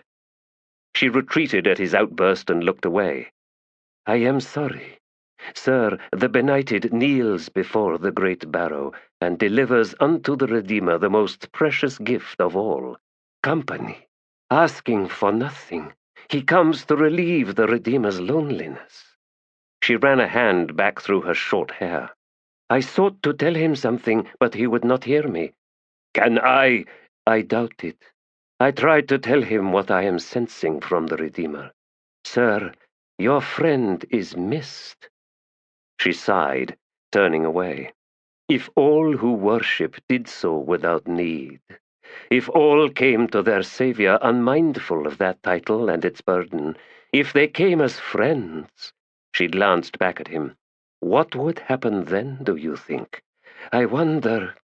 He watched her walk away, feeling humbled, too shaken to pursue, to root out the answers, the details he needed most, to find out what he could do for Seardamin, for her. For her? Now why should she matter? By the abyss, what has she done to me? And how in the mother's name can Seardamin resist her? How many women had there been? He had lost count. It would have been better, perhaps, if he'd at least once elected to share his gift of longevity. Better, yes, than watching those few who'd remained with him for any length of time lose all their beauty, surrendering their youth, until there was no choice but for Calor to discard them, to lock them away, one by one, in some tower on some wind-swept knoll. What else could he have done? They hobbled into lives of misery, and that misery was an affront to his sensibilities. Too much bitterness, too much malice in those hot, aging eyes ever fixing upon him. Did he not age as well? True, a year for them was but a heartbeat for Calor, but see the lines of his face, see the slow wasting of muscle, the iron hue of his hair. It was not just a matter of choosing the slowest burning wood, after all, was it? And with that thought he kicked at the coals of the fire, watched sparks roil nightward. Sometimes the urgent flames of the quick and the short-lived delivered their own kind of heat. Hard wood and slow burn, soft wood and smouldering reluctance before ashen collapse. Resinous wood, and oh, how she flared. Blinding, yes, a glory no man could turn from. Too bad he'd had to kill every child he begat. No doubt that left most of his wives and lovers somewhat disaffected. But he had not been so cruel as to hesitate, had he? No. Why, he'd tear those ghastly babes from their mothers' arms not moments after they'd tumbled free of the womb, and was that not a true sign of mercy? No one grows attached to dead things, not even mothers. Attachments, yes. Now they were indeed a waste of time, and, more relevantly, a weakness. To rule an empire, to rule 100 empires, one needed a certain objectivity. All was to be used, to be remade howsoever he pleased. Why, he had launched vast construction projects to glorify his rule, but few understood that it was not the completion that mattered, but the work itself and all that it implied. His command over their lives, their loyalty, their labor. Why, he could work them for decades, see generations of the fools pass one by one, all working each and every day of their lives, and still they did not understand what it meant for them to give to him, to Calor, so many years of their mortal existence, so much of it, truly, that any rational soul would howl at the cruel injustice of such a life. This was, as far as he was concerned, the real mystery of civilization, and for all that he exploited it, he was, by the end, no closer to understanding it. This willingness of otherwise intelligent, well, reasonably intelligent people to parcel up and then bargain away appalling percentages of their very limited lives, all in service to someone else, and the rewards? Ah, some security, perhaps, the cement that is stability. A sound roof, something on the plate, the beloved offspring, each one destined to repeat the whole travail. And was that an even exchange? It would not have been so for him. He knew that, had known it from the very first. He would bargain away nothing of his life. He would serve no one, yield none of his labor to the edification and ever-expanding wealth of some fool who imagined that his or her own part of the bargain was profound in its generosity, was indeed the most precious of gifts. That to work for him or her was a privilege. Gods, the conceit of that! The lie, so bristling and charged in its brazen display. Just how many rules of civil behavior were designed to perpetuate such egregious schemes of power and control of the few over the many? Rules defended to the death, usually the death of the many, rarely that of the few, with laws and wars, with threats and brutal repression. Ah, those were the days, were they not? How he had gloried in that outrage! He would never be one of the multitude, and he had proved it again and again and again, and he would continue to prove it. A crown was within reach. A kingship waited to be claimed. Mastery not over something as mundane as an empire, that game had grown stale long ago, but over a realm, an entity consisting of all the possible forces of existence, the power of earthly flesh, every element unbound, the coruscating will of belief, the skein of politics, religion, social accord, sensibilities, woven from the usual tragic roots of past ages, golden and free of pain, and new ages bright with absurd promise. While through it all fell the rains of oblivion, the cascading torrent of failure and death, suffering and misery, a god broken and forever doomed to remain so. Oh, Calor knew he could usurp such a creature, leave it as powerless as his most abject subject. All of it, within his reach. He kicked again at the embers, the two small branches that had made up this short-lived fire, saw countless twigs fall into white ash. A few picked bones were visible amidst the coals, all that remained of the pathetic creature he had devoured earlier this night. A smear of clouds cut a swath across the face of the stars, and the dust-veiled moon had yet to rise. Somewhere out on the plain, coyotes bickered with the night. He had found trader tracks this past day, angling northwest-southeast, well-worn wagon ruts, the tramping of yoked oxen. Garbage strewn to either side. Rather disappointing, all things considered. He had grown used to solitude, where the only sign of human activity had been the occasional grass fire on the western horizon, plains nomads in their mysterious ways. Something to do with the Bedouin herds and the needs for various grasses, he suspected. If they spied him, they wisely kept their distance. His passing through places had a way of agitating ancient spirits, a detail he had once found irritating enough to hunt the things down and kill them, but no longer. Let them whine and twitch, thrash and moan in the grip of timorous nightmares, and all that. Let their mortal children cower in the high grasses until he was well and gone. The High King had other concerns, and other matters with which he could occupy his mind. He sat straighter, every sense stung awake by a burgeoning of power to the north. Slowly rising to his feet, Calor stared into the darkness. Yes, something foaming awake. What might it be? And, yes, another force, and that one he well recognized, Tist Andi. Breath hissed between worn teeth. Of course, if he continued on this path, he would have come full circle, back to that horrid place. What was its name? Yes, Coral. The whole mess with the Panion domain. Oh, the stupidity, the pathetic, squalid idiocy of that day. Could this be those two accursed hunters? Had they somehow swept round him? Were they now striking south to finally face him? Well, he might welcome that. He'd killed his share of dragons, both pure and solitaken. One at a time, of course. Two at once. That could be a challenge. For all this time, their pursuit had been a clumsy, witless thing.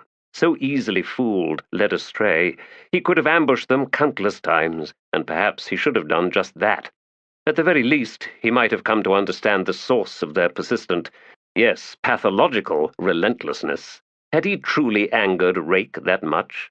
It seemed ridiculous. The son of darkness was not one to become so obsessed. Indeed, none of the Tist Andi were. And was that not their fundamental weakness, this failing of will?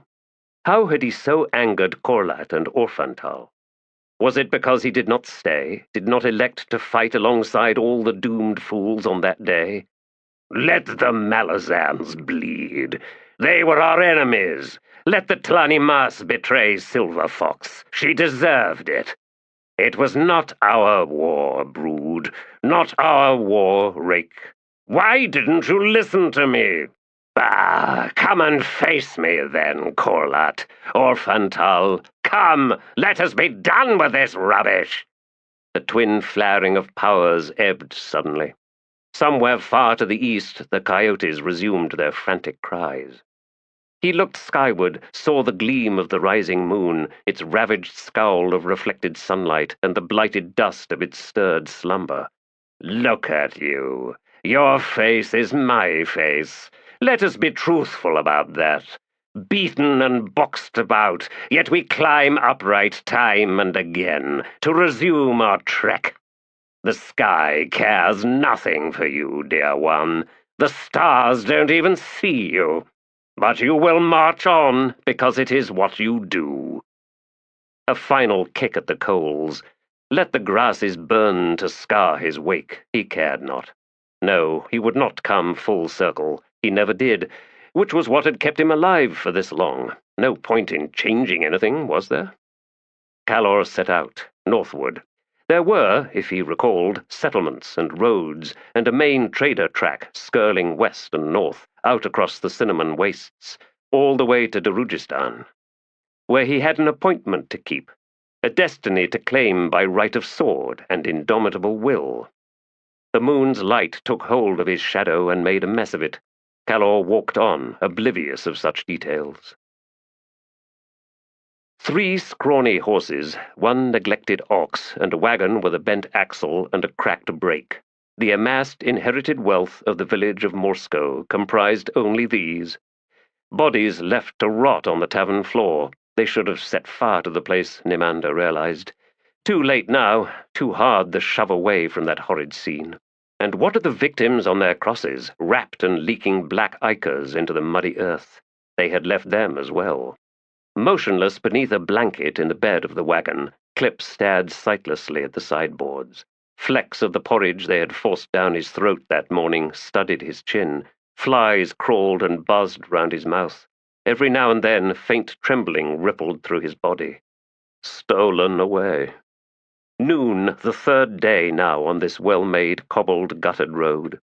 They had just passed south of the town of Heath, which had once been a larger settlement, perhaps a city, and might well return to such past glory, this time on the riches of Kellic, a dilute form of Seman Kellic, the blood of the dying god.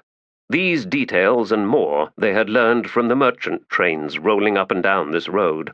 Scores of wagons setting out virtually empty to villages and towns east of Bastion, to Outlook itself, then returning loaded with amphorae of the foul drink, wagons groaning beneath the weight, back to some form of central distribution hub in Bastion. The road itself ran south of these settlements, all of which nested above the shoreline of Pilgrim Lake. When it came opposite a village, there would be a junction with a track or wend leading north. A more substantial crossroads marked the intersection of levelled roads to the reviving cities of Heath, Keltor, and, somewhere still ahead, Sarn.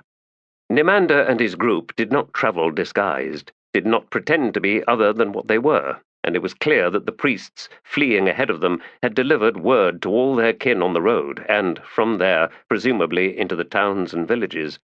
At the junctions, in the ramshackle way stations and storage sheds, food and water and forage for the animals awaited them.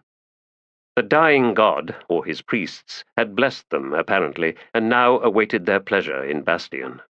The one who had sacrificed his soul to the dying god was doubly blessed, and some final consummation was anticipated, probably leading to Clip's souls being thoroughly devoured by an entity who was cursed to suffer for eternity. Thus accursed, it was little wonder the creature welcomed company. All things considered, it was well that their journey had been one of ease and accommodation.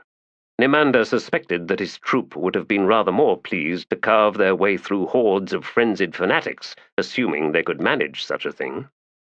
Having confirmed that Clip's comatose condition was unchanged, he climbed down from the wagon and returned to the scruffy mare he had been riding since Morsko. The poor beast's ribs had been like the bars of a cage under tattered vellum, its eyes listless and its tan coat patchy and dull. In the 3 days since, despite the steady riding, the animal had recovered somewhat under Nimander's ministrations.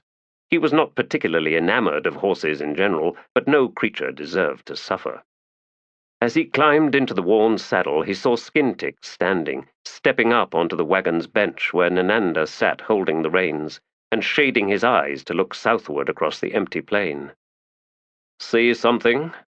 A moment, then, yes, someone walking. Up from the south? But there's nothing out there. Kedivis and Aranatha rose in their stirrups. Let's get going, Desra said from the wagon bed. It's too hot to be just sitting here. Nimander could see the figure now, tall for a human.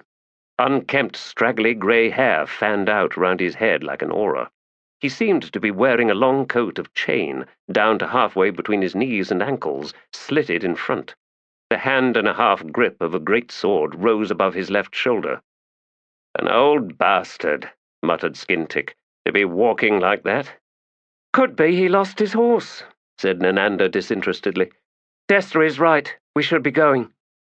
Striding like one fevered under the sun, the stranger came ever closer. Something about him compelled Nemander's attention, a kind of dark fascination. For what, he couldn't quite name. A cascade of images tumbled through his mind, as if he was watching an apparition bludgeoning its way out from some hoary legend, from a time when gods struggled, hands about each other's throats, when blood fell as rain and the sky itself rolled and crashed against the shores of the abyss. All this riding across the dusty air between them as the old man came up to the road.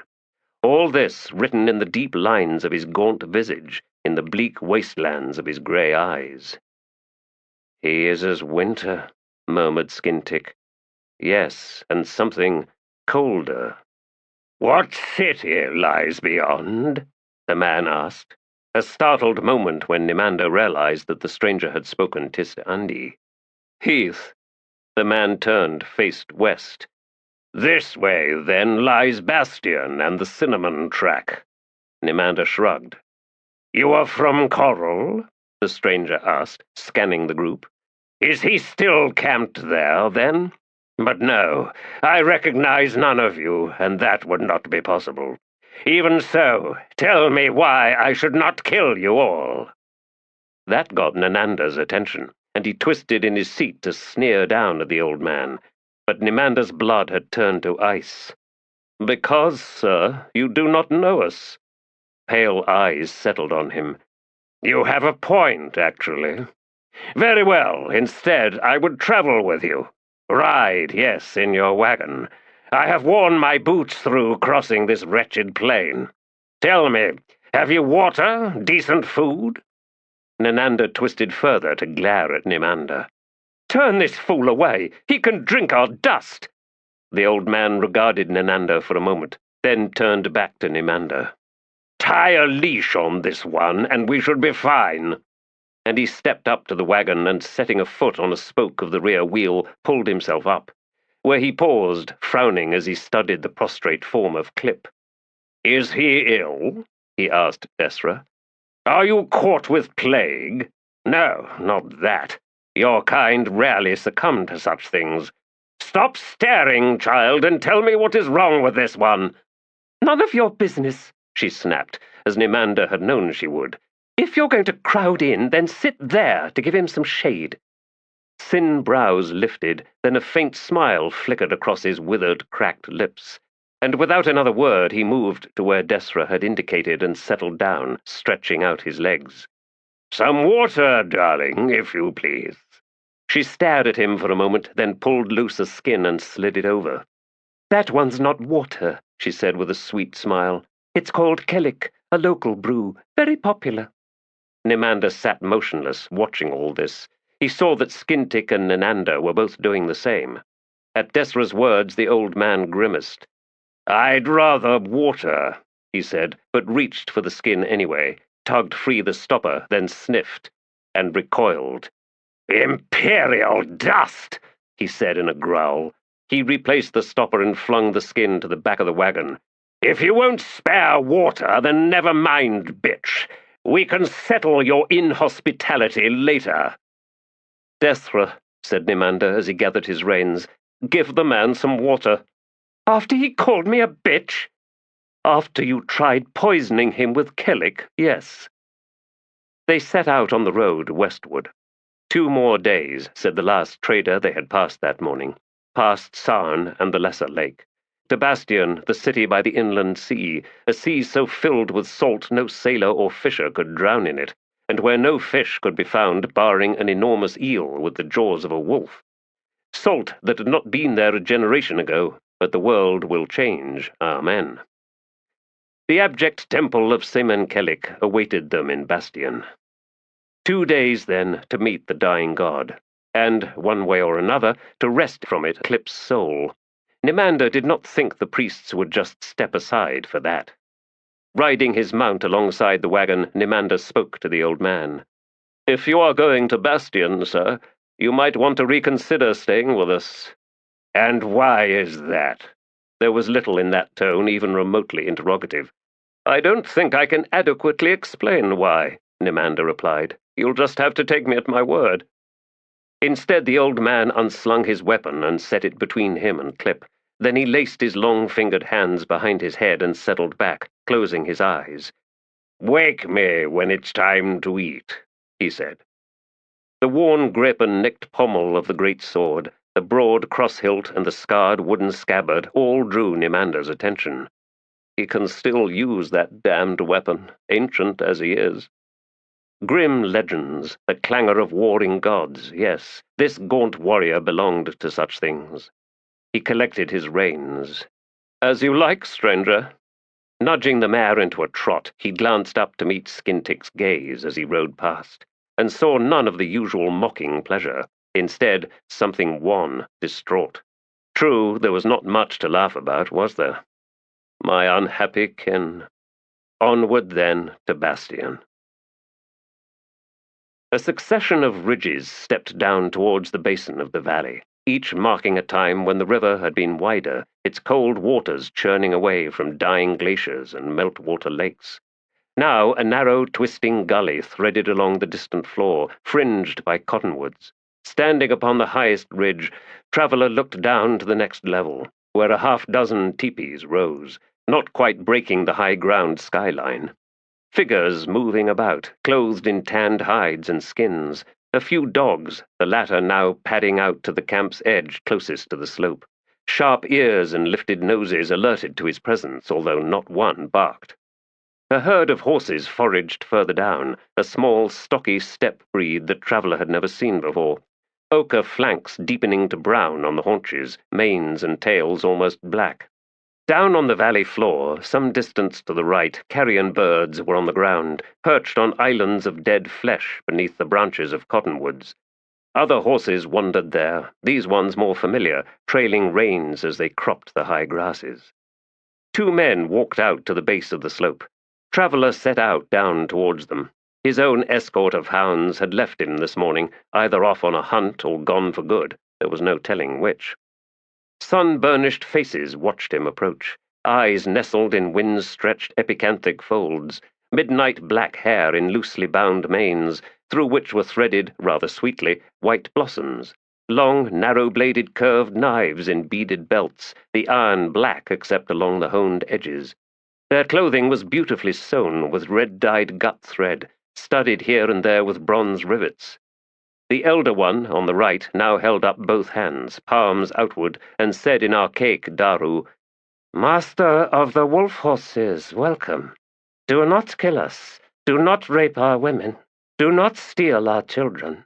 Leave us with no diseases. Leave us our gath-end horses of the rock, our mute dogs, our food and our shelters, our weapons and our tools. Eat what we give you. Drink what we give you. Smoke what we give you. Thank us for all three. Grant your seed if a woman comes to you in the night. Kill all vermin you find. Kiss with passion, caress with tenderness. Gift us with the wisdom of your years, but none of their bitterness. Do not judge, and you will not be judged. Do not hate, do not fear, and neither will we hate or fear you. Do not invite your wolf horses into our camp, lest they devour us and all our beasts. Welcome, then, wanderer, and we will tell you of matters and show you other matters. We are the Kindaru, keepers of the horses of the rock, the last clan left in all Lama Teth Andath. The grasses we have made so that trees do not reach high to steal the sky. Welcome. You need a bath." To such a greeting, Traveller could only stand, silent, bemused, torn between laughter and weeping. The younger of the two men, perhaps in his mid-20s, smiled wryly and said, "The more strangers we meet, the more we add to our words of welcome. This is born of experience, most of it sad, unpleasant. If you mean us harm, we ask that you heed the words given you, and so turn away. Of course, if you mean to betray us, then there is nothing we can do. Deceit is not our way." Traveller grimaced. "Deceit is everyone's way." Twin expressions of dismay, so similar that it was made clear they were father and son. Yes, said the son, that is true. If we saw that you would enter our camp and be with us, yet plan betrayal, why, we would plan the same, and seek to deliver unto you first what you thought to deliver unto us. You are truly the last camp left? Yes, we are waiting to die. Our ways, our memories, and the Gathend will run free once more, until they too are gone. For the horses we keep are the last of their kind, too. Do you ride them? No, we worship them. Yet they spoke Daru. What strange history twisted and isolated these ones from all the others? What turned them away from farms and villages, from cities and riches? Kindaru, I humbly accept your welcome and will strive to be a worthy guest. Both men now smiled, and the younger one gestured with one hand. A faint sound behind him made Traveller turn to see 4 nomads rising as if from nowhere on the slope, armed with spears. Traveller looked back at the father and son. You are all too familiar with strangers, I think. They walked down into the camp. The silent dogs, ranging ahead, were met by a small group of children, all bedecked in white flowers. Bright smiles flashed up at Traveller, tiny hands taking his to lead him onward to the hearth fires, where women were now preparing a midday meal.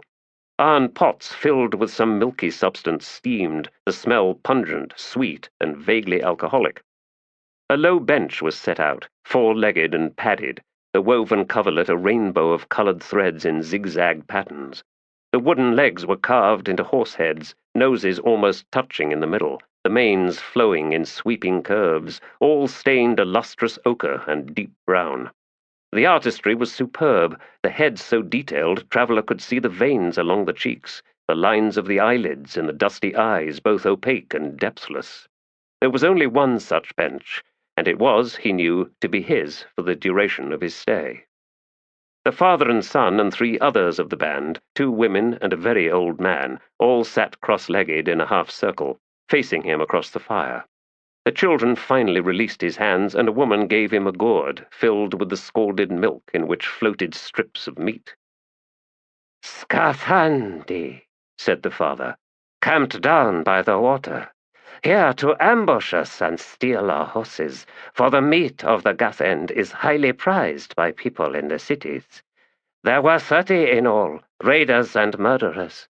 We will eat their horses, but you may have one to ride if you desire so. Traveller sipped the milk, and as the steam filled his face, his eyes widened, fire in his throat, then blissful numbness. Blinking tears from his eyes, he tried to focus on the man who had spoken. You sprang the ambush, then? 30? You must be formidable warriors. This was the 2nd such camp we found, all slain. Not by us, friend. Someone, it seems, likes the Skathandi even less than we do. The father hesitated, and in the pause his son said, It was our thought that you were following that someone. Ah, Traveller frowned. Someone? There is but one who attacks Skathandi camps and slaughters everyone? Nods answered him. A demon, we think, who walks like a storm, dark with terrible rage. One who covers well his tracks. The son made an odd gesture with one hand, a rippling of the fingers. Like a ghost. How long ago did this demon travel past here? 3 days. Are these Skathandi a rival tribe? No. Raiders preying on caravans and all who dwell on the plain. Sworn, it is said, to a most evil man, known only as the captain. If you see an 8-wheeled carriage, so high there is 1 floor above and a balcony with a golden rail, drawn, it is said, by 1,000 slaves, then you will have found the palace of this captain. He sends out his raiders, and grows fat on the trade of his spoils. I am not following this demon, said Traveller. I know nothing of it. That is probably well. It heads north? Yes. Traveller thought about that as he took another sip of the appallingly foul drink. With a horse under him, he would begin to make good time, but that might well take him right on to that demon, and he did not relish a fight with a creature that could slay 30 bandits and leave nary a footprint. One child, who had been kneeling beside him, piling handfuls of dirt onto Traveller's boot top, now clambered up onto his thigh. reached into the gourd and plucked out a sliver of meat and waved it in front of Traveler's mouth. "Eat," said the son. "The meat is from a turtle that tunnels, very tender. The miska milk softens it and removes the poison. One generally does not drink the miska, as it can send the mind traveling so far that it never returns. Too much, and it will eat holes in your stomach, and you will die in great pain." "Ah, you could have mentioned that earlier." Traveler took the meat from the child. He was about to plop it into his mouth when he paused. "Anything else I should know before I begin chewing?" "No. You will dream tonight of tunneling through earth, harmless enough. All food has memory, so the miska proves. We cook everything in it, else we taste the bitterness of death." Traveler sighed.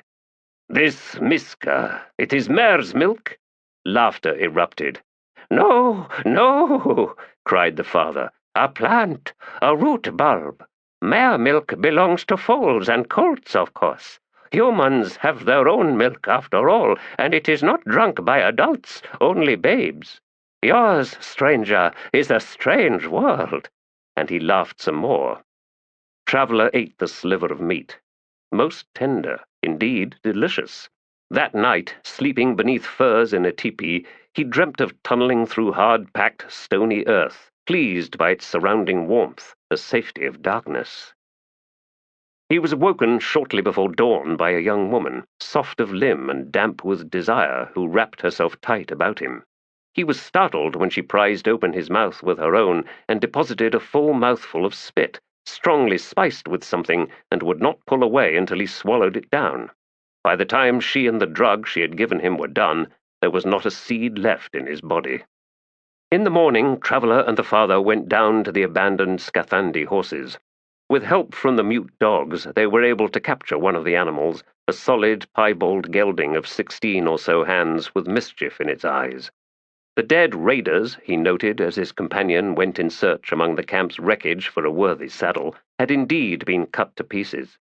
Although the work of the scavengers had reduced most of the corpses to tufts of hair, torn sinew, and broken bones, there was enough evidence of severed limbs and decapitations to suggest some massive edged weapon at work. Where bones had been sliced through, the cut was sharp, with no sign of crushing. The father brought over the best of the tack, and Traveler saw with surprise that it was a Seven Cities saddle, with Malazan military brands on the leather girth straps. He was just finishing cinching the straps tight, after the gelding could hold its breath no longer, when he heard shouting from the Kindaru camp, and both he and the father turned. A rider had appeared on the same ridge that Traveler had come to yesterday, pausing for but a moment before guiding the mount down into the camp. Traveler swung himself onto his horse and gathered the reins. "See the beast she rides!" gasped the man beside him. "It is a Jagathend! We are blessed! Blessed!" And all at once he was running back to the camp. Traveler set heels to his gelding and rode after the man. The rider was indeed a woman, and Traveler saw almost immediately that she was of Seven Cities stock. She looked harried, threadbare, and worn, but a ferocious fire blazed in her eyes when they fell upon Traveler as he rode into the camp. "Is there anywhere in the world where I won't run into damned Malazans?" she demanded. Traveler shrugged. "And I hardly expected to encounter an Ugari woman on the back of a jag stallion here on the Lamatath plain." Her scowl deepened. "I am told there's a demon traveling through here, heading north, killing everyone in his path, and no doubt enjoying every moment of it." "So it seems." "Good," snapped the woman. "Why?" Traveler asked. She scowled. "So I can give him his damned horse back, that's why." Book 2. Cold-Eyed Virtues. From her ribs, and from the hair of women, seen swimming, sun-warmed rivers in summer's light, from untroubled brows and eyes clear and driven, gazing out from tower windows when falls the night, from hands cupped round pipe bowls, alabaster carved, when veiled invitations, coy as blossoms under shade, invite a virgin's dance, a rose-dappled love so starved, where seen a coarse matron not yet ready to fade, and the tall bones of legs 'neath rounded vessels perched, swaying lusty as a tropical storm above white coral sands, where in all these gathered recollections I have searched to fashion this love anew from soil worked well by my hands. And into the bower, garland woven, petals fluttering down, hovers the new-found woman's familiar, unknown face. For on this earth no solitude is welcomed when found, and she who is gone must be in turn replaced. And by the look in her eye I am a composite man, assembled alike from stone, twig, and stirred sediments.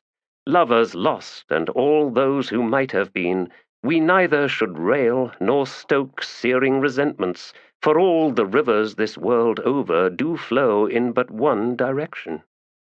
Love of the Broken, Brenneth. Chapter 7. I can see your reasons, my love, but won't you get thirsty? Inscription found beneath capstone of household well, lakefront district, Darujhistan.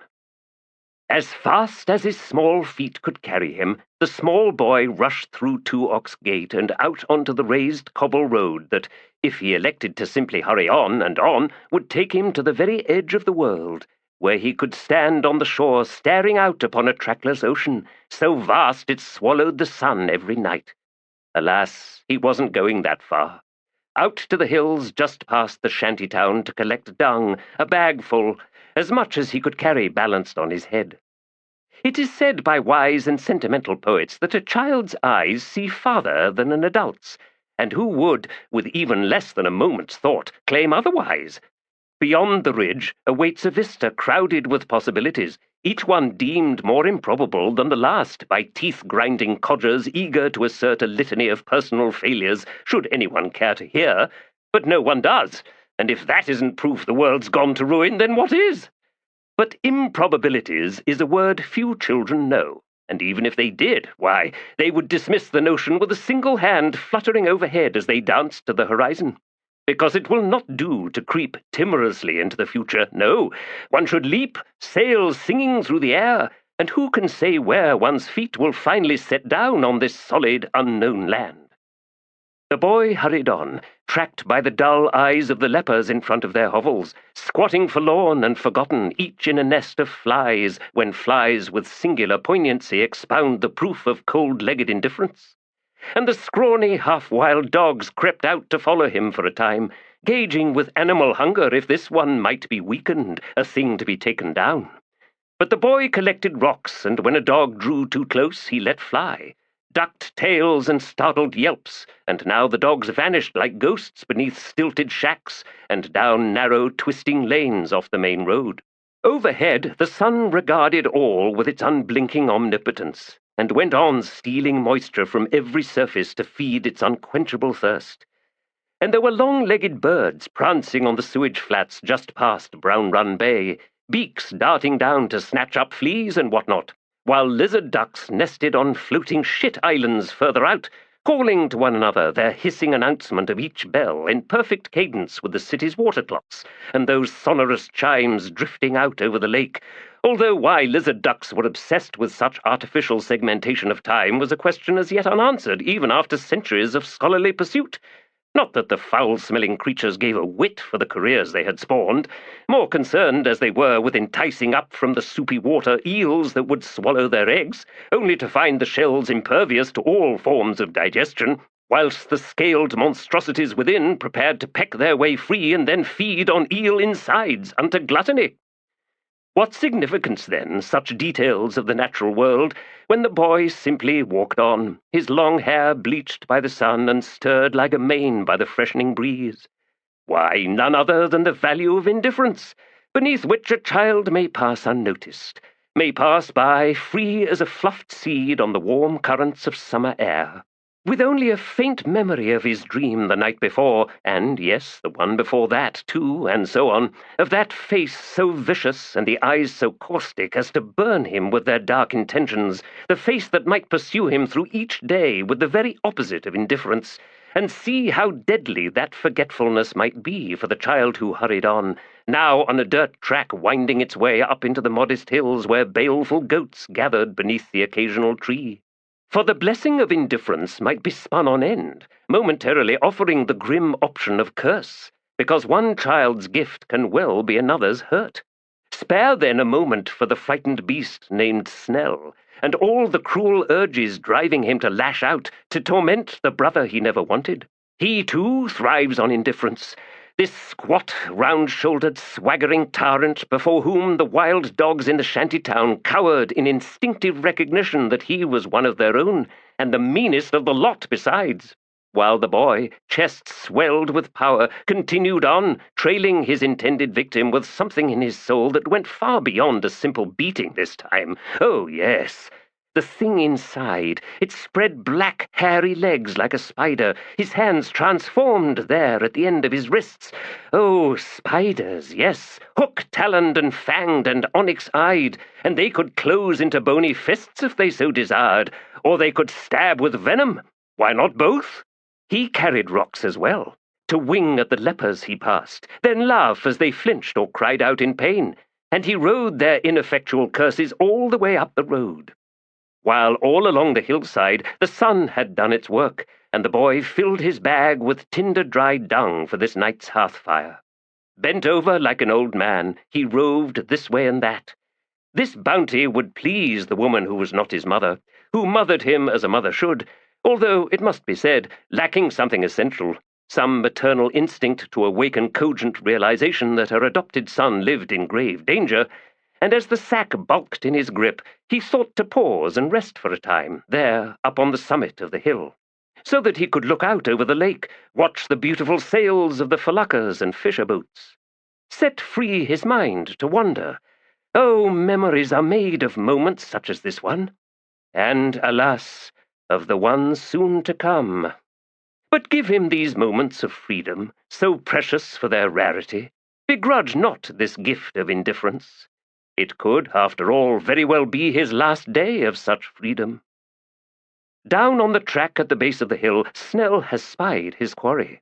The spiders at the ends of his wrists opened and closed their terrible black legs, and like a monster that wrings goats' necks for the pleasure of it, he clambers upward, eyes fixed on that small back and tousled head there at the edge of the ridge. In a temple slowly drowning, there sat a trell entirely covered in drying, blackening blood, and in his soul there was enough compassion to encompass an entire world, yet he sat with eyes of stone. When it is all one can do to simply hold on, then to suffer is to weather a deluge no god can ease. Beneath the blood, faint traceries of spider's web tattooing etched his dark brown hide. These stung like hot wires wrapped about his body, his limbs, wrapped everywhere and seeming to tighten incrementally with every shiver that took him. 3 times now he had been painted in the blood of Burn, the sleeping goddess. The web was proving a skein of resistance, a net trapping him on the inside and keeping out the blessed gift of the goddess. He would pass through Burn's gate into the molten fires of the underworld, and the priests had prepared for that. Yet now it seemed they would fail in fashioning a means of protecting his mortal flesh. What then could he do? Well, he could walk away from this place and its huddled, doleful priests, find another way to cross a continent and then an ocean. He could perhaps try another temple, try to bargain with another god or goddess. He could— "We have failed you, Mappo-Runt." He glanced over to meet the anguished eyes of the high priest. "I am sorry," the old man went on. "The web that once healed you is proving most selfish, claiming you for its own. Ardatha never yields her prizes. She has snared you for purposes unknown to any but her. She is most hateful, I think." "Then I will wash this off," Mappo said, climbing to his feet, feeling the blood crack, pluck hairs from his skin. The web sang agony through him. "The one who healed me in Ardatha's name is here in the city. I think I had better seek her out. Perhaps I can glean from her the spider goddess's intent, what it is she would have me do." "I would not recommend that," the high priest said. "In fact, Mappo, I would run away, soon as you can. For now, at least, Ardatha's web does not seek to hold you back from the path you have chosen.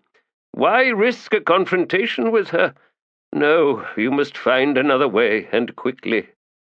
Mappo considered this advice for a time, then grunted and said, I see the wisdom in your words. Thank you. Have you any suggestions? The expression drooped. Unfortunately, I have. He gestured, and 3 young acolytes crept forward. These ones will assist in scrubbing the blood from you.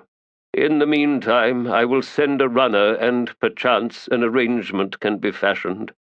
Tell me, Mappo Runt, are you rich?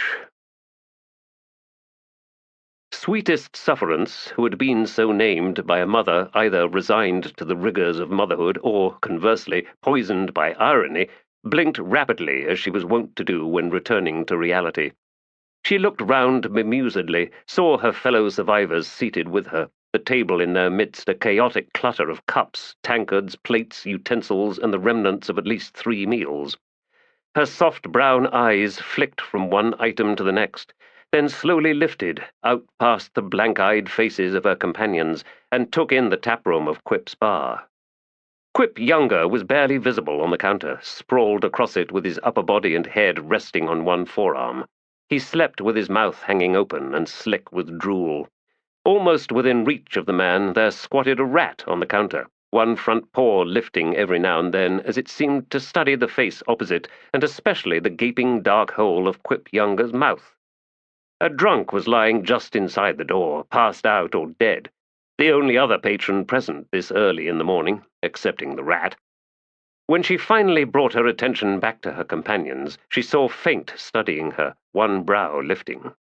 Sweetest Sufferance rubbed at her round face, her cheeks reminding her, oddly enough, of the dough her mother used to knead just before the harvest festival, those big round cakes all glittering with painted honey that used to trap ants, and it was her task to pick them off, but that was all right because they tasted wonderful. Hungry again, aren't you? You can always tell, Sweetest Sufferance replied. When you rub your cheeks, there's a look comes into your eyes, sweetie. Faint watched as Master Quell hissed awake with a sound no different from the noise an alligator might make when one stepped too close, and glared round a moment before relaxing into a relieved slump. I was dreaming. Yeah, cut in Faint. You're always dreaming, and when you ain't dreaming, you're doing.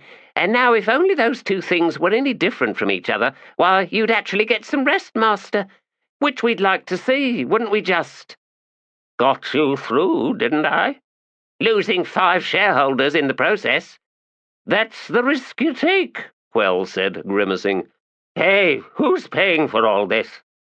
You might have asked that once before. You are, of course. How long we been here? God, my bladder feels like I'm about to pass a papaya. And with that he reeled, wincing, upright, and tottered for the closet behind the bar. The rat watched him pass with suspicious eyes, then crept a few waddles closer to Quip Younger's mouth. Glano Tarp jerked alive in his chair. No more bargains, he snarled. Oh, he then said, slouching back down. Somebody stopped bringing beer. Can they do that? Sweetest darling, I dreamt we was making love. Me too, she said, only it wasn't a dream. Glano's eyes widened. Really? No, it was a nightmare. If you want another round, you'll have to wake up Quip Younger. Glano squinted over. He'll wake up when he can't breathe, soon as the rat goes for it. A silver council says he swallows instead of spitting out. At the voicing of a wager, Recanto Ilk's watery grey eyes sharpened, and he said, I'll take that one. Only what if he does both? Swallows, then chokes and spits out. When you say swallows, you got to mean he chews if he has to.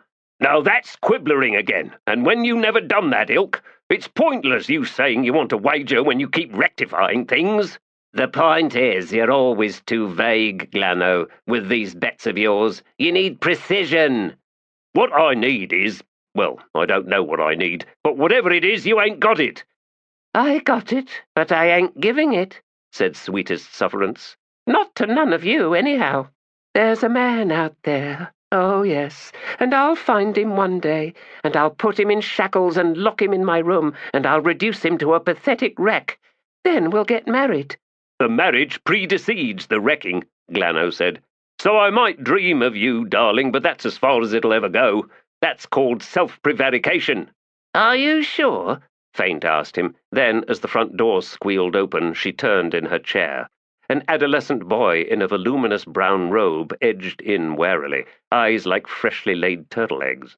Lifting the robe, he stepped gingerly over the drunk and padded across to their table. And if he had a tail, why, Faint told herself, it'd be half wagging, half slipping down between his legs. Would that be Master? Faint asked. The youth nodded, drew a deep breath, and tried again. Negotiation for a delivery, yes? Master Quell is peremptorily predispossessed, Glano Tarp said. Predisposed, he means, Faint explained. What needs delivering and where? Not what? Who? Don't know where. Tell you what, Faint said. Go get the who and bring him or her here, and we'll take it from there, all right? There now, watch your step on your way out. Bobbing head, hurried departure. Since when you did the negotiating? Recanto asked her, squinting. You know, Faint observed, any half-decent dental healer could fix your bad eyes, ilk. What's it to you? What it is to me is you nearly lopped my head off, you damned blind idiot. Do I look like a snarling corpse? Sometimes. Anyway, I figured it out at the last moment. After I ducked and kicked you between the legs. Right, corpses ain't that smart, so now that's settled. I was asking you a question. He was, chimed in Glano Tarp. Look at us. We're short, maybe 6, 7. We can't be going nowhere any time soon. Maybe not, but maybe it'll be a quick, easy one. The others all stared at her. Faint relented. Fine. Besides, I was just standing in for Quell, who might never leave that closet. Could be he's dead, Sweetest Sufferance suggested. Internally explodicated, said Glano Tarp. And don't think I'm going in for a look. There goes the rat, hissed Recanto Ilk. They looked, watched, breathless. A pause, nose twitching, then a scurry of small steps. Close now, close enough to flinch back at the reeking breath. 2 councils it falls over dead. Be more precise. It's gonna fall over dead someday, ain't it? Gods below!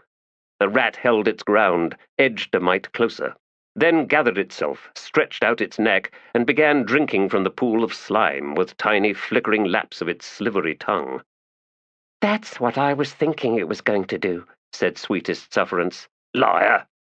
So now he ain't never going to wake up, said Recanto, and I'm going to die here of thirst. The closet door creaked open, and out staggered Master Quell, not looking at all refreshed. He hobbled over. That papayer's stuck. I need a healer. Or a fruit seller, Faint said. Listen, could be we got us a new contract. Quell's eyes bugged slightly, then he spun round and staggered back into the closet. Now see what you did, snapped Recanto. It's not my papaya, is it? So early in the morning, the streets of Darujhistan, barring those of markets, were ghostly, strewn with rubbish, and yet somehow magical.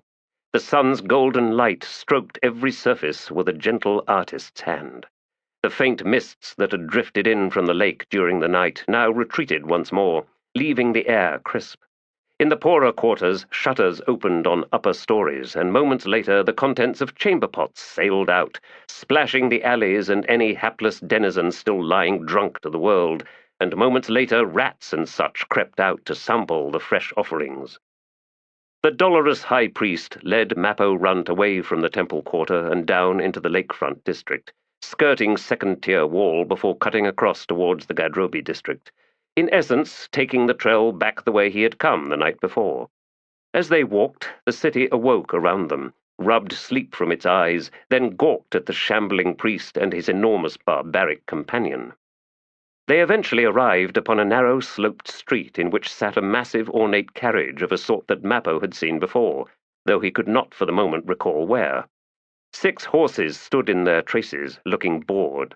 Someone had dumped feed all round them, and there was enough fresh dung scattered about to suggest that the animals had been left there a while. The priest directed Mappo towards a nearby tavern. "In there," he said.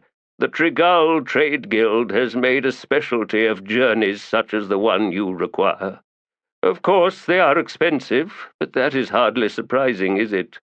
And one simply seeks out one such caravan wherever one might find them? That sounds to be an ineffective business plan.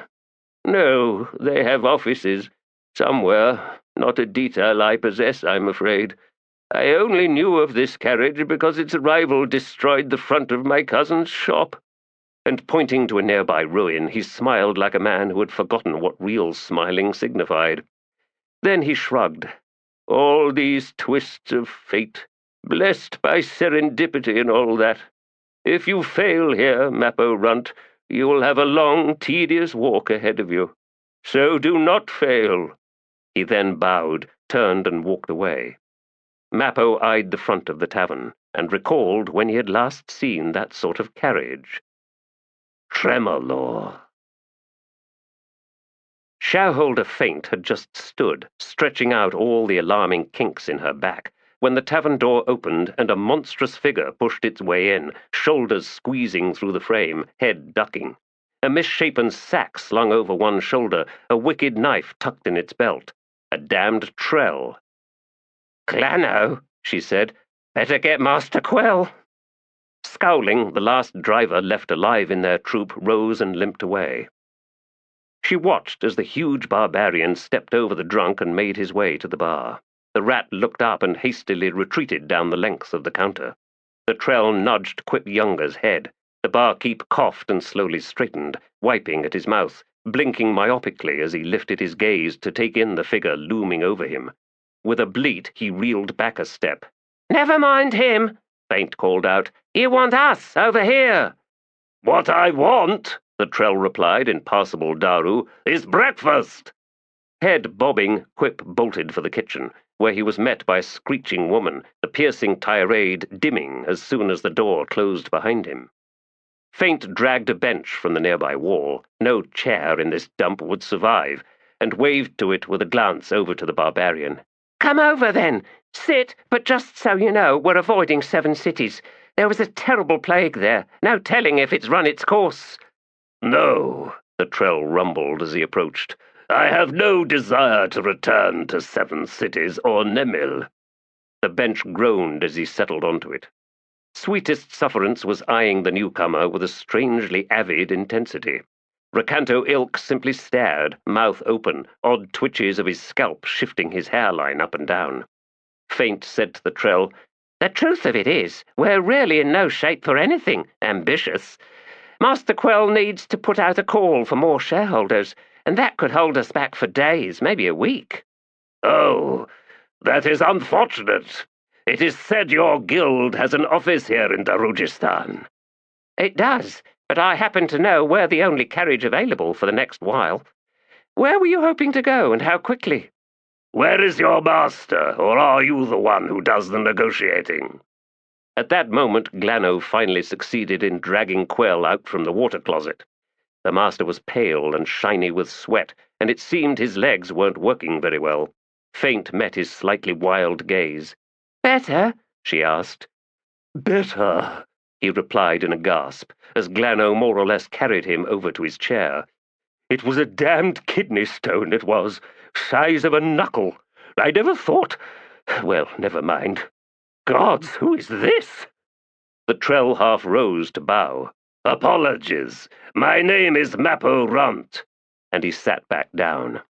Faint saw Quell lick dry lips, and with a trembling hand reach for a tankard. He scowled to find it empty and set it back down. "The most infamous trell of them all. You lost him, didn't you?" The barbarian's dark eyes narrowed. "Ah, I see." "Where?" Quell's voice sounded half strangled.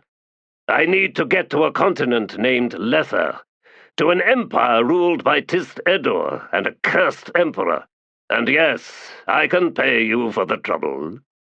Faint had never seen her master so rattled. It was fascinating. Clearly, Quell had recognized the trell's name, which signified, well, something. "And, did he face that Emperor Mappo in ritual combat?" "I do not think so." "Why?" I believe I would have sensed such a thing. The end of the world, you mean? Perhaps. No, something else happened. I cannot say what, Master Quell. I need to know, will you take me there? We're undercrewed, Quell said, but I can drop by the office, see if there's a list of waiting prospects. A quick interview process. Say by this time tomorrow I can have an answer. The huge warrior sighed. He glanced round. I have nowhere else to go, so I will stay here until then. Sounds wise, Quell said.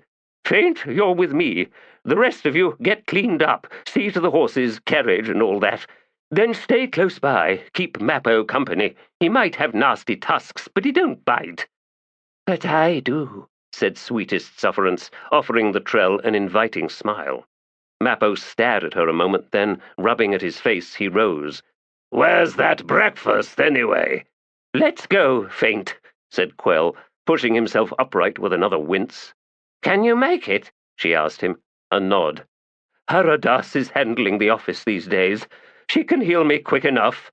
Good point. Hands on? There is, as a legion of morose poets well know, nothing inconsequential about love, nor all those peculiarities of related appetites often confused for love. For example, lust, possession, amorous worship, appalling notions of abject surrender where one's own will is bled out in sacrifice, obsessions of the fetishistic sort that might include earlobes or toenails or regurgitated foodstuffs, and indeed that adolescent competitiveness which in adults who should of course know better but don't, is manifested as insane jealousy. Such lack of restraint has launched and no doubt sunk an equal number of ships, if one takes the long view of such matters, which in retrospect is not only advisable, but, for all the size of worldly wind, probably the most essential survival trait of them all. But pray, let not this rounded self wallow unthinkingly into recounting a host of lurid tales of woe, loss, and the like, nor bemoan his present solitude as anything other than a voluntary state of being. Cast attention, then, with audible relief, upon these three, for whom love heaves each moment like a volcano about to erupt, amidst the groan of continents, the convulsion of valleys, and the furrowing of furrows. But no, honesty demands a certain revision to what steams and churns beneath the surface. Only two of the three thrash and writhe in the delicious agony of that which might be love, and the subject of their fixed attention is none other than the third in their quaint trio, who, being of feminine nature, is yet to decide, and, now that she basks in extraordinary attention, may indeed never decide. And should the two ever vying for her heart both immolate themselves at some future point, well, there are plenty of eels in the muck, aren't there? And these three, then, bound together in war, and bound yet tighter in the calamity of desire long after the war was done with, now find themselves in the fair city of Darujhistan, two pursuing one, and where the one goes, so too will they. But she wonders, yes, just how far she can take them, and let's see, shall we? Being illiterate, she has scrawled her name onto a list, assuming her name can be pictographically rendered into something like a chicken heart spasm the moment before death, and lo, did not her two suitors follow suit, competing even here in their expressions of illiterate extravagance, with the first devising a most elaborate sigil of self that might lead one to imagine his name's being smear of snail in ecstasy, whilst the other, upon seeing this, set to with brush, scrivener's dust, and fingernails, to fashion a scrawl reminiscent of a serpent trying to cross a dance floor, whilst a tribe importuned the fickle gods of rain. Both men then stood, beaming with pride in between mutual baring of teeth, while their loves sauntered off to find a nearby stall where an old woman wearing seaweed on her head was cooking stuffed voles over a brazier of coals. The two men hastened after her, both desperate to pay for her breakfast, or beat the old woman senseless, whichever their darling preferred. Thus it was that High Marshal Jula Bowl and High Marshal Amby Bowl, along with the swamp witch named Precious Thimble, all late of the Mott Irregulars, were close at hand, and, indeed, ready and willing new-found shareholders when Master Quell and Faint arrived at the office of the Treacherous Trade Guild. and while 3 was not quite the number Quell sought by way of replacements, they would just have to do, given Mappo Runt's terrible need. So they would not have to wait until the morrow after all. Most consequential indeed. Happy days. Conspiracies are the way of the civilized world, both those real and those imagined, and in all the perambulations of move and countermove, why, the veracity of such schemes is irrelevant. In a subterranean, most private chamber in the estate of Councilman Gorlas Vidicus sat fellow council members Shardan Lim and Hanot Orr, in the company of their worthy host, and the wine had flowed like the fount of the Queen of Dreams, or if not dreams, then at least irresponsible aspirations, throughout the course of the night just past. Still somewhat inebriated and perhaps exhausted unto satiation by self-satisfaction, they were comfortably silent, each feeling wiser than their years, each feeling that wellspring of power against which reason was helpless. In their half-lidded eyes something was swollen, and nothing in the world was unattainable, not for these 3. "Coal will be a problem," Hanot said. "Nothing new there," Shardan muttered, and the other 2 granted him soft, muted laughter. "Although," he added as he played with a silver candle snuffer, "unless we give him cause for suspicion, there is no real objection he can legitimately make. Our nominee is well enough respected, not to mention harmless, at least physically." "It's just that," Hanot said, shaking his head, "by virtue of us as nominators, Cole will be made suspicious." "We play it as we discussed, then," Shardan responded, taunting with death the nearest candle's flame. "Bright-eyed and full of ourselves, and brazenly awkward, eager to express our newly acquired privilege to propose new council members. We'd hardly be the first to be so clumsy and silly, would we?" Gorlas Vidicus found his attention wandering. They'd gone through all this before, he seemed to recall. Again and again, in fact, through the course of the night, and now a new day had come, and still they chewed the same tasteless grist. Oh, these 2 companions of his liked the sound of their own voices all too well, converting dialogue into an argument, even when both were in agreement, and all that distinguished the 2 was the word choices concocted in each reiteration. Well, they had their uses nonetheless, and this thing he had fashioned here was proof enough of that. And now, of course, Hanot once more fixed eyes upon him and asked yet again the same question. "Is this fool of yours worth it, Gorlas? Why him? It's not as if we aren't approached almost every week by some new prospect wanting to buy our votes onto the council. Naturally, it serves us better to string the fools along, gaining favor upon favor, and maybe one day deciding we own so much of them that it will be worth our while to bring them forward. In the meantime, of course, we just get richer and more influential outside the council. The gods know we can get pretty damned rich with this one." "He is not the type who will play the whore to our pimp, Hanot." A frown of distaste.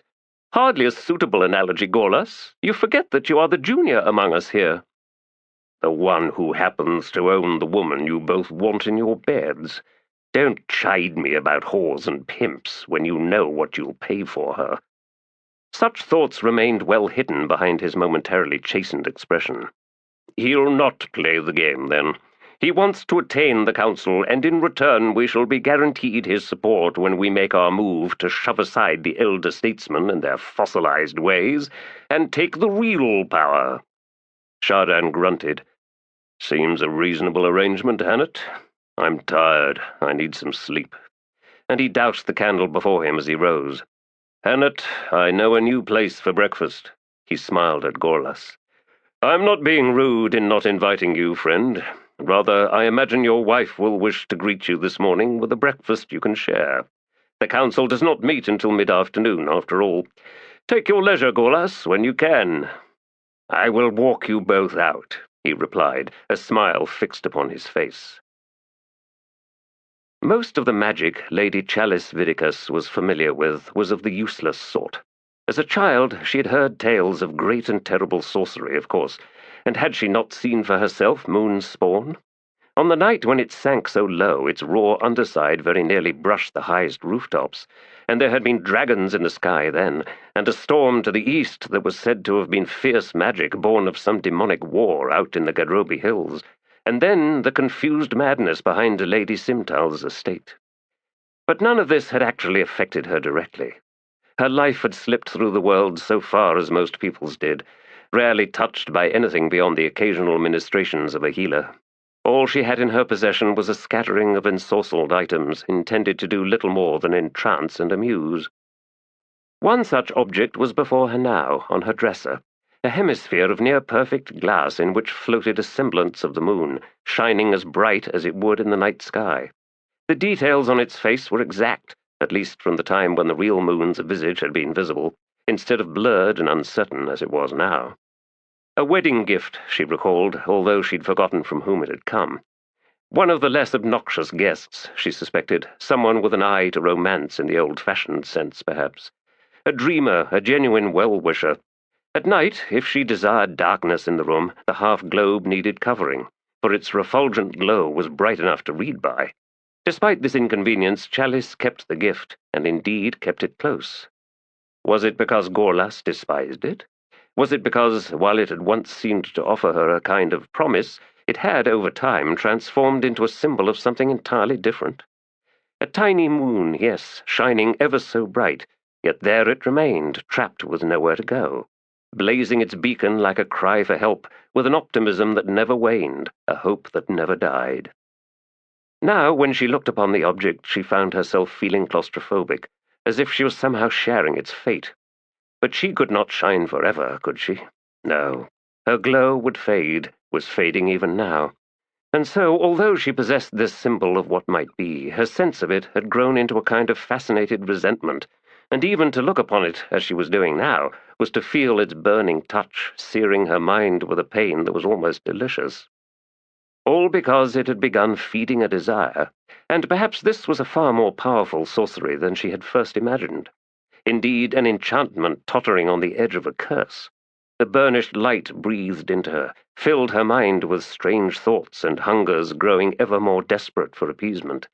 She was being enticed into a darker world, a place of hedonistic indulgences, a place unmindful of the future and dismissive of the past. It beckoned to her, promising the bliss of the ever-present moment, and it was to be found, she knew, somewhere out there. She could hear her husband on the stairs, finally deigning to honor her with his company, although after a night's worth of drinking and all the manly mutual raising of hackles, verbal strutting and preening, he would be unbearable. She had not slept well, and was, truth be told, in no mood for him, but then she realized she had been in no mood for him for some time now. Shock! So she swiftly rose and went to her private changing room. A journey out into the city would suit her restlessness. Yes, to walk without purpose and gaze upon the detritus of the night's festivities, to be amused by the bleary eyes and unshaven faces and the last snarl of exhausted arguments. And she would take her breakfast upon a terrace balcony in one of the more elegant restaurants, perhaps Cathada's or the Oblong Pearl, permitting her a view of the square and Bawthen Park, where servants walked watchdogs and nannies pushed two-wheeled prams, in which huddled a new generation of the privileged, tucked inside nests of fine cotton and silk. There, with fresh fruits and a carafe of delicate white wine, and perhaps even a pipe bowl, she would observe all the life meandering below, sparing a thought, just once and then done with, for the dogs she didn't want and the children she didn't have, and probably would never have, given Gorlas's predilections. To think for a time, in a musing way, of his parents and their dislike of her, convinced that she was barren, no doubt, but no woman ever got pregnant from that place, did she? And of her own father, now a widower, with his sad eyes and the smile he struggled to fashion every time he looked upon her. To contemplate yet again the notion of pulling her father aside and warning him. About what? Well, her husband, for one, and Hanot Orr and Sharden Lim, for that matter. Dreaming of a great triumvirate of tyranny and undoubtedly scheming to bring it about. But then he would laugh, wouldn't he? And say how the young council members were all the same, blazing with ambition and conviction, and that their ascension was but a matter of time, as unstoppable as an ocean tide, and soon they would come to realize that and cease their endless plans of usurpation. Patience, he would tell her, is the last virtue learned. Yes, but often too late to be of any value, dear father. Look at you, a lifetime spent with a woman you never liked, and now, free at last, you find yourself grey, a fresh stoop to your shoulders, and you sleep 10 bells every night. Such thoughts and others whilst she refreshed herself and began selecting her attire for the day. And in the bedroom beyond she heard Gorlas sit on the bed, no doubt unlacing his boots, knowing well that she was here in the tiny chamber and clearly not caring. And what then would Darujhistan offer up to her this bright day? Well, she would see, wouldn't she? She turned from watching her students in the compound, and eyes alighting upon him, she scowled. "Oh, it's you." "This is the new crop, then? Apsala's sweet kiss, Stonny." Her scowl turned wry, and she walked past him into the shade of the colonnade, where she sat down on the bench beside the archway, stretching out her legs. "I won't deny it, Gruntle, but it's something I've been noticing. The noble-born children are all arriving lazy, overweight, and uninterested.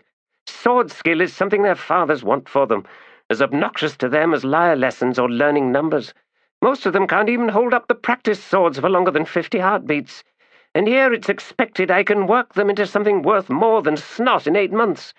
Apsala's sweet kiss. Yes, I'll accept that. It is theft, all right." "And you're doing well by it, I see." She ran one gloved hand along her right thigh. "The new leggings? Gorgeous, aren't they?" "Stunning." "Black velvet doesn't work on any old legs, you know." "Not mine, anyway." "What do you want, Gruntle? I see the barbs have faded at least. News was you were positively glowing when you came back." "A disaster. I need a new line of work." "Don't be ridiculous. It's the only thing you're remotely good at. Oafs like you need to be out there, chopping through the thick skulls of bandits and whatnot. Once you start staying put, this city is doomed, and it just so happens that I like living here, so the sooner you're back out on the trails, the better." "I missed you too, Stonny." She snorted. "Bedek and Merla are well, by the way." "Stop right there." He sighed, rubbed at his face. "I mean it, Gruntle." "Look, an occasional visit is all I'm asking." "I send money." "You do? That's the first I've heard of that.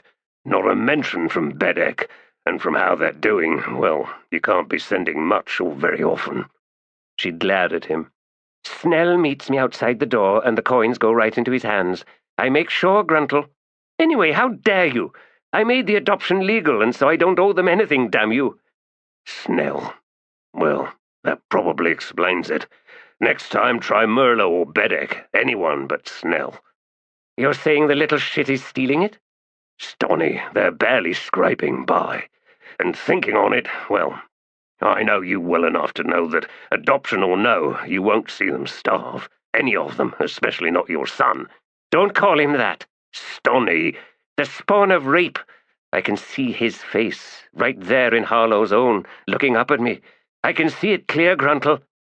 And she shook her head, refusing to meet his eyes, and her legs had drawn up, tightly clenched, and all the bravado was gone as she clasped her arms tight about herself, and Gruntle felt his heart breaking yet again, and there was nothing he could do, nothing he could say to make it any better, only worse. "You'd better go," she said in a tight voice. "Come back when the world dies, Gruntle." "I was thinking about the Trigal Trade Guild." Her head snapped round. "Are you mad? Got a damned death wish?" "Maybe I do." "Get out of my sight, then. Go on, run off and get yourself killed." "Your students look ready to keel over," Gruntle observed. "Repeated lunges aren't easy for anyone. I doubt any of them will be able to walk come the morrow." "Never mind them. If you're really thinking of signing on with the Trigal, say it plain." "I thought you might talk me out of it." "Why would I bother? You got your life just like I got mine. We aren't married. We aren't even lovers." "Had any success in that area, Stonny? Someone might—" "Stop this. Stop all of it. You're like this every time you come back from a bad one. All full of pity and damn near dripping with sanctimony while you try to convince me." "Convince you of what?" "Being human. But I'm done with that. Stonny Menakis died years ago. What you're seeing now is a thief running a school teaching nothing to imps with piss in their veins. I'm just here to suck fools drive their coin. I'm just here to lie to them about how their son or daughter is a champion duelist in the making." "So you won't be talking me out of signing with the Trigal, then?" Gruntle turned to the archway. "I see I do nothing good here. I'm sorry." But she reached out and grasped his forearm as he was about to leave. "Don't," she said. "Don't what?" Take it from me, Gruntle. There's nothing good in a death wish. Fine, he said, then left. Well, he'd messed it all up again. Nothing new in that, alas.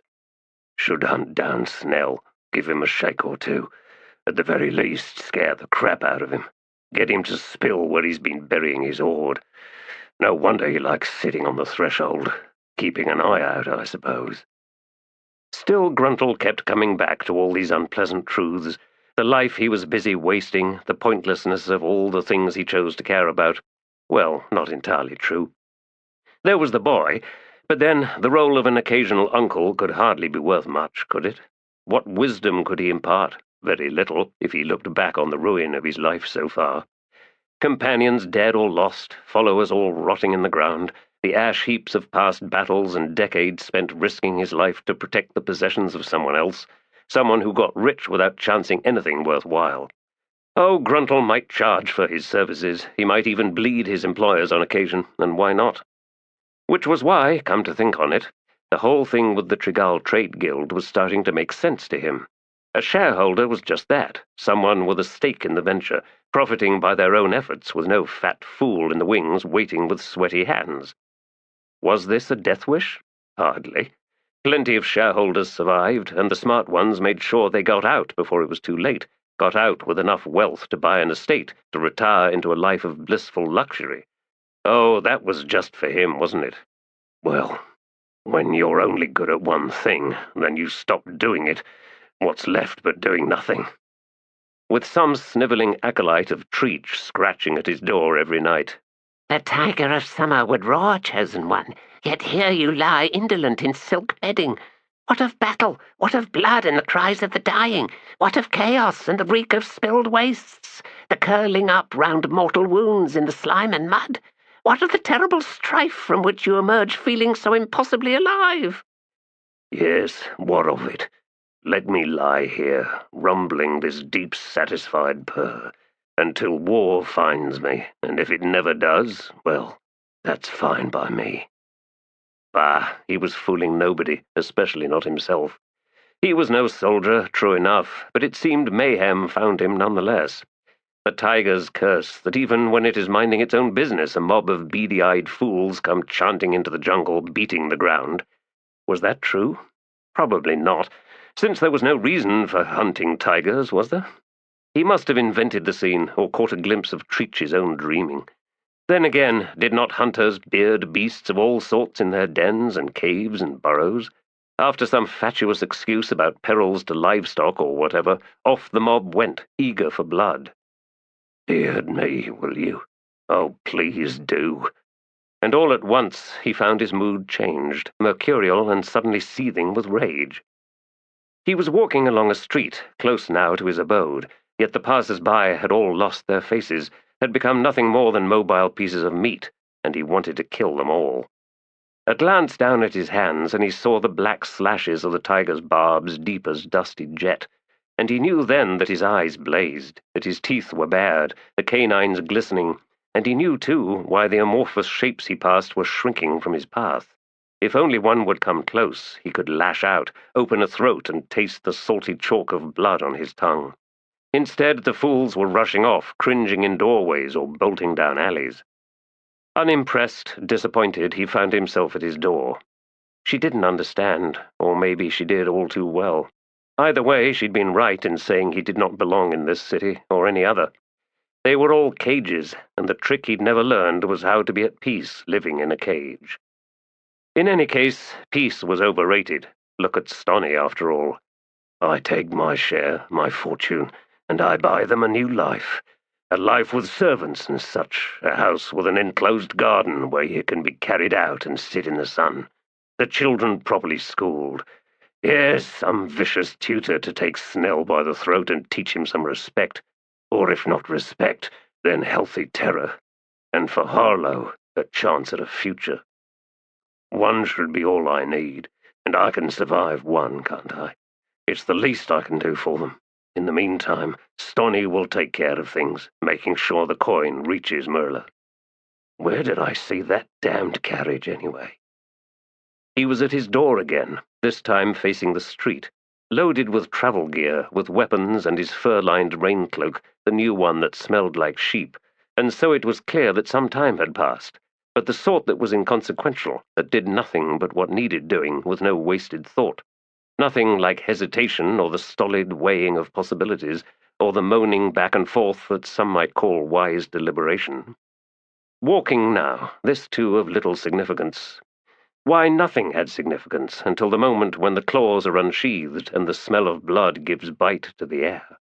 And that moment waited somewhere ahead, and he drew closer, step by step, because when a tiger decides it's time to hunt, it is time to hunt.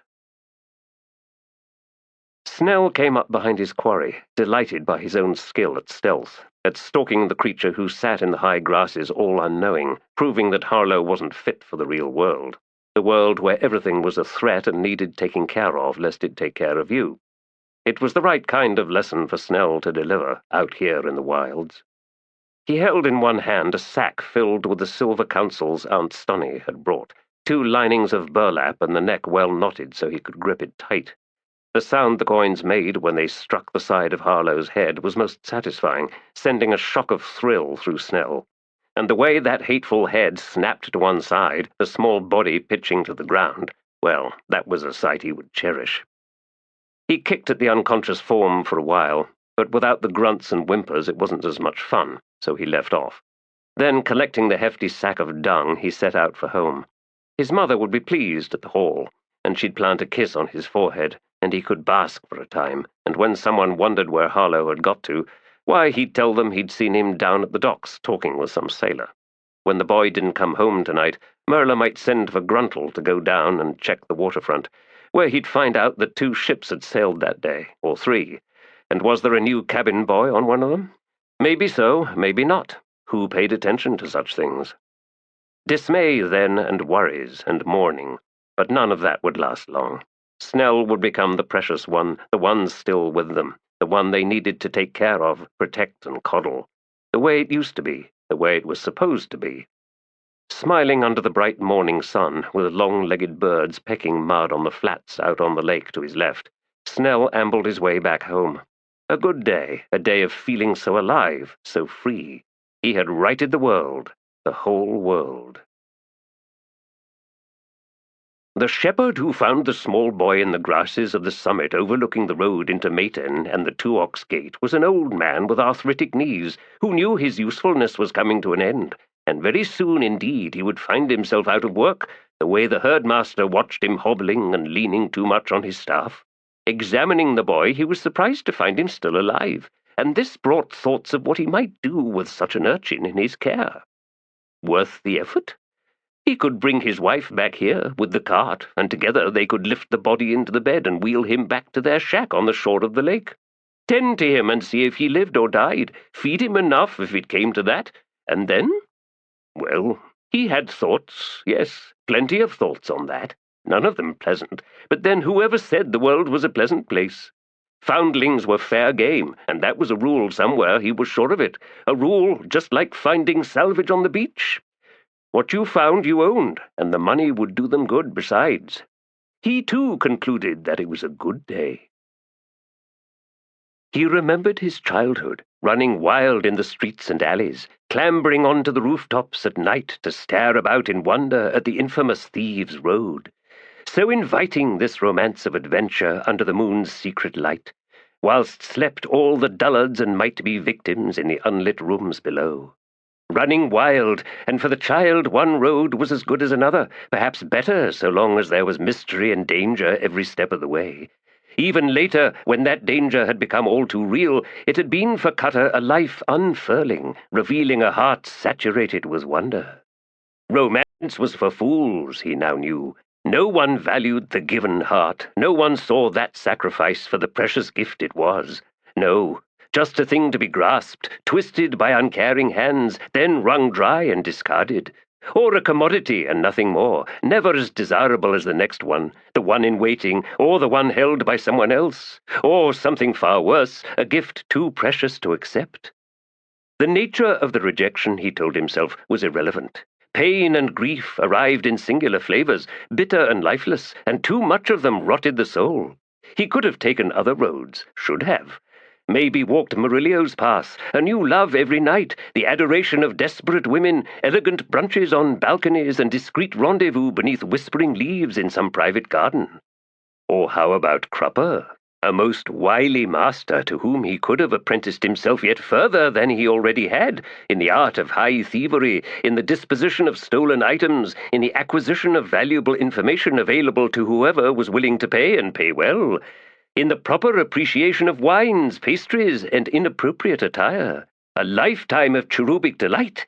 But was there really room in the world for more than one Kruppe? Assuredly not.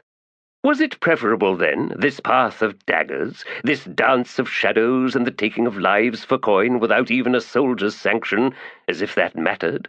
Rallick would not agree, and Murillo would shake his head, and Kruppe waggle his eyebrows, and Mies might grin and make another grab for his crotch, with Irilta looking on with motherly regard. And there'd be that glow in Salty's eyes, tinged now with the bitter truth that she was no longer enough for one such as him, that she could only dream, that somehow his being an assassin set him upon such a high station that her lowly existence as a serving wench was beneath all notice, where even his efforts at friendship were perceived as pity and condescension, sufficient to pitch her into tears at the wrong word, the missed glance. How the time for dreams of the future seemed to slip past unnoticed, until in reviving them a man realized, with a shock, that the privilege was no longer his to entertain, that it belonged to those younger faces he saw on all sides, laughing in the tavern and on the streets, running wild. "You have changed," Murillo said from the bed where he reclined, propped up on pillows, his hair hanging unbound and unwashed, "and I'm not sure it's for the better."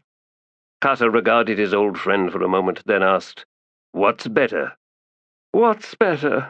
You wouldn't have asked that question, and certainly not in that way, the last time I saw you. Someone broke your heart, Crocus. Not Chalice Dahl, I hope?" Smiling, Carter shook his head. "No. And what do you know? I'd almost forgotten her name. Her face, certainly, and the name is Cutter now, Murillo." "If you say so." He just had, but clearly Murillo was worse for wear, not up to his usual standard of conversation. If he'd been making a point by saying that, well, maybe Crocus would have snatched the bait. "It's the darkness in my soul. No, never mind." "7 cities, was it?"